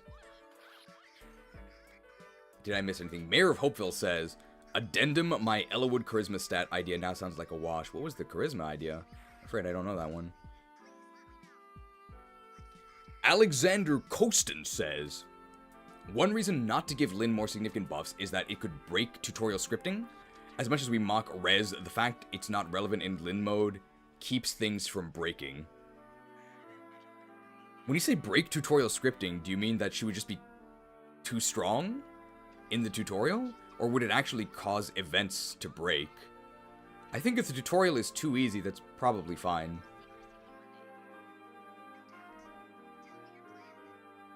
Delia says, I didn't get to ping you in my messages, they were too long already, but I just think as a personal taste thing, the hack really doesn't go far enough for me as a veteran. That's probably the camp I fall into as well. The Gastrodon says, only been playing Fire Emblem for a little while, but I would say Better Lords needs more changes to warrant, and the dragon fight and ending sequence was a little disappointing. I will say for new players, in particular, we're playing the hardest version. Hector hard mode is the hardest mode by a lot, and we're actually playing Hector hard mode. The version that we played here was much more difficult than the base game. I think it's significantly more difficult. If you're a new player playing on the normal difficulties, enemies are total chumps. Enemies are total chumps. You can use whoever you want and have great results. The only issue is that, and this is something I want to talk about, I think in 2 weeks when we do the casual versus elitist discussion, I think one of the issues with not critically looking at units and sort of treating them all as like equal and all as viable is that when you have a new player who destroys the game with Ellawood and Rebecca on normal mode, and then they want to try and maybe challenge themselves a bit more with Hector hard mode, if they go in with the same perception that they did have on their first playthrough of just using the units that they like, my worry is that they're going to become very, very frustrated as they see that, oh, whoa, we're failing all of these objectives, like these villages get destroyed. Oh, wow, Rebecca is like causing me to reset a ton because she doesn't actually do a lot. He doesn't do enough damage to these really strong enemies. There's a whole bunch of enemies because I'm not counterattacking at 1-2 range. Oh, wow, man, Ellawood is like really not keeping up either in terms of stats or literally on the battlefield, and it just gets very, very frustrating. Whereas if you go into the higher difficulties knowing that you can use these very, very strong units like Marcus to help alleviate some of the flaws of weaker units that you like using, I think you're going to have a much more fun and less frustrating experience if you sort of view your army as a way to modulate difficulty by mixing in strong units with weaker units that you like because you like their personality. So that's why I think it's important for even newer players to be able to evaluate what makes units powerful or not in the game that they're playing. So if you're looking to start Fire Emblem, you don't need to watch any of my tier lists, you don't need to use good units. If you're just playing the game for the first time on normal difficulty, which is what I think you should do if you're a new player, just use whoever. Just have fun, save the world, and then if you ever want to, like, really seriously, like, sit down and try and puzzle through some maps on a harder difficulty, that's when you need to start thinking, like, okay, maybe I should use Marcus here, and, oh yeah, he's gonna steal the XP, but I'll be okay.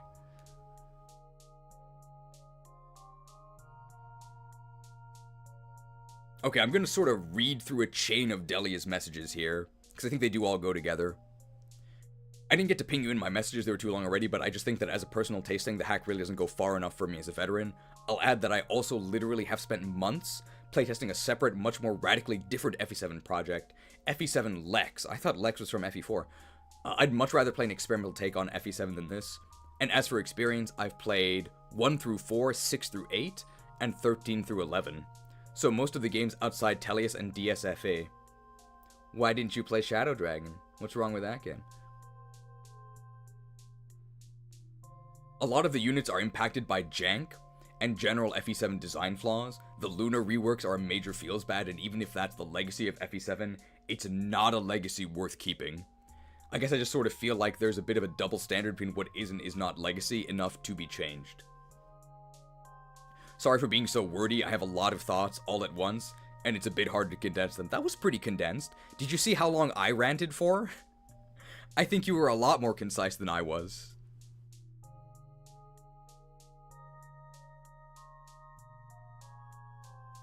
Smasher75 says, currently playing every game in the series. I think FE7 Legacy is a neat idea, but would like 3x effectiveness back. Well, good news, I think 3x effectiveness is in the game. So you gotta promise me to play it when it's publicly available. Alexander Rakatizis, with an addendum here, I think says, maybe add a harder than hard difficulty for FE vets, since this hack is kind of for newcomers. Well, they did make Hector hard mode significantly harder. So I do think they did do that in here.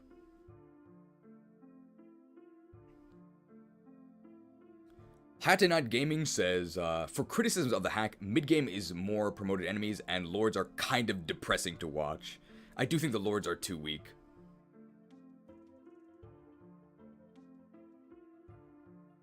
So making Lyn too strong on normal mode means that she might actually be able to stand up to Bada the Beast, which is not intentional.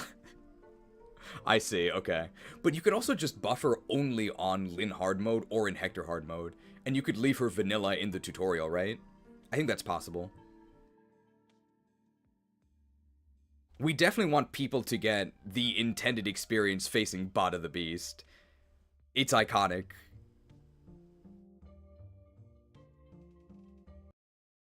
Who do you think you are? You think you could stand up to Omar the Ogre?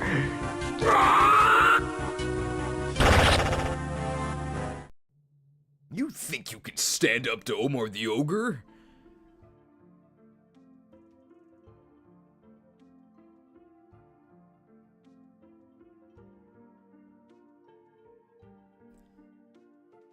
Mayor of Hopeville says, okay, repost. My idea is make Ellawood get ASAP style supports as a charisma niche. Charisma as in the Fire Emblem skill that gives units near you avoid and hit chance, right? So basically making him a support bot. I've played about half games, including liking FE7 Vanilla. I beat 0% Growths too. Oh, okay. I've actually never done a 0% Growths playthrough, so they're more expert than me. It would be really neat to have Ella would be a charisma bot, or like a buff bot. Buff bot lords are actually my favorite. I think, considering the feedback I gave, you would think that I just wanted every lord to be Sigurd, but I actually really liked Alir Engage, even though Alir kind of sucks at fighting. But Alir is like a super support bot that gives a bunch of buffs that makes the entire army better. I really like that style of lord, more so than Sigurd, who actually just, to use a TRPG term, you just A-move Sigurd into the enemy army and you win. Like, that's very fun for like 2 chapters. Well, maybe not FE4 chapters, because those are really long, but it's not really tactical. It's kind of boring, so I much prefer support lords. But without a skill system, I don't think there's a way to actually make Eliwood into a support lord. You could just make him give out, like, literal supports, right? Support conversations. But that's very limited because of the support system. If this was FE8, you could do that, right? You could literally just give him Charm or Charisma. And if Eliwood had Charm or Charisma to give nearby units hit and crit, like, I would use him. I like Charm.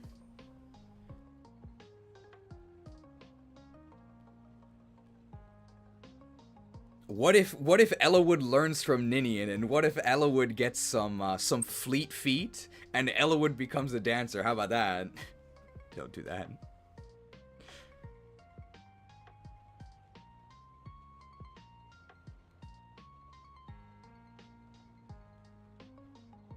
Okay. Did I cover the thoughts from all of the viewers? If anybody has something else they'd like to shout out now, this is your chance.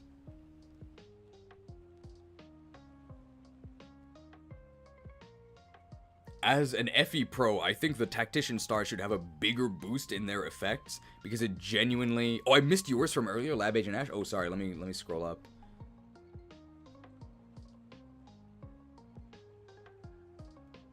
Oh, it's because you're a moderator. The color of your message is different.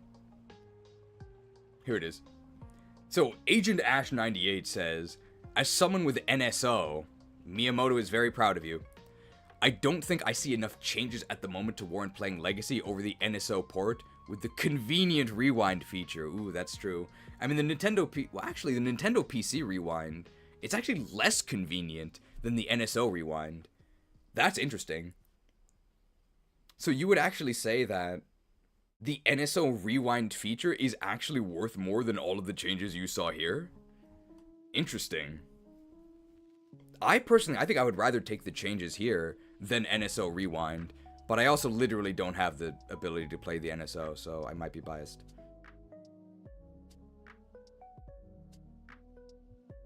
Jeremy Rossi, I think they made some comments earlier, but here they're just emphasizing, I would like to say that this game is something I'm very interested in, but it needs crucial touch-up jobs. Well, we are getting 3x. I did leave a message about buffing dancers. I'm not even going to read that message. Don't buff dancers. Dancers are fine. That's not even like an opinion here. Like, just don't buff dancers. They're fine. Don't listen to Jet J Black about dancers.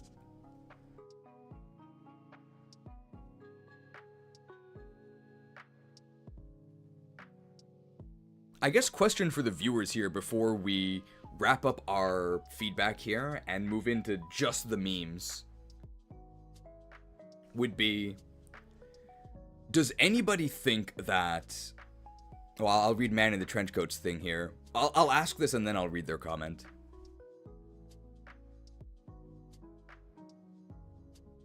Does anybody think that FE7 Legacy went too far? Are there any changes that you think were made that you think destroy the spirit of FE7 and should be walked back? Because so far, I think the consensus that I'm seeing is that they're not going far enough. And I guess my follow-up question would be, what sort of change do you think would be too big? Because from my perspective, which I think is very much in favor of pushing more changes, if I were to see things like Lance Lord Eliwood and Rogue Matthew, I wouldn't think, oh, this isn't the FE7 I remember. It'd be like, oh, cool, I'm glad that's in the game now. Like, that's neat.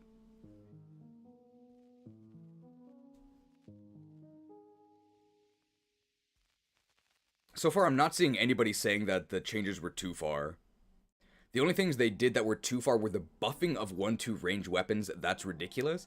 I don't think they were buffed too much. They certainly were buffed.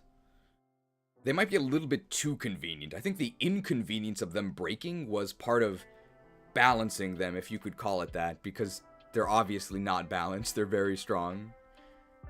Most changes are too light, but Luna is too much.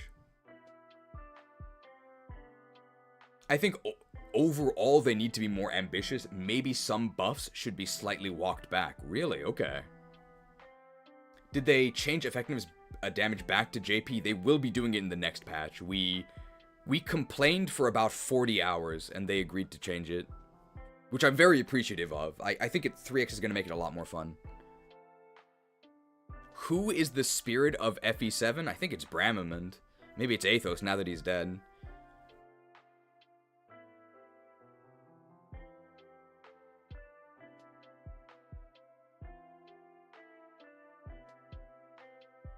You could say that it went too far in some aspects. Which aspects? Luna should 100% be reverted. Removing the mind glitch was unfortunate. Justice for Luna. I think it's a weird middle ground between a small touch-up hack and a big rework hack, and it needs to choose which one it wants to be. From Man in the Trenchcoat, this was the message they sent earlier, but I stopped reading. Man in the Trenchcoat says, I've played FE6, 7, and 8. I think this hack needs to be more aggressive in their changes, and I think certain units have been improved, but others need more help, like Sarah and Urk. And then continued on later. I think the one change I think would be too far is making the final boss be all 3 dragons, and giving you a Manakete Ninian so you don't get to actually take them down yourself. Ah, okay, I see. I mean, I don't think they have plans to implement that. I mean, I think that would be neat. I would play it for the novelty, but I mean, that definitely didn't happen in the game. I think a controllable Manakete Ninian would be really cool. She's an ice dragon, but I think that also requires like custom sprites and stuff, right? It's probably not going to happen, but that would be really cool. Boxed Fox says, I'm not sure if I like the shortbow 1-2 range buff. I will say this. I think with how much they buffed archers in other ways, I don't think you need 1-2 range short bows. I think I would much rather the archer niche be very easy access to 2-3, rather than being yet another class that can 1-2. I actually don't think you need 1-2 short bows. A $20 macro transaction from Delia. That's a lot of booty. Huge con stat.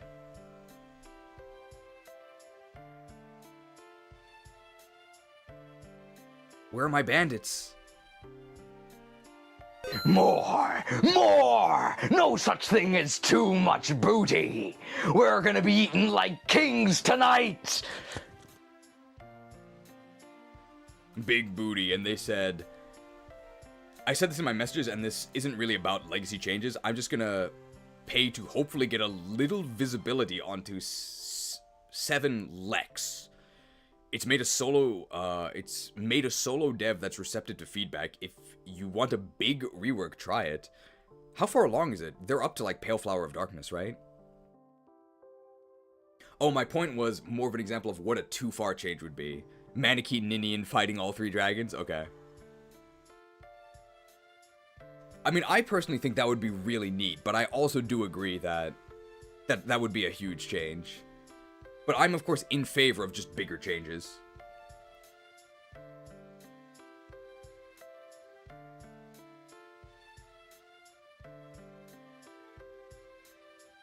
Rewind has definitely helped me realize the value of flyers because it keeps them alive. I mean, flyers before they promote, particularly flyers that aren't Draco Knights. The reason why I rate them so highly is not because you send them into the enemy and stab everyone to death. It's because you drop Marcus or Seth into the enemy, who then stabs everyone to death. The issue is, if you don't do that right, they just kill your Pegasus. So it's a little tricky. You do have to sort of have practice doing the rescue drop to actually have it be an advantage, movement-wise, to do the drop, while also not getting your flyer killed. But that gets easier as the game goes on and you start to outscale the enemy, and you can afford to mess up the movement and not really get punished for it. They merged the Pale Flower maps. I think that was considered in FE7 Legacy. I would be very much in favor of that, but there may be technical limitations. Luck is always on my side. Keep up the momentum. 4 range archers would be too much, I agree. But I don't think anyone is asking for that. But that is an example of too much, yes. Somebody's dying in the music, but... Pegasus Knights are kind of interesting in the GBA games since they aren't killing machines. But Draco Knights still are, don't worry. And hey, in FE8, you can turn them into Wyvern Knights. And the Lords are no longer force deploys. I mean, this seems more like the line of changes that I would be in favor of. But that definitely is a radical overhaul, which is not the idea here. Alright. We have 4 hours remaining. A funny aspect would be to give Dorcas an immunity to poison. You can't give him an immunity to poison. He's literally the only guy who does get poisoned. What do you think of removing the level cap for Lords, where they keep leveling up after 20 and promoting doesn't reset them back to 1, but rather continue from there until 40? I think that was actually proposed in the playtesting server. I would like that change. I would definitely be in favor of that. It'd help make them feel a lot better. You'd probably also need to increase their caps, though.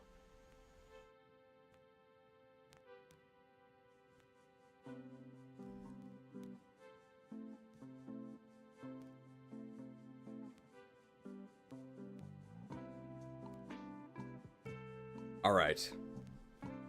Shall we do the meme review? I think that's the end of our feedback. We can finally go to the mall.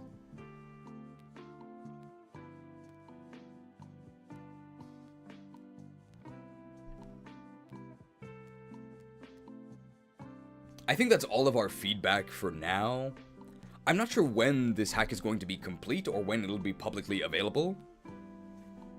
I would of course encourage you to, if you enjoyed what you saw, and there will be changes to this continuing, right? The end of our playtest is not actually the end of development.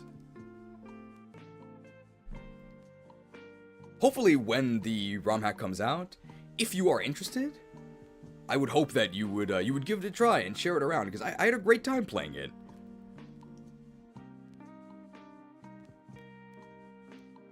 Celebratory jerk for getting the good ending after the mall.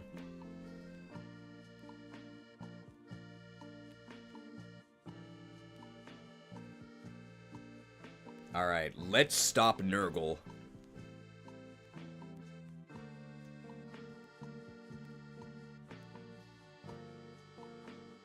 There we go. So thank you to all the interns who contributed memes here. How about a victory screech? Sure, we can get a victory screech.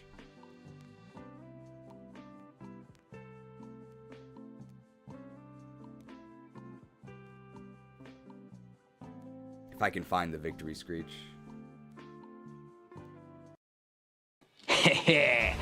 Great work, boys. Mutton's on me tonight. Victory screech!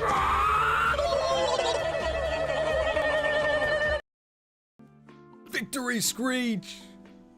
Is there any way I can follow the development of FE7 Legacy? I think you would have to join the SmithPlaysPokemon Discord. There is an FE7 Legacy section, but I don't actually think you can join that section yet. That part is, I think, like invite only. But if you're in the server, I'm sure they'll update you once it's actually available.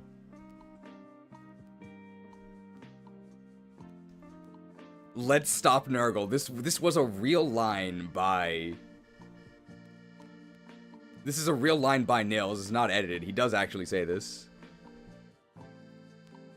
Oh, we stopped him. But he's smiling. Are we sure this is a bad guy? He's so law-abiding. Oh yeah, unfortunately, Will the White Bread, very plain. Thank you for your input, Will. We've made it this far. Let's get out there and win. You think you can stand up to Will the Flavorless? Hey, sometimes white bread is exactly what you want, right? Sometimes I really get a hankering for like a nice bologna, like a bologna and cheese sandwich with Wonder Bread. Sometimes that's exactly what I want.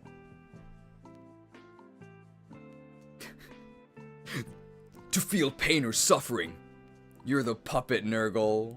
They made him into a puppet. He loves evil. You're the puppet, Nergal. Sesame Street Nergal's World. Was this character actually purple or did you make him purple? Very cute.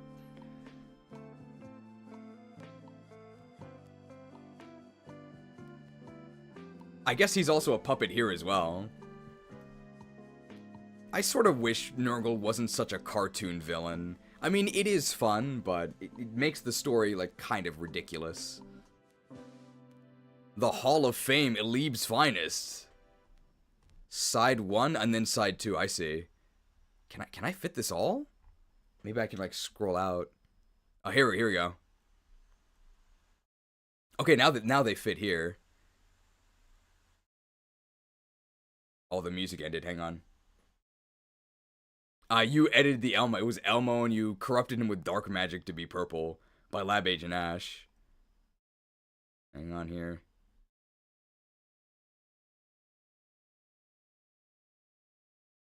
I'm just making sure there's, like, music. This is a different group of Fire Emblem songs.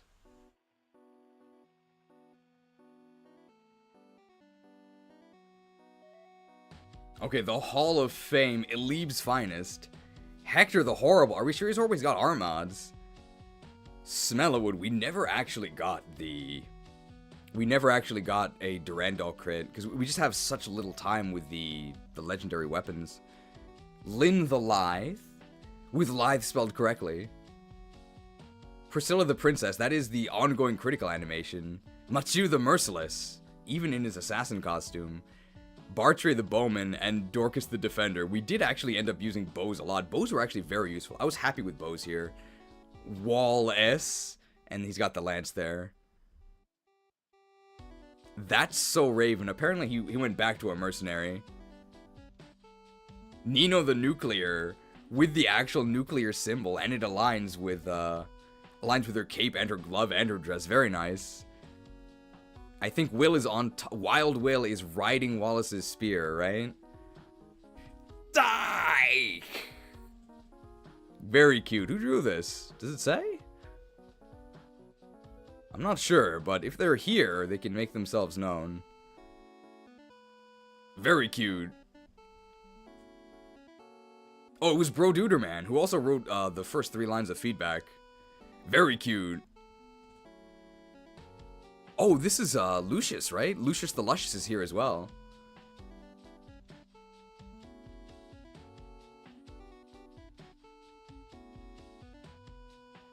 She's screaming according to neighbors. I mean, it's very reasonable for them to be upset, right? If your neighbor had a 12-hour phone call, you would probably also be pretty upset, right? Is this Hector Hard Mode? Is this a Nuzlocke? Hey, what's Fire Emblem Legacy? What does Lynn smell like? It's endless. Oh.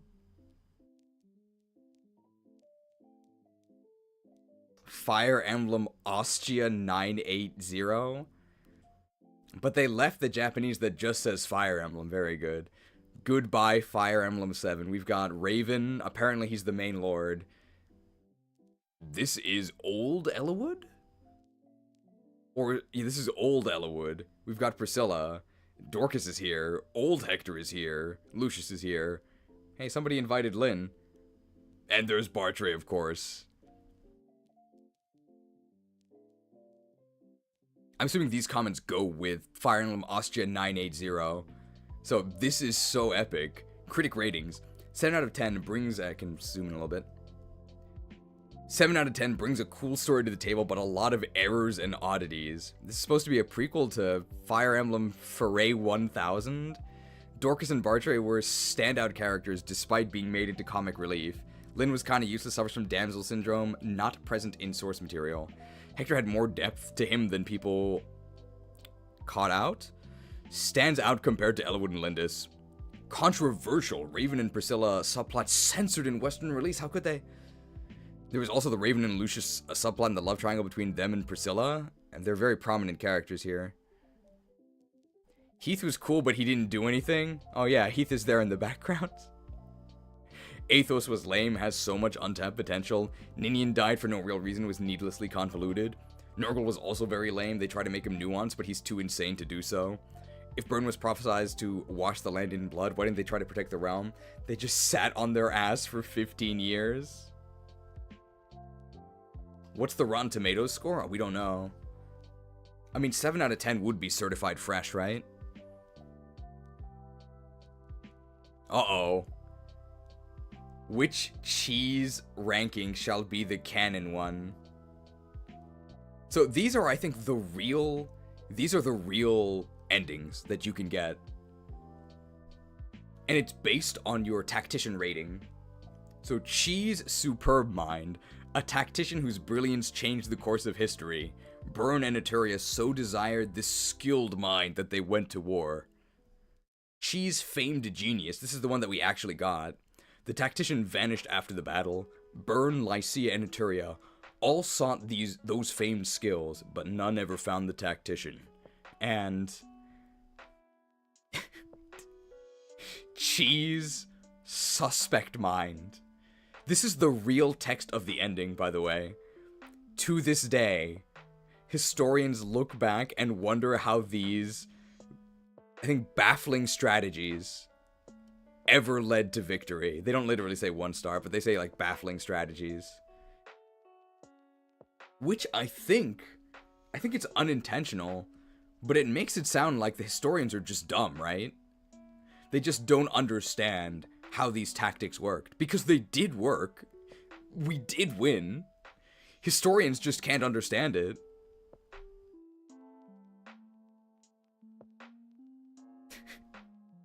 Who do you think you are? You think you could stand up to Nergal the Nefarious?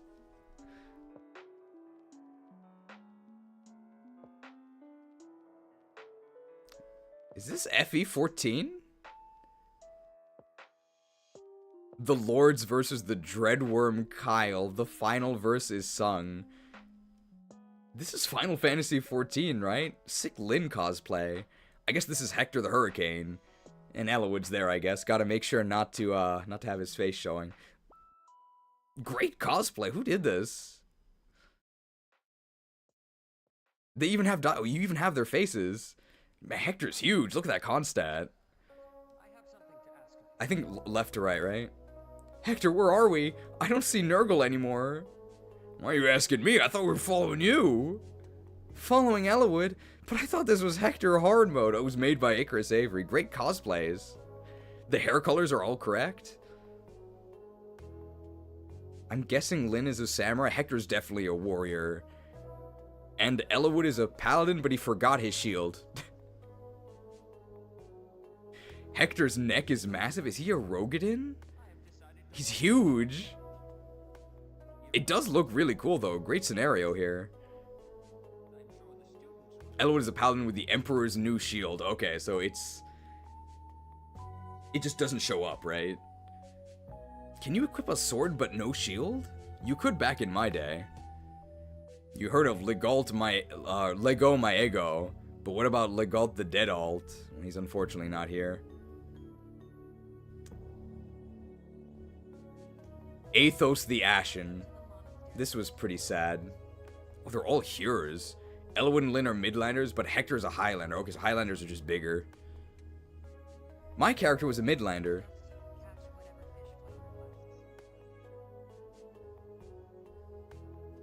Warpin Rangers Rescue Staff. Very cool. Very. Hey, you added Nino here.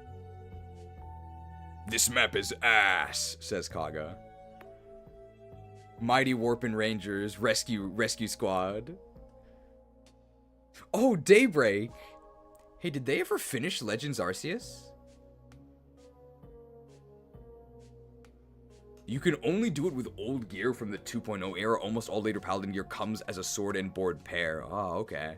Because I played during Stormblood, and I think there was still stuff you could equip separately.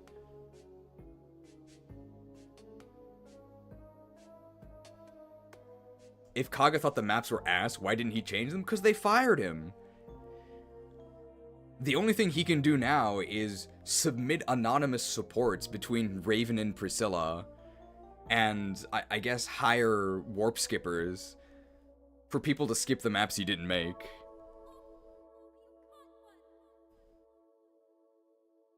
Anybody remember the Daybreak update for Legends Arceus? Very strange that the story of Arceus is just unfinished, right? Do you ever go home? Box Talk says, I love your graphics, but I think your warp graphic might be my favorite. I'm glad you like it. I actually don't know if... No, actually, Loot can warp eventually. It's my child. It will be a boy. Hector, you can't say that. I guess he's also supposed to be, like, kinda dumb, though, so... He didn't pay attention in numbers class. He doesn't know how kids work, but... No, Hector, because it's your child doesn't mean it's gonna be a boy. I mean, maybe he's being facetious as well, right? He's probably not being serious, but you can't say that.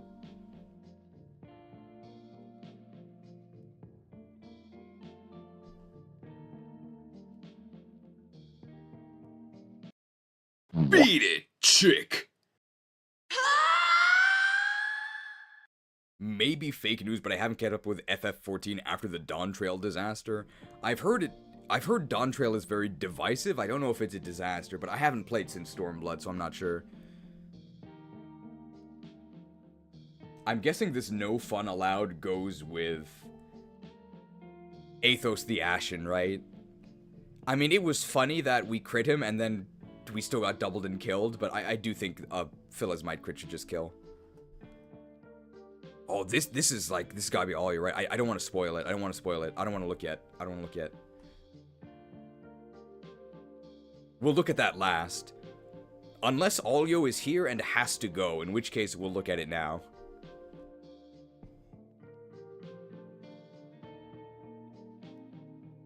I will just sort of move over to the left here, or to the right. Okay, I'm... Oh, it's not Olio, okay. You think it's someone else? No, it's not you, okay. Was it Lab Agent Ash?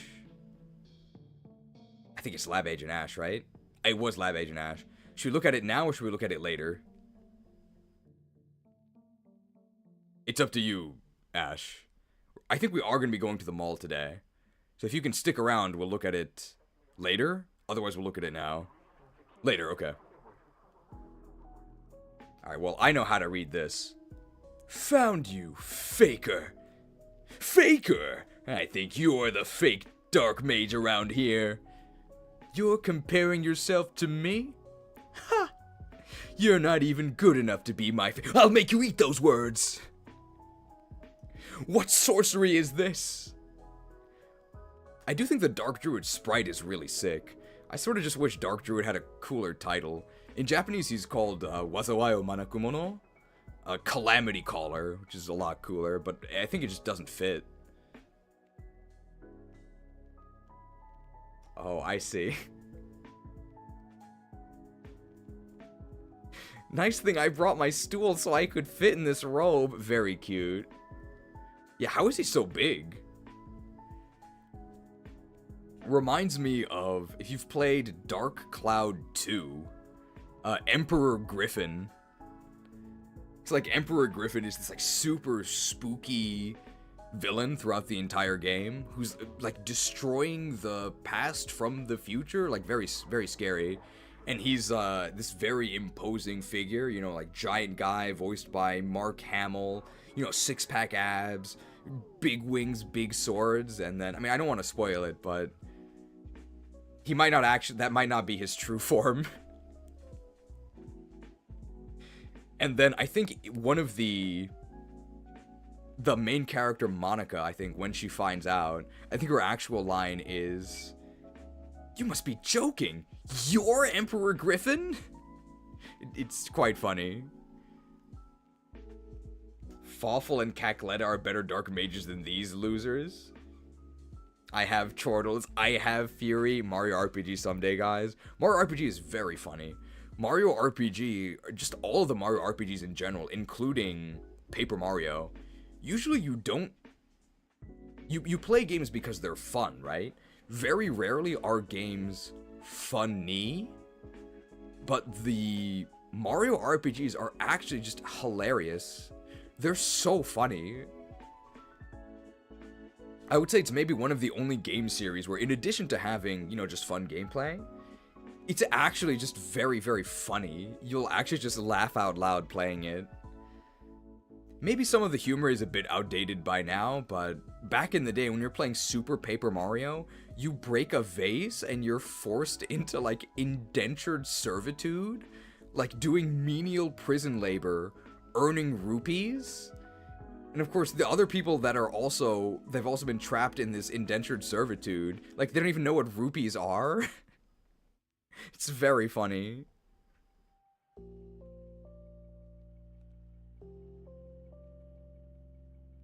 This is new. We didn't see this, I don't think. Spoilers for FE7's final chapter. Well, I mean, we just played this, right?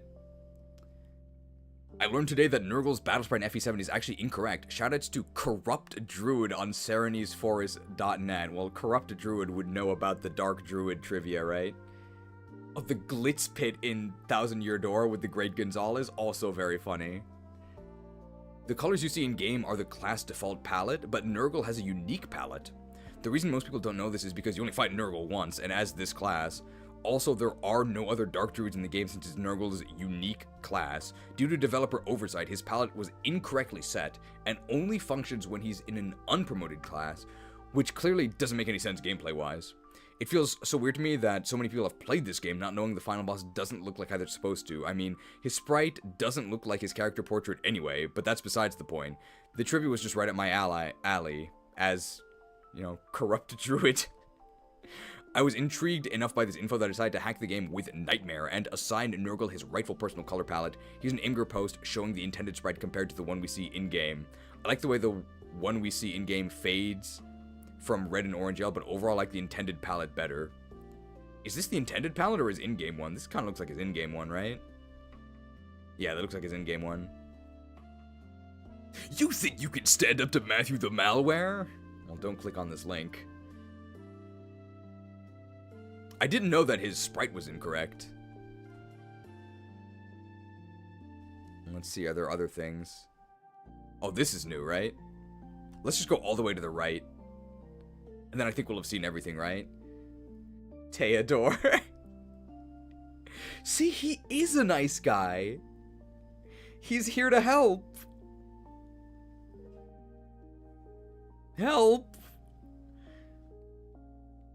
So this was stitched together from, because this is the morph Theodore, right? Because he's kind of pale.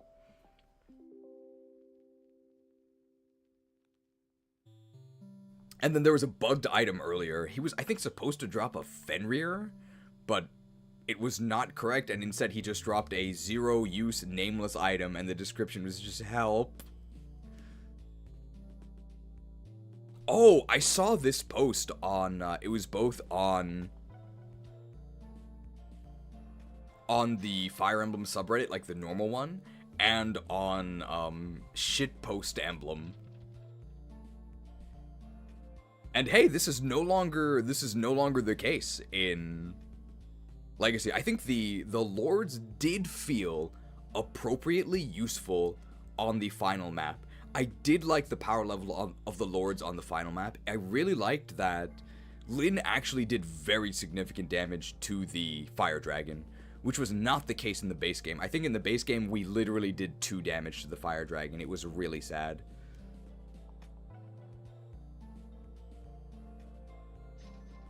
Oh, we've got the auto-generated summaries here.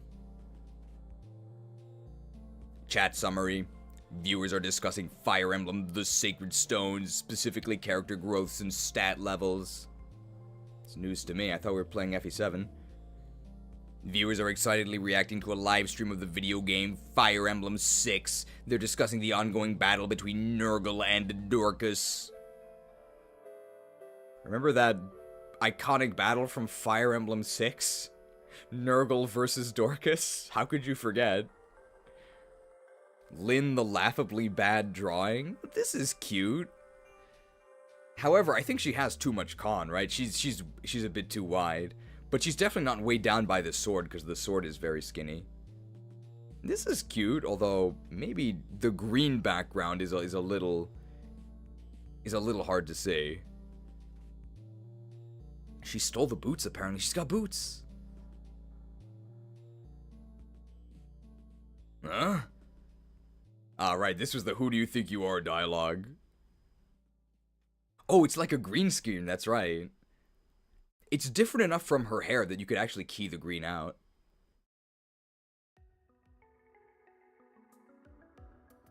Huh? Who do you think you are? I'm Nino the Nuclear, and you shall fall. Another poster? I posted it first, so 2 people posted this apparently. And then we have more AI summaries here. Viewers are discussing a video game and whether or not a recent update to the game was good. I mean, I guess this is true, right? This is like technically true, but it's so broad that it's basically worthless. Viewers are discussing various Fire Emblem games and their final bosses. They seem to enjoy the challenges of specific bosses like Ashnard and Takumi. Well, I think this is true, except for the fact that I don't think anybody enjoys the challenges of Ashnard. Ashnard is arguably the worst final boss in the entire series. It's just very, very unfun. He's the final boss of Fire Emblem 9. The issue is that he has special blessed armor, so the only one who can damage Ashnard is Ike. What if you didn't train Ike? Whoops. Well, then you have to use one of these dragons that you get. The dragons are not very good. You can get one of 2 dragons. You get either Enna or Nasir. Nasir is much better than Enna, but in order to recruit Nasir, you have to win the optional fight against the Black Knight earlier. And if you can beat the Black Knight, you don't actually need Nasir. So it's very strange. You get a reward that you don't really need. It's also just very unfun that your entire squad that you trained for the entire game just cannot touch Ashnard. You literally can't damage him. It's just very strange. Takumi's actually pretty fun. Viewers are reacting to a Fire Emblem 7 playthrough. Finally, that's true. They're discussing various aspects of the game, such as the Luna technique, Athos as a character, and the difficulty of the boss rush. Well, this isn't too bad. Any fans of the Luna technique? Viewers in the chat are reacting with excitement to the ongoing livestream and expressing their support for the streamer. Well, I hope this is true. I guess that's glad. I'm glad that they're excited. But this is also useless, right? Like, what does this mean? It's too non-specific. Viewers are reacting to the appearance of a new unit, Ewan, who they refer to as the Drinks Boy and the Water Boy. We did have a Drinks Boy, and Ewan was our Water Boy, but Ewan wasn't actually on this map. They just mentioned him. Viewers are reacting to the end of the Pokemon Scarlet and Violet stream, expressing disappointment and sadness. I mean, you could condense this to viewers are reacting to Pokemon Scarlet and Violet, expressing disappointment and sadness. Viewers are reacting with laughter and excitement to a trailer. It seems to be about Cheese and Eevee. Well, a very specific form of Eevee. The best Eevee. The Patreon. Thank you to the mighty Patreons for supporting the channel. Elitist, and you don't get any help.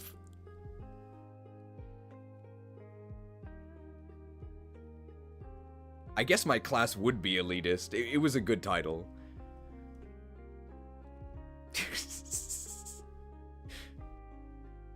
Most of the time this is you, Tsuchinoko down.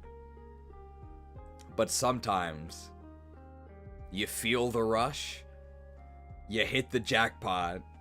You think you can stand up to Athos the Ancient? Staff's up.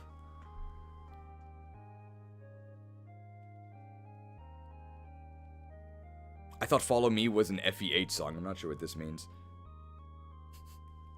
Nino took my only boss kill, and now I'm gonna starve. This is Dorcas. Oh. I didn't see that. No spoilers, no spoilers. Rushed.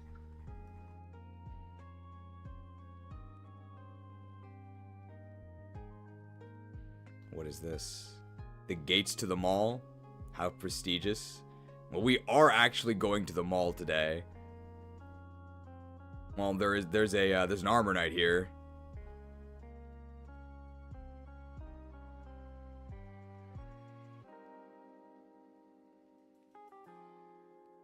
How do we go to the mall if these guys are in the way? Well, I would say for this stream series only, that's not a problem. The gates are open. The gates are open. Let's go to the mall. I think this is going to take a long time to load. I've never actually looked here. Oh my god. Oh my god. Welcome to the mall tab. Best music for this would either be Lily Cove Department Store, Mario Kart the eShop theme, Coconut Mall, or some other store theme. Lily Cove? I mean, Lily Cove is kind of calming. I feel like we're going to be here for a long time. Mako Mart? Yes, I love the Shinra Corporation. We could listen to all of them. Let's start with Lily Cove Department Store. I mean, this is a Pokemon channel, right? Ah, Malo Mart. Malo Mart's a bit intense.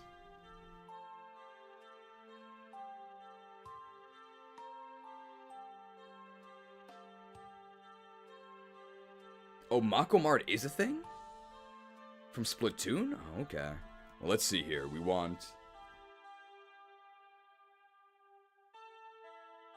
Lily Cove City.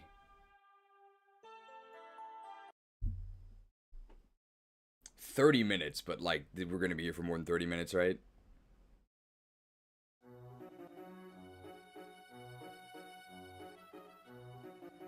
Alright, Lily Cove time. I'm excited, but also scared. This is gonna be a long trip. Should I zoom out a little bit? Probably a little bit, right?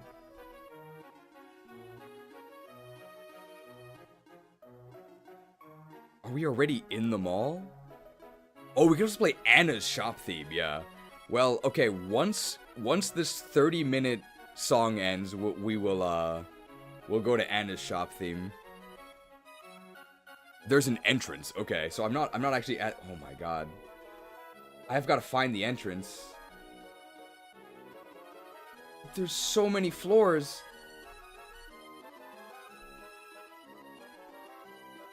Okay, where's the entrance? Here's the road.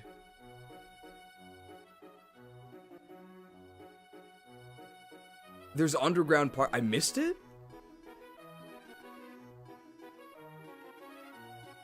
We've already zoomed down so far, I can't even see the entrance. Underground parking. This is the road, right?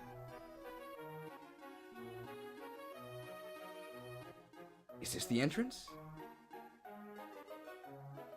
Oh my goodness. The scale.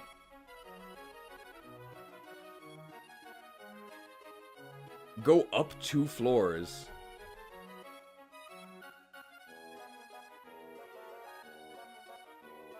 Why is Funky Kong Racing here? Security. Is this the entrance? You gotta enter through security, right? Go down, okay.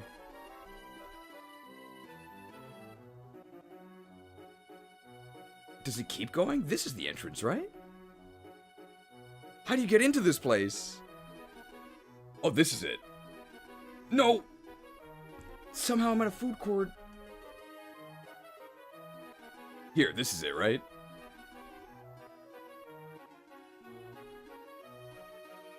I keep missing the exit sign? Where's the exit sign? Above Aerodactyl. Why would I be looking for an exit sign? It should say entrance.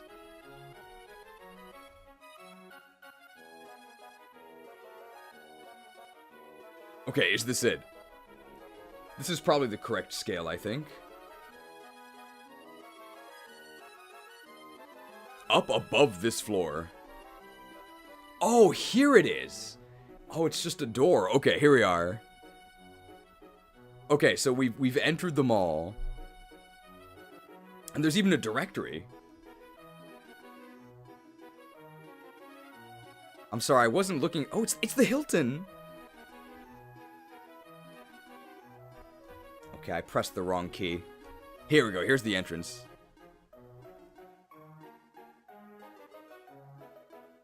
Okay, so we're at level 1. Pool corner and storage.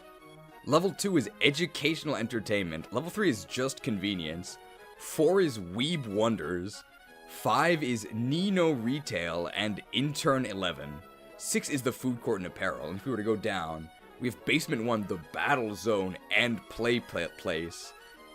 There's parking, and the Cheeseville Apartments, and then, well, there's nothing to see in the basement, so we don't have to worry about that. Hopefully those damn Tropium protesters aren't here.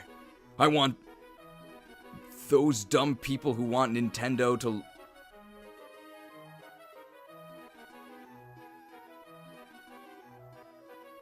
I think they're against lowering the price of the Switch too.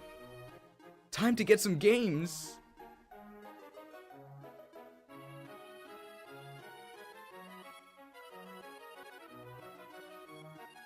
Well, let's just try and... I guess they're on the escalator. Oh, the movie theater! Well, at least we can fall asleep during the movie without risk of getting fired. And wait a minute, that theater is the same as the Institute's. YTC Cinemas? Where does it say YTC Cinemas? Maybe the sign's in a different place. If you have a member card, then the elevator might take you somewhere secret. They're taking their pet quillfish out for a walk, of course, here. Uh-oh. There's some sort of, like, bioterrorism going on over here. What in the world? There's green gas coming from the closet. I guess making this infected intern decide to join the nearest evil group, just on the whim, I guess. The tropium comes out of a leaf blower. I guess this is Blood Falcon? It's a bit difficult to see this. I'm zooming in. Heh. This whole mall is gonna be on Tropium in 5 minutes. And I'll get them all to join BS Group? Instead of that stupid institute. I'm not sure what BS is. I'm guessing it's a rival channel? We've got a supply closet here. This is just Black Shadow. I think he's a... I think in the F-Zero anime, Captain Falcon punches this guy. I guess that's about to happen here. Supply closet and storage area. It's huge because it's a JCPenney that went out of business. Remember when JCPenney removed sales and people got really mad? They had an honest pricing strategy where instead of an item being $50 listed as $100 50% off, they would just list it as $50. And it turns out that, no, people actually want it to be $100, but 50% off. They actually want to be lied to. Nice plan, Blood Falcon. It's a good thing I upgraded the brainwashing machines. Ah, the tropium's going in the vents. So he's saying it to Blood Falcon. They're having a conversation. Well, this place is pretty sinister, and well, this guy's sleeping, but he's not working, so I guess it's fine. And I guess this guy is just photographing the crimes? Is he like an investigator? Why are the ballots in the closet here? Why is he voting in a corner? Why are there just school supplies here? Oh. Oh, is it because the democracy that we claim to have on this channel is actually a sham? That's probably it. I see. They keep, well, if you get hooked, then it brings you right to your just reward.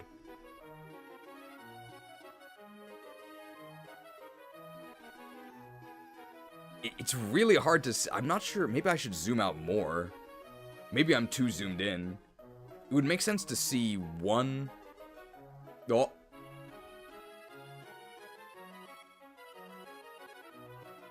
It would make sense to see one floor at a time, right? But if we see one floor at a time, then it's really hard to read any text that's there.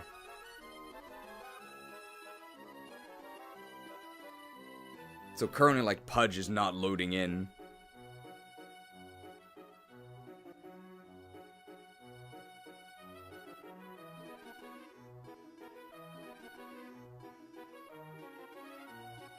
Oh, this guy's about to get hooked. Oh, treasure! Is this like the home... is this a Home Alone, James?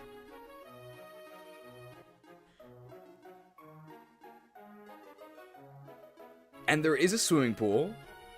Just some interns enjoying. There's even a water Pikmin. Of course, they're at home. In the pool, no problem. How convenient, how convenient, how convenient, how convenient. Tommy, what's gotten into you? Nice, Psyduck inner tube. Pool's this way. Pool rules. I assume these are just normal pool rules and pool safety facts. Are these not the pool? The pool is this way? Oh, look at this guy. He's huge. The girls can't resist. $15 get access to the pool for 48 hours. Well, that's not that bad, right? That's like $7 a day for like a pool. That's okay, right? It's just pool access. How much could it cost? $7? I can't wait to use this pass I illegally bought at Evil Mart. Well, this guy is at least very honest about his evil. Pool pass. Congrats, you can enter the pool. Enjoy swimming. But I guess it's counterfeit. Yeah, you can say that again, chump. I guess this cop is not stopping him because the cop is like drinking on the job. He's got a Rolling Rock.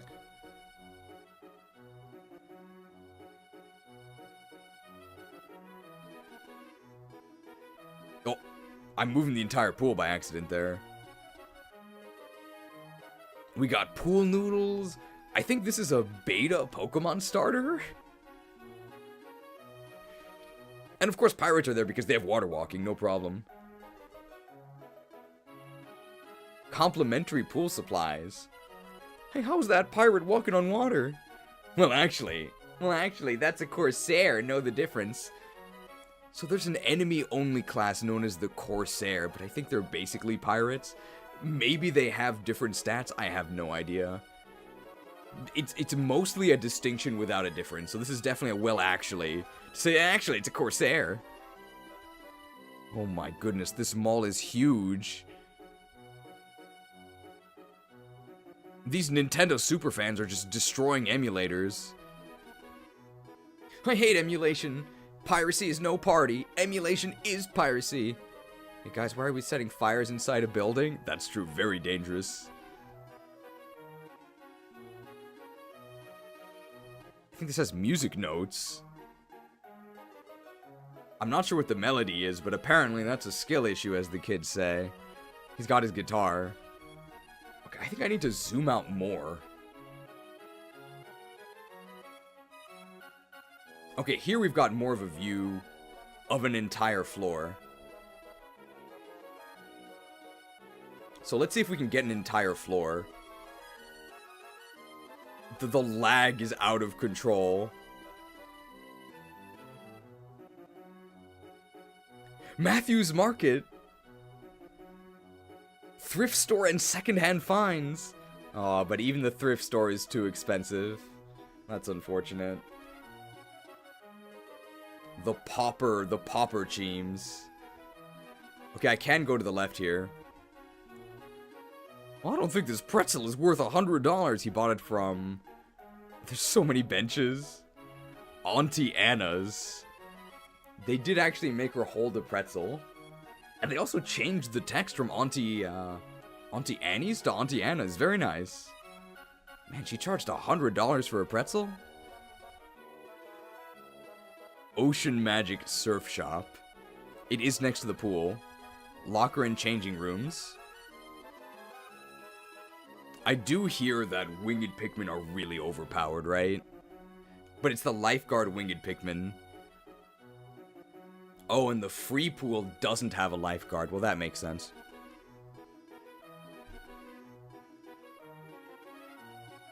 Why do all the kids swimming look the same?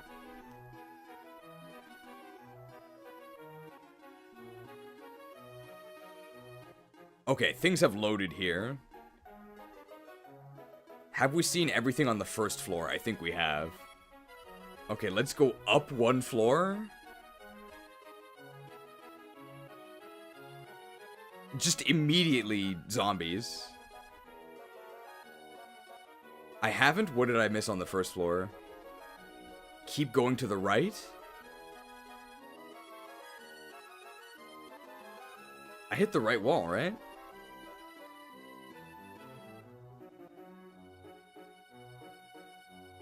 This is all the way to the right.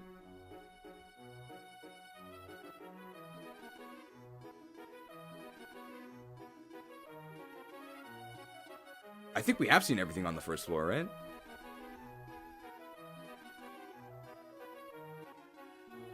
Can we ghoul them? Well, good news, we don't even have to play the graphic. We just have to go up the escalator. There's a ghoul right here. What is he holding? Oh, just a bag. Oh, but it's an eco bag, so he doesn't have to use plastic bags. Are we sure he's evil?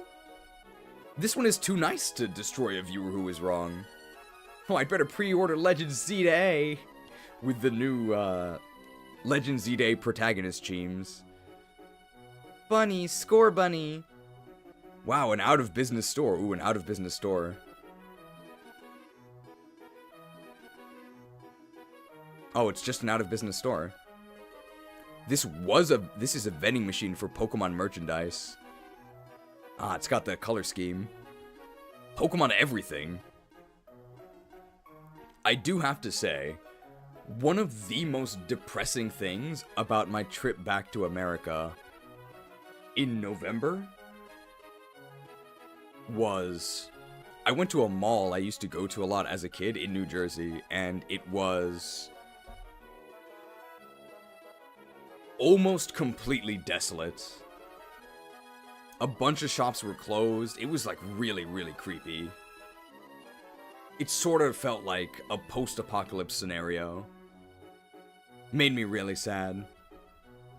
GameStop dropped the price!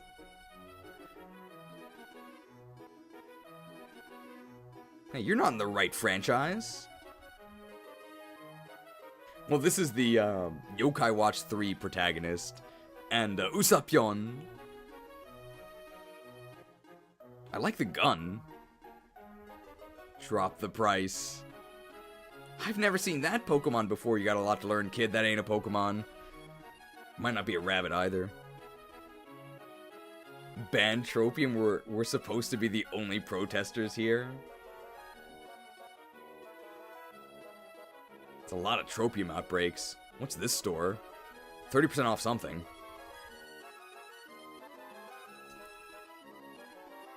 Hot Tropic. Very funny. Hot Tropic. Bantropium. But this guy says, I must politely say no. He's polite about it. Professor Tropius. Employees only here. Oh, a kid. They're protesting about the prices. Employees only. Somehow this guy got stuck in a toilet in the middle of the mall? The plushie I won from the claw machine is... Oh, okay, it's a kid, I see.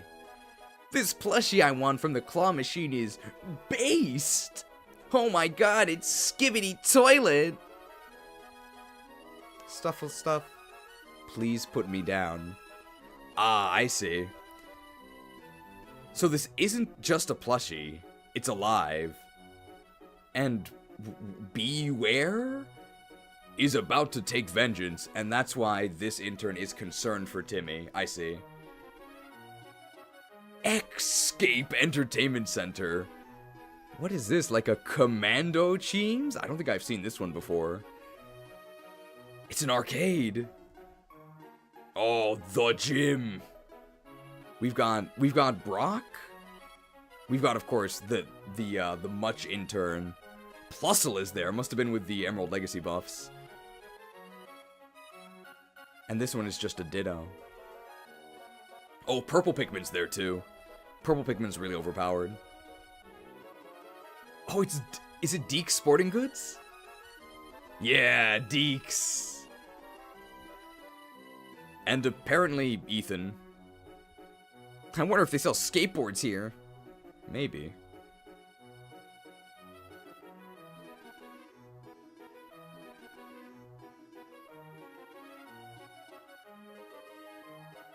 What is this? Is this some harassment here? There's no way I can read it at this size. Hang on. 英語を教えてください. Please teach me English. 私は3つの言語を話せます。そのうちの1つは英語です。I can speak 3 languages, and 1 is English? That's close enough. Yeah, it's understandable. 立ち去れ. 君は私の希望に合わない. Go away, you don't meet my standards. 立ち去れ?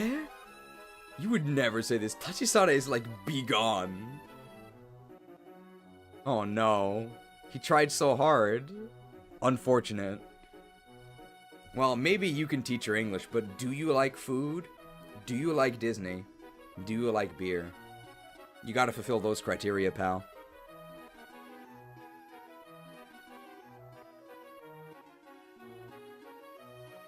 Oh, a class. Okay, class. What types are super effective against steel? Fire, correct. Ground, correct. Fighting, correct. Oh no. It's gonna have to load again.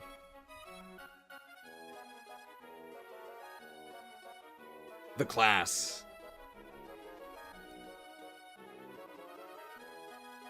Electric water? These are good guesses, but I guess they're wrong. There's just a school in the mall? Hey, it's Tethys and Ewan. They are siblings. Is this 5 Below? Cheeseville School Supplies.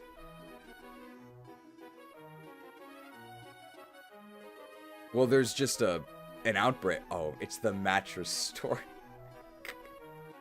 What happened here? Now no intern will sleep on the job again. Why is there Arabic here? Is this just an image from, like, North Africa? Damn it! If my interns abandon me, I'll never make it to the mall. Well, here's Lego, apparently. I think it's Legalt. But Weavile is here, apparently. Legalt is kind of like Weavile. Ah, knockoff, I see. This thing took forever to build. I hope I don't drop it before I get home. He's right behind me, isn't he? Knocked off.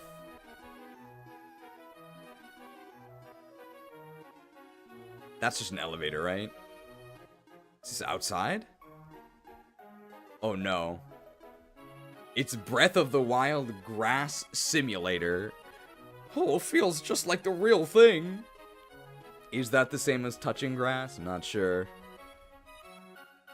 Sick of the Breath of the Wild.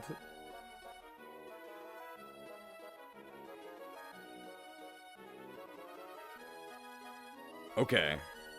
3rd floor. Up the escalator. Funky Kong is here, apparently at Coconut Mall. Why does he have a mushroom on his head?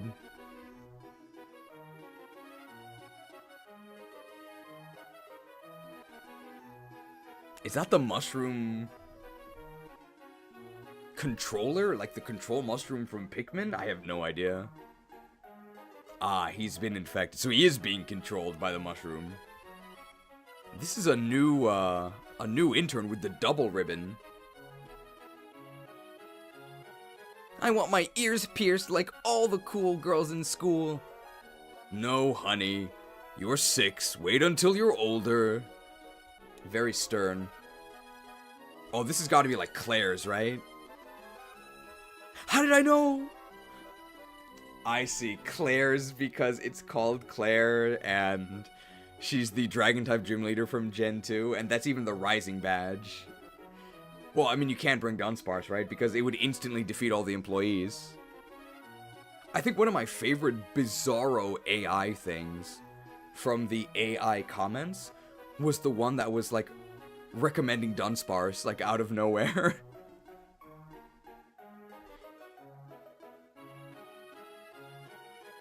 Can't get your ears pierced at Claire's.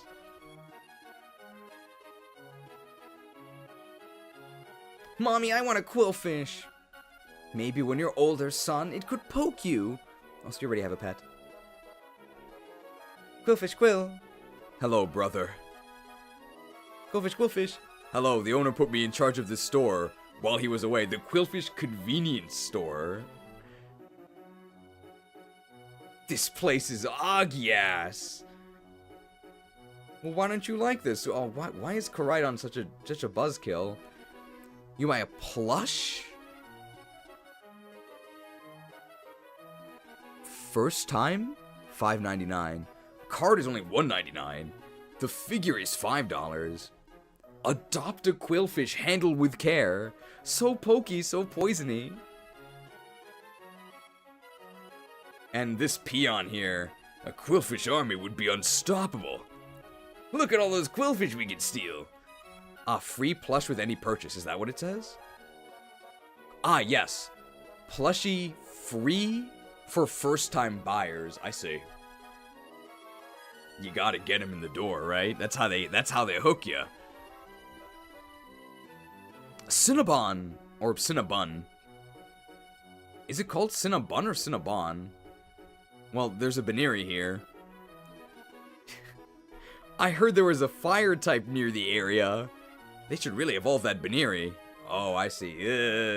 We're getting out of here. We're getting out of here.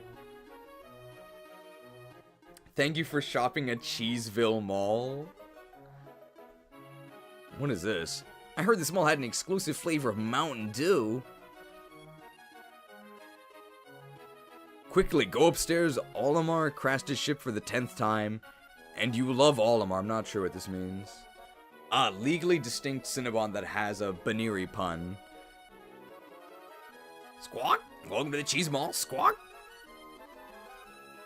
Again, they've got a guy with his guitar. More number crunchers here. Hey, can we sit here? No. Stop hogging the seat. You're better than any other woman. That's it, you're under arrest. You can't arrest people for PDA, okay? I mean, you could ask them to stop, right? But you can't arrest them, come on. This is brutality. It's a bookstore here, right? Walden Books. You can get Twilight. And you can become a sage. Very fun. To improve convenience, another vending machine. All stock has been moved to the Pokemon Center next door. We're sorry for the inconvenience. Okay. So this is the Pokemon Center. Kieran is there buying an Ogerpon. And a student. Oh, please help my Pokemon. He got destroyed by a level 60 Ace Trainer. He was right next to a trainer my level. Oh, yeah. Why did they do that? In Scarlet and Violet, right in front of the Pokemon League, there's like a normal trainer, like level 15. And then a couple steps away, there's another one that's like level 60. Like, why did they do this? 7-Eleven, 7 & I Holdings. And now there's an intern with, I think he's got a slushie and it looks like a hot dog.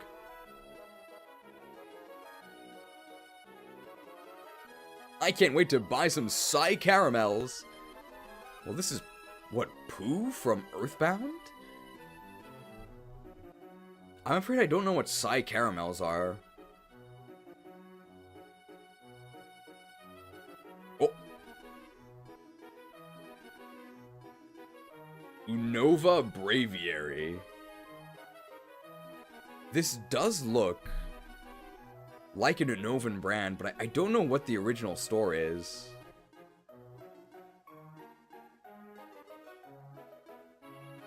But it does look very fashionable. We got some bathrooms. Orange Julius. Ah, American Eagle. Unovan Braviary. Okay, can you tell that I don't really know anything about fashion? Right, American Eagle, Unovan Braviary. Very nice.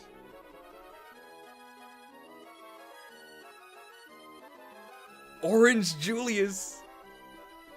Hey, are we sure we can trust that guy with our drinks? How did you survive? So this is after Seliph defeats Orange or Julius. Although we learned that in FE4, Julius, even though he is eventually the incarnation of the Dark God Loptir, he's actually not that evil, right? It's just that he's possessed by Loptir and then becomes evil. But Julius himself is actually, like, not evil. So it is very possible that after Seliph or Julia defeats him, maybe Julius turns over a new leaf. And he works at Orange Julius.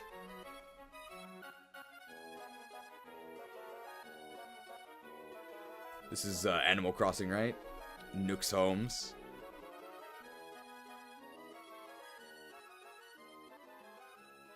KFT. Of course he's not happy about it. Uh-oh.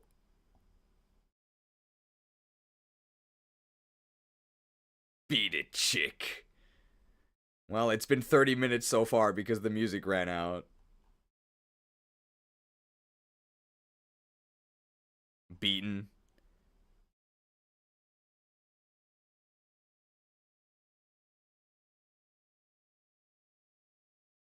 Beat it, chick. Coconut Mall theme? You can try Coconut Mall, sure. We did just see Funky Kong, right?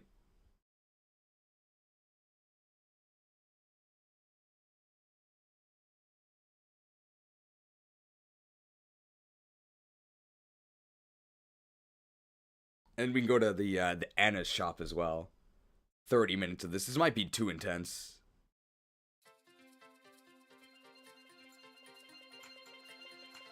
Very upbeat.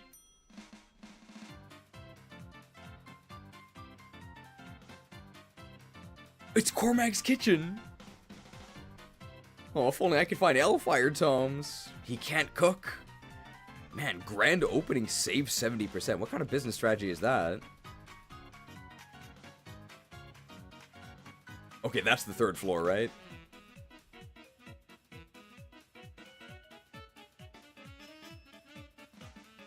Cormac retired from cutting wood. He cut all the wood there was. Okay, fourth floor, right? Oh my goodness, this is dangerous.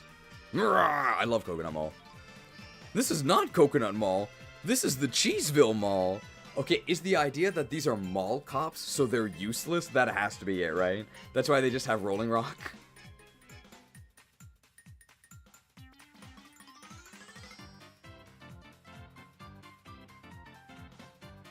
Okay, and this is... Uh-oh. Dennings. Excuse me, he asked for no pickles. This is a message from Lord Denning. Your total is $34.55. Dennings, very nice. Do you know there's Denny's in Japan as well? But it's very different.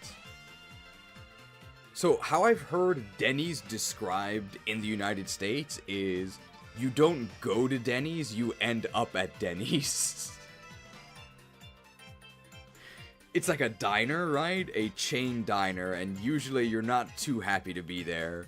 But Denny's in Japan is pretty different. It's just like a family restaurant. You can go there with, like, your kids and, like, your wife. And you can buy, like, a salad. Maybe if you're a high schooler, you'd go there with your friends and, like, grab a pizza or something. It's not as sad. You're not defeated when you walk in the door of Denny's. Oh, I don't have a bike voucher. Bike Plus. I have to imagine anytime I see dialogue like this that's clearly like hand-drawn, these all have to be Lab Agent Ash, right? She's the one that does that. A Christmas to Remember. This guy probably likes the Christmas calves. Isn't it a bit early for Christmas? Thrall's Tabletops! Phyrexia Obi-Wan! No! Criminals the Scalpers! Yes, I'm first in line for the new Pokemon card expansion. Can't wait to put them all on eBay at extreme prices. No! I knew these guys were bad. This is why Lynn hates bandits. They scalped all the cards.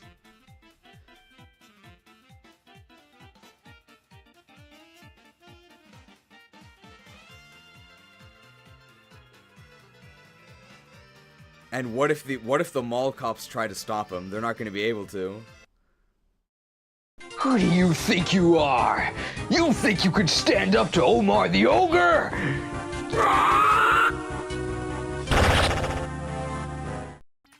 It's a bloodbath. Why can't people share? Where's the Warhammer 40k figurines? Oh my god, there's so many scalpers. They're lining up outside the door. Now I should probably do something about this line of scalpers. Nah.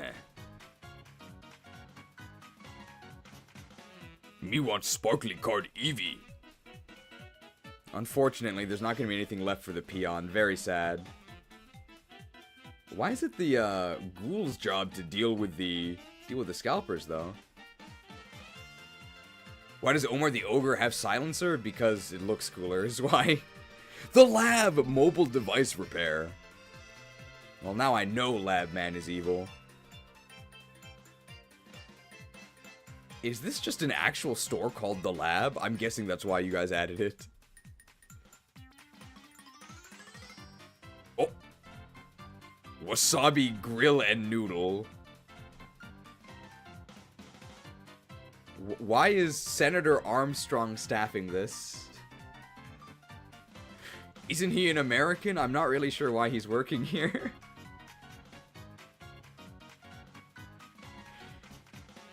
Very commanding pose. Oh, he's going undercover. Okay. What is this? Sunglass Hut. Well, I may not be able to see very well, but at least I look cool. Well, don't wear them indoors, bro. Ah, because of the cup noodle commercials where he tells people to use forks. That's why. Okay. And he does have a fork. I see. Like you, I'm an American. Hey, that's from Resident Evil, though.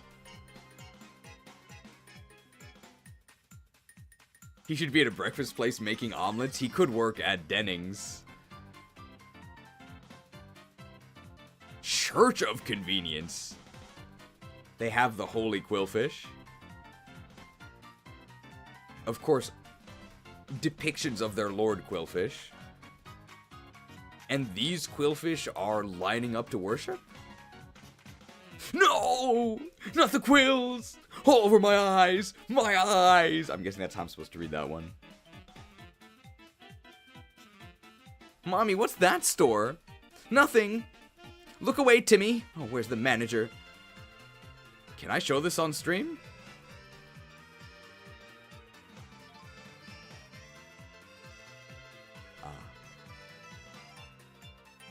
Waifus are us.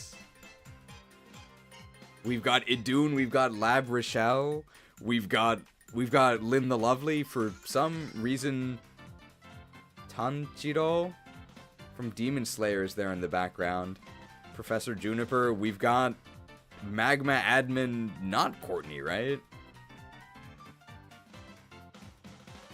Where's the manager? This store is great. It's full of cute women. I love this. This is my type of place. Same here. So we've got Sane from FE7 is the womanizer, and Saul from FE6. The definitely not celibate priest. Well, there's Natasha, an underworld doctor.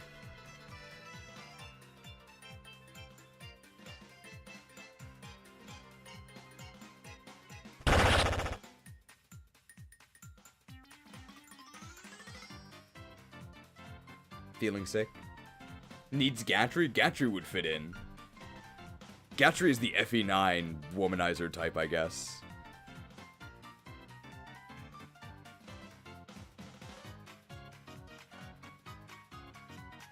What kind of store is that? Uh-oh. What is this? Is this a hot spring? It is. Yeah, it's just a hot spring. Bathing Interns is new. I don't know if there would be a hot spring in the middle. No, actually, I answered my own question as I was asking it. I was going to ask, why would there be a hot spring in a mall? I actually did go to a hot spring in a mall once.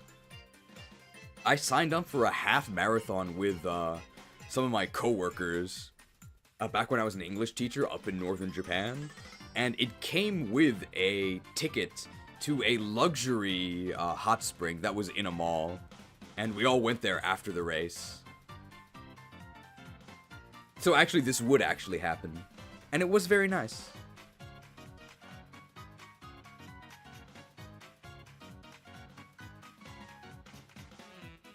Okay, floor 5, I think? Oh my goodness. This mall is huge. How long did this take? These have got to be like Ace Attorney characters, right? I'm not sure who these are. If you see anything suspicious, report it to me, pal. And by the way, Gumshoes, I'm in a bad mood, so I'm cutting your salary again. Nice animation on this. Security, okay. Wow, look at him go. Okay, it's definitely the point that these mall cops are useless, right?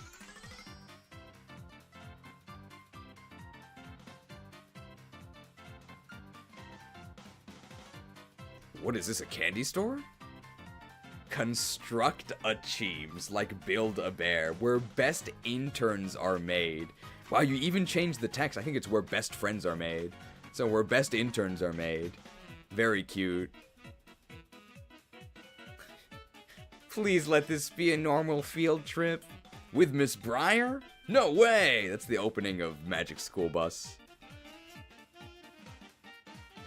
Finally, more children to sacrifice. Does Orange Julius know that his dad's here? Is this where we were all made? We were not born, but created by the artists who work here. Whoa. This is like really existential. I wasn't expecting that. And the Coconut Mall music is very not fitting to this Cheem's existential crisis here. Is this Nier Automata?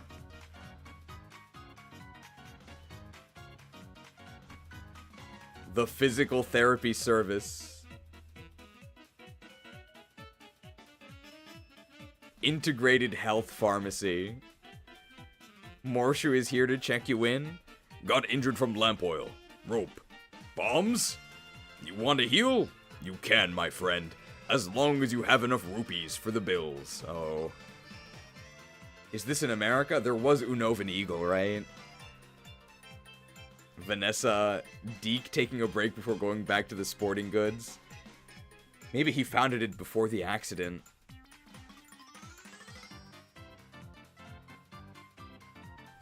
We didn't really have a unit this run that got totally destroyed by bad speed.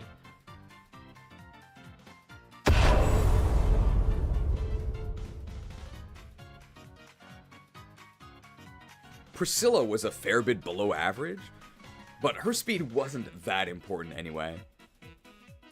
She was definitely our most speed cursed, but she was okay.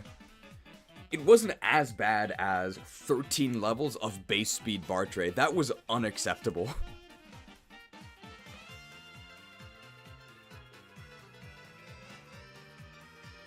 Dorcas, where'd you run off to? Well, speaking of slow start, here's Fear. Is Fear new? I don't remember seeing her. Cute sword. I guess this is in the future then, since Fear is here as well. The target conveniently next to the Woltmart. So I'm guessing this is Woltmart. Woltmart! So here's Roy and here's Elwood. With Walt, you can do this! Walt nara kousuru! Walt is from, I think it's Norway, right? Or somewhere in Scandinavia? What's their slogan in other languages? Because the with Walt, you can do this is just my translation of the Japanese version of their slogan. I don't know if that's their official slogan or not. I've never used Walt. They really should get all these watermarks off the benches. Aww. Can't believe our son is a successful businessman. It's Will and Rebecca and their son Walt, but Walt's not even here. I guess he's in a managerial position.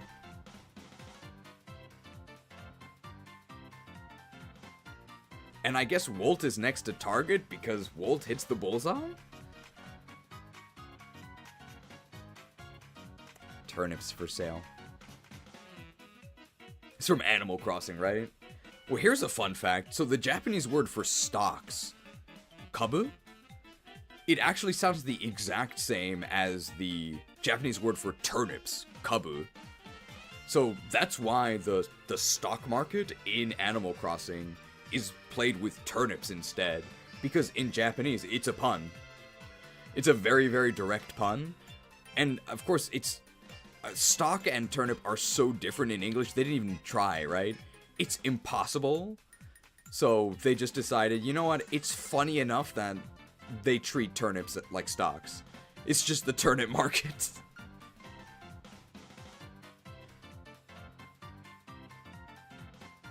We're too small to open the door? Well, a purple Pikmin could probably do it. Garden center. But they're already flowers. Why do they need nutrients? Another employees only. Oh, it's Renak. Oh, I hope the thing Larshell wanted is here. They gave him a stick. They could make a pun out of the stock market. But I think because of the English word like stalking, maybe that's not good.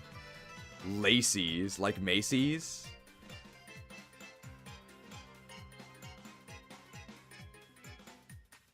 Why would Larshell send Renak to Lacey's? What would he be buying from here for her? I'm guessing this is a pun on Macy's, right? But why is it Lacey's?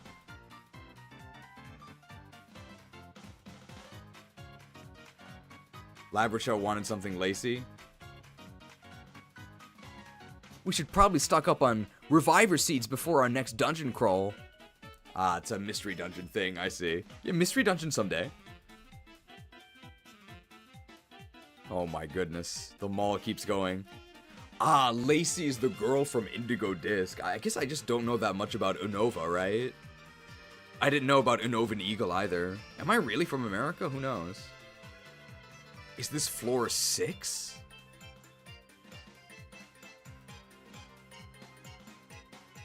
Oh, the food court.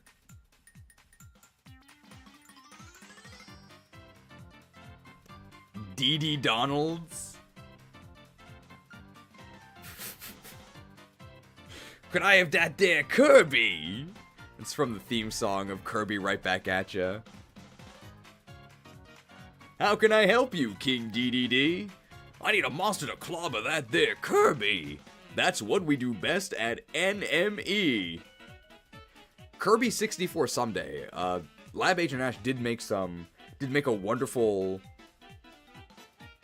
thumbnail template. And I have ideas and stuff for Kirby 64. So Kirby 64 would be a nice, like, break stream. And the theme is going to be fast food combo meals. This is the top floor, but we do have to go down as well. I don't know who this is, I'm sorry. I also don't know who this is. I know this is Lynn. I don't know who this is, but it's probably, Sakura Wiz. Because he has the extra feet. Sakura Wiz always adds extra feet.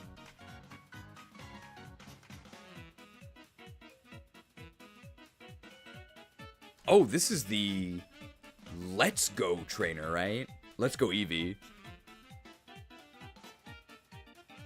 Isn't it weird how there's so much Quillfish stuff? I didn't expect it to get so popular. Oh, they're both named Lynn. Okay. So these are two Lynns that are talking to each other. Okay.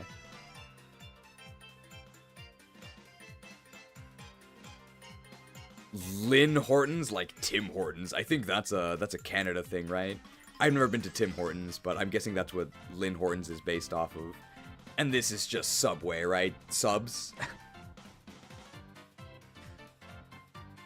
Has anyone seen my Koraidon? Oh, they were 1 or 2 floors down, right? Well, I don't think there's enough benches for all of us. Me hungry, me want subs. There's other benches down the court. Tropium? What's that? No, we didn't learn about that in school. Also, that gas looks like farts, lol.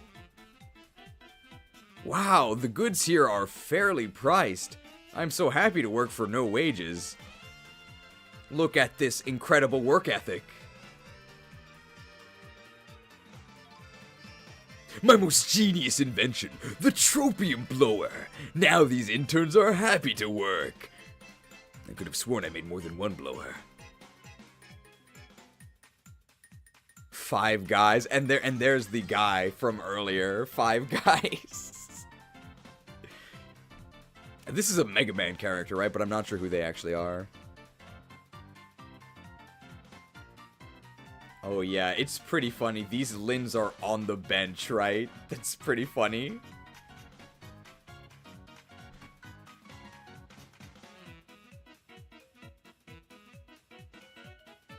Okay, Zero from Mega Man, but why is he at 5 Guys?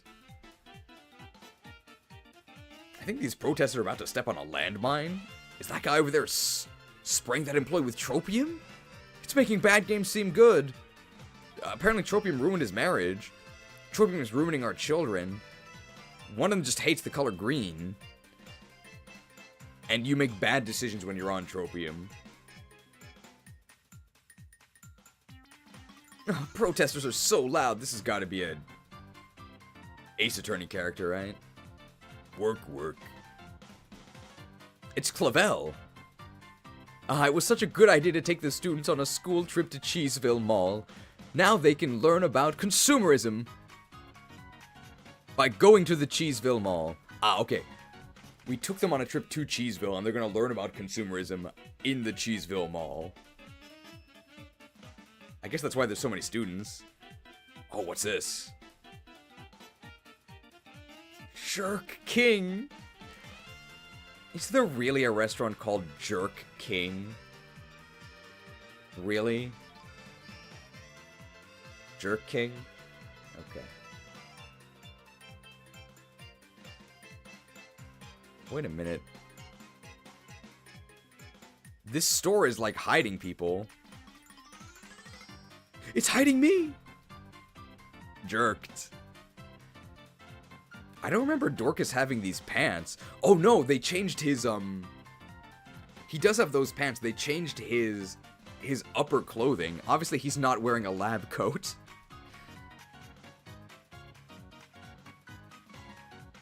Okay, class, your first lesson is one of the greatest things known to man. Jerk. Oh, but Mr. Dorcas, I want an ice cream. I'm thirsty. Oh, what if it's poisoned? Is it organic? Oh, God, these students are insufferable. Hi, I'm a human and not a whooper that learned how to talk. In a trench coat with 2 other whoopers which don't know how to talk. I'm in line for jerk too. It actually is 3 whoopers. Last time it was only 2. Oh, they've improved their disguise. Alright. These have also got to be Ace Attorney characters, right? I've never played Ace Attorney, so I don't know. It's Wendy's! Quality is our recipe. Good job putting Wendy in the sign. Very nice.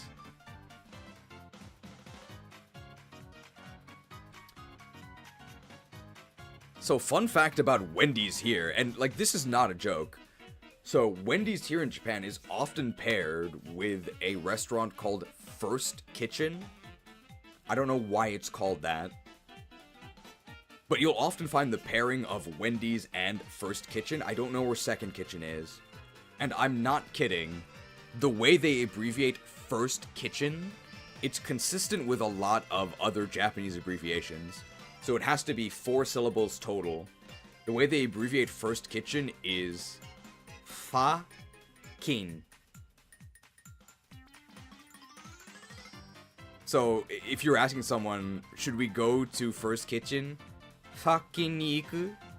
Like, this is actually what you would say. Of course, in Japanese, it's not funny, but in English, it's very funny. Commander Dorcas, help! I can't get down! This is the Pegasus Rider Cheems. Very cute, very cute. I like how they have a helmet. Safety first. You know, that guy looks suspiciously like a whooper. Very perceptive.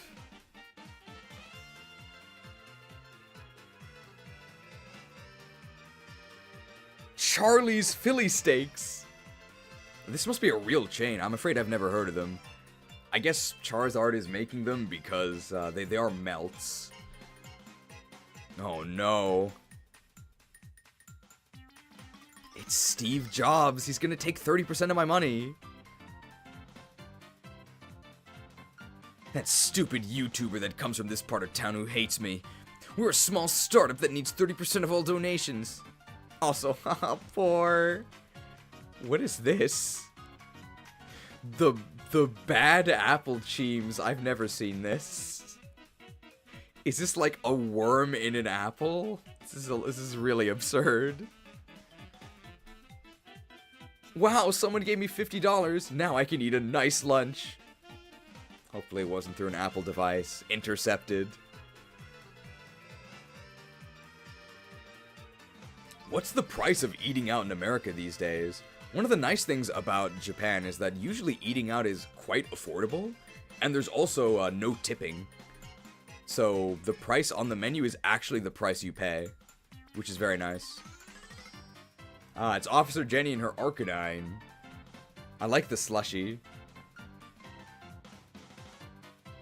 Eating out is probably expensive still. I watched it's an Adam Ragusi, he's a cooking YouTuber video, where he was talking about the price of eating out versus cooking at home, and then his wife was eating like a gourmet salad. She asked what the price was for the salad, and she said $14, and he said, oh, that's not that bad. But I don't know if he was kidding or not. Because it sounds like a lot. Like $14 for a salad. But it did look like a premium salad.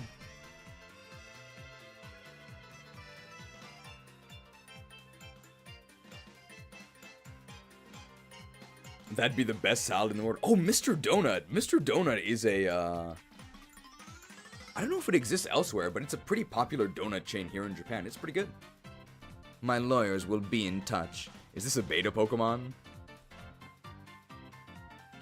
It's Glaceon! What's going on over here? Do we still I think we still have this. I don't think I ever unloaded this. I don't know why, though. What killed the dragon types? Evolve 2. Gracia. Gracia.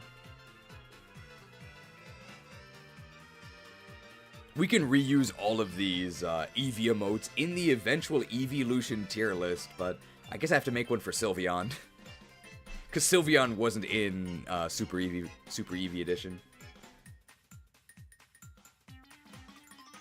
Ah, it's Beta Porygon too, I see.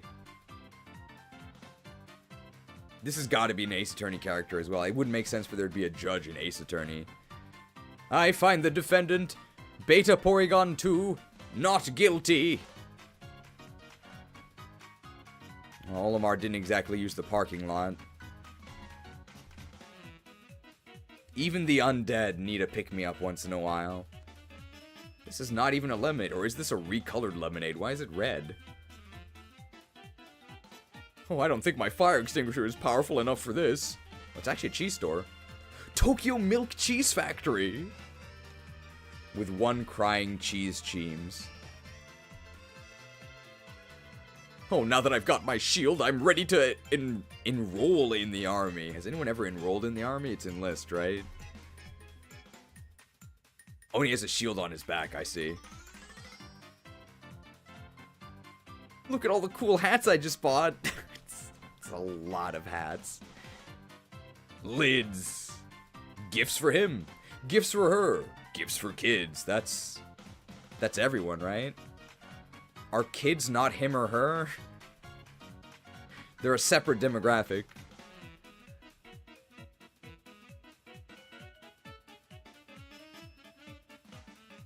There's some sort of ritual going on here? Okay, well, it's actually just Evil Mart. Well, I mean, I know who shops here, right?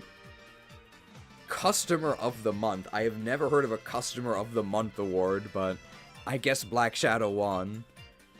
$15 for an evil pumpkin. Gotta read this evil text. Oh, I see. And here's the fake pool pass.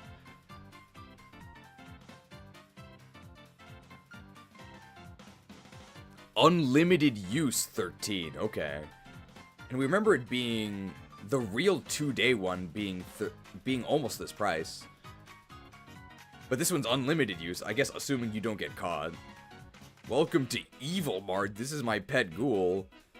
I assume Black Shadow sent you guys talking to these guys. Why did he send all of us? The clone army? Why is the store even allowed here? Bribery, probably. They just straight up sell bombs. And weapons. 10 rupees for bombs. Evil books are $20. I guess they just teach you how to be evil, if you're not evil already.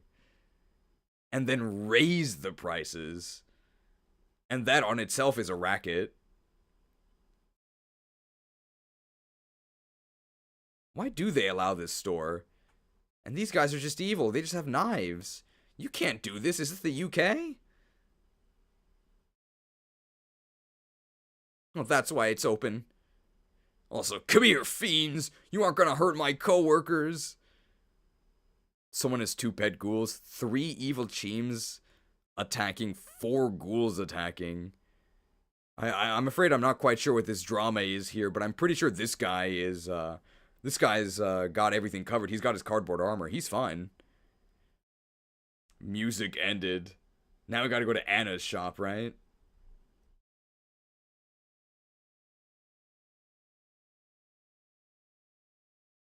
Fire Emblem shop theme.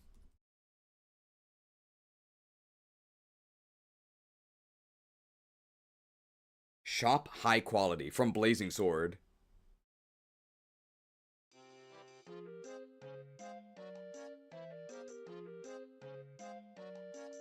The shop loop might be kind of short though. Here we go, here's the right tab. Is this the tower from FE6? No, it's just a shop. Where there's a will, there's an enemy phasing will on a vendor. This was Will's introduction in Legacy. You just put Will on a vendor that gives him 10 avoid, and this is when we knew that. I would like to reiterate, did you guys know this is a Fire Emblem stream?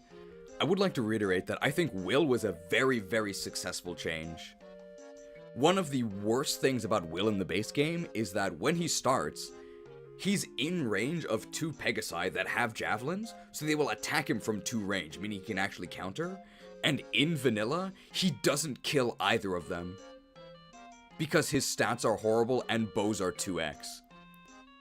When you get Will in Legacy, you put Will on the vendor, the Pegasi attack him, he kills them both. Perfect.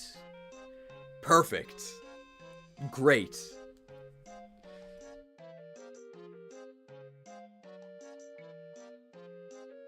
Another floor on Lacey's has an Excadrill.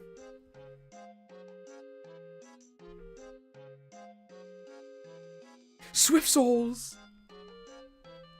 It fixed her only weakness. Man, imagine if they sold Swift Souls instead of there only being one.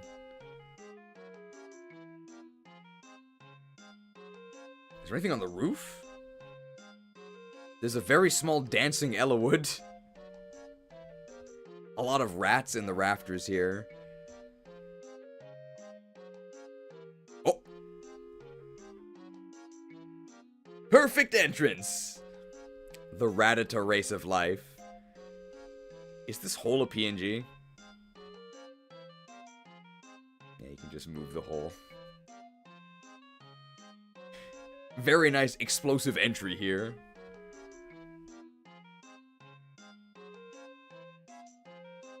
The Rattata race of life happening behind the scenes. Okay, let's head back to the directory, right? On the ground floor. No, this is new. Over here is the ground floor. Oh.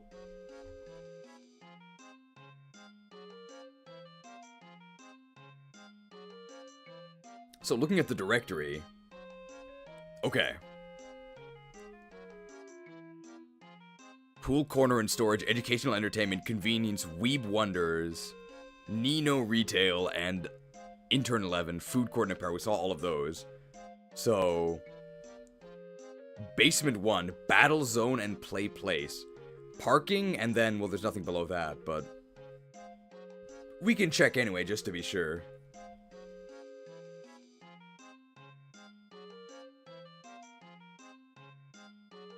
The Anna loop is really short. Let's try Ocarina of Time.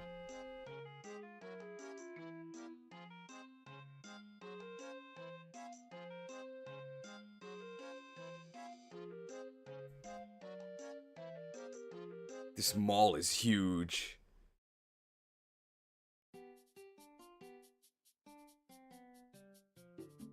All right.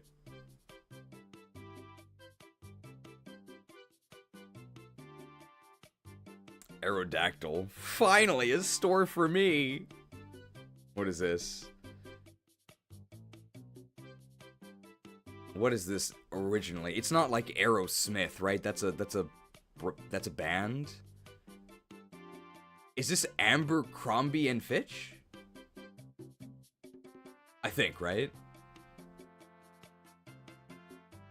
No, Aeropostale. I've never heard of that. Man, I don't know anything about these stores. But it does look good as Aerodactyl. Hey, an Aerodactyl's a good Pokemon. This is really scary though. The jaw is like very, very unsettling. Hey, a photo booth.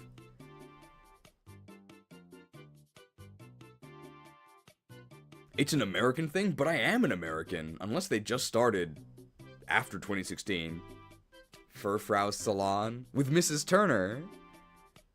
Thanks, Debbie. Is a portal? Let me in the arena. Oh, there's a Chad Furfrau. Oh, the battle zone. The battle zone. Onyx used Constrict. It did like 2 damage, lol. For some reason, Todd is battling with mouse holds? Chingling, use Psychic. Little did Walt know, his magic would not save him. Oh no.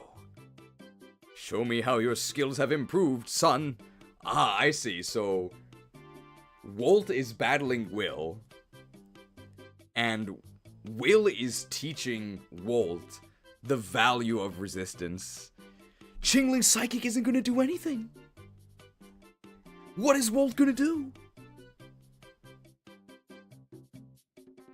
Your magic shall not save you. Walt is in 3 places at once? Well, I mean, he's 3 stars, so he gets to be in 3 places. I like the mats for safety.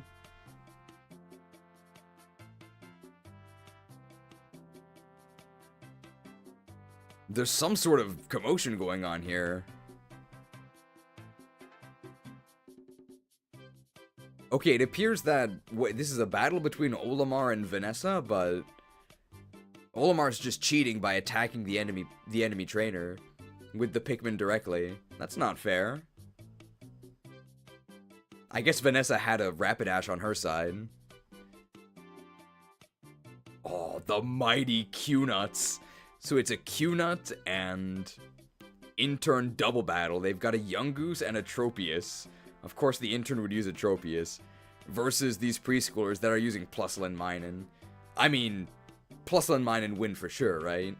With the plus and minus synergy, it's over. It's over. I mean, as long as you don't Earthquake. He does have a full squad here. He has purple, he has blue, and he has red. That girl has a huge Dandori issue? I'm not sure what that means. I've only played Pikmin 1 and 2. Dandori doesn't mean skill. But I'm guessing that's how English players use it? But Dandori means like procedure, or like plan. The AI slop store. In perfect resolution. Hey, it's Pichu in the pit! Oh, there's a play place. Dandori is like the term for the specific multitasking thing Pikmin players do. They call it Dandori in the game? Like the Japanese word? Very strange. Because it doesn't mean anything special in Japanese.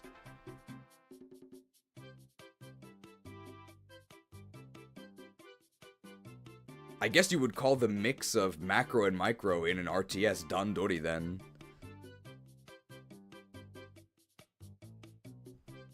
Oh, it's the play place at McDonald's. You can play Super Mario Sunshine.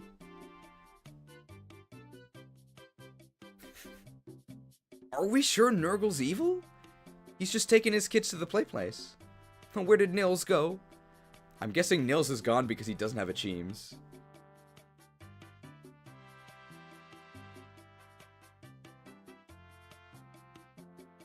How did you do this? The pool is leaking into the bucket? This is so advanced.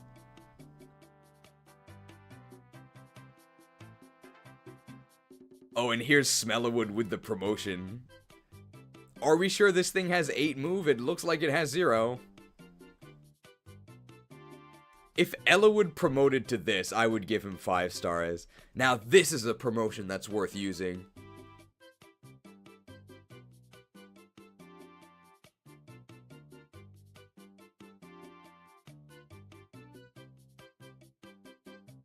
What does this say?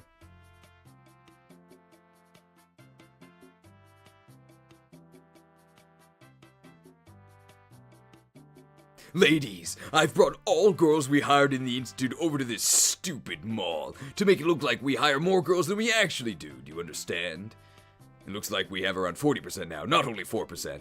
Yeah. One more day we're not ghouled. Yes, boss. Yes, sir. Wow, this is power harassment. You can't do this.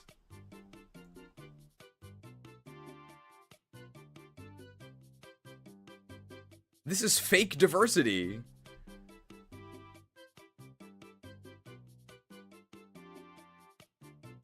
So did we just hire them for this day?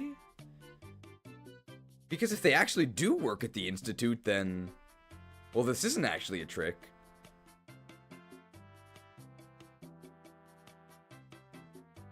Beat it, chick!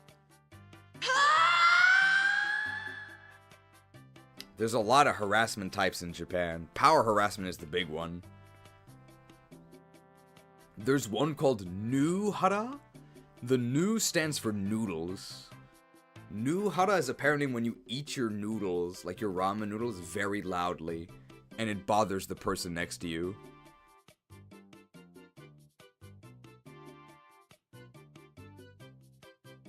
Sweets Factory! Oh no, Sweet Factory. Singular.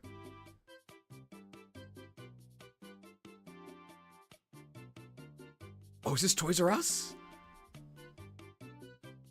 R.I.P. Toys R Us. Gone but not forgotten. Where does the scream effect come from? I think it's the Lucina Star KO in Smash. Wow, Joffrey is so tall in person. I think Joffrey... No, it's Jeffrey. Jeffrey the Giraffe is the mascot of Toys R Us. Joffrey is from Fire Emblem 9. He's got the Brave Lance. Who's this? For our partners in... Fink Manufacturing, the motorized memer, MK21. I'm not sure what this means. This is completely lost on me, unfortunately, but is this an animatronic George Washington?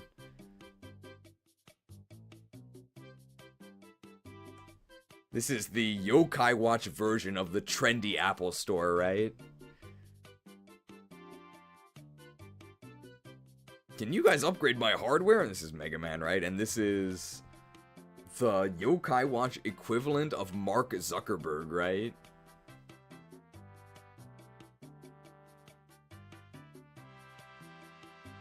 Fi. Where's Fee? Where's Fum?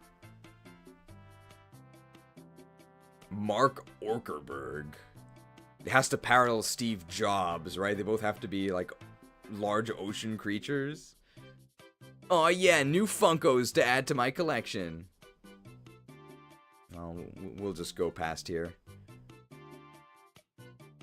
The help desk. Oh, this desk is way too big for me. Help! This is really funny, but this should probably be closer to the entrance, right? Why is the help desk, like, tucked away in the corner of the basement on the opposite side from the entrance? Help! Oh, it's Sfeel. Those stacked boxes look like the perfect thing to bowl over. Oh, the...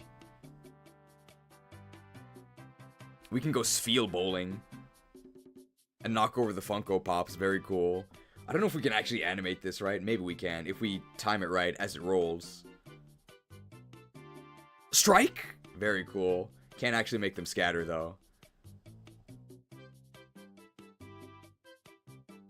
Knock over the Funkos. They definitely deserve to be knocked over.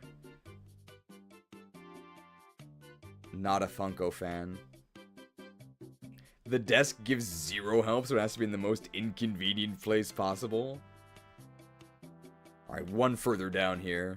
Where's the entrance? Do you have to take an elevator? So there's just a portal here. Into the battle zone. Ah, so... you can take an elevator into the Cheeseville apartment complex. Now with simulation windows. Going down, ignore how the elevators open when they're actively descending, that's fine. We will end our tour of the Cheeseville Mall by going into the member card area. Ooh, members only here.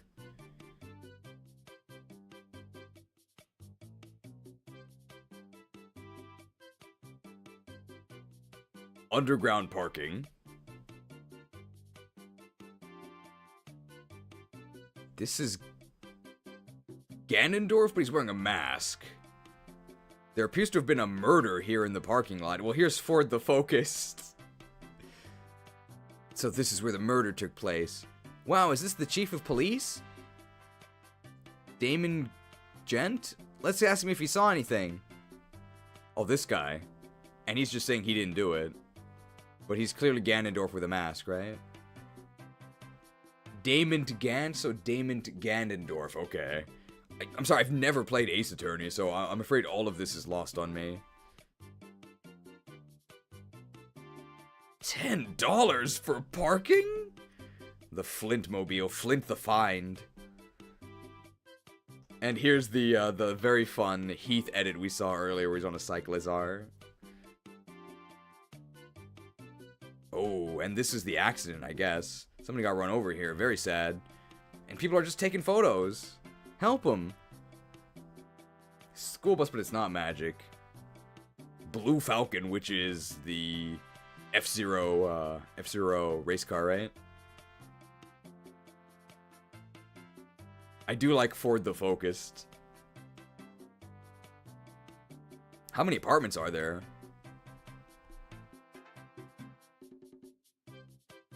Cheeseville Apartment Complex 201. It's just a nice apartment. I'm guessing just a guy and his daughter? Hopefully they have a good night's rest. Uh-oh.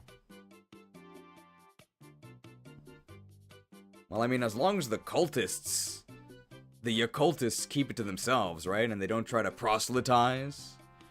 Reminds me of the scene in Final Fantasy VII Remake, where I think Cloud's neighbor in the apartments is actually one of the Genova clones. So he kind of looks like a Yakultist. I love the Yakult lid being used as a sash for the robes of the Yakultists. Aw, it's just a happy family. This is nice. How do these guys afford to live here? Maybe it's subsidized housing. See, the interns do get compensated. Huh, something seems off here. It's like an escape room. I think in the escape room movie, one of the rooms was upside down. That's Marco. He lives here. He's a little weird, but he's nice. I remember that scene. One of my favorite scenes in Final Fantasy VII Remake was when Cloud sort of has like a panic attack and gets freaked out by the cultist Marco, like doing some crazy Genova stuff to him. And Cloud tries to draw his sword to like get ready to fight him. But then he couldn't because the Buster Sword, like the giant sword, got caught on the door frame and he couldn't do it. It's just something I didn't expect to actually happen because this game is literally called Final Fantasy. It's very, very memorable.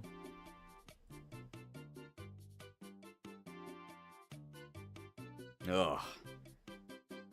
Well, Penny never leaves her apartment, right? Disgusting. I hate Evie. The Ace support!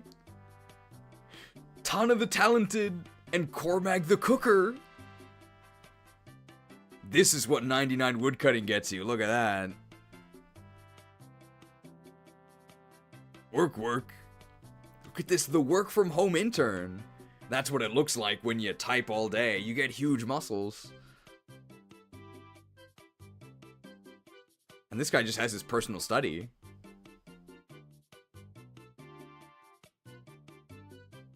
.201 to 208, and then 209 is this way, too. Oh, did you see what Joe did at the last work party? Scandalous. What did Joe do? Well, we can't talk about it here, right? We're gonna get demonetized. Do what you love. Just gotta make the apartment pink. Okay, next lower level. Yeah, we sure pranked that boss good, didn't we? We sure pranked that guy, didn't we, boss? And I'm guessing maybe we have to go directly down to see what they did to this guy. Oh, this is the Crooks for Cash operation. And they keep all the money in the basement. Oh, 4 more years. I know this image. This is just a Fire Emblem Armory background. I've seen this image before. Where does this tunnel lead?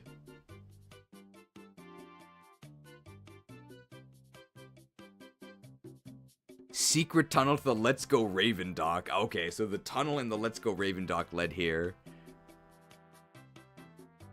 Let's charge! Yeah, this looks so cool. Okay, so the prank was... Was the prank us?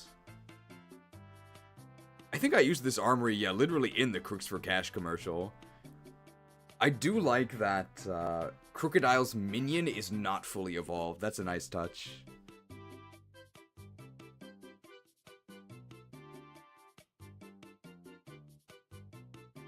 RNG. Creeper, what's that? That's like a Minecraft thing, right? The prank is in another room, okay. Zook, Scooby-Doo. Jeepers Creeper, okay, I see. Roro. I see that, so they changed Scooby-Doo to actually be Houndoom, very nice.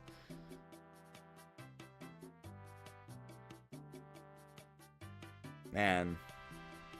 All I can think about when I see this is not the fact that this is, you know, a zombified servant of the Lich King whose mission is to scourge the world of all living. All I can think is the air conditioning bill has got to be out of control for this.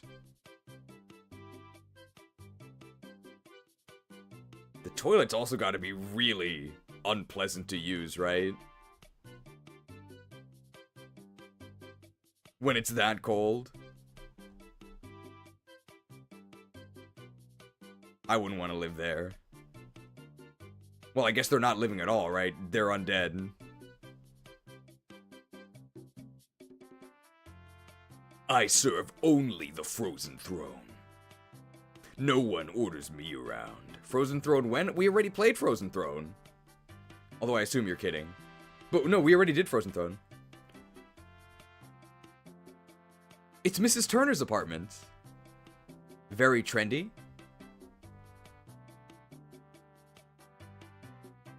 Who filled my apartment with sand? Oh, okay, so that's what the prank was. They sand streamed her whole apartment. What did she do to deserve this? And this guy, I guess, just moved in. I might actually be moving. I'm not sure. I'm thinking about it because... Oh, it's Anakin. Oh yeah, it's Anakin. I don't like sand. It's coarse and rough, and it gets everywhere. What's even happening in this image? Is this like an indoor beach simulation?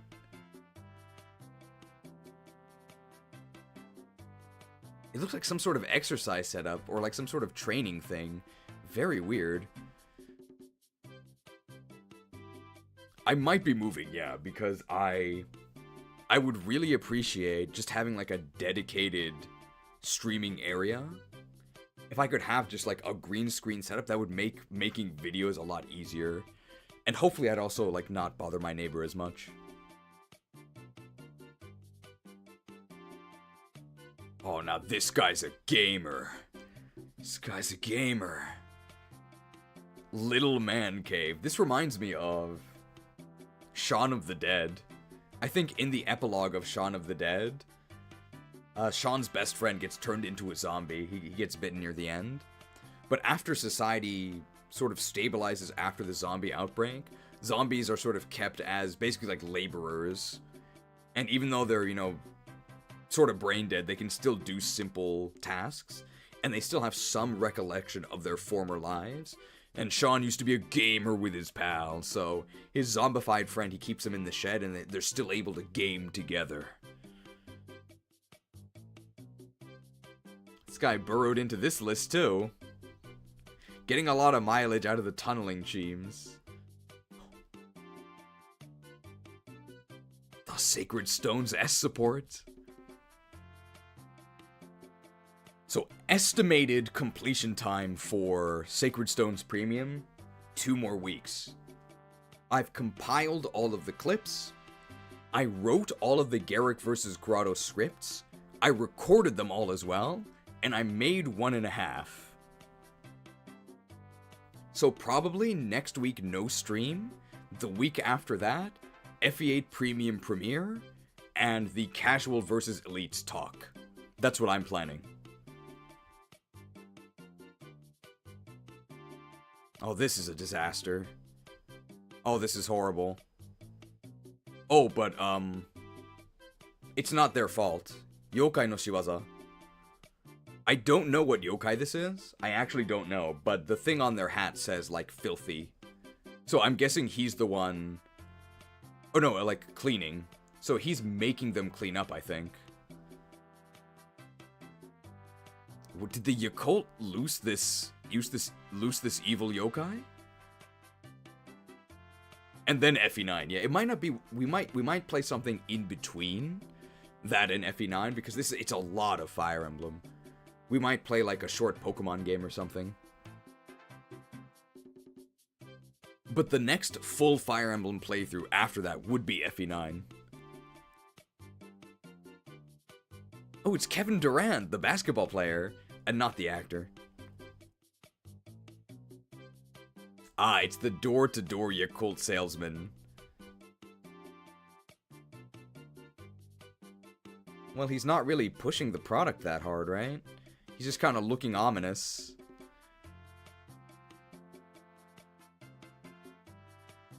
Okay, those were the apartments, but there's still more down here. What is this, Monty Mole?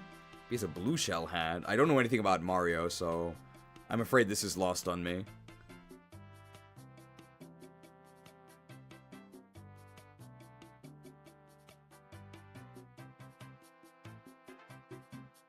There's a passage here, right? Up here? Oh, it's just the tunneling guy, okay. So, oh. Oh no. We'll go from here. Oh no. If you snitch about this on live TV, the ghouls will get you? Uh-oh. Oh no. Oh no. Look at these refugees. Oh, stole some sandwiches and nuggets. Dig in. And the usual Twinkies they give us. Food! Yeah, food! Oh man, life is hard. They're all poor. I am Steve. I mean, I haven't seen the Minecraft movie. I don't know anything about Minecraft. I don't really understand why Jack Black is Steve, and why his costume is just a blue shirt. Like, am I missing something, or does it just seem very bad? I just don't understand. First we fire, then we emblem. There's just a fire here. Some Dunsparces. They're right behind me, aren't they? Free Nintendo PC. It's bait. It's a honeypot scheme.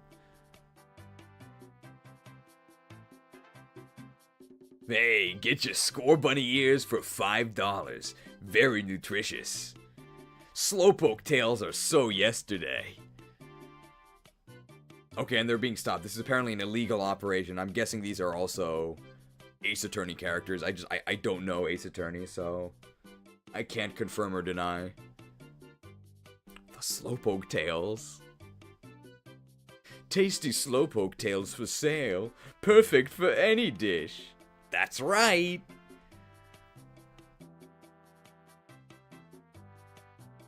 Why, hello. How'd you find this place? Oh, I got lost trying to find my way to the bathroom.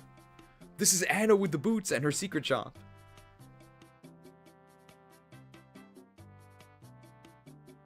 Free perfume sample? Evil. Yakult for sale. Okay, I mean, this is not an ad for Yakult, but I do actually like Yakult. I think it tastes pretty good. I don't know if it actually has the beneficial bacteria things that they talk about, that it'll aid your digestive system. I'm not sure, but I just think it tastes really good, so I do like Yakult. If you ever see it, like, I mean, give it a try. I think it's pretty tasty. I don't have any with me right now, but I do have this. Aquarius.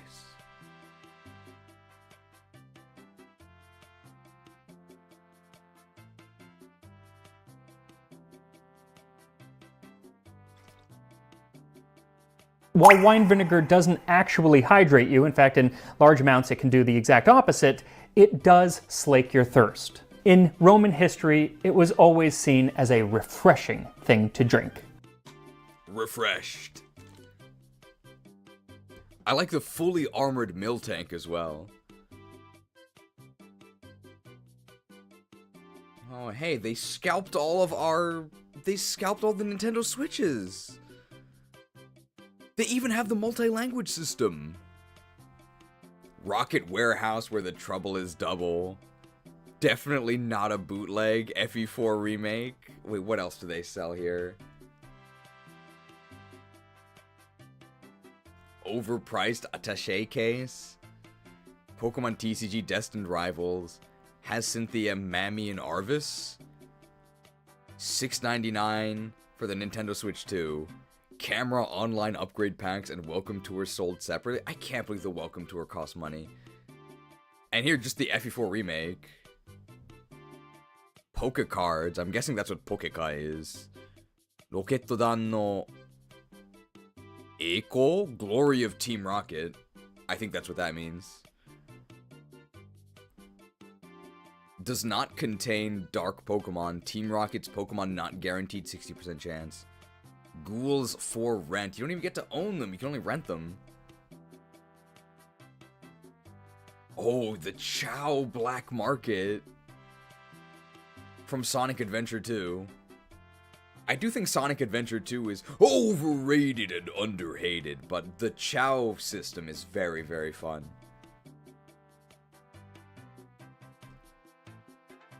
And I think this was mentioned in the Pro Jared review of Sonic Adventure 2, but I think the reason why Sonic Adventure 2 has such a good reputation is even though a lot of the game is kind of awful, in order to do the Chow Garden, which is really fun, you have to play a bunch of stages over and over to get the resources for your Chow, so you're only going to play the fun stages, and then years later you only remember the fun stages you played to raise your Chow, which was also fun. What are you buying? I guess just the black market merchants here. We've been in the mall for an hour and a half. We keep running out of music.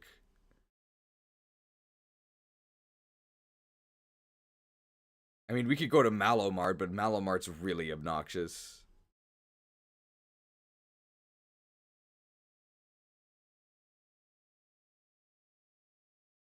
We're running out of store themes.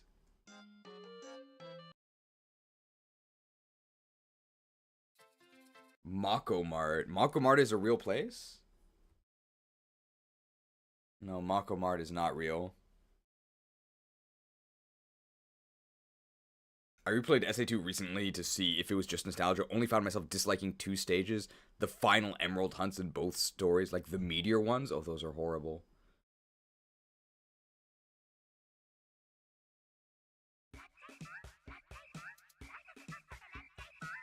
How much of Malomart can we listen to before we go crazy? This is Malomart. There's a reason why most of my videos only have Malomart playing for like a couple seconds.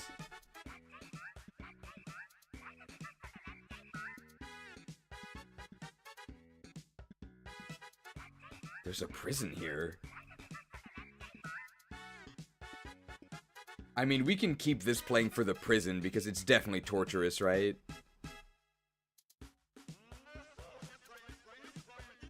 Well, you know the consequences of failing your job.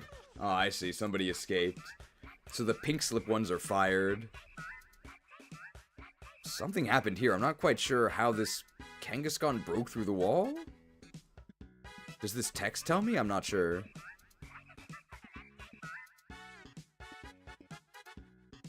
can just make this bigger, right?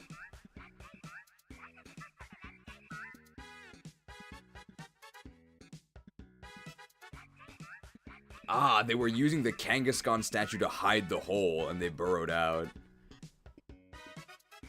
Pitfalls! Beware of pitfalls. There's a Diglett, a Digdar. Oh, this... I've never seen this small drill bird. This is so cute. Small Trapinch is also cute.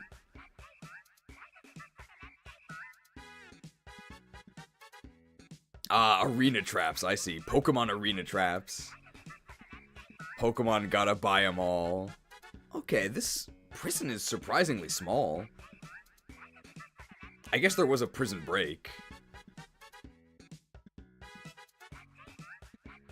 Okay, I'm losing my mind.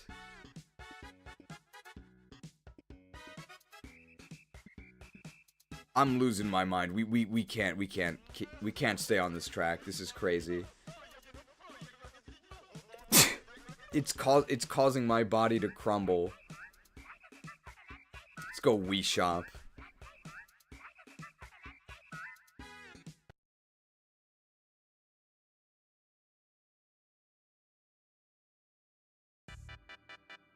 This is shopping music.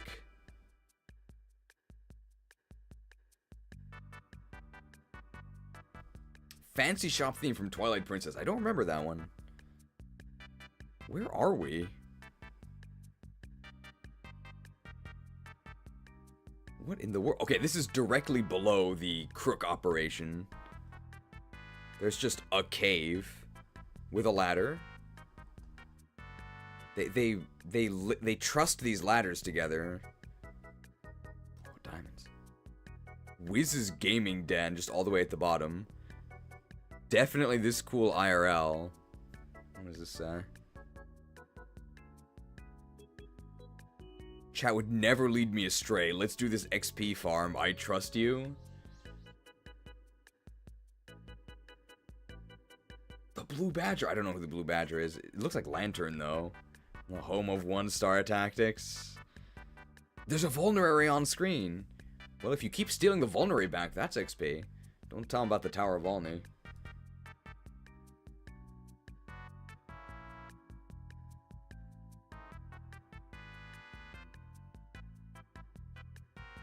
The underground is so deep.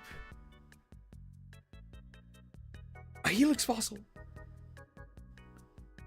More diamonds? I don't know what this is.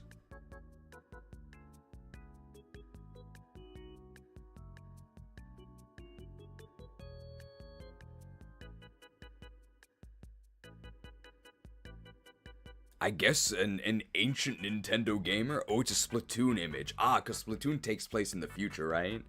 After, like, humans are extinct, so this was a fossilized human.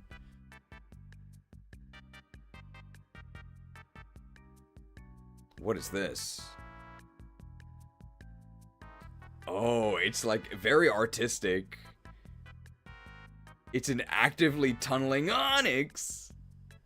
Very nice. Very artsy.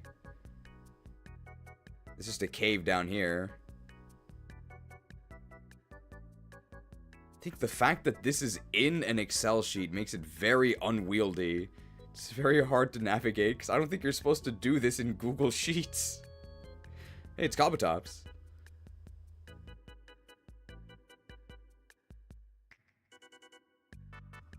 Cool intern break room thing, very secret. Who ate my yogurt? This is what, hard-boiled Cheems? Finally, I can relax and have some nice coffee, too. We should really put some beds here. Well, unfortunately, they burned all the beds at the mall. Hey, that guy looks suspiciously like a ghoul. Do I bomb him? Welcome to our new secret break room, new hire. Don't tell anyone or we'll all be fired, okay? Trust no one. This guy's gonna rat him out. Although, we shouldn't ostracize him just because he looks like a ghoul. He might not actually be one. More diamonds.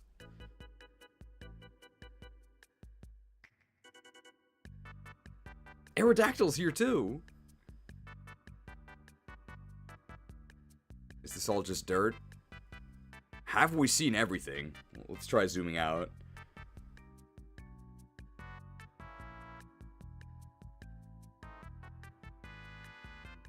You trust him? Okay.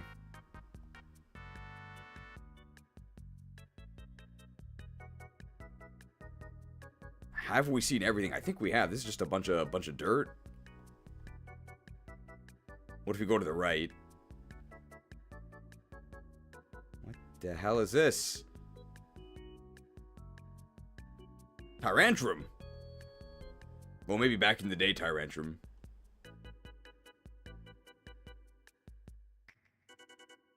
It's a lot of space down here. We did know this secret passage. Oh, this is new.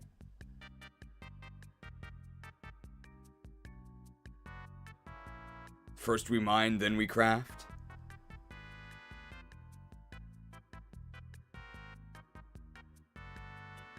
Well, no, this is different.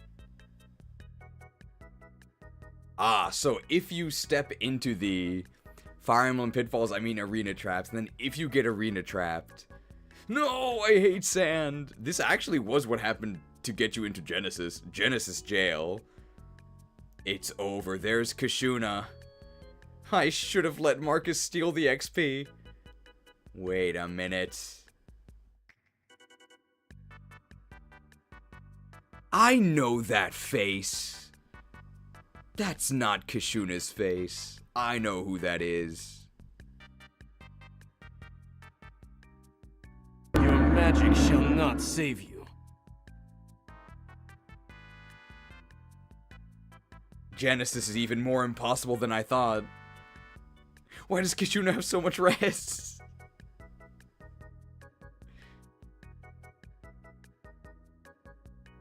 What is this? The Tyrantrum. Okay, and then there was that room back to the back. Just popping in, how was the finale? Was it good and fun? What do you mean by finale? The actual finale or the special finale?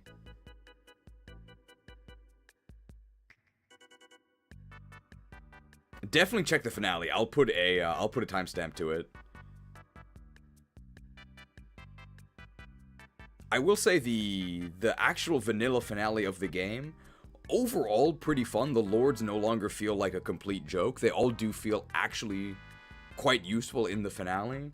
However, there was, I guess, I think a very unfortunate anti-fun choice that was made regarding the fire dragon stats. I don't think anybody really was a fan of it, unfortunately. I hope they revert it, but I won't say too much else. You'll see what it is when you actually see it in the VOD. It was overall fun, but just a little bit disappointing that they made this change. Oh, guys, I'm stuck. Oh, he's doing the Sinnoh Underground. Need a cutting board. Better dig here. The pixie plate.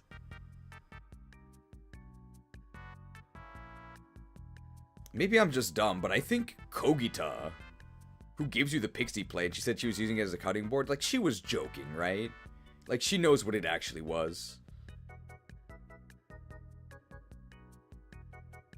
You want to check map on the final two maps? What do you mean by that? Okay, I think this was everything, right?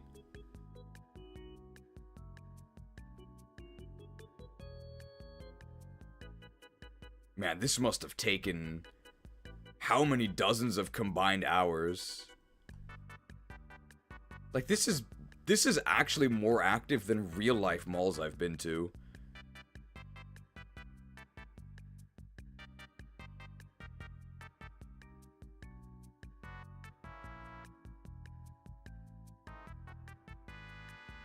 To move units before the map starts. Oh, I mean, that would be nice, but I have to imagine that it's, like, not possible. Dennings. Lynn Hortons. The food courts. It's the biggest sheet ever. Oh, it's the buggiest sheet ever.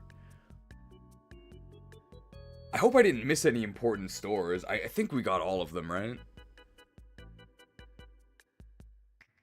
Only a 10-hour stream. Very lazy.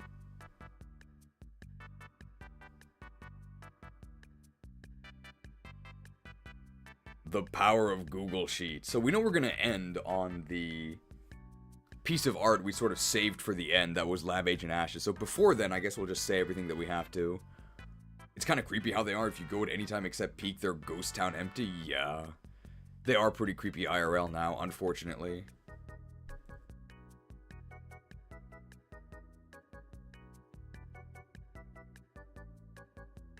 Malls are super rad. Well, back in the day. Actually, rad is from FE11, one of the ones that somebody skipped. Didn't someone say check the graveyard tab for something new? We did that last time, right? Is there something new? Ninian is dead. Oh, the fire dragons. This is... Oh, no. Nergal is new as well. And this is his not correct quote, where he says quintessence instead of Aenir. Well, R.I.P. Nergal. The fire dragons died because they apparently go insane and can't go home. Also, one of them exploded. I mean, they might have been okay, right?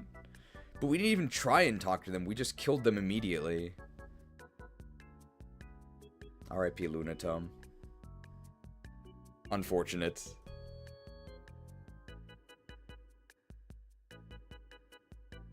They did change it to Aenir, but I don't know if that was a change by the Legacy team. It might have been a quality of life patch, the same one that removed the mind glitch.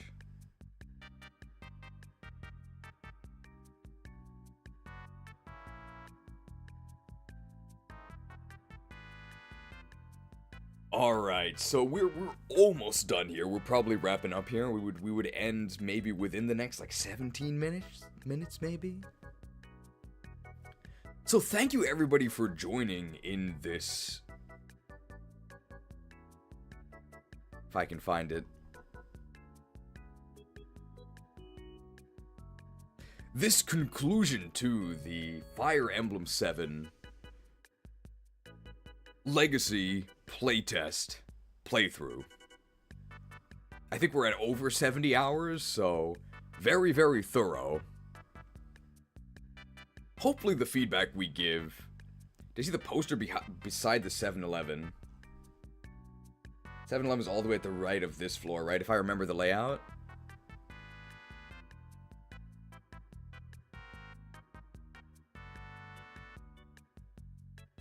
Oh, maybe I didn't. One floor down?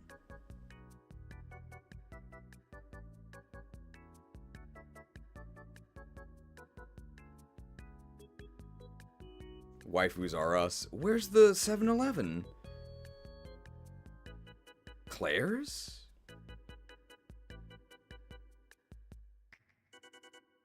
Oh, here it is. New in stock at 7-Eleven. For $7.99 and $11.99. It's a sword and a shield. What are these sword and shield, though?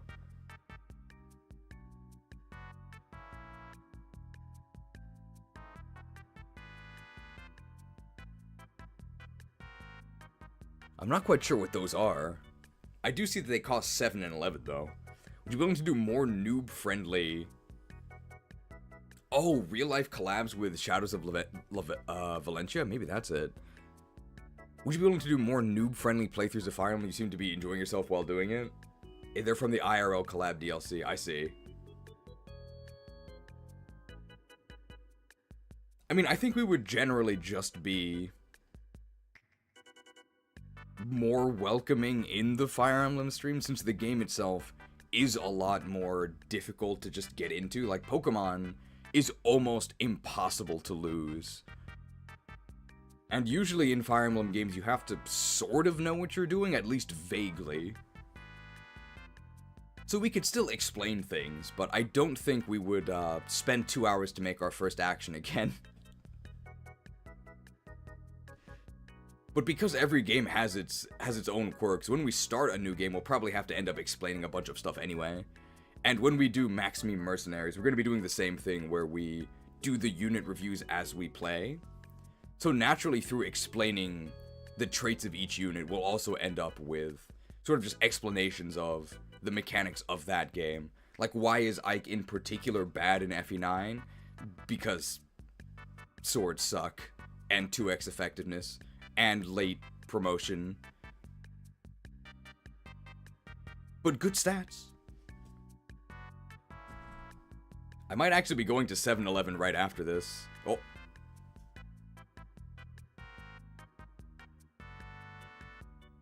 Oh yeah, and infantry. If you thought horses were overpowered in FE7, get ready for horses in FE9.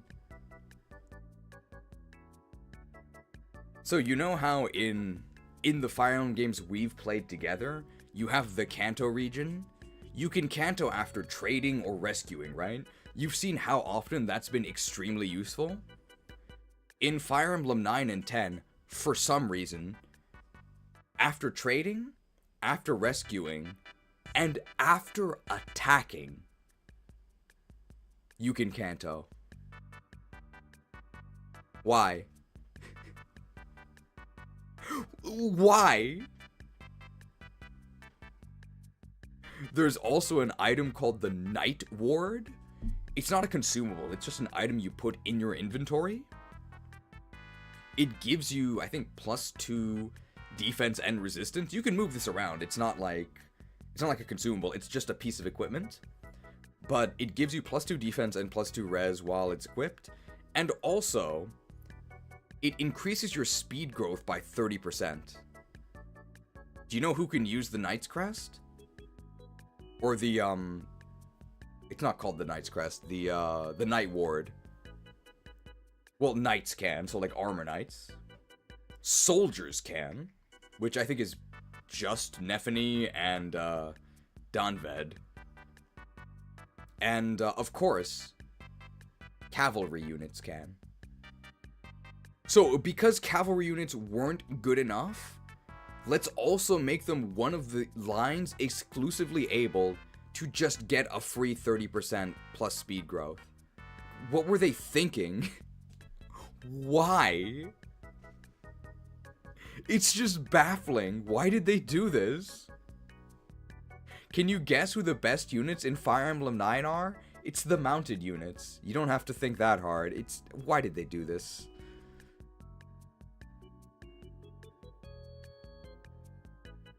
Oh yeah, Marcia can't use it, but she's fast enough. Cinnabon. We need the speed transfers for FE10 because horses need it there. I would say that horses in FE10 are actually kind of balanced. Because yeah, horses have better mobility and they still have Super Kanto. But there's actually indoor maps where they get reduced movement. There's ledges where infantry can just climb right up, but cavalry have to take the long way around. There's a zillion like swamps and stuff where cavalry are not that good. And stat caps really, really matter in Fire Emblem 10. And infantry actually finally do have better stats, significantly better stats, in particular much better caps. So cavalry units near the end game like actually really start to fall behind. They really miss out on important benchmarks that infantry units can hit, but cavalry units just can't, because their stats just can't keep up, which is probably how it should be. Now for some reason, they just decided that none of this should apply to flyers. So Fire Emblem Radiant Dawn. But cavalry are balanced. Just not hard.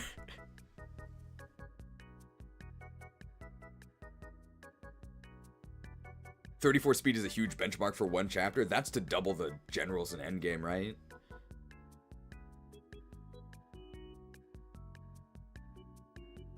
I know that how many classes can double auras without White Pool? True Blades can for sure.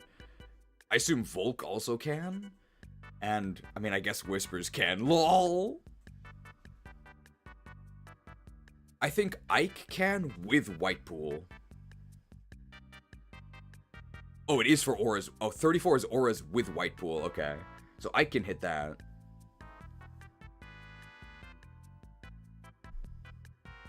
$39 AS to double. True Blades can hit that naturally.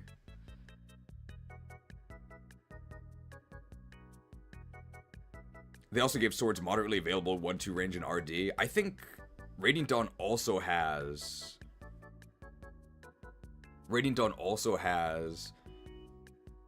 some of the best Swords Masters.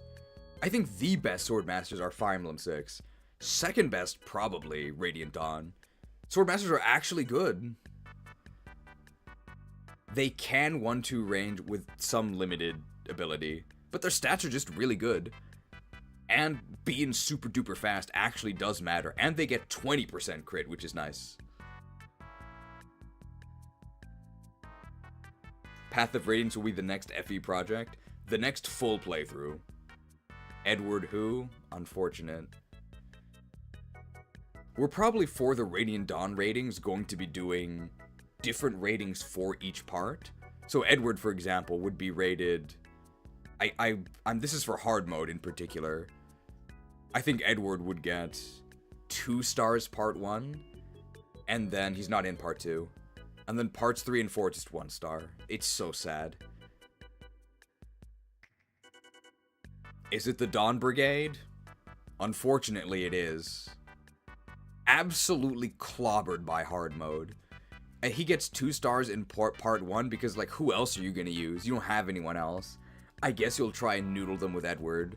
And then he's just so far behind by parts 3 and 4, it's over.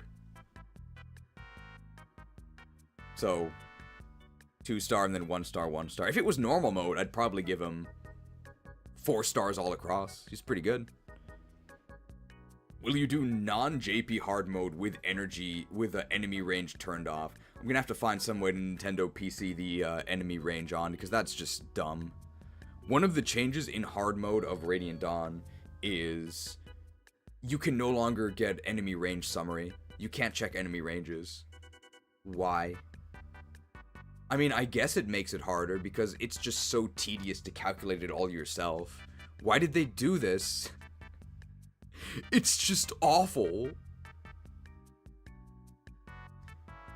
If there's a Radiant Dawn patch that does hard mode with weapon triangle and enemy ranges, I would do that in a heartbeat. That sounds way better. I don't understand why they well, I mean, I understand why they removed the weapon triangle in hard mode, because the weapon triangle usually helps you. It would make Edward a lot better, because part of the reason why Edward is so awful on hard mode is because all the early game axe fighters that you're supposed to dodge, because you have weapon triangle advantage, instead just chop him in the face. Which makes him a lot worse, in addition to slower experience gain.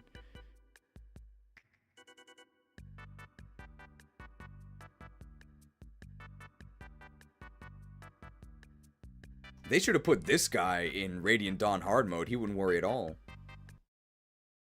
Man, I really hope none of the enemies have swords. Weapon Triangle doesn't do enough to save Edward, sadly. Nah, he would still be 2 stars, I think, in part 1. But it definitely helps.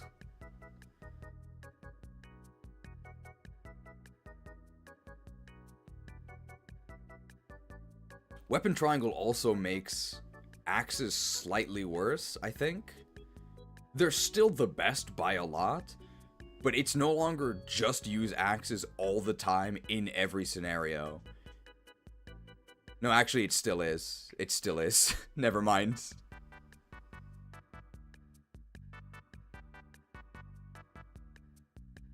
If you like axes, you're gonna like Tellius. Hello? Is this thing on? Is there anyone out there? Am I all alone? I need a bigger axe. Good news, you can get a bigger axe because you can just forge it.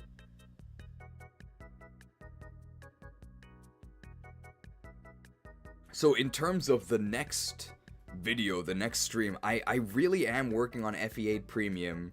I'll prove it to you.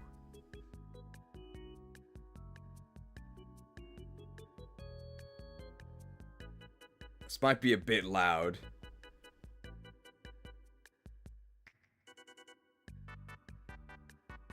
GVG.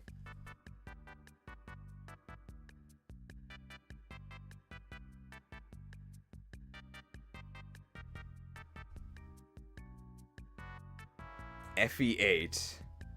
FE8 Premium. Here it is. Look at this.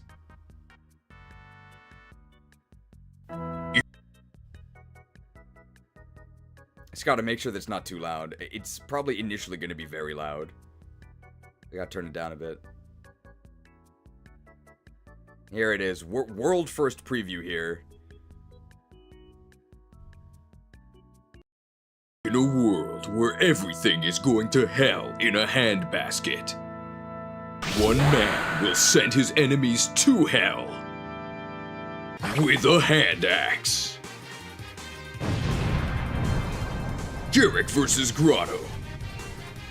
Action. It's gonna be great, guys. The whole Garrick vs. Grotto like intro is done and everything, but that's not the entirety of the video. But the Garrick vs. Grotto cinematic universe is well into production. A lot of it is finished.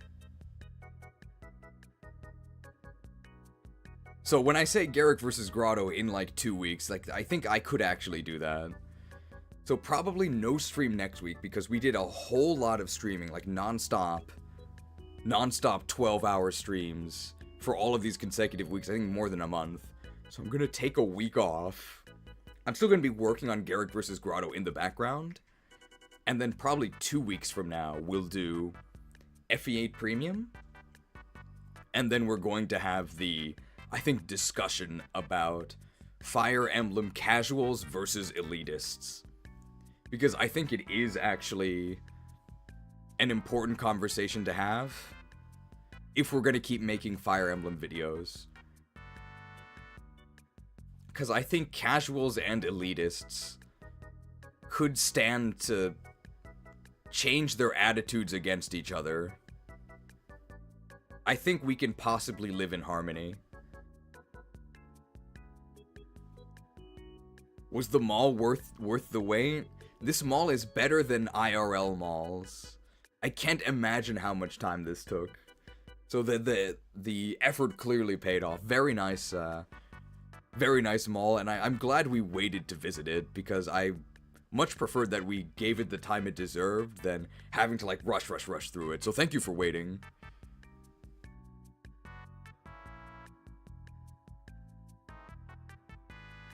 I really appreciated actually changing the names of all these stores, like in the fonts as well. Very impressive. Very great attention to detail.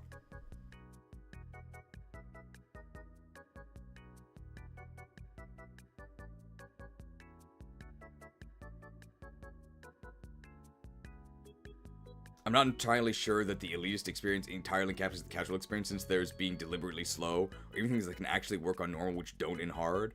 But anyway, that's a nuance point.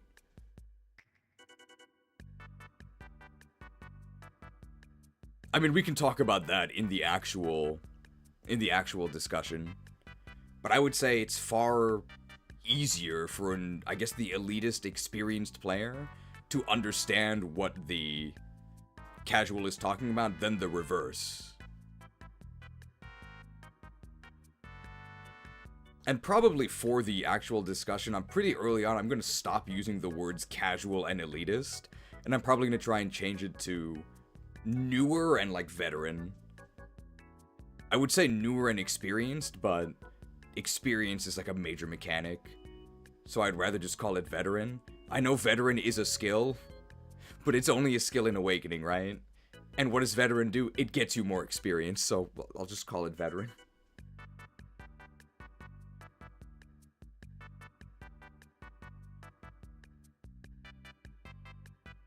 Alright. As a veteran, elite versus casual debate is something of a buzzer. I feel like those debates are like a decade old, and they're still ongoing. I was called an elitist a couple weeks ago. Correctly, of course. But it was just very strange to actually be called like an elitist, because it's not something that happens in my videos, right? Because everybody already knows.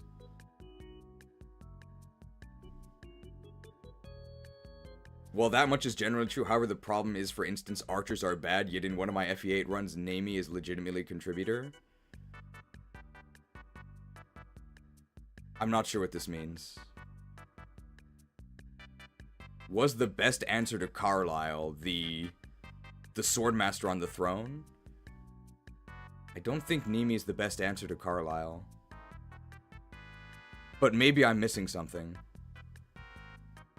Usually you're missing Carlisle because he's very dodgy.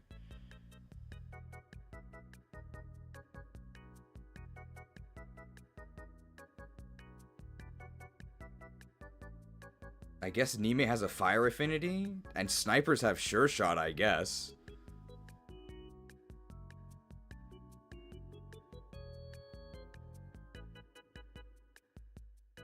But I think one of the points that I do want to try and touch on in the casual versus elitist debate is that usually, like, casual advice tends to be friendlier, right?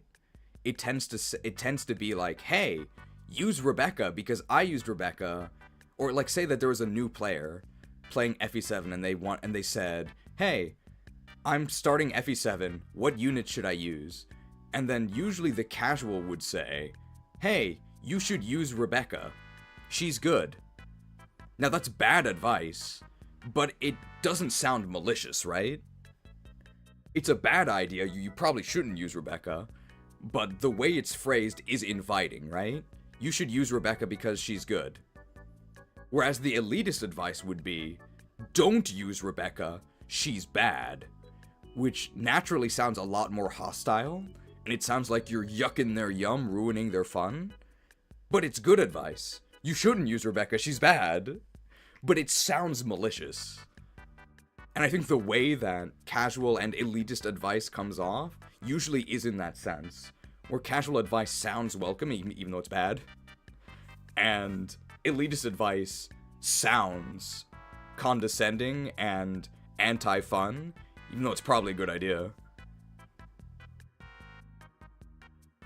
In that particular run, I was using bad units, but even the bad units can be useful in a casual playthrough.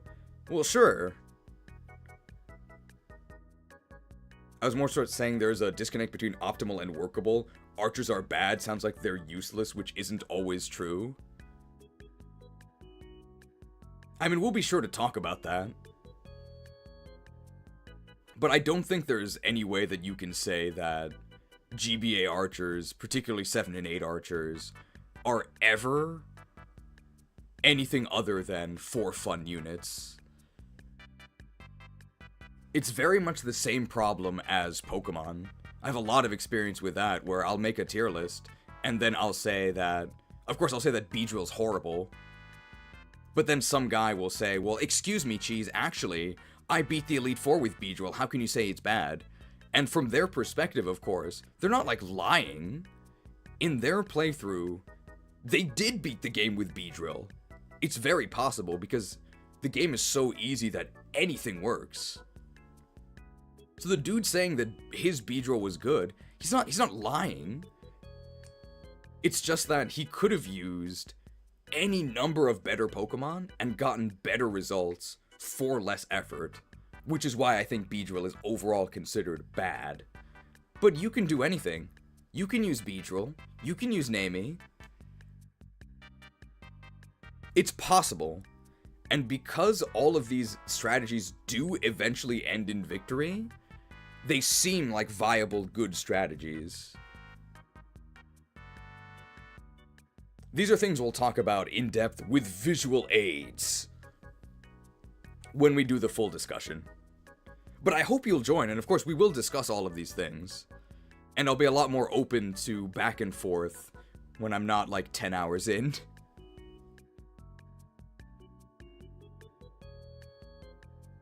I think Namie's 1 star, of course.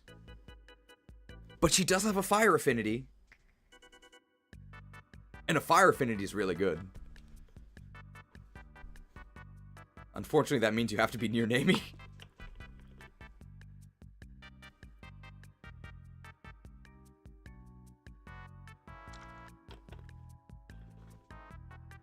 I guess that's the elitist perspective sometimes comes across in a way that the casual way of archers is the wrong way. Even though it does eventually get results, so of course there is tension. I think this unit rating also comes from objectives of a playthrough. Usually casuals just want to clear the game, vets or elites want to do it in a manner that is efficient. Generally surprised there's still so many people here. In fact, I think the number went back up. It hit the 160s during our mall exploration. I'm glad people are watching the mall.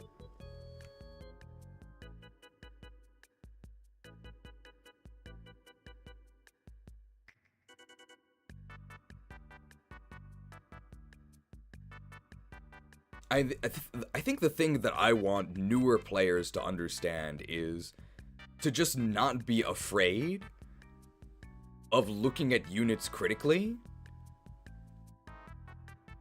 and acknowledging unit weaknesses. Because I think even if your goal is to just mess around, use whoever you want, and like do wild and wacky fun stuff, part of doing that is understanding unit strengths and weaknesses. It's a lot easier and more fun, I think, to goof around with the trainees when you have sort of the best units in the game, you know, Seth, the Flyers, supporting them and clearing the way. I think it is more fun.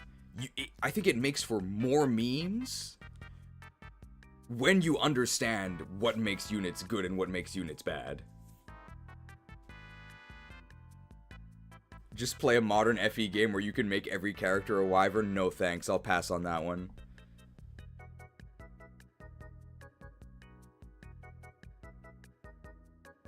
Not a huge fan.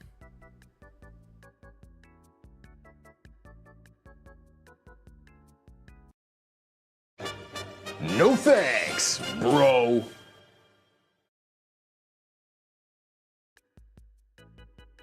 Definitely, though, understanding the strengths also helps. Even that run, uncountered 2 range of Namie was legitimately helpful even in such an enemy phase game.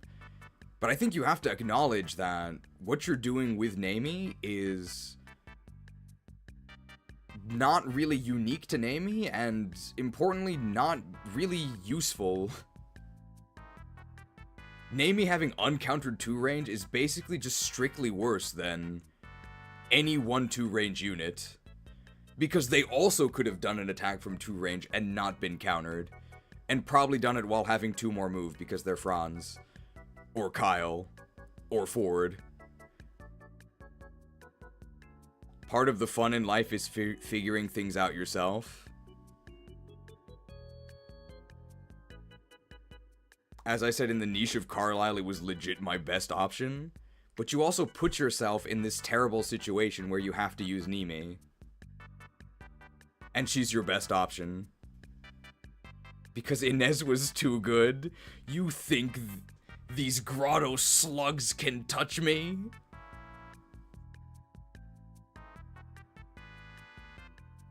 Inez does have good stats. And he has Sure Shot.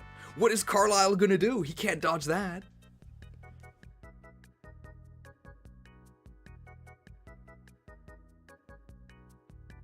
I mean, there's plenty to talk about when it comes to casuals versus elitists. Obviously, I'm an elitist. I'm literally a professional elitist.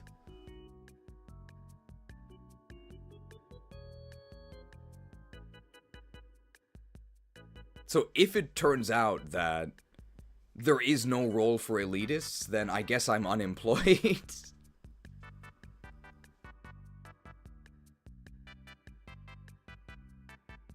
Well, even if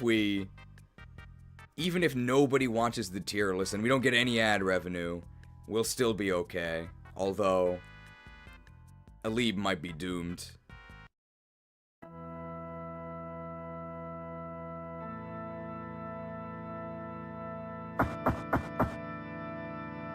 Who are you?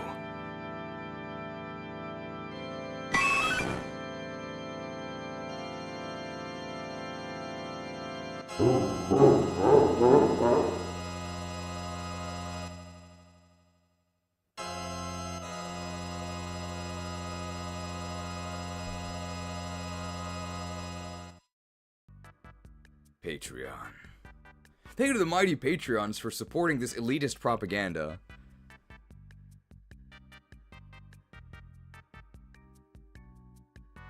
Yes, but the point was she was still able to contribute something rather than the true uselessness that elitist dialogue would tend to imply to the casual viewer.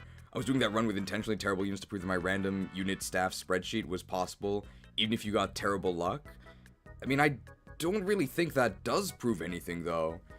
Because for her to be on the field and even do anything, we're sort of already in a situation where we don't really care about viability, right? Because she's already sort of just at the bottom of who you would deploy, unless you were just messing around, right? She's basically above the trainees. And of course, useless doesn't literally mean useless, it just means probably a bad idea, probably a poor use of experience, probably a poor use of resources. But it's again the Pokemon problem, where any strategy does work. This is just objectively one of the worst ones with the worst returns. But I don't think anybody calls them literally useless. They just call them worse. I would say Ross is more viable than her. I would agree, yes.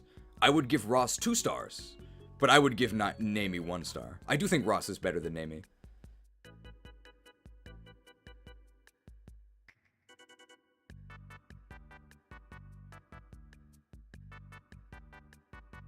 But I don't think I've ever really heard people say that units are like unusably bad.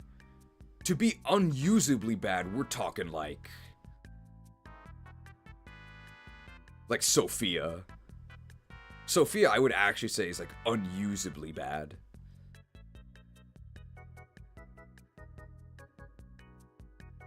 What is blackness? And even though I'm calling her unusably bad, she was one-shotting Manakits at the end of the game with Apocalypse. But I don't know how you could watch the gameplay that led up to that and call her anything other than essentially unusable.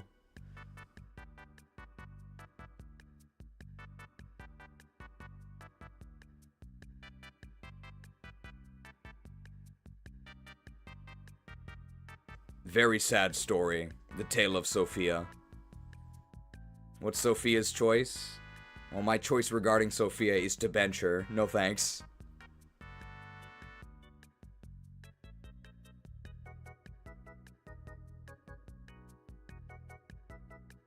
Alright.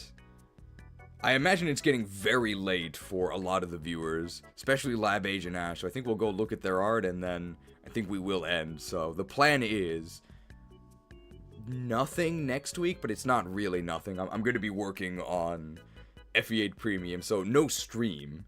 But of course, I'll always be in the Discord, link in the description. You can stop by. And, well, I mean, you can talk to me about some stuff. If you have questions, you can always ask me. If you'd like to follow the development of FE7 Legacy, you'll have to join the SmithPlaysPokemon Discord. I'm not really sure how to find it, but I'm sure it's in his videos.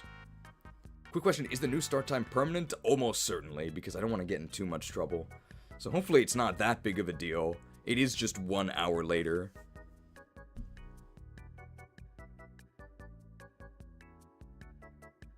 But in terms of next stream, it's going to be at least 2 weeks. Because I want to finish FE8 Premium and just sort of take a break from shouting on the internet about bad and good FE units.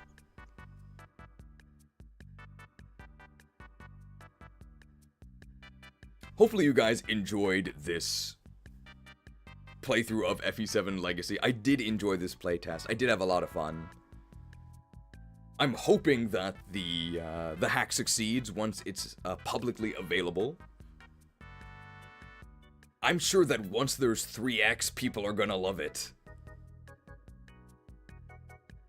If 3x gets implemented and kept, I think we can say our playtest was a success.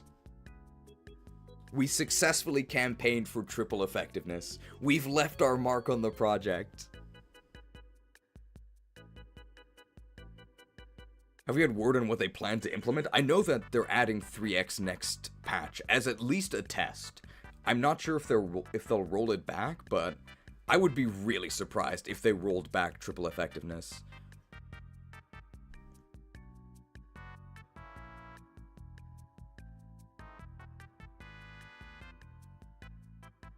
The gates are open.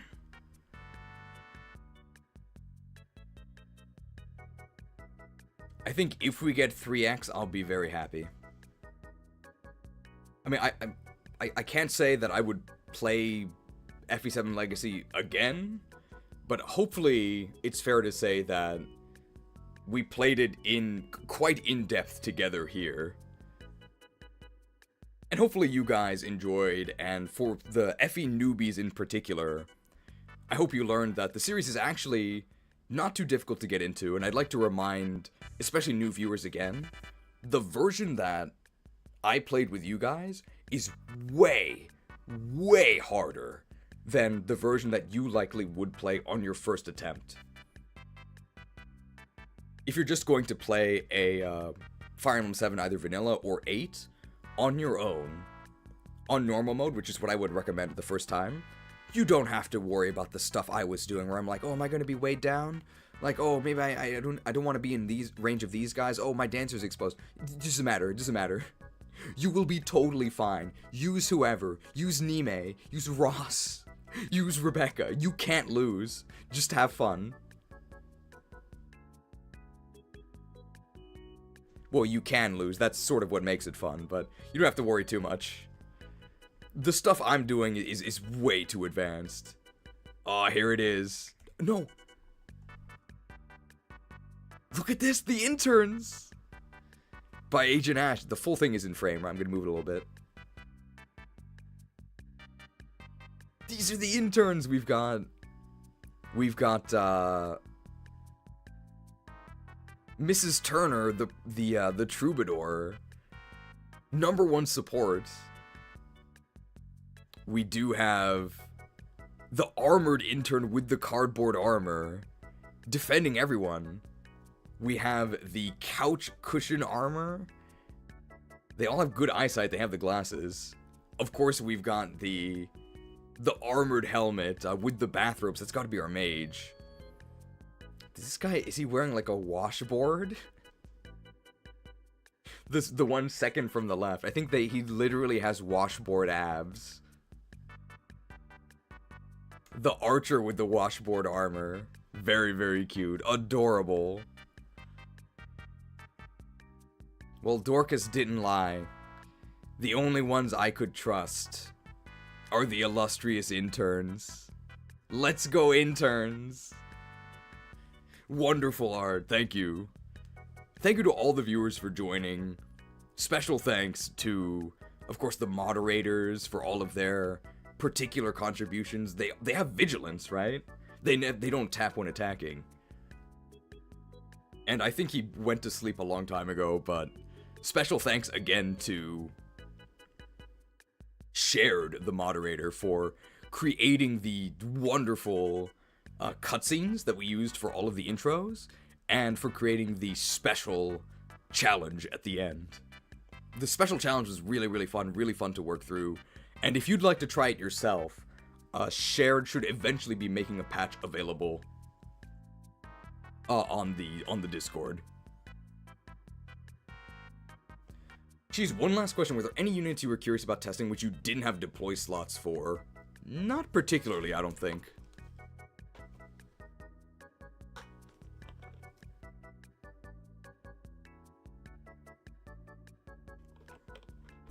A lot of units seem to be, like, mostly the same as vanilla. I think we tested the big ones, which were the lords. Maybe Canas. Would have been fun to use Canas, just because I like Canas. Would have been able to use the Fenrir tomes that we got as well, so probably Canas, but he's the only one who does something, like, different than the ones we just deployed. And that's only because there's some funky dark magic that no other units can replicate. was a fun series. I have to catch up. I think the feedback document, I'm going to picklock it after this, so if you have any thoughts that you would like to leave on the series, you can put it in audience feedback. I think it will be visible to the legacy testers whenever you have those thoughts.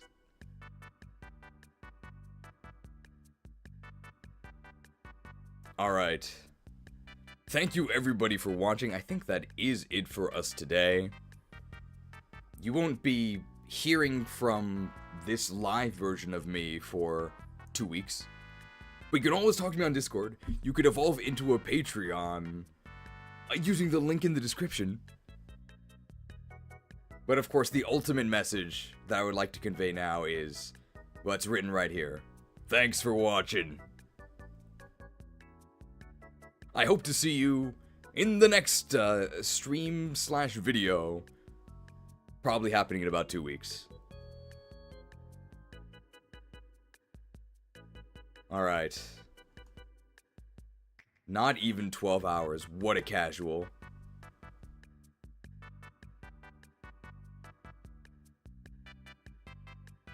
Well, good thing Elib is saved.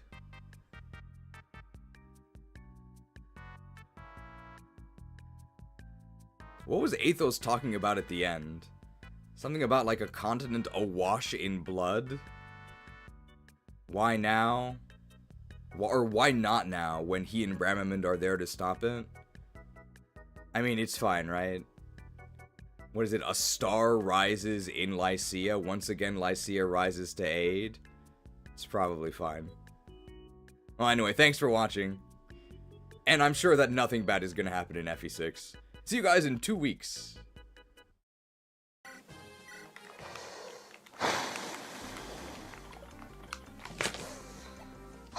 Alright, well, that's it.